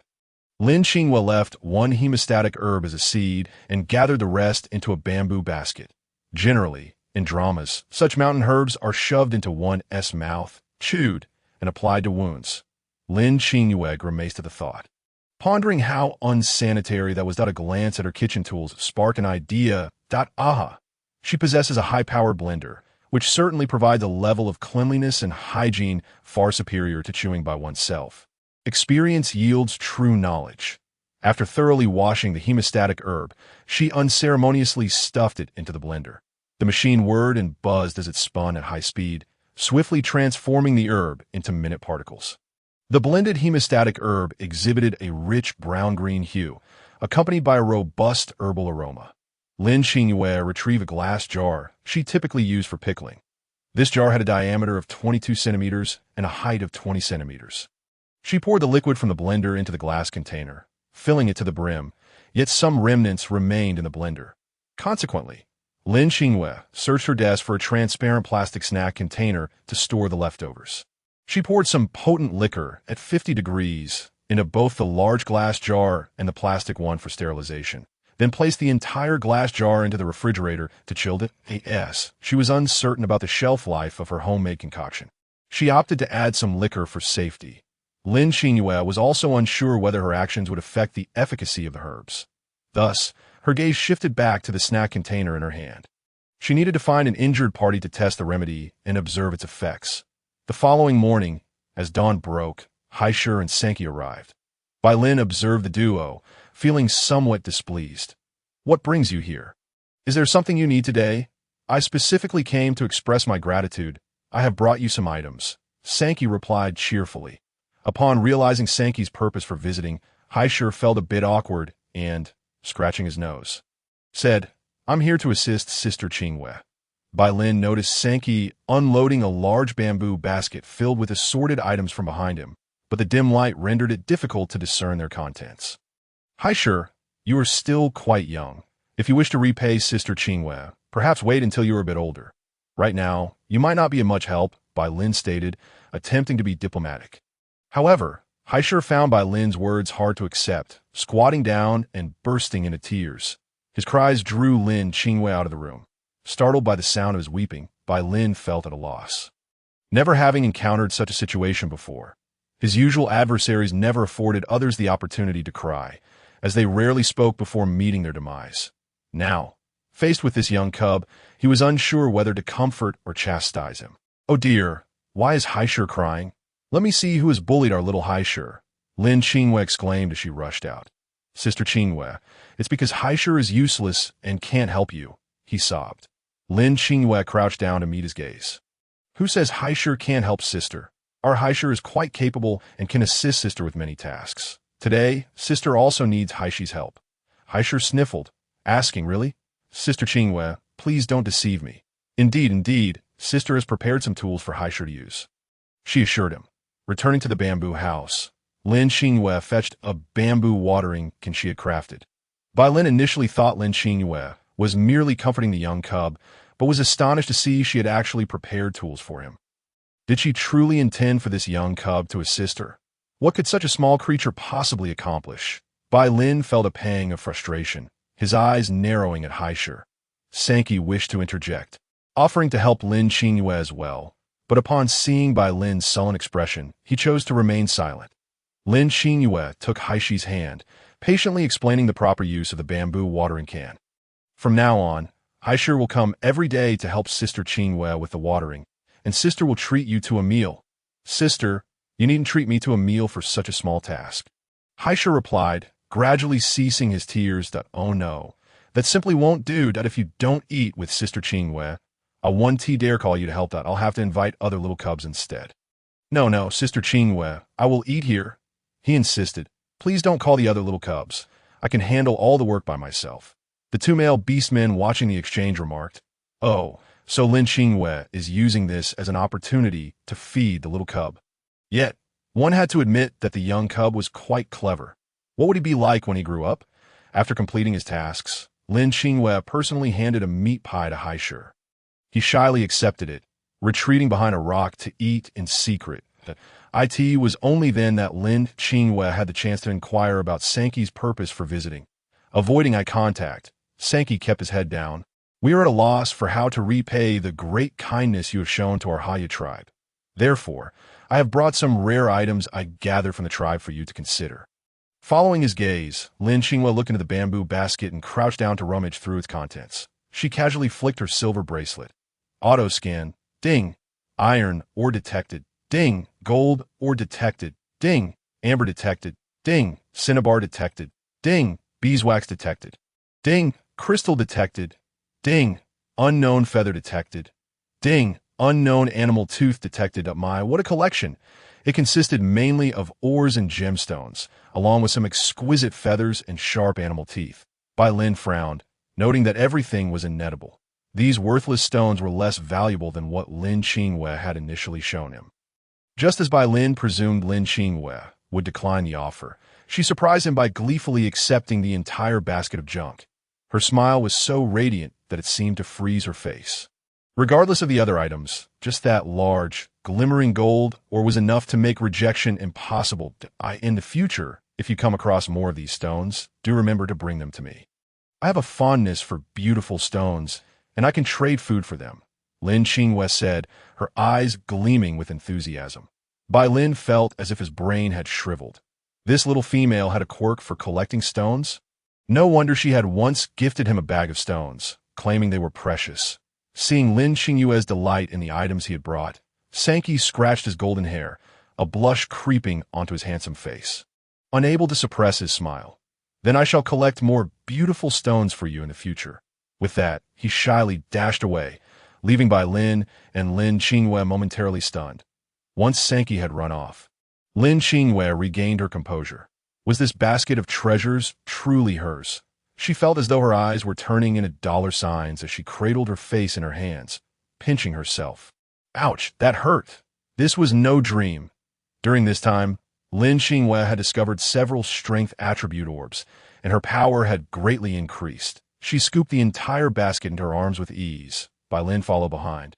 Feeling a bit exasperated, I know you're happy, but your tears of joy are streaming down your face. You might want to wipe them. Without pausing, Lin Qingyue hurriedly carried the bamboo basket back to her mobile home. I struck it rich. Ha ha ha. Her laughter bordered on delirium. She let out a deep breath, hands on her hips. Little K, please help me analyze this pile of items with the scanner and provide an estimate. Understood, Master. Little K emerged, extending its mechanical arm to meticulously extract the stones from the basket. These items spilled across the corridor of the mobile home, while Lin Qingyue nestled on the bed, cradling a gold ingot and gazing eagerly at Little K. Reporting to Master, the raw gold, ore is estimated to contain approximately 5 pounds of gold, with a current market value between 1.2 to 1.5 million. Lin Qingyue sprang to her feet, excitement coursing through her. Really? Yes, the total value of the other items is approximately around 20,000. The unknown feather and unknown animal tooth cannot be evaluated. Thank you for your hard work, Little K. Lin Qingyue, overwhelmed with excitement, embraced Xiao K's head and planted a heavy kiss upon it.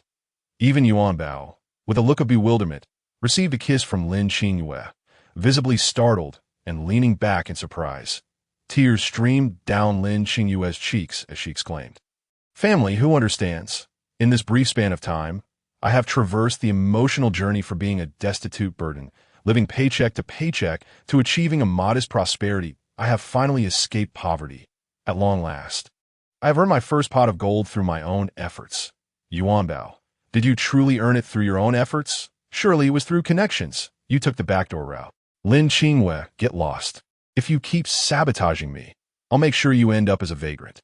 Master, on which platform should we list this raw gold, or for sale? Xiao Ke cheerfully inquired. Choose the platform that offers the highest bid and list it there. Master, why not opt for an auction format? The auction model is susceptible to scheming. It could be sold for a pittance. That it is far better to list it on a platform with a clear price. Master, the network is disconnected, and we are unable to log onto the platform for selling. A hint of confusion flickered in Xiao Ke's eyes. Look at me, I got so excited that I forgot. There's no signal right now. Set an alarm. Once it surpasses midnight, it will automatically reconnect the signal, and we can put these items up for sale. Understood, Master. Xiao Ke will now proceed with the manufacturing and repair of the mobile home. Please leave a message if there is anything urgent. Lin Qingyue felt a surge of happiness as she retrieved 2 cans of beverages from the refrigerator, joyfully stepping out of the room. Bai Lin was a restless individual. Whenever he had free time, he began to ponder Lin Qingyue's bamboo furniture, often able to draw connections beyond that. Not only did he craft items from bamboo, but he also experimented with rattan and wood. Hearing Lin Qingyue's footsteps as she emerged from her room, he casually glanced up at her. Oh, are you busy?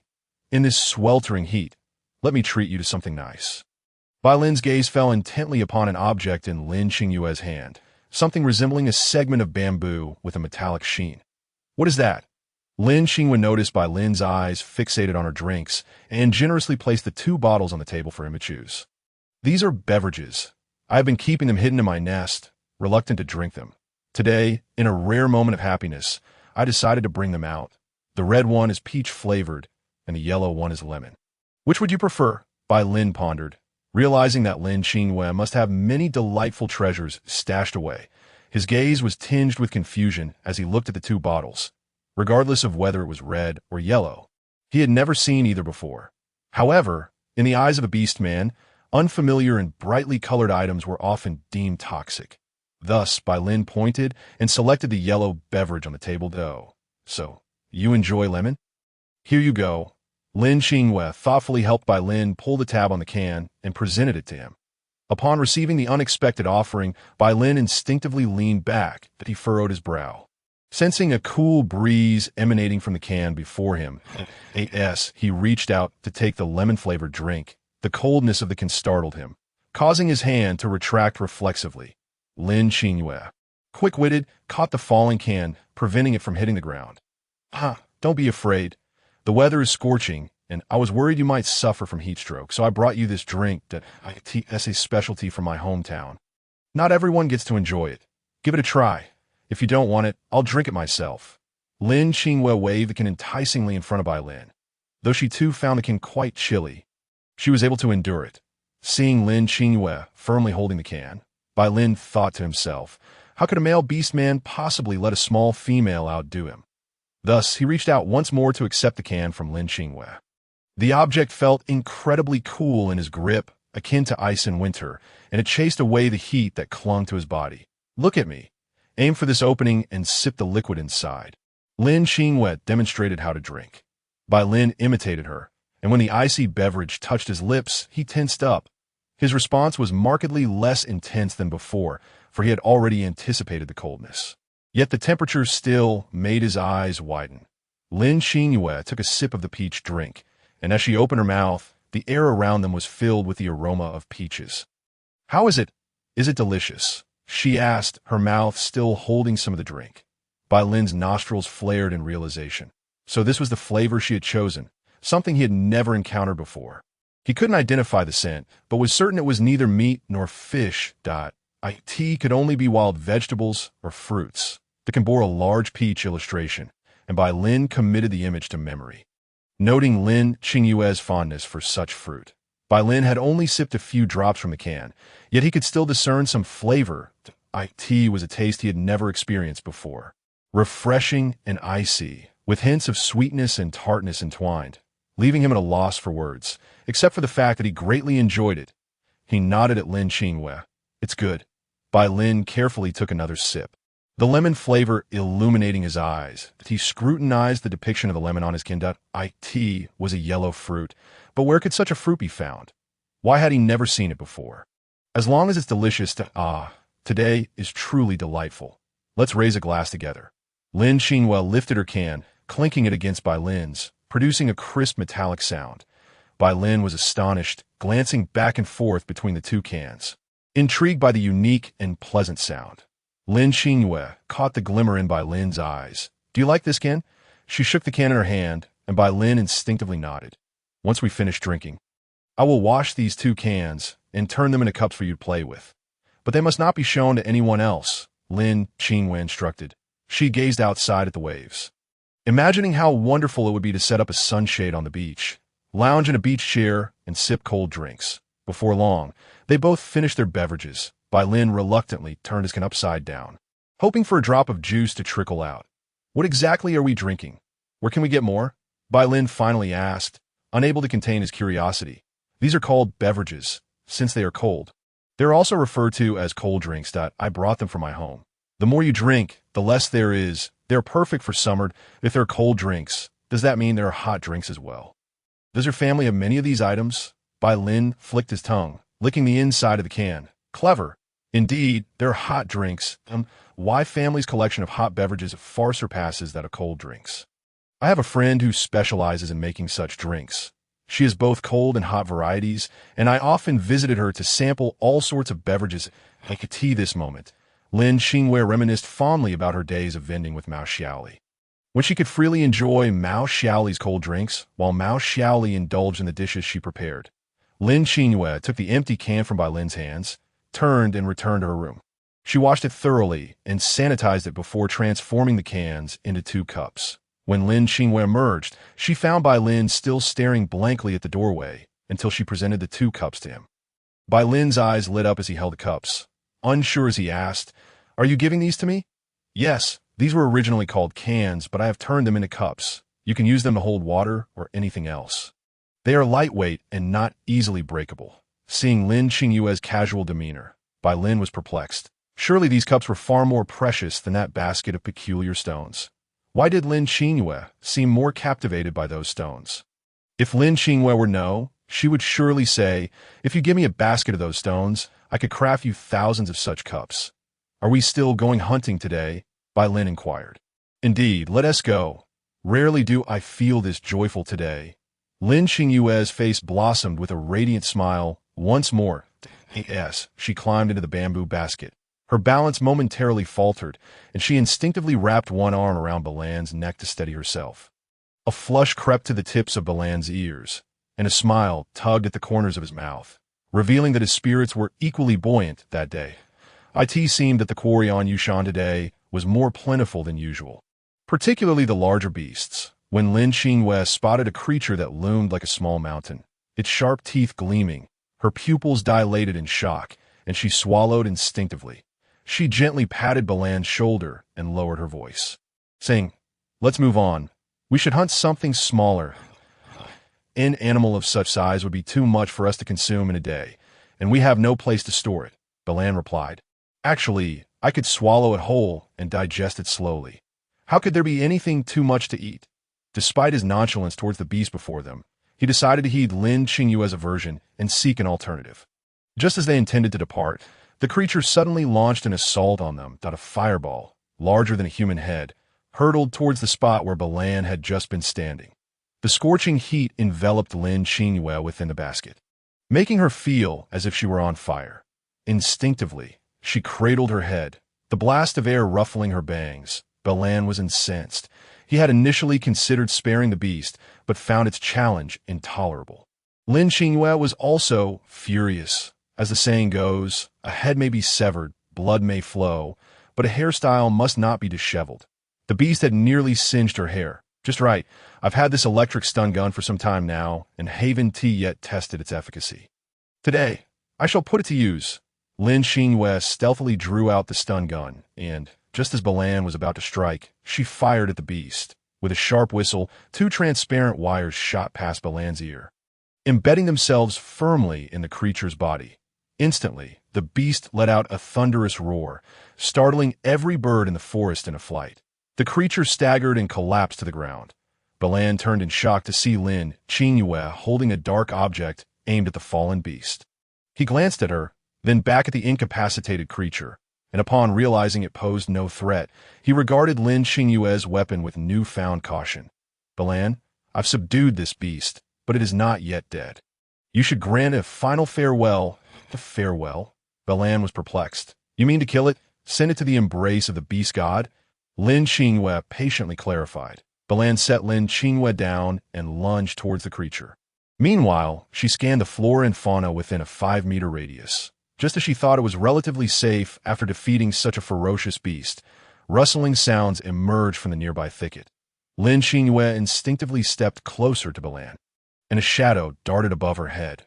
Reacting quickly, she bent backward at an improbable angle. Ever since she had acquired the agility attribute, her reflexes had greatly improved, and her body had become more supple. However, the shadow did not land on her, but instead vanished into the underbrush behind her. Lin Qingyue turned, but the shadow was gone. Only the movement in the bushes remained. She held the stun gun firmly, maintaining her aim, although she felt anxious. This was her first encounter with such a situation.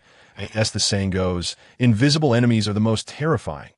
Now, she dared not approach the bushes, fearing that something might leap out at her. Balan, noticing her unease, transformed his tail into a serpent and struck the thicket with force. With a thud, an animal resembling a pig was flung out.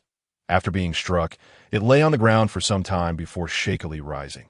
When Lin Qingyue locked eyes with the creature, she suddenly realized it seemed somewhat familiar. This isn't a rat, is it?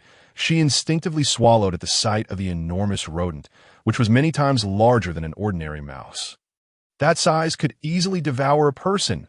Which tribe do you belong to? Why did you attack us?" Balan's voice turned icy, causing the temperature in the vicinity to drop slightly. Lin Qingyue found Balan's inquiry hard to believe. Before her was clearly a gigantic rat, yet he was questioning its tribal affiliation as if it were a beast man. "Isn't this just a rat?" Balan frowned. looking at Lin Qingyue. Can you not see that it is a beast man? Lin Qingyue shook her head honestly. From head to toe, it looks nothing like a human. A strange, clear voice rang out, laced with impatience. Who are you calling inhuman? I called it inhuman. Why are you so agitated? I'm not saying you're not human. Wait, whose voice is that? Who am I speaking to?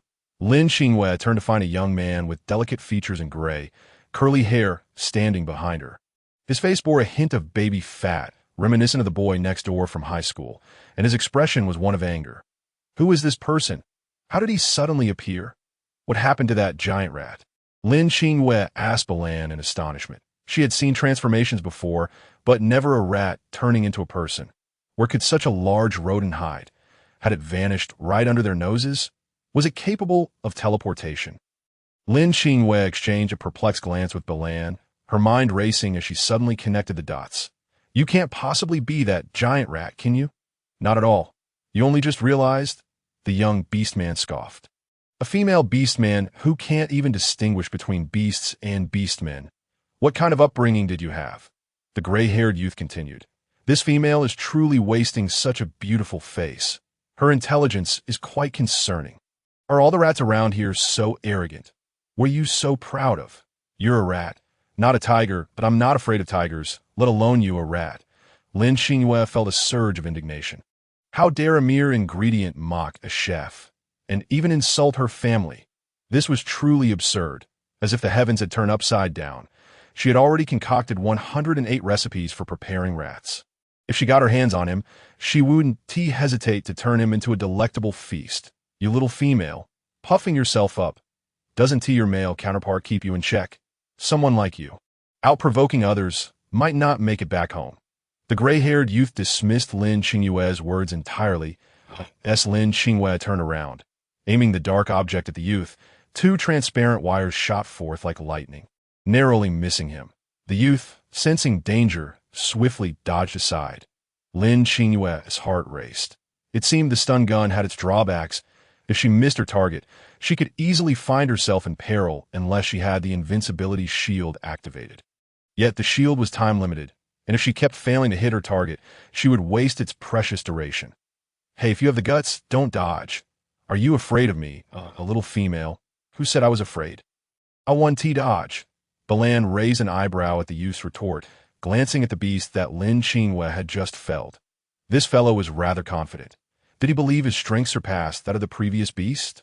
Even Balan himself dared not voice such a claim, for he was uncertain of the true power behind Lin Qingyue's weapon. Lin Qingyue had been waiting for this moment. The beastman's movements were so unpredictable that she might not hit him at all. The gray-haired youth stood before her, motionless, just as he had claimed. Lin Qingyue would not let such an opportunity slip away.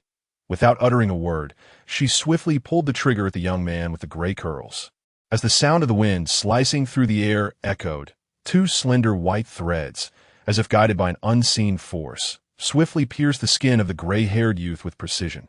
The young man, feeling akin to being bitten by a mosquito, experienced a tingling numbness.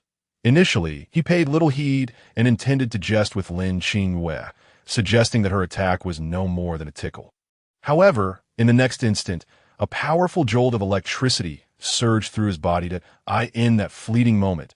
He lost all control, involuntarily convulsing and collapsing forward. Are you scared now?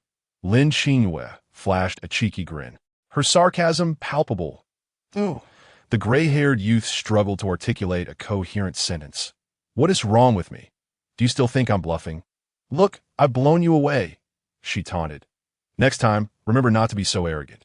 Lin Qingyue scoured the vicinity for some vines, tearing them down and handing them to Bai Lin. Bai Lin secured the gray-haired youth and the earlier beast tightly. Lin Qingyue retreated to her designated carriage, while Bai Lin coiled the beastman and the creature with his tail, dragging them back to the bamboo hut. Let me go. Where are you taking me? The curly-haired youth protested, thrashing about.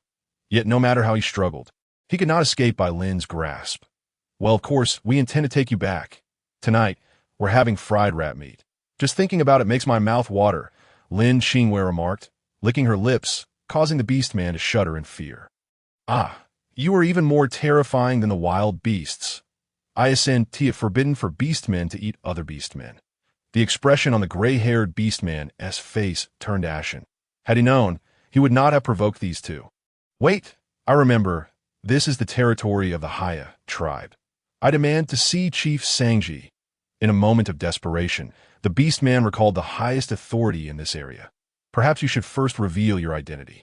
We cannot present an unknown individual before Chief Sangji, Lin Qingyue replied, feeling a twinge of unease upon realizing he knew the chief.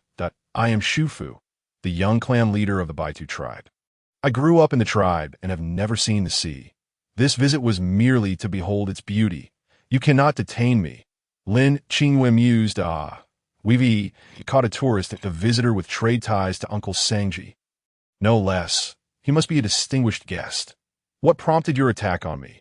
Lin Qingyue's tone was flat. I just thought you were beautiful at first glance. I merely wished to court you, the curly-haired beastman stammered. His cheeks flushed. I find that hard to believe. You deserve to be punished for your clumsy courtship. Do you perceive me as mere decoration? Courting her in my presence. By Lin's presence radiated an icy chill. I didn't see you there, the beastman replied, a sheepish grin on his face. Well, you're quite blind for your age, Bai Lin retorted. Moreover, do you possess any proof to substantiate your claims? Lin Qingyue was not convinced in the slightest. In my beast skin, there exists a token of trade between our Baitu tribe and the Heiya tribe. The beastman insisted eagerly. Bai Lin approached and searched the curly-haired beastman, retrieving a square wooden token etched with the emblem of a large rat. Is this your so-called proof? Bai Lin asked, raising the token. Yes, just present it to Chief Sangji, and he will surely recognize me. The beastman replied, placing all his hopes in the token. Lin Qingyue scoffed. This proof is rather rudimentary. However, in this primitive beast world, it is quite advanced. The group returned to the bamboo hut, whereby Lin placed the previously captured beast and bound the curly-haired beastman to a bamboo chair. Bai Lin, fetch Chief Sangji with the token, Lin Qingyue commanded, plopping down onto a bamboo sofa. Aren't you coming with me? Bai Lin questioned, still feeling uneasy. No, I shall remain here to watch over him. Should anything happen, it would be unfortunate. Hurry and return, Lin Qingyue replied, wary of any unforeseen complications. After a moment of contemplation, Bai Lin shot out like an arrow, vanishing in an instant. Little female, please release me. Your bindings are terribly uncomfortable. The curly-haired youth squirmed, tears welling in his eyes. Lin Qingyue wore an exaggerated smile that sent shivers down one's spine. I suggest you sit still. Would you care to experience that loss of control again? She brandished the stun gun, causing the beastman to tremble at the sight that he fell silent, surveying his surroundings. This was not a cave. The area appeared to be filled with a certain type of plant he vaguely recognized, but could not place at that moment. There were numerous items crafted from this plant, many of which he could not name, yet they appeared harmoniously arranged. The surface he sat upon was not stone, but rather a plant-based material. Cool and more comfortable than stone, the only discomfort stemming from his bindings. Chief Sangji received the identity token from Bai Lin, the familiar emblem of the large rat confirming the young man's identity as the young clan leader of the Baitu tribe. He hurriedly followed Bai Lin to Lin Qingyue's bamboo hut by the sea. Along the way, he listened to Bai Lin recount the events, his brow furrowed in concern. This predicament placed him in a difficult position. Lin Qingyue had made significant contributions to the tribe and was a messenger of the beast god. However, he had a friendship with the chief of the Baitu tribe, that if something were to happen to his son while in his care, how could he explain it to his old friend? The two tribes would become adversaries as a result. The Heiya tribe had always exchanged salt with the Baitu tribe, that if tensions arose, they might even lose their source of salt. The Heiya tribe often passed through the Baitu territory for journeys elsewhere. Should the two tribes become hostile, their travels would become exceedingly difficult. Chief Sangji lamented, pondering how he could resolve this conflict amicably. Upon arriving at Lin Qingyue's bamboo hut, he witnessed the young clan leader of the Baitu tribe bound tightly. With a smile plastered on his face, Chief Sangji addressed the two. It's all a misunderstanding. This is all a misunderstanding. It's our fault for not properly welcoming young clan leader Shufu on his first visit, which led to this unfortunate incident, as for the matter of Lin Qingyue being attacked. Bai Lin would not let Chief Sangji off lightly. It's a grave injustice. I had no intention of harming him. I was merely taken aback by the beauty of this lovely female and lost control in my excitement. I intended to court her. Shufu hastily defended himself. Lin Qingyue smiled, finding the young man rather slippery. Since he had provided her an out, she decided to play along. Our Qingyue is the most beautiful female beastman in the vicinity. It's no wonder young clan leader Shufu would be smitten to it's all a misunderstanding. Let us all cool our tempers. Chief Sangji sought to discreetly untie Shufu. However, Bai Lin seized Chief Sangji's hand. His gaze icy. Qingyue must not suffer undue fright. Lin Qingyue quickly interjected to ease the tension. Oh, since it's a misunderstanding, let us forget about it. We're not petty individuals. Look, I'm unharmed. Yet Bai Lin persisted, still holding on tightly, causing Chief Sangji to break into a cold sweat. Lin Qingyue grasped Bai Lin's hand, gently shaking it. Come now, let go. I have eyes only for you. To her words, Bai Lin felt a wave of goosebumps. Instinctively retracting his hand from Chief Sangji, Lin Qingyue's actions effectively closed the door on Shufu's attempts at courtship, while simultaneously showcasing her ability to prioritize the greater good. Seizing the opportunity, Chief Sangji deftly untied Shufu. Young clan leader Shufu, having traveled such a distance, you must be hungry. Uncle Sangji, why haven't we brought out our meat pies to treat our esteemed guest? Lin Qingyue winked at Chief Sangji, who quickly grasped her intent. He warmly invited Shufu to his cave for a meal. Reluctantly, Shufu followed Chief Sangji back to the Heiya tribe's dwelling, eager to avoid the icy demeanor of Bai Lin. Meanwhile, Bai Lin simmered with frustration, plopping down onto the sofa. Why do we let him go so easily? Could it be that you have developed a fondness for him? Hey, what are you saying? Don't you simply wish for him to pay a price? There's no need for violence. We are civilized individuals. Civilized individuals? Well, it means making him suffer immensely without shedding blood. I have arranged for him to return to Chief Sangji, who will extract a hefty sum from him. Once Chief Sangji becomes wealthy, it will enable me to earn even more. Ultimately, it all flows into my own pockets, does it not? Bai Lin could not comprehend Lin Qingyue's reasoning. He simply felt a sense of restlessness for not having reprimanded the arrogant clan leader. The audacity of a third-tier beastman to exhibit such insolence in his presence, especially when it came to courting Lin Qingyue's nominal partner. Did this not reflect a disdain for him, a mere fourth-tier beastman? Lin Qingyue's display of weakness left him feeling humiliated. Nevertheless, it was a relief when Lin Qingyue declared in front of that beastman that he would be her only mate and had no interest in anyone else. Even if it was a falsehood, it was still quite beneficial. Don't be angry, don't be angry. How about I prepare something delicious for you? Lin Qingyue continuously soothed Bai Lin. What delicacies? Anything that flies in the sky, runs on the ground, or swims in the water. As long as you like it, I'll attempt to make it for you. That so? Then if I tell you I like you, will you prepare that for me? Bai Lin suddenly pulled Lin Qingyue into his embrace. Normally, he wouldn't think much of it, but today, someone had openly pursued Lin Qingyue. His heart felt heavy, and he was genuinely afraid that Lin Qingyue might take a liking to the other. He did not know how to express the feelings of anxiety and insecurity that churned within him. Spending day and night with Lin Qingyue, he found himself increasingly drawn to her. Even though Lin Qingyue harbored many secrets and did not yet trust him, he fantasized about a day when he could take her away to a desolate place where they could rely on each other for a lifetime, even if it meant becoming a true vagabond beast. Lin Qingyue was aware of his thieving intentions, but not his courage, casually resting her arms around his neck. If you consume me, there won't be anyone left to prepare delicious meals for you. I bet you wouldn't want that. Bai Lin was taken aback by Lin Qingyue's boldness. He leaned closer, whispering in her ear, Right now, I might hesitate, but who knows about the future? I believe the day I savor you is not far off. You better not run away. Then as for the future, they would discuss it when the time came.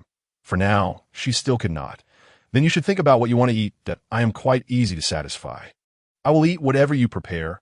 I am not picky. I actually hope one day you will invite me to your dwelling. As he spoke, Bai Lin's gaze drifted towards Lin Qingyue's room. Oh, you are interested in my dwelling? Yes, I just want to see what your living space is like if it differs from his current room. Overall, it is quite similar. The only difference is the furniture is of a better quality. I feel as though I would witness a different world inside.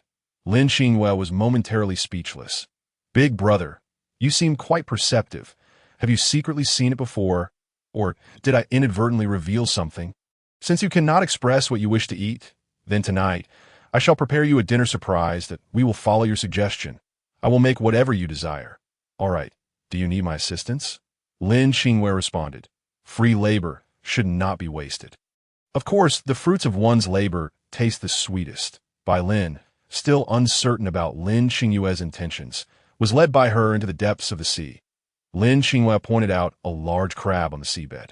Gesturing for Bai Lin to catch it was Bai Lin's first time catching crabs, and he inadvertently got his hand pinched by one that upon seeing Bai Lin's predicament, Lin Qingyue could not help but laugh. The air that had been pinned up within her erupting into bubbles as she surfaced. Huh, you can't catch it like that. Watch me. With a bamboo basket slung at her side, she skillfully grasped a crab by its middle, avoiding its pincers, and promptly placed it into the basket. They circled through the water, capturing numerous shrimp, crabs, and sea urchins, while Lin Qingyue directed Bai Lin to dig for oysters. Bai Lin could understand her desire to catch shrimp and crabs, for the aquatic beastmen thrived on such fare. However, sea urchins were nothing but spines, and oysters looked like mere stones until opened. Bai Lin thought to himself, you must truly be hungry to eat anything at all. There's still the wild beast I brought back today. Although the meat of this fiery beast is rather tough, it is certainly better than this.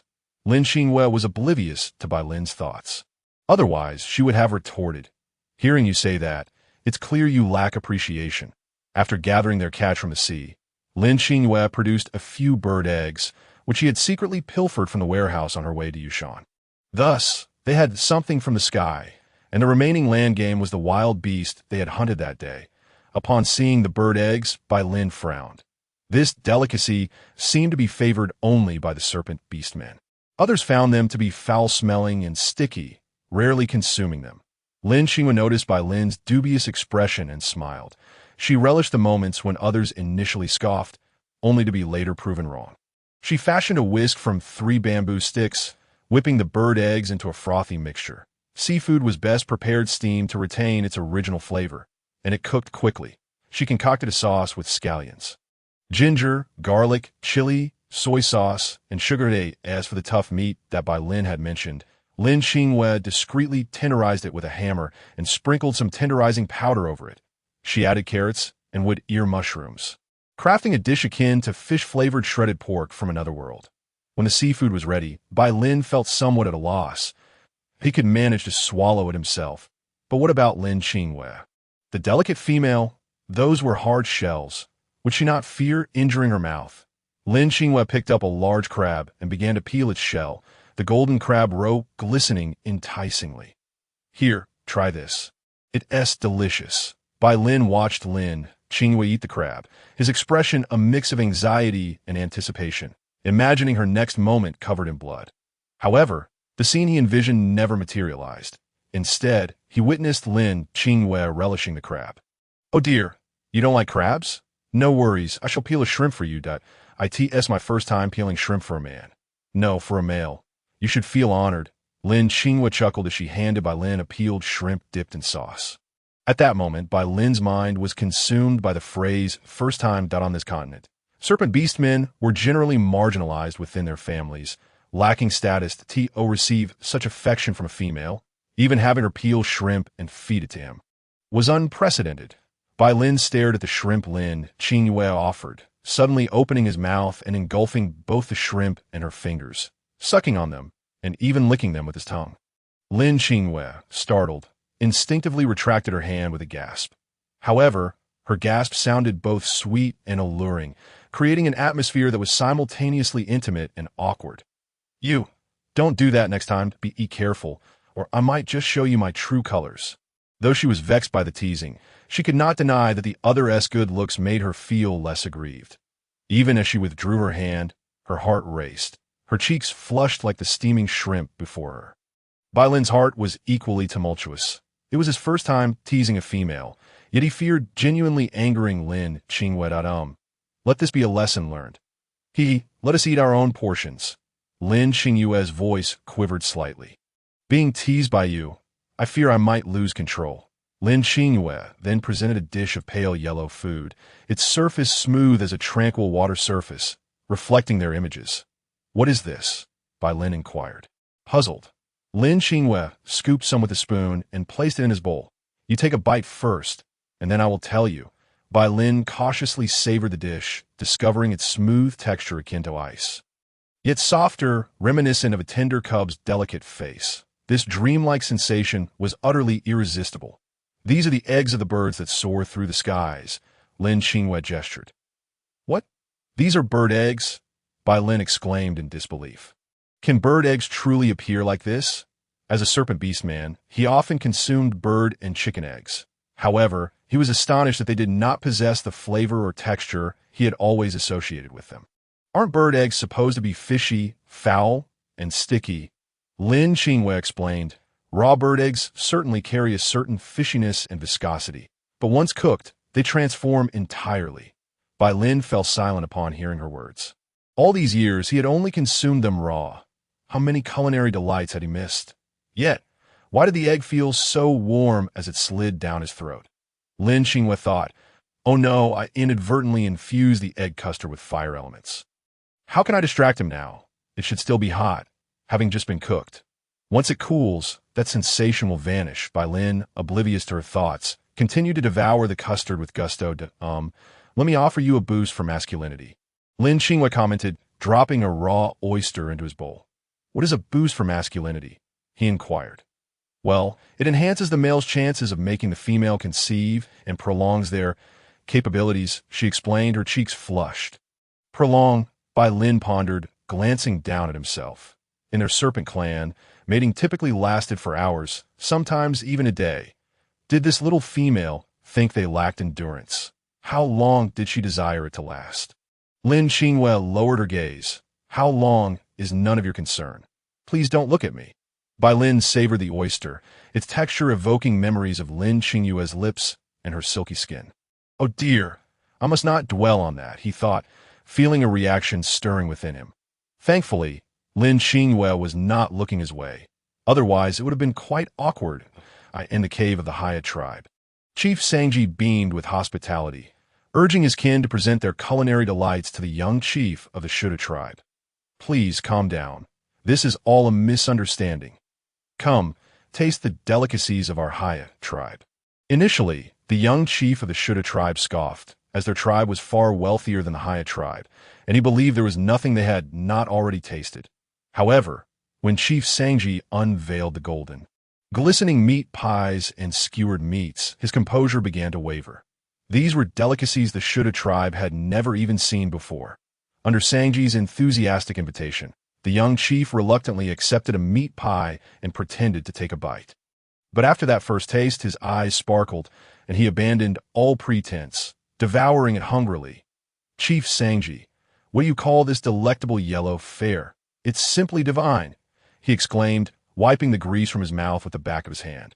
Chief Sangji smiled broadly. This is our Heiya tribe's meat pie, If you enjoy it, please indulge yourself. We have plenty.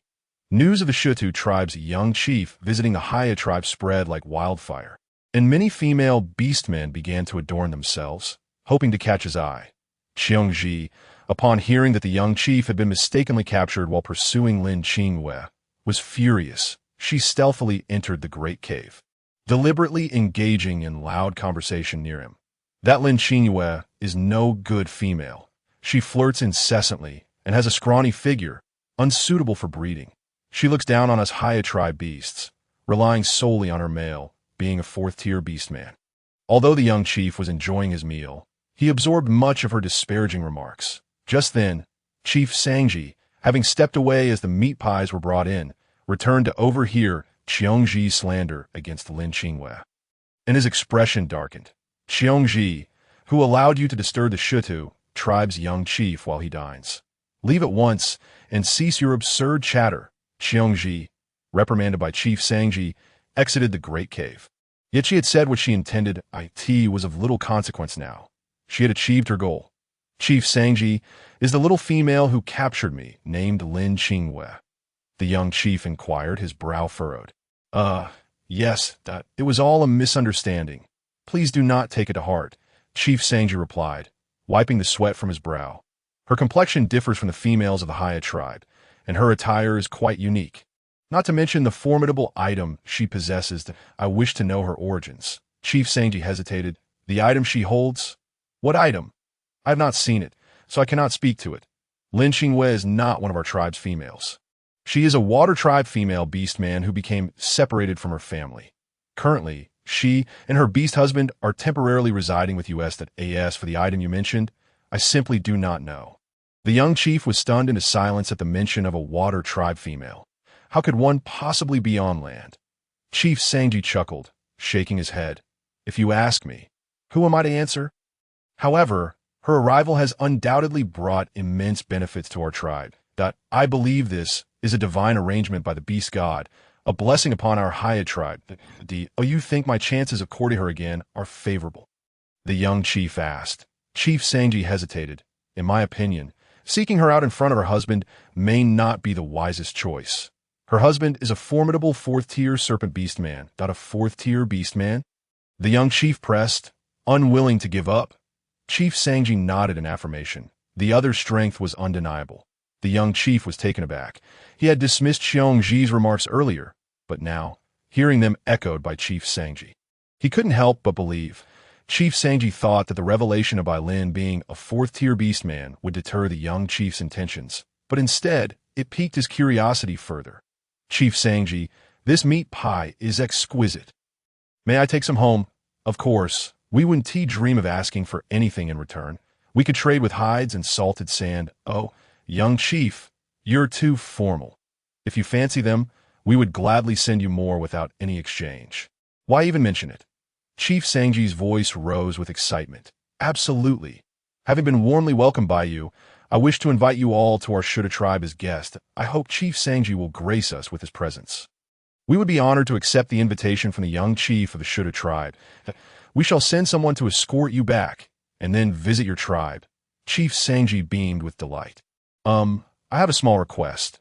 I hope that Lin Qingyue, the water tribe female, can accompany us. The young chief chuckled awkwardly. Chief Sangji's smile faded, replaced by a grimace. As I mentioned, Lin Qingyue is not a member of the Heiya tribe. Asking her to travel such a distance to visit is rather presumptuous. If you wish to make such a request, you ought to address it to her directly. Why put me in such an awkward position? Lin Qingyue. She isn't one of our Heiya tribe's females. I will do my best, but I cannot guarantee. Chief Sangji raised his hands in resignation. I appreciate your efforts, Chief Sangji, the young chief said before taking another bite of the meat pie. Meanwhile, Lin Qingyue, enjoying a lavish dinner with Bai Lin, was completely unaware of the impending invitation to visit the Shuda tribe. Chief Sangji, brimming with satisfaction, sent Sankey and others to prepare more meat pies overnight. Lin Qingyue crafted large bamboo baskets, filling them with leftover meat, and astonishingly caught numerous fish, shrimp, and crabs overnight. While Bai Lin praised her seafood feast, he found the shelling tedious and lacked the satisfaction of devouring meat in large bites. Thus, he was unmotivated to dive into the sea for such catches. Instead, he repeatedly caressed the 2 cups Lin Qingyue gifted him, especially the one shaped like a peach. He poured some stream water into the cup. Sipping it slowly, still able to detect the lingering fragrance of peaches within, he fantasized about the places touched by Lin Qingyue's lips, then pressed his own imprint upon them. Lin Qingyue stored the fresh seafood she had caught in the freezer, preparing to send it to her parents and her close friend, Mao Xiaoli, as soon as the signal was restored. Under normal circumstances, she would never dare to send anything to her parents if they were unwell. But now that the medical report indicated all was well, she felt emboldened to send these gout relief packages. The mere thought of receiving over 1 million after the signal was restored filled her with a bubbling excitement, akin to boiling water, leaving no trace of fatigue in her. Little Kay, what time is it now? Is it nearly midnight? Master, you have already asked 6 times. It is currently 11:56 p.m., Little Kay replied, with a hint of exasperation. Lin Qingyue remarked, I understand that waiting can be long, but this feels excessively so. While others may count the days as years, I now find myself counting seconds as if they were years. Ding, it is now midnight, exactly 12 o'clock. Oh my goodness, I've finally waited until midnight. Lin Qingyue exclaimed, rising from her bed and stretching. Little K, initiate the vehicle signal restoration. Certainly, Master. It will cost 200 points for the vehicle signal restoration. Beast World points. 7950. Lin Qingyue gazed at her points, puzzled by the sudden surplus. Then it dawned on her. The technique of salt-making that Bai Lin had imparted to Sankey had been credited to her. And she had also taught Heiya how to swim and cultivate. She didn't dwell on the points for long, as her focus was solely on the gold. Little K, upload the photos of the finished gold products to the e-commerce platform for appraisal. Understood, Master. The data has been uploaded, awaiting platform bids. Ding, the discount purchase platform has offered 1.23 million. Ding. Lifu Jewelry has offered 1.36 million. Ding. Haitian Xingyan has offered 1.7 million. Isn't Haitian Xingyan a dining establishment? What could they possibly want with gold? And it's such a high price? Master, Haitian Xingyan is the name of a conglomerate. While its main focus is dining, it also owns a jewelry company. I see as the bids continued. Haitian Xingyan remained the highest. Little K, sell this gold to Haitian Xingyan and conclude today's transaction. Ding, 1.7 million has been credited to the owner's account. Please check for receipt. Yay, I have finally achieved financial independence. Mom, I succeeded. Tears brimmed in Lin Qingyue's eyes. In that moment, she truly comprehended the meaning of weeping tears of joy. For countless nights, she had labored diligently, never daring to slacken her efforts. Now, at last, her hardships had borne fruit. In the remaining time, she opened a message box and sent seafood to her parents and her best friend. She opened the message box. She noticed a message from her mother. Qingyue, your aunt ate your dumplings. And hasn't her health improved? After the hospital examination, they found that her tumor has shrunk by 5 centimeters. Her case has become a legend at the hospital, with all the doctors exclaiming that it is a medical miracle. The hospital is currently providing her with free health checks. The patients in the bed next to your aunt are incessantly inquiring about what miraculous medicine she has taken or which deity she has prayed to. Your cousins were left bewildered by the questions, and your aunt, being a keeper of secrets, has not divulged anything, even to them. Now, she is the center of attention at the hospital. Furthermore, your cousins, who were previously atheists, now believe. They are preparing to visit a temple to pay their respects, regardless of which deity. Lin Qingyue found it somewhat incongruous to imagine her usually serious cousins going to a temple to pray. Through her mother's voice message, she could almost picture her mother animatedly recounting the story. Did you reveal any information? Lin Qingyue urged. Please do not disclose anything. I would hate for someone to take you both for research. I bought some exceptionally fresh seafood these days, which I am sending to you. In her excitement, Lin Qingyue not only sent the seafood, but also a portion of her amassed animal skins, along with some hemostatic herbs she had previously cultivated. These were local specialties, rare treasures, and she felt compelled to send some home. To put it bluntly, should she find herself unable to return, these items would serve as proof of her extraordinary journey through a bizarre world. On the other end of the message box, Lin Qingyue's parents stared in astonishment at the frozen seafood and the 10 or so animal skins she had sent. Among the skins, some had short fur, while others were long. Some were fluffy, while others were coarse and dense. Most intriguingly, alongside all these items, she had also sent a plant. Isn't this child usually fond of fruits and vegetables? This plant seems inedible. Her mother, Fong Jingshu, mused as she examined it. Who knows? This plant looks quite like an orchid. Could it be a special variety? It appears rather lovely, her father added. Why overthink it? If we are uncertain, we can always ask. Regardless of what it is, we should plant it first. If we delay, it may perish. Right, I'll fetch a flower pot. Will your pot suffice? I recently acquired a lazy gardener that I keep on the balcony. We can simply place this plant in it, and the flowers will take care of it. How convenient! If you are too lazy to even plant a flower, you will miss out on the joy of gardening. If you do not participate in the planting process, it hardly counts as your own flower. In Mao Xiaoli's mobile home, business had been mediocre lately. With Qingyue absent, she felt little motivation earned. She lay languidly on the bar. Ding, you have received an item from your best friend Lin Qingyue. Please check. Mao Xiaoli instantly perked up and upon seeing the seafood and animal skins, her joy was akin to that of a child in kindergarten. Qingyue really cares for me, she thought, beaming at the large bag of seafood. Mao Xiaoli reflected on how much Lin Qingyue had sent her and resolved to return the favor. After all, friendships thrive on reciprocity. She diligently recalled the clothes and jewelry Lin Qingyue had expressed a desire for and set about purchasing them, hoping to surprise her friend. Yet, when it came time to send, she was bewildered by a cascade of red exclamation marks indicating a failed transmission. What is happening? I just received something from Lin Qingyue. Why is my sending failing? If this continued, what would others think? In Lin Qingyue's mobile home, after completing her tasks, she contentedly closed the dialogue box and sank into a deep slumber. She wished that if this were a dream, it would last a little longer, for it was one of the few delightful dreams she had experienced. The next morning, as the first rays of dawn illuminated the bamboo house, Chief Sankey awaited outside. Bai Lin, observing that Lin Qingyue's door remained still, approached gently to knock. "Master, we have a visitor. Please wake up," Little K urged. Startled by Little K's voice, Lin Qingyue shot up in bed. She quickly tidied her appearance and donned a fresh outfit before stepping outside. Upon exiting, she spotted Uncle Sankey seated on a bamboo chair, engaged in conversation with Bai Lin, his face beaming with warmth. Two heavy baskets of animal skins beside him. Qingyue, you're awake. Uncle Sankey greeted her with a smile. Uncle Sankey, how did yesterday's business go?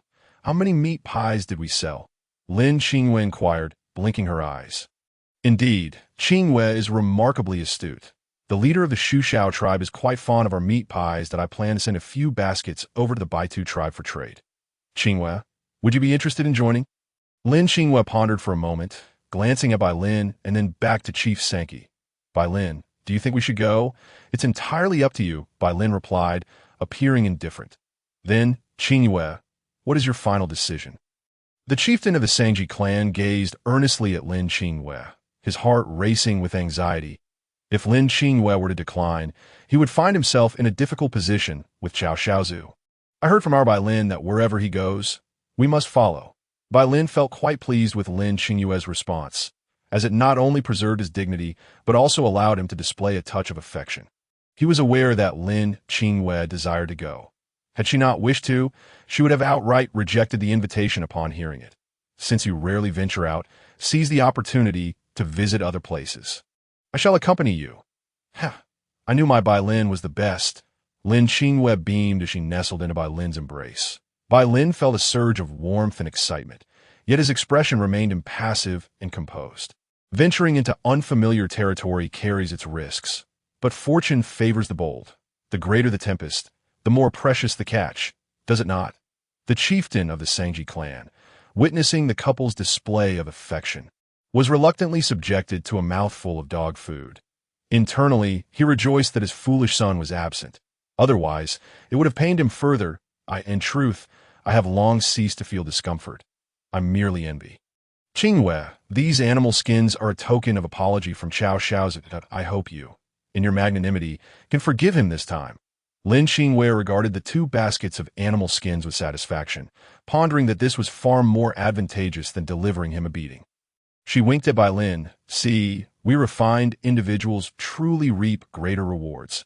Upon receiving the news that Lin Qingyue would return to the White Earth tribe as a guest, the chieftain hurried back to his cavern to inform Cao Xiaozu. His haste was fueled by two reasons. First, the joy of sharing good news with Cao Xiaozu.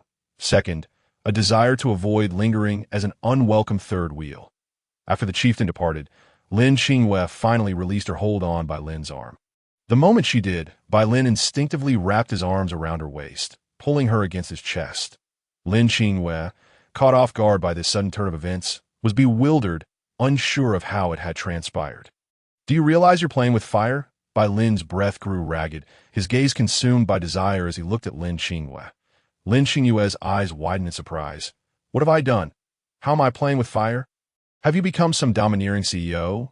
I've always seen myself as an honorable person. I never imagined you would perceive me as licentious and unruly. Oh well, whatever you say. Harmony brings wealth, and a harmonious home fosters prosperity. I'm merely playing along with your act. Do you take it seriously? You once vowed not to go against your word. With her hands pressed against his chest, she prevented herself from leaning closer. Bai Lin felt deflated, regretting the foolish words he had uttered to constrain himself. He released Lin Qingyue and retreated behind the bamboo hut, plunging into the sea, preferring this method to regain his composure. Hearing the splash as he dove into the water, Lin Qingyue smirked. Humph, you're not thinking of employing some wet body seduction again, are you? A 1T fall for your tricks. Out of sight, out of mind. Returning to her caravan, Lin Qingyue noticed that the heat-clearing and fire-reducing herbs in her lazy garden had matured. She pressed the harvest button on the light blue screen, which would automatically collect the crops in just over 9 minutes if she did not do it manually. The garden seemed to possess invisible hands that swiftly organized the herbs, moving with such speed that it was astonishing. The light blue screen displayed a message. Would you like to continue planting? Without hesitation, Lin Qingyue clicked yes. She placed the herbs in a round winnowing basket and created a drying rack that perfectly accommodated the basket size. With the sun shining so brightly, it would be a waste not to dry something. Just then, Heiya arrived. This little fellow made it a point to help Lin Qingyue with watering every day. Heiya, you're here so early today. Lin Qingyue greeted him cheerfully. Heiya nodded shyly, approaching her with his designated tools to fetch water. After he left, Lin Qingyue visited the vegetable patch she had previously sown and was astonished to find that the seeds, which typically took over 10 days to sprout, had already begun to germinate. She had not anticipated that the soil here was far superior to that of Neptune or Blue Star, even those treated with fertilizers. Bai Lin, observing Lin Qingyue's kindness toward Heiya, felt a twinge of discomfort.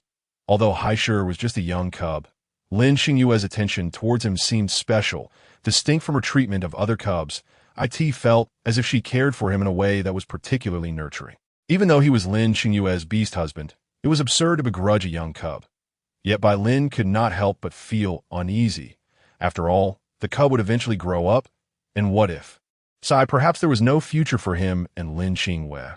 They would take it one day at a time. Coming to this realization, he emerged from the sea.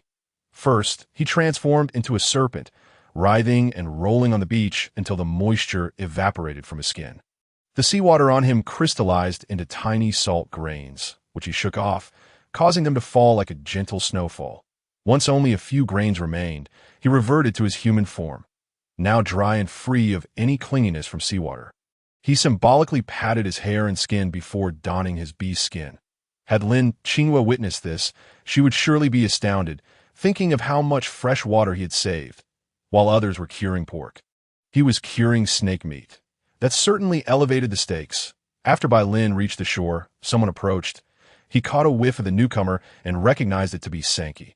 Initially, he presumed Sankey harbored lingering feelings for Lin Qingyue and had come seek her out. To his surprise, Sankey headed straight for him, his attractive brows knitted in confusion. Brother Bai, I heard you agreed to accompany my father to the White Earth tribe. Is that true? Sankey's cheeks flushed with excitement. Bai Lin pondered for a moment before nodding. Lin Qingyue indeed wished to go. Then we shall set off tomorrow morning. You all should prepare some necessary supplies for the journey over the next few days. We will gather at the square in front of the cavern early tomorrow. Bai Lin nodded in agreement. Very well. We will be there on time tomorrow. Then I shall return to prepare, Sankey said before turning away. Showing no lingering attachment, not even casting a glance towards the bamboo hut, Bai Lin mused, has this tiger truly given up so easily, or is he merely putting on a facade? If it is an act, his performance is impressively convincing. I feel inadequate in comparison, but it seems Lin Qingyue was right not to choose him. His resolve is utterly lacking. Lin Qingyue, all the fish in my pond have been caught by you, and you still come here to offer unsolicited remarks. Bai Lin no longer found Sankey so disagreeable. Instead, he felt that when focused on his endeavors, Sankey was quite reliable and capable of being the successor to the Sangji chieftaincy. Lin Qingyue saw Bai Lin lounging lazily on the sofa and asked earnestly, Isn't your goal the Heiya tribe? Why accompany me to the White Earth tribe? The Tianxiang fruit has no legs. It cannot escape in the Heiya tribe, but you do have legs, and I fear you might run away, Bai Lin replied with a smile. Lin Qingyue rolled her eyes. I'm asking you seriously, and you jest. I'm returning to my caravan. Since Lin Qingyue began using the automatic waste disposal bin, she had not visited the public restroom. She was unaware that the public restroom had become the most popular spot in the Heiya tribe. Thanks to Little K's automatic flushing system, many lazy beastmen enjoyed great convenience, as they no longer needed to fetch water from the creek. Now, they simply brought stone basins or bamboo bowls to collect water. Some females even brought their young cubs to wash and bathe, finding it far more convenient than in the creek, without the worry of their cubs being swept away or submerged, though the area had its odors. The bamboo pipes were seldom closed, allowing the water to flow continuously, thus minimizing any unpleasant smells. Lin Qingyue's account had reached 1.7 million. She had not noticed how quickly her fertilizer was selling, nor how swiftly the money was deposited. Heiya had initially intended to fetch water from the public restroom, but upon seeing the crowd that had gathered there, he had no choice but to head to the creek instead. When he returned, he discovered that those who had been waiting earlier still had not managed to enter.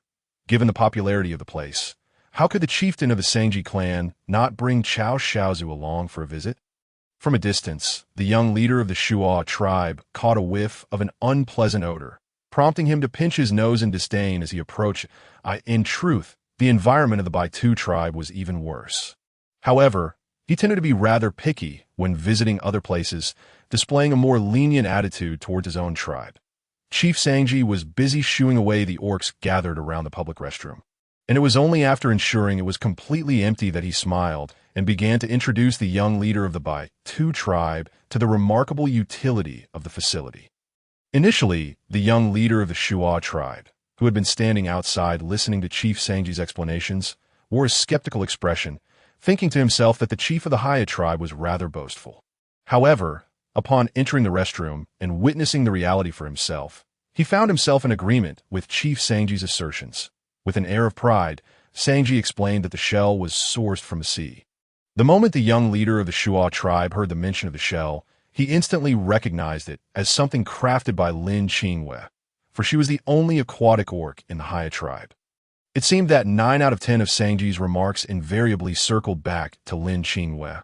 Praising her as if she were a celestial being, he remained blissfully unaware that his sister was trailing behind, her silver teeth nearly grinding in frustration. Sengluo interjected, "Who exactly is your sister? If you admire her so much, why not take action? Why help her compete with me?" Even Chief Sangji found it hard to overlook this. Feigning a cough to discreetly remind Sangji to take tea that moment, Sangji's mind seemed to falter, prompting Chief Sangji to step forward personally. "Sangji, why don't you check the warehouse and see if the meat for tonight's reception of the young leader of the Shuo tribe is ready?" Confused, Sangji left, but not before glancing back at Lin Qingyue's dwelling. The tone in Sangji's voice subtly suggested a close relationship with Lin Qingyue, which left the young leader of the Shuo tribe feeling somewhat displeased. He certainly desired the shell, but more than that, he yearned for a deeper connection with Lin Qingyue. In the eyes of the young leader of the Shuo tribe, the public restroom was indeed a remarkably advanced structure, one of the few aspects worthy of emulation by their tribe. The automatic water supply feature was particularly impressive, saving both time and effort. Not only could it flush waste, but it also provided a means for young orcs to bathe and allowed the elderly and infirm to avoid the arduous trek to fetch water. He felt that his visit to the Heiya tribe had been immensely fruitful. Jiongji seized every opportunity when Chief Sangji was absent, deliberately drawing close to the young leader of the Shuo tribe to spread negative gossip about Lin Qingyue. She even dragged Sengluo along, believing that the persuasive power of 2 was greater than 1. However, Sengluo was no fool. She firmly rejected Jiongji's attempts and even made a conscious effort to distance herself during this period. After all, the young leader of the Baitu tribe was a prominent figure, and her father had once intended to broker a match between them. Though she had always been opposed to the idea, upon seeing the young leader's appearance, she found herself reconsidering. While he may not possess the striking beauty of Bai Lin, he was certainly more handsome than the other males in her tribe. Most importantly, he was destined to inherit a large tribe, wielding considerable power. She could not afford to indulge in frivolity, as any negative impression on the young leader could jeopardize her prospects of being his mate. Thus, she strived to present herself as graceful and composed, ensuring that even if they did not end up together, she would leave a favorable impression that you've been wandering for quite some time. Young leader of the Shuo tribe. Are you not tired? Would you like to take a rest? The young leader shook his head and ignored Sengluo. The Lin family had enclosed a plot of land near Lin Qingyue's bamboo dwelling. Approximately 500 meters away, the Lin household consisted of 5 male orcs and around 10 younglings, several of whom were already capable of assisting with tasks. They left 1 male orc to care for the younglings who could not work, while the rest dedicated themselves to construction. With their considerable strength and sharp claws, the male orcs worked with an efficiency akin to that of a construction crew. They had prepared meat patties in advance, alleviating any concerns about hunting. Whenever they encountered uncertainties, they would promptly seek guidance from Lin. Lin Qingyue would occasionally visit to offer her insights, and when she identified pressing issues, she would relay them to Lin, who would then direct the necessary modifications. Their homes were essentially 8 interconnected rooms. The reason for 8? They had emulated Lin Qingyue's design, creating a hall for receiving guests, a storage room for supplies, and a guest room. The younglings shared rooms with their respective fathers. They had also learned from Lin how to construct bamboo beds, and under Lin's and Lin Qingyue's guidance, they even created bunk beds, significantly enhancing space utilization. The transformed younglings enjoyed their own beds, while those who had not yet transformed rested on the ground. Lin Qingyue's bamboo bed was merely decorative. Lin typically transformed into a serpent and lay on the ground. They did not share a bed either. Lin Qingyue retired to her own room to sleep. The bamboo bed remained in the room, whereby Lin often dusted it. Occasionally, he would transform into human form and lie on the bed, fantasizing about sharing it with Lin Qingyue. Chief Sangji was also keenly interested in the progress of their construction, seizing opportunities to check in on them. The bamboo grove, once overlooked by most orcs, had now transformed into a veritable treasure trove. Nearly every day, someone would venture to chop bamboo and craft bamboo products. Bamboo items were significantly lighter than stone ones, and many were suitable even for younglings to use. Although they could only make bamboo baskets, both large and small, their enthusiasm remained undiminished. When the market day arrived, their tribe would sell the bamboo baskets they had made, distributing the profits among themselves in their own tribe. Everyone could now craft bamboo baskets, rendering them less in demand. However, in other tribes, such goods remained a rarity. On the 16th day since Lin Qingyue's arrival at the Heiya tribe, the Lin family's bamboo house was completed.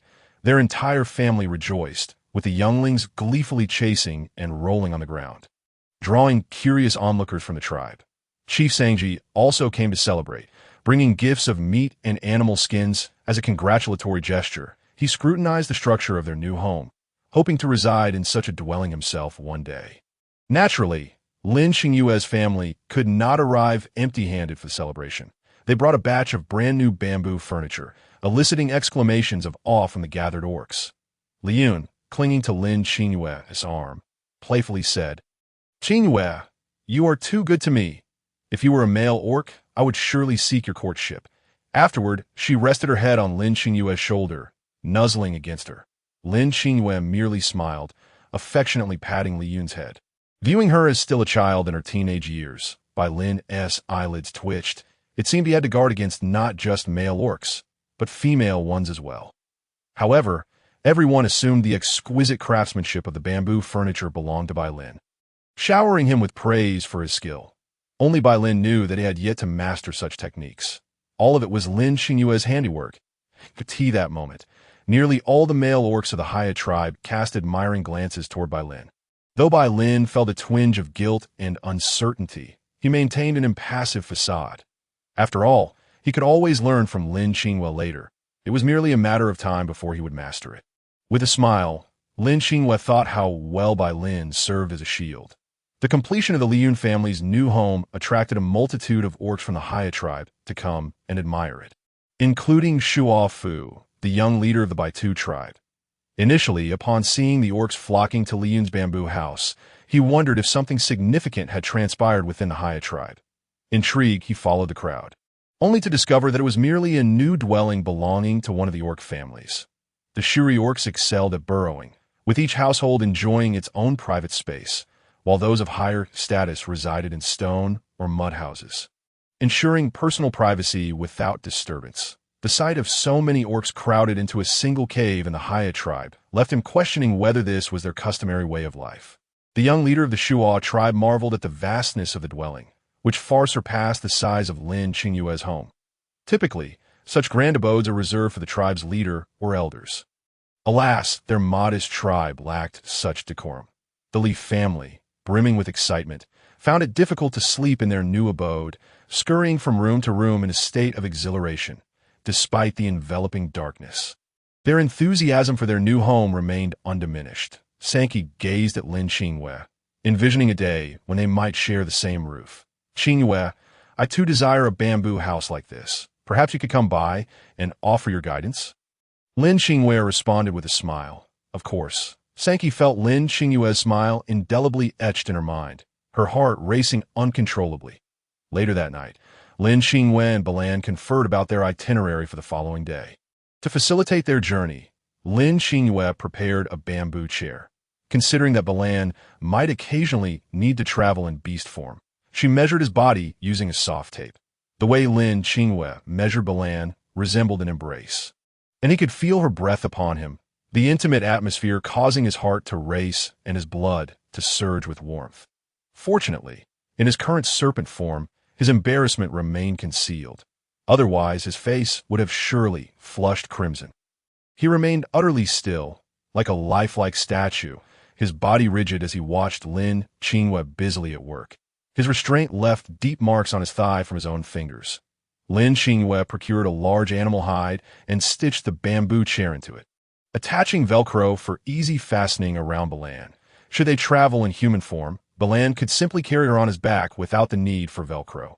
Lin Qingyue worked late into the night, eventually falling asleep in the hall. Balan, utilizing the dim light of a small lamp, gently caressed her face, bestowing a light, cool kiss upon her cheek. The following morning, Lin Qingyue and Balan joined Sankey's entourage en route to the Baitu tribe. At the forefront of their procession stood the young leader of the Shuo tribe, guiding the beastmen of the Heiya tribe to visit Baitu. In their party, apart from the leader, each member carried a large bamboo basket, some filled with meat pies, others with animal hides. Lin Qingyue, however, leisurely sat in the bamboo chair behind Balan, resting with her eyes closed. Sankey frequently glanced back, partly concerned about stragglers and partly to steal a look at Lin Qingyue. Balan coiled his tail around a large bamboo box, which Lin Qingyue indicated contained their trading goods. He trusted her completely, as the box held none of his belongings. Whatever Lin Qingyue chose to bring or sell was entirely her concern. Lin Qingyue donned a straw hat, shielding her head as she nestled against Balan, drifting off into slumber. The other beastmen held some discontent regarding her actions, but as she was a female beastman, none dared voice their opinions. Throughout the journey, the young leader of the Shuo tribe frequently turned to gaze at Lin Qingyue. Yet, just as he sought to initiate conversation, Lin Qingyue would yawn or interact with Balan before once again cocooning herself in her hat. Denying him any opportunity to speak, he attempted to rouse her, but received no response. Her ability to sleep is astounding. She is utterly unshakable, he mused. Lin Qingyue silently thought, "Do you have any idea how hard I am trying to feign sleep? I've maintained this position so long that my whole body is numb, all to avoid engaging with you.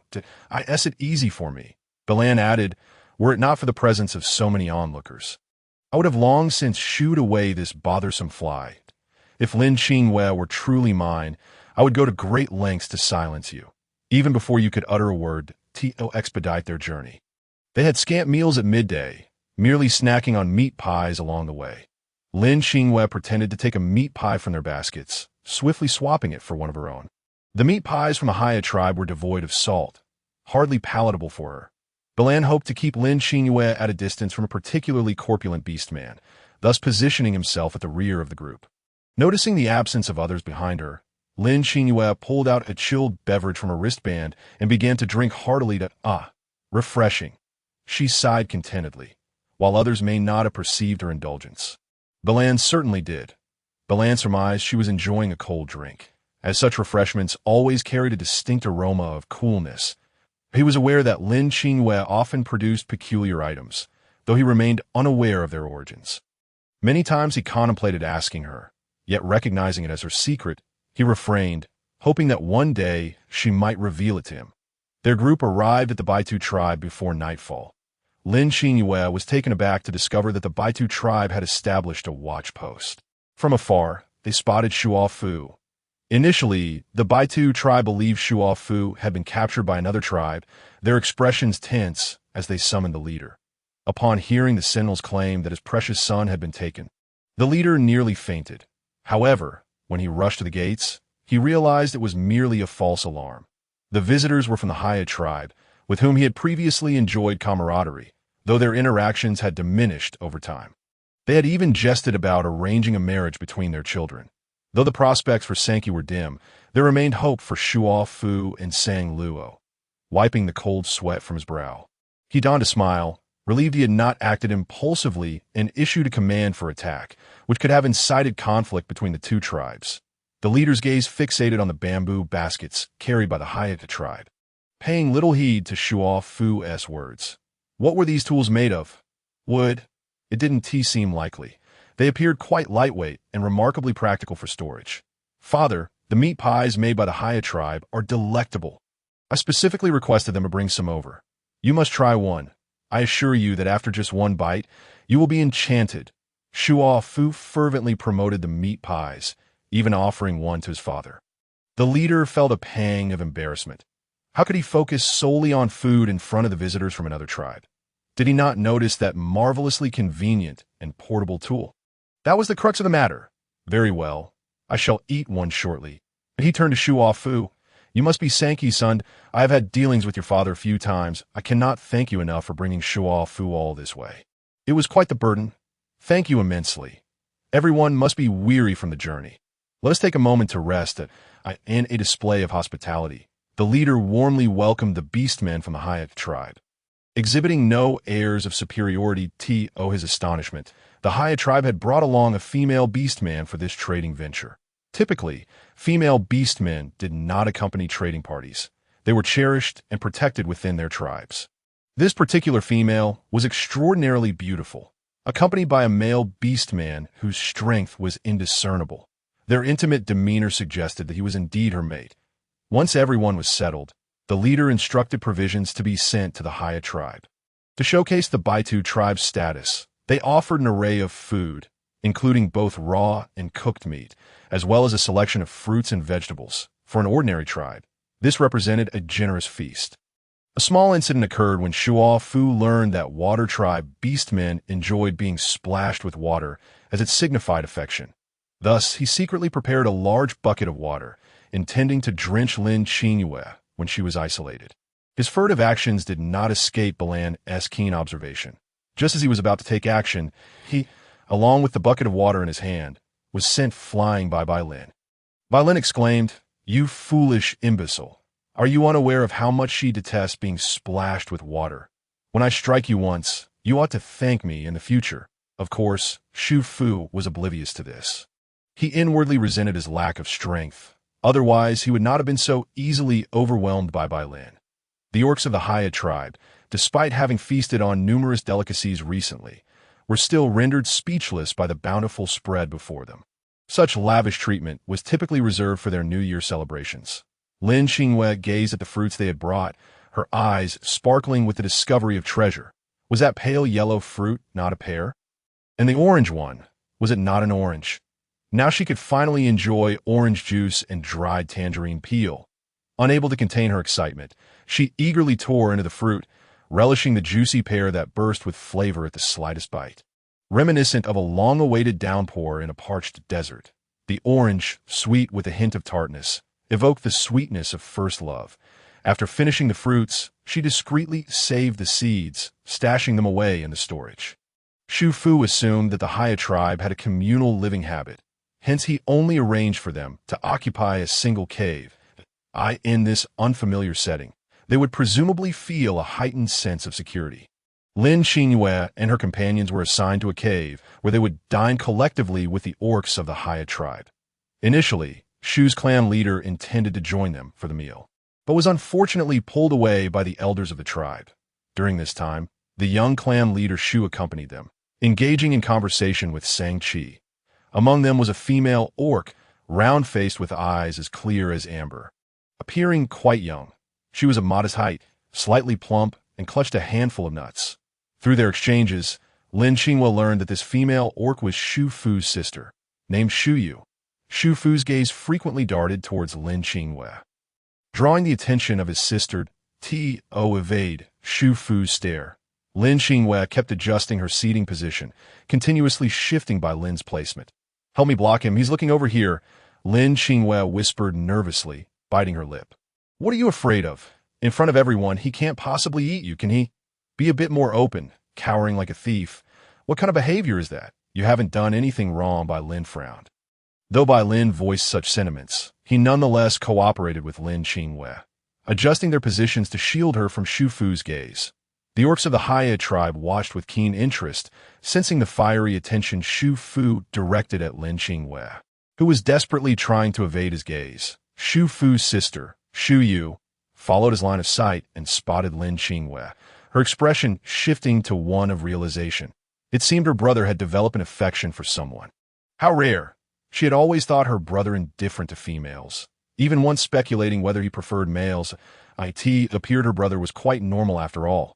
However, the male beside that female was extraordinarily handsome. Even among the many male orcs of the Baitu tribe, he would stand out. Her brother lacked any advantage in looks. Seeing Shu Fu and Shang-Chi engage in conversation, Shuyu grew anxious as she couldn't find an opportunity to interject. Finally, she seized a moment to speak up. "Young clan leader Shang-Chi, you have brought such a beautiful female with you. Won't you introduce her to us?" Shuyu's eyes were fixed intently on Lin Qingyue. A shiver ran down Lin Qingyue's spine. Why did this gaze feel even more uncomfortable than Shu Fu's? "Oh, are you referring to Qingyue? She is not one of our Heiya tribe orcs. She and her orc husband are merely residing temporarily in the territory of the Heiya tribe." Shuyu feigned surprise. "I see she looks so young and lovely. It turns out she already has an orc husband?" She smiled and nodded at Lin Qingyue as a form of greeting. Lin Qingyue returned the gesture politely. With such exceptional beauty, it would indeed be unusual for her to be without a husband. Shang-Chi could not help but exclaim, "I am quite curious about which race's male orc is fortunate enough to have married such a young and beautiful female." Shuyu seemed to know more than she let on. "Miss Shu, I am of the Serpent clan." Bai Lin interjected impatiently as for what Shuyu was about to say next. Bai Lin had already made an educated guess. "What? A Serpent clan orc? Does she have any other husbands besides you?" Lin Qingyue shook her head with a smile, indicating that she did not. Shuyu appeared incredulous. "With such favorable conditions, why did you choose a Serpent clan orc? Given your stunning appearance, you could easily pursue other, more distinguished male orcs, and no need for that. He is a Serpent clan orc, and I am a Water clan orc, that we both thrive in water. He has scales. And so do I. He is a cold-blooded orc, and so am I. We are a match made in heaven. No one is more suited for each other than you asked." To emphasize her identity, Lin Qingyue deliberately donned the scale attire she had initially worn. Now, her scales glimmered faintly in the firelight. Bai Lin was thoroughly pleased with Lin Qingyue's response, feeling a sense of acceptance from the female at last. What a splendid reason! Why had he not thought of it before? As he pondered Lin Qingyue's words, he found them to be quite reasonable, even unable to counter her logic. Wait a moment. Although that may be the case, Water clan females are already quite rare. If Water clan females and Serpent clan orcs are such a perfect match, what should happen to the other Water clan males? Shouldn't Water clan females ideally pair with their own males? He almost fell for her reasoning. Most importantly, if I were to seek other male orcs, they cannot live underwater, while I cannot reside on land for long. Thus, this is precisely why I do not seek other male orcs. Upon hearing Lin Qingyue's explanation, Shang-Chi finally understood. So, the reason for his rejection was not due to his inferiority compared to Bai Lin, but rather because he could not live underwater. Indeed, Lin Qingyue was the first to seek his help.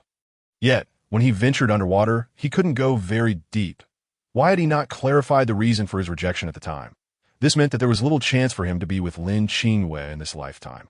He had not anticipated that Lin Qingyue's first criterion for a partner was the ability to live underwater.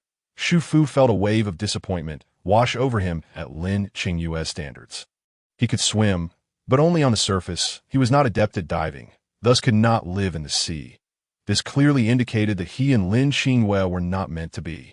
Seeing her brother deflate like a punctured balloon, Xiyu realized he must have been disheartened.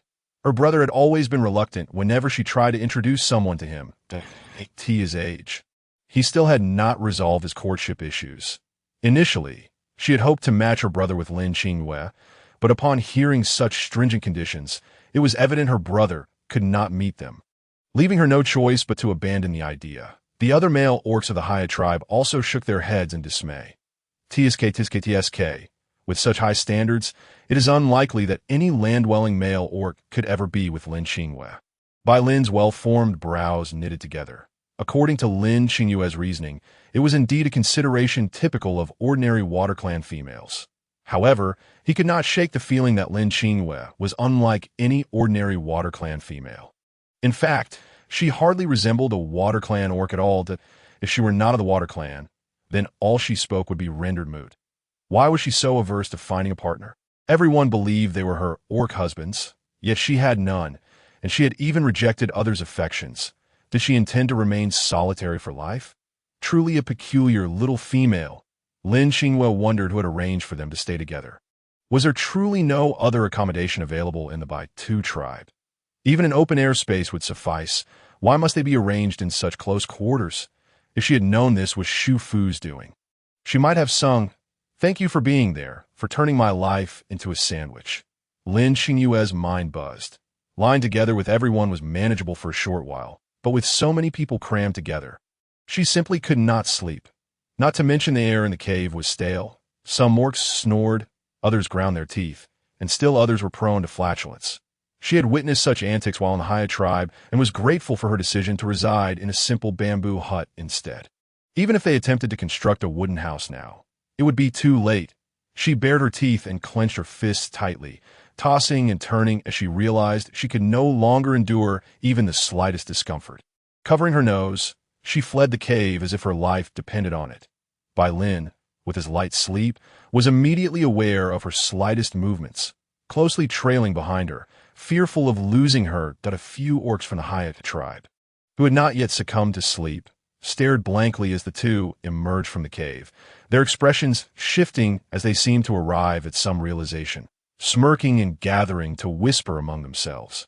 Bai Lin's pace outstripped Lin Qingyue's, and he swiftly intercepted her with a few long strides.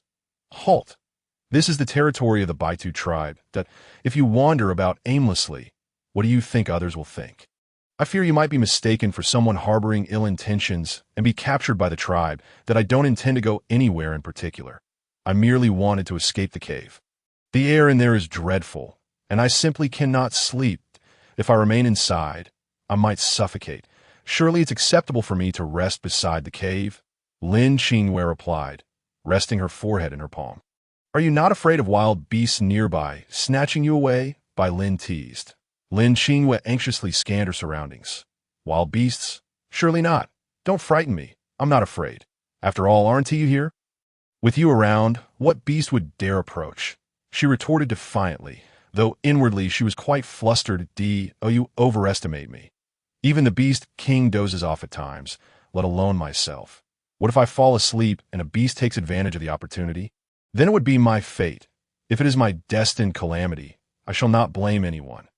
Now go back to sleep and leave me be, as if I have fallen asleep inside." Lin Qingyue merely sought a secluded spot to deploy her RV and activate its hidden mode, allowing her to rest comfortably. She had anticipated the journey might be arduous, and that she might struggle to adapt to the unfamiliar territory of the other tribe. However, she had not foreseen that the greatest challenge would be the lack of privacy while sleeping amongst others. "Well, since you insist, I shall keep you company outside tonight," Bai Lin declared nonchalantly. "What's the difference? It's merely a change in environment. I've endured far worse conditions before. The presence of more people is hardly a concern." Lin Qingyue, in a state of panic, vehemently refused. No. Please return to sleep, that I promise I will present myself properly before you tomorrow. That one in name, I am your beast husband. If others see you absent from my side tomorrow morning, what will they think? They might suspect you of being duplicitous, feigning loyalty in public while secretly consorting with male orcs at night. If that were to happen, your reputation would be tarnished. Lin Qingyue, torn and unable to devise a better plan, realized she could not reveal the truth to Bai Lin. She felt a semblance of truth in Bai Lin's words. She could not guarantee her return to his side before the other orcs awoke. It would be difficult to explain her absence if she were seen not beside him. Then I shall sleep on the grass over there, Lin Qingyue suggested, pointing to a flatter area nearby. Bai Lin nodded, laying his serpent skin upon the ground and sitting cross-legged. Thus, Lin Qingyue resigned herself to lying on his serpent skin, fully clothed and ready to sleep. Why did she choose to sleep on Bai Lin's skin? Because in the Baidu tribe, it was common for individuals to relieve themselves wherever they pleased. Earlier, as she passed by, she had inadvertently collected a few heaps of gold into her refuse bucket. Although she had profited, the foul odor dampened her spirits. The lingering scent clung to the ground, and she could not ascertain whether there was urine present. Having Bai Lin's skin beneath her was certainly more sanitary than lying directly on the grass. Once Lin Qingyue fell asleep, Bai Lin transformed into his beast form, coiling a silver serpent around her, effectively encircling her. Bai Lin's beast form was that of a silver-ringed snake, its scales glimmering with a metallic sheen under the moonlight. Easily noticeable from a distance. Typically, no orc would dare approach him provocatively. After returning, Shuyu arrived at Shu Fu's dwelling. The Mouse tribe orcs were adept at burrowing. Practically every member, save the younglings, had their own as the clan's minor chief. Shu Fu was no exception. Upon entering, Shuyu found her younger brother brooding on the ground, looking half dead. "Hey brother, what troubles you? Is it merely a little female? Our tribe has at least 36 females. She may be pretty, but she is slender and hardly looks capable of bearing young. I can find you a beautiful and fertile one. How about that?" "That is not it. I see the same females every day in our tribe. If I were to be smitten, wouldn't it have happened long ago? I have liked her since the very first time I saw her." My heart raced, but she must be capable of living in water. We are Mouse tribe orcs, not water tribe orcs. What good does it do to like her? I'll practice by the seaside. Perhaps if I improve my swimming, she will accept me. Shuyu sighed, perplexed by her brother's sudden foolishness. Liking a female shouldn't render you so dim-witted. True, swimming skills can be improved, but that doesn't mean she can live in water. They are still Mouse tribe orcs? You must be mad. As a minor chief of the Baitu tribe, you should seek a match that is suitable, someone who has never been partnered. This water tribe female has already formed a bond. Wait, Shuyu suddenly recalled something. If this water tribe female has already formed a bond, why did I not detect the scent of her partnership today? Could it be that I misjudged? As Mouse tribe orcs, their sense of smell was acute, and they rarely made mistakes. Did you catch the scent of her partnership? They had previously entertained the notion of becoming Lin Qingyue's partner, yet the male orcs surrounding her were formidable. Leaving them merely to fantasize, occasionally stealing glances, confronted with Shuyu's abrupt change of topic, Shu Fu was momentarily bewildered.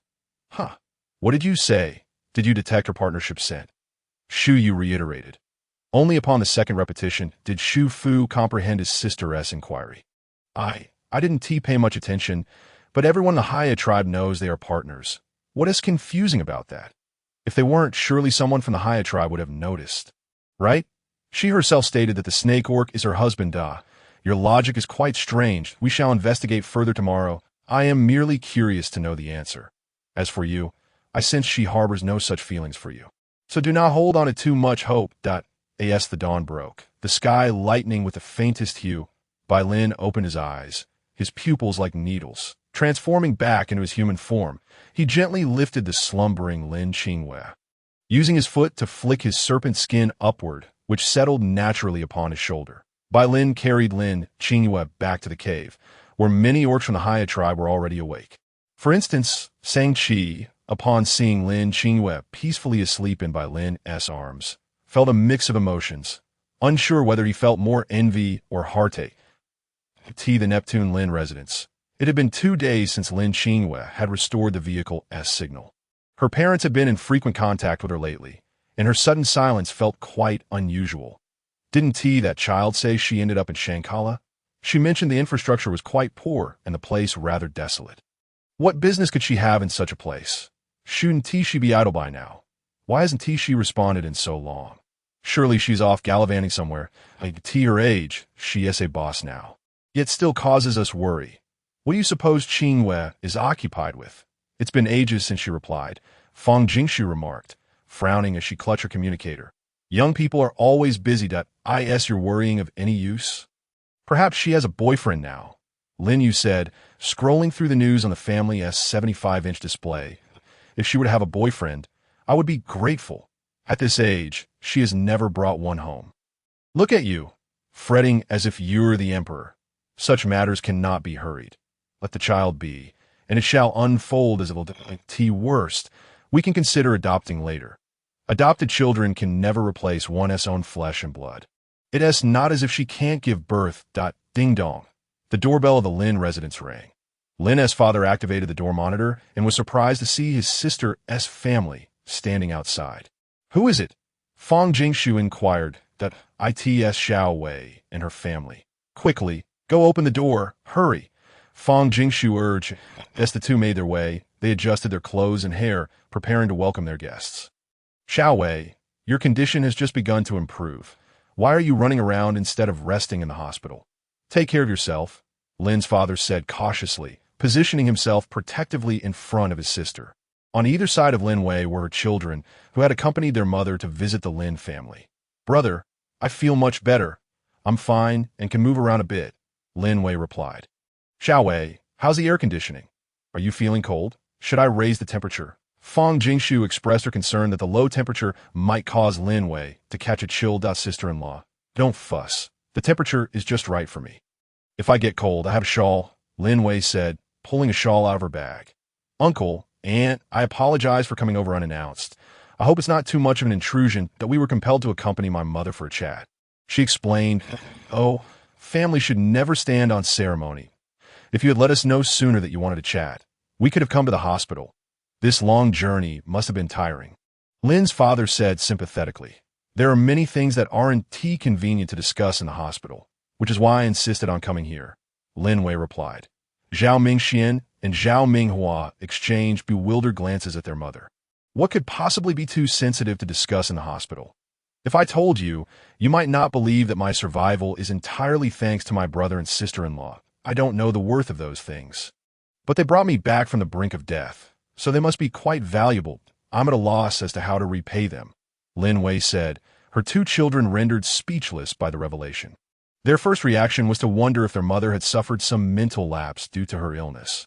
Could this all be a figment of her imagination?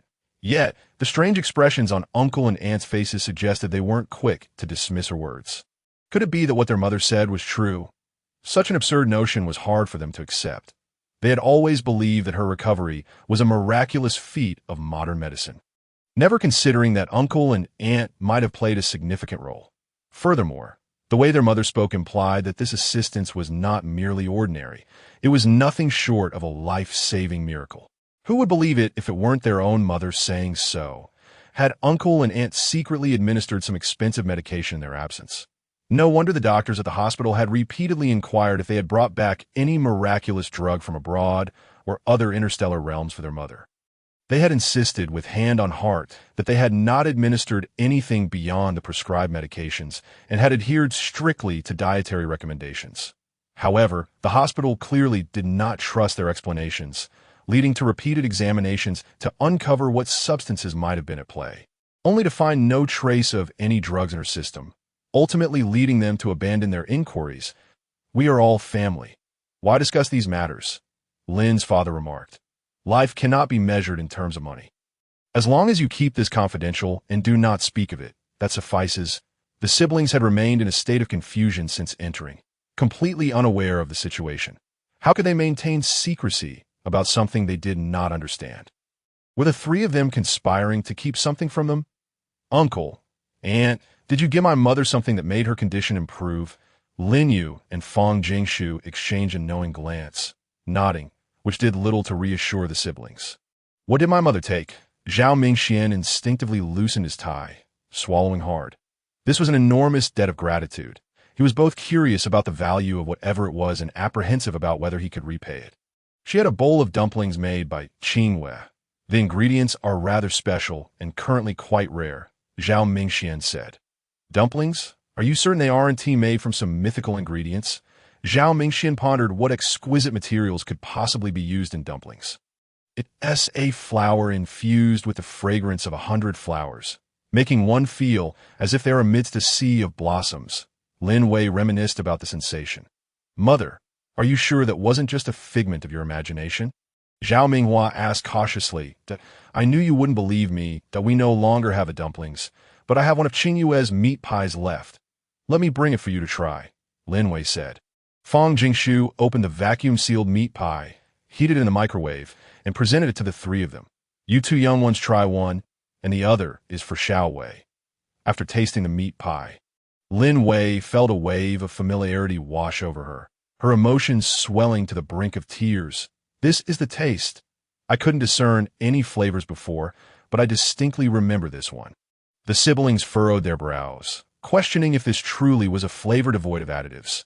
Yet the freshness of the meat pie and its delightful texture whetted their appetites. Upon finishing the meat pie, Lin Wei felt her fatigue vanish, replaced by an unprecedented sense of lightness, as if her body had reverted to its 30-year-old self. Zhao Minghua, who had initially suggested their mother rest, suddenly found her vision blurred and felt nauseous. What is happening? Could there be something wrong with that meat pie? She rubbed her eyes and adjusted her glasses, but her vision remained obscured. Brother, mother, do you feel any discomfort? Not at all. I'm feeling quite spirited. Lin Wei exclaimed excitedly. Zhao Minghua's instinctive response got caught in her throat. Minghua, what's wrong? Are you feeling unwell? Fang Jingshu noticed her daughter's unusual demeanor. My vision is blurry. Could my nearsightedness have suddenly worsened? Zhao Minghua felt a surge of panic, fearing she might have an underlying condition that was now surfacing. Lin's father calmly sipped his tea. Perhaps you should try removing your glasses. Huh? How can I do that?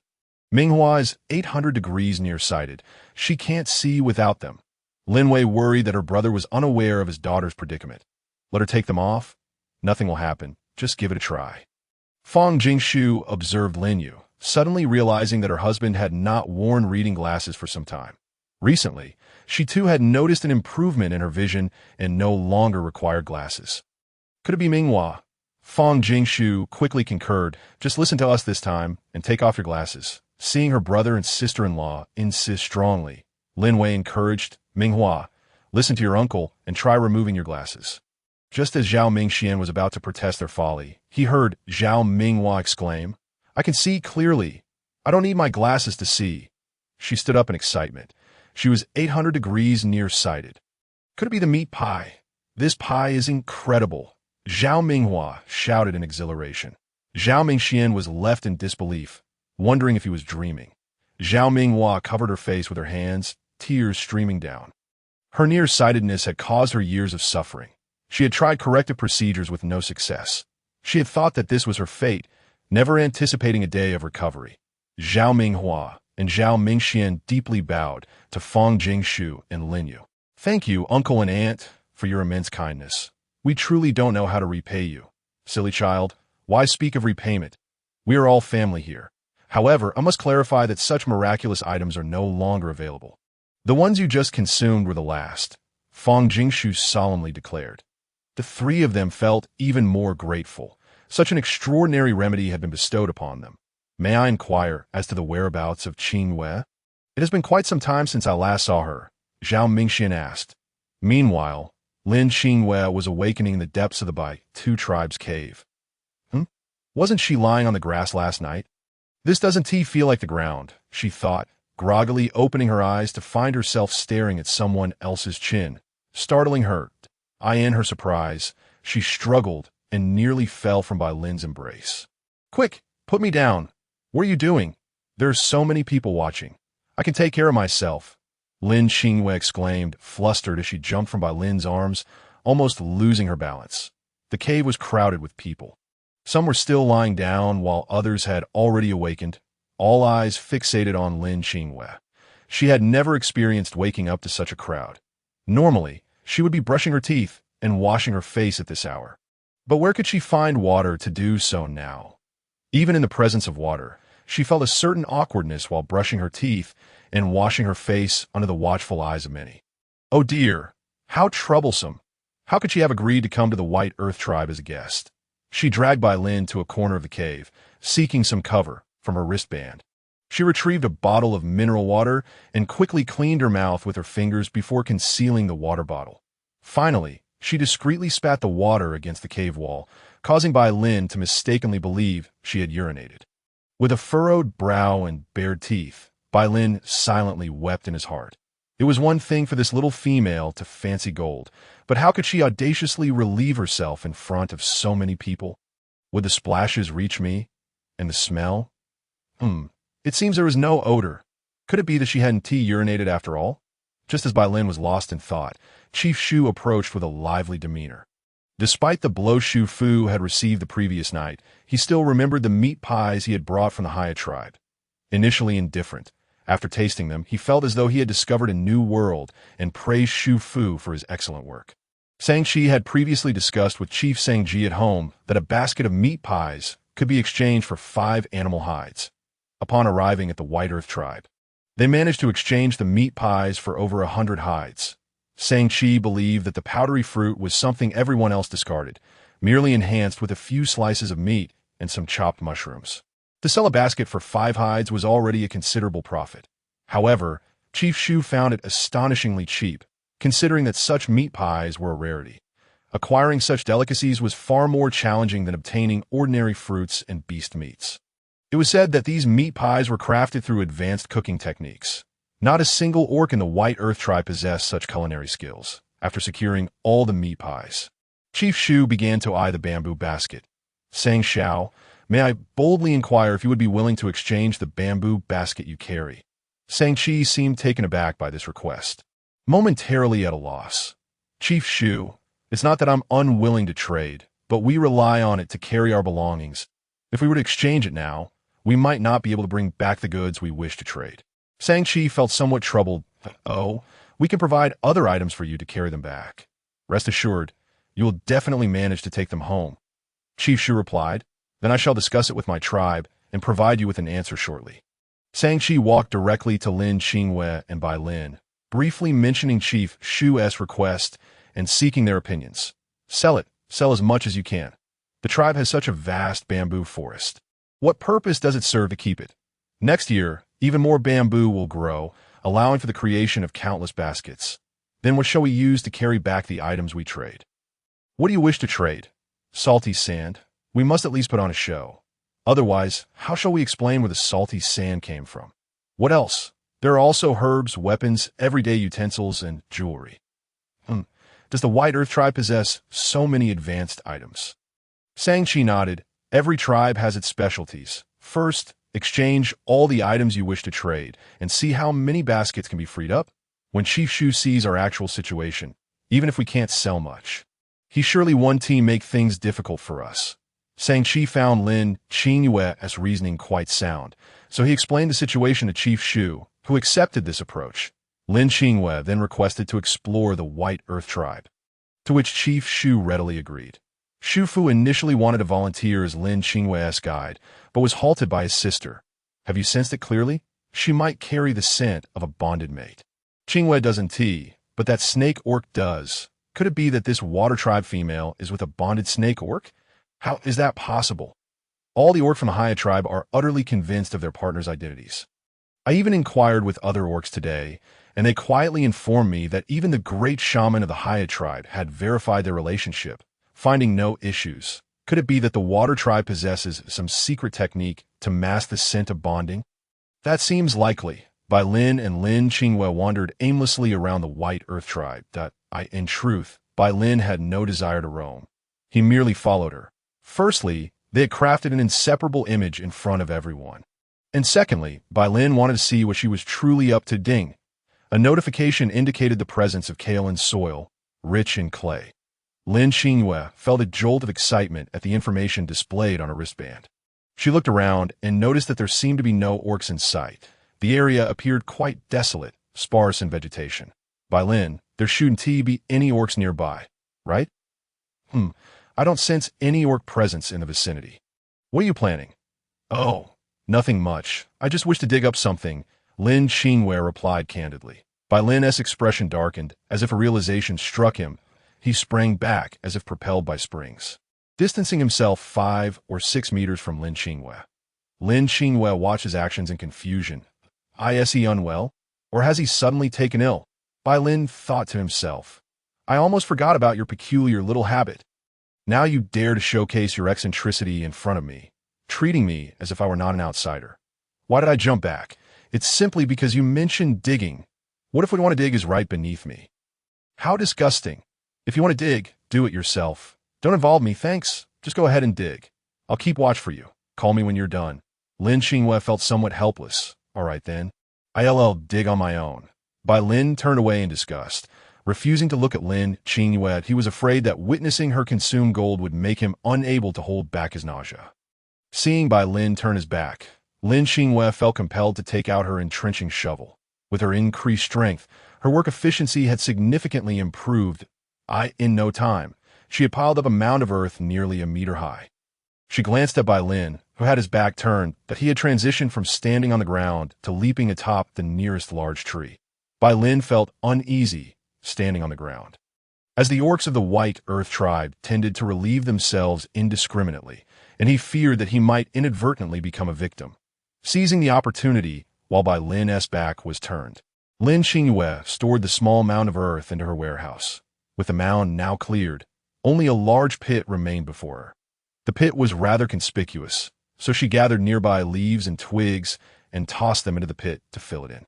Subsequently, a few unfortunate orcs from the White Earth tribe stepped onto the leaves in the pit and fell in. Fortunately, the pit was not deep. Otherwise, it could have resulted in a serious accident. But that was a story for another day. Lin Qingyue then found a higher earthen slope to begin digging. Once she flattened the slope, she decided to stop. Bai Lin turned back to see that Lin Qingyue had been working for quite a while, yet had only dug a small amount of earth. Her efficiency seemed alarmingly low. After digging for so long, you still haven't made much progress? Can't you find another spot? He was unaware that Lin Qingyue had already amassed several mounds of earth, quietly stored in her warehouse. Ahem. Bai Lin pretended to cough from the treetop to draw her attention. Lin Qingyue suddenly froze, halting her movements as the entrenching shovel vanished from her grasp. She quickly brushed off the dirt from her arms and hands. Bai Lin also leapt down from the tree to stand beside Lin Qingyue. He surveyed their surroundings, finding nothing unsightly, and after sniffing the air, detected no foul odor, allowing him to finally breathe a sigh of relief. Approaching them were Shu Fu and Shang-Chi. Shang-Chi intended to inform Lin Qingyue that their trading items had been successfully exchanged and show her how many bamboo baskets they could sell. Shu Fu, on the other hand, merely wished to glance at Lin Qingyue again. Having learned not to provoke Bai Lin after being swatted away previously, he could only obediently watch. Bai Lin, big brother, Qingyue, what are you doing over here? Yuri, quite hard to find, Shang-Chi remarked with a hint of complaint in his eyes. Oh, we simply found the scenery here to be pleasant, so we decided to take a stroll. Lin Qingyue casually offered as an excuse. Bai Lin nodded in agreement, acknowledging that the scenery here might indeed be quite appealing to her peculiar interests. Shu Fu turned to survey the area, questioning, is this scenery truly pleasant? What exactly is so nice about this large rock? Is it still that heap of disordered pebbles that captivates you? Or perhaps the magnificent tree standing before us? I must admit, the scenery here is rather unique. Having resided in this vicinity for so many years, I had failed to notice it until you pointed it out. Shu Fu, eager to please, remarked. Lin Qingyue retorted, are you mocking me? I merely made an offhand comment, and yet you insist on engaging with me. Can't you just let it be? Lin Qingyue forced a smile. Sankey, weren't you looking for us for a reason? Let us return. The wind here is quite strong. Shu Fu replied. Wind? The leaves aren't even stirring. Where is the wind? Enough of this, let's go. Bai Lin, unable to endure the absurdity, thought it peculiar how Shu Fu insisted on being so pedantic. Throughout their journey, Shu Fu rambled on about the advantages of the Baitu tribe, hoping to entice Lin Qingyue to remain as she listened. Lin Qingyue filtered out unnecessary details, realizing that the Baitu tribe was indeed more advanced than the Heiya tribe in several aspects. Aside from the hunting and gathering teams, there were also skilled artisans. The people of the Baitu tribe did not solely reside in caves. They also had mud houses and stone dwellings, enabling them to live independently as families. With their possession of salt sand, the tribe was abundantly resourced and had never faced scarcity of food or furs. The Baidu tribe was considered prosperous among the surrounding tribes, yet they lacked the tianxiang fruit. Naturally, they were unaware that the Heiya tribe had it. Otherwise, they would have traded for it long ago. Upon returning to the Heiya tribe's resting area, Shufu excused himself. Lin Qingyue observed as Sankey packed the items from the trade into bamboo baskets, leaving only 2 behind. Among them, 2 were tightly sealed, rumored to contain salt sand. Lin Qingyue noticed Sankey's evasive gaze and suspected there was something amiss with those baskets. Rolling her eyes, she thought, 2 bamboo baskets, even at an exorbitant price, wouldn't fetch many furs. Why do we need so many baskets? Can't other items be packed in them? She glanced into one basket and saw it filled to the brim with furs. Surely, these furs shouldn't be in a basket. She kicked the bamboo basket. Sankey appeared perplexed. Should we carry them in our arms or transform into beast forms to bring them back? Lin Qingyue sighed.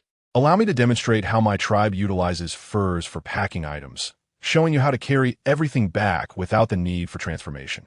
She took a larger piece of fur from the basket, laying it flat, and folded the others into squares, stacking them neatly. She tied the corners of the base fur together, and in mere moments, a fur bundle was fashioned.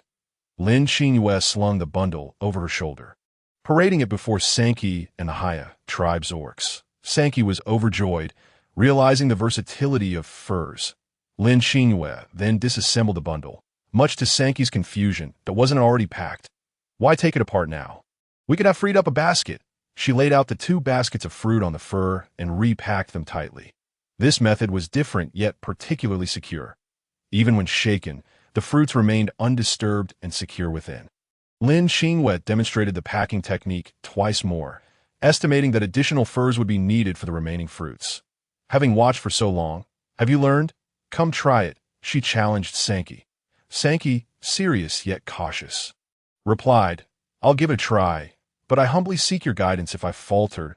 He followed Lin Qingyue's instructions, carefully wrapping the fruits. Though his knots were not aesthetically pleasing, he adhered to the basic steps. Bai Lin stifled a laugh at Sankey's efforts, but Lin Qingyue's keen gaze caught his amusement, and she crossed her arms, adopting a serious demeanor. What are you laughing at? Have you mastered it? Step up and give it a go. Bai Lin, called out by Lin Qingyue, stepped forward with more confidence than Sankey. Lin Qingyue thought, I've never seen someone so self-assured. Does humility cost anything? If you embarrass yourself, I shall be the first to laugh at you. Reality proved harsh as she observed Bai Lin's adept technique, which seemed to rival her own, that if one were unaware, they might think he had practiced for years. Lin Qingyue's smile faltered. Was this insufferable serpent sent by the beast god to undermine her? She knew he possessed a strong learning ability, but this was beyond reasonable. Sankey watched Bai Lin's deftness with admiration. Bai Lin, you are truly remarkable. Nothing poses a challenge to you. Lin Qingyue grumbled. What is so remarkable about him? Did I not teach him? Shouldn't I be the one praised? Bai Lin smirked, deliberately avoiding Lin Qingyue's gaze, knowing she was likely fuming inside. The other Heiya tribe orcs assumed that what Lin Qingyue understood. Bai Lin surely did as well, for it was uncommon for a female orc to possess such skills. Sankey and Bai Lin reorganized the items in the bamboo baskets, ultimately finding that only 2 baskets were necessary, with the rest being replaceable by furs. The 2 baskets were specifically for the tightly sealed salt sand, and opening them now would expose their secret. The furs they carried were fewer in quantity, yet the sheer volume of furs compensated for it. The orcs, with their great strength, managed to carry multiple bundles, allowing them to transport everything efficiently. The trade proved mutually beneficial for both the Heiya and Baitu tribes, as each acquired what they needed. The tribal leader, Shufu, grinned from ear to ear upon receiving the stack of bamboo baskets. With this treasure, they could store more food and bolster their tribe's growth. Sankey, how many more bamboo baskets do you have? If you have extras, we can continue trading 0.3 furs for 1. What do you say? Of course, we weren't prepared this time and didn't bring many. Once we return, we'll send someone back with more baskets to ensure your satisfaction, Sankey replied, his eyes gleaming with excitement. a stark contrast to his usual demeanor around by Lin and Lin Qingyue. It's the orcs of the Heiya, the tribe journeyed home. Lin Qingyue collected attribute spheres in the large cave, discovering 5 dark gold defense attribute spheres. Upon hearing of their impending return, she felt an urge to leap with joy. She had awaited this moment for so long. Her heart racing with anticipation to return to her bamboo hut as the Heiya, the tribe departed. Shufu emerged to bid farewell, his tear-filled eyes following Lin Qingyue, as if his heart were departing with her. Feigning ignorance to his pitiful demeanor, Lin Qingyue shielded her face with her straw hat. Avoiding his gaze on her journey back, she diligently marked unknown species and animals, occasionally gathering fallen fruits into her storage.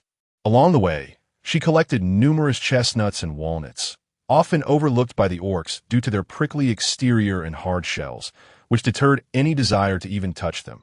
Before nightfall, they returned to the Heiya tribe, where Sankey, beaming with pride, reported the fruitful expedition to Chief Sangji. The two then discreetly ventured to the cave's storage, replacing the tightly sealed baskets of salt sand with genuine salt sand, in a bid to secretly create more salt sand. Sankey and Chief Sangji transported a massive stone, replicating Lin Qingyue's stove with precision. Lin Qingyue, who had been resting behind by Lin, stirred awake when they were 50 meters from the bamboo hut.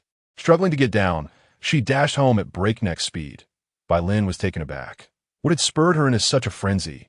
Was she being chased by a wild beast? Lin Qingyue quickly set up her mobile home. Rolling about on her bed as if engaged in a fierce tug-of-war with the sheets, I have finally returned. I have truly come back to life. Lin Qingyue clutched her pillow and shouted. Yuan Bao, observing Lin Qingyue's frenzied state, initially intended to leap into her embrace, but instead, it resembled a startled rabbit, its fur bristling in alarm as it swiftly retreated. Clutching its bowl, it retreated to its nest like a soldier facing a formidable foe. Its eyes fixed on Lin Qingyue, wary of any further explosive action she might take. Yuan Bao, come here and let me give you a kiss. After being away for so long, did you miss me? Lin Qingyue's manic gaze swept over Yuan Bao, human-like. Yuan Bao leaned back and then curled up in its nest, deftly shutting the door behind it. The smile on Lin Qingyue's face froze, akin to an ice block gripped by a chilling wind. Her arms drooping helplessly to her sides. This little rascal, growing more unlovable by the day. With that, Lin Qingyue collapsed on her bed, utterly unwilling to part from its comfort. She slumbered for 7 or 8 hours, only awakening when the moon hung low above the willow treetops. Balan kept a vigilant watch on her door, as it was unlike her to remain inside for such an extended period. While weaving bamboo, he wrestled with the dilemma of whether to knock. That he placed a small night light on the table and leaned against the door, straining to hear any sound from within, but the silence was profound. He peered through the crack, but was met with an astonishing sight. The room was entirely empty. How could this be? He had witnessed Lin Qingyue enter this very room, yet she had not emerged all day. How could it be devoid of anyone? Just as he was about to raise his hand to knock and force his way in, the door swung open. Lin Qingyue emerged, stretching and yawning. Balan was taken aback by this miraculous scene, doubting his own senses as he rubbed his eyes vigorously. Hey, what's wrong with your eyes? Did sand get in them? Lin Qingyue inquired, stifling a yawn. Perhaps so, that I thought something had happened to you since you were in there for so long. He replied, Oh, how could anything possibly go wrong? I was perfectly fine in there. She retorted, You could at least hope for my well-being. If you don't come out, I can't see you. Who knows if you're all right? Suddenly, a loud grumble emanated from Balan's stomach. Hungry? You've been waiting for me without eating? Lin Qingyue exclaimed, It's quite late. The wild beasts are already asleep. Where we find food? Balan frowned at our tribe. We have an old saying, rely on the mountains for food from the mountains, and on the sea for food from the sea. Tonight, I shall take you to the sea. Lin Qingyue declared that Balan's brow furrowed even more. Seafood? The seawater is terribly salty. Can we actually eat that? I could go a day and a half without food and still survive. Should I tell her I'm not eating? Lin Qingyue emerged from the house, one hand holding a wooden basin and the other wielding a spade. You go fetch a round sieve. In a moment, I'll dump what I've dug into it, and you can shake it over the sea to sift out the mud and sand. collecting the round morsels into the wooden basin. She explained, gesturing as she spoke. Balan nodded, seemingly grasping her intent. Within half an hour, Lin Qingyue had filled the basin to the brim with scallops, mussels, and clams. Balan poked at the items in his hands, questioning their edibility due to their hardness. After Lin Qingyue had finished collecting the shellfish, she took a half-hour break, just long enough for the clams to spit out sand.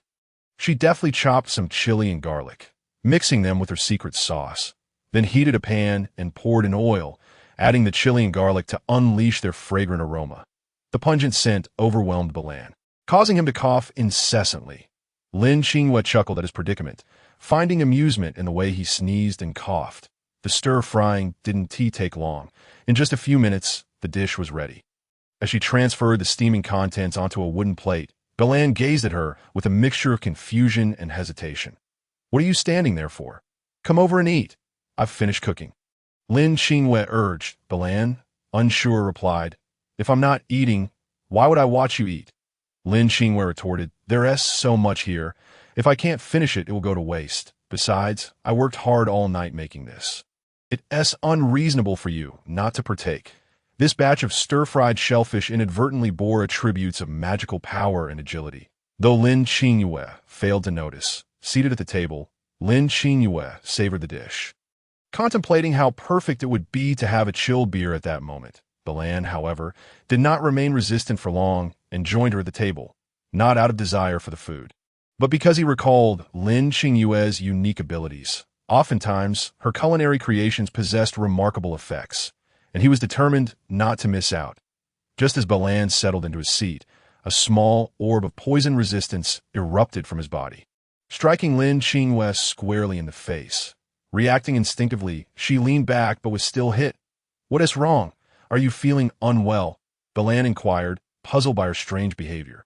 Lin Qingyue laughed. No, a bug just flew in, and I was merely dodging it, but alas, I failed to go fetch a bowl to eat from," she added. While Balan went to get a bowl, Lin Qingyue discreetly packed 2 servings into a food container. Balan filled his bowl with the stir-fried shellfish and, mimicking Lin Qingyue, sampled one that the rich aroma of garlic and the assertive heat of the chili eradicated any fishy taste from a shellfish, leaving only a delightful sweetness. The exquisite combination was utterly irresistible. At this moment, Balan ceased to ponder the magical properties of the dish. He was completely captivated by the deliciousness of the stir-fried shellfish.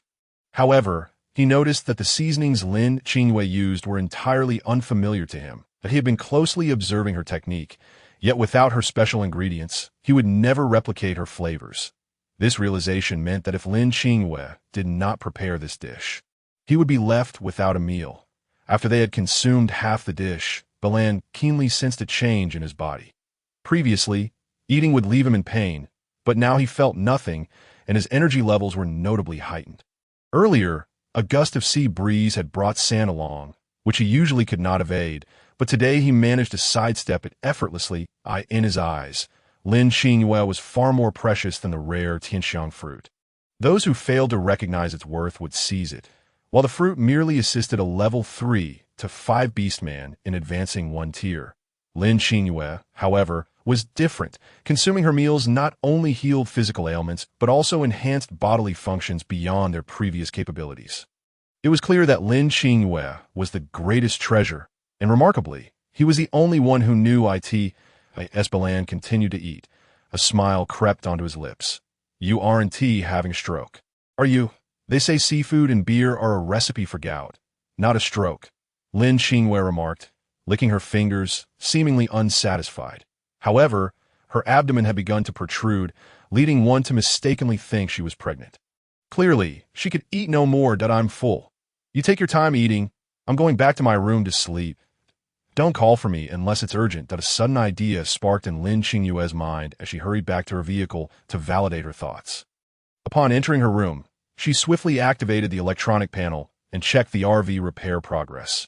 6.26. It seemed that during her absence, Xiaoke had been quite diligent, working around the clock on repairs.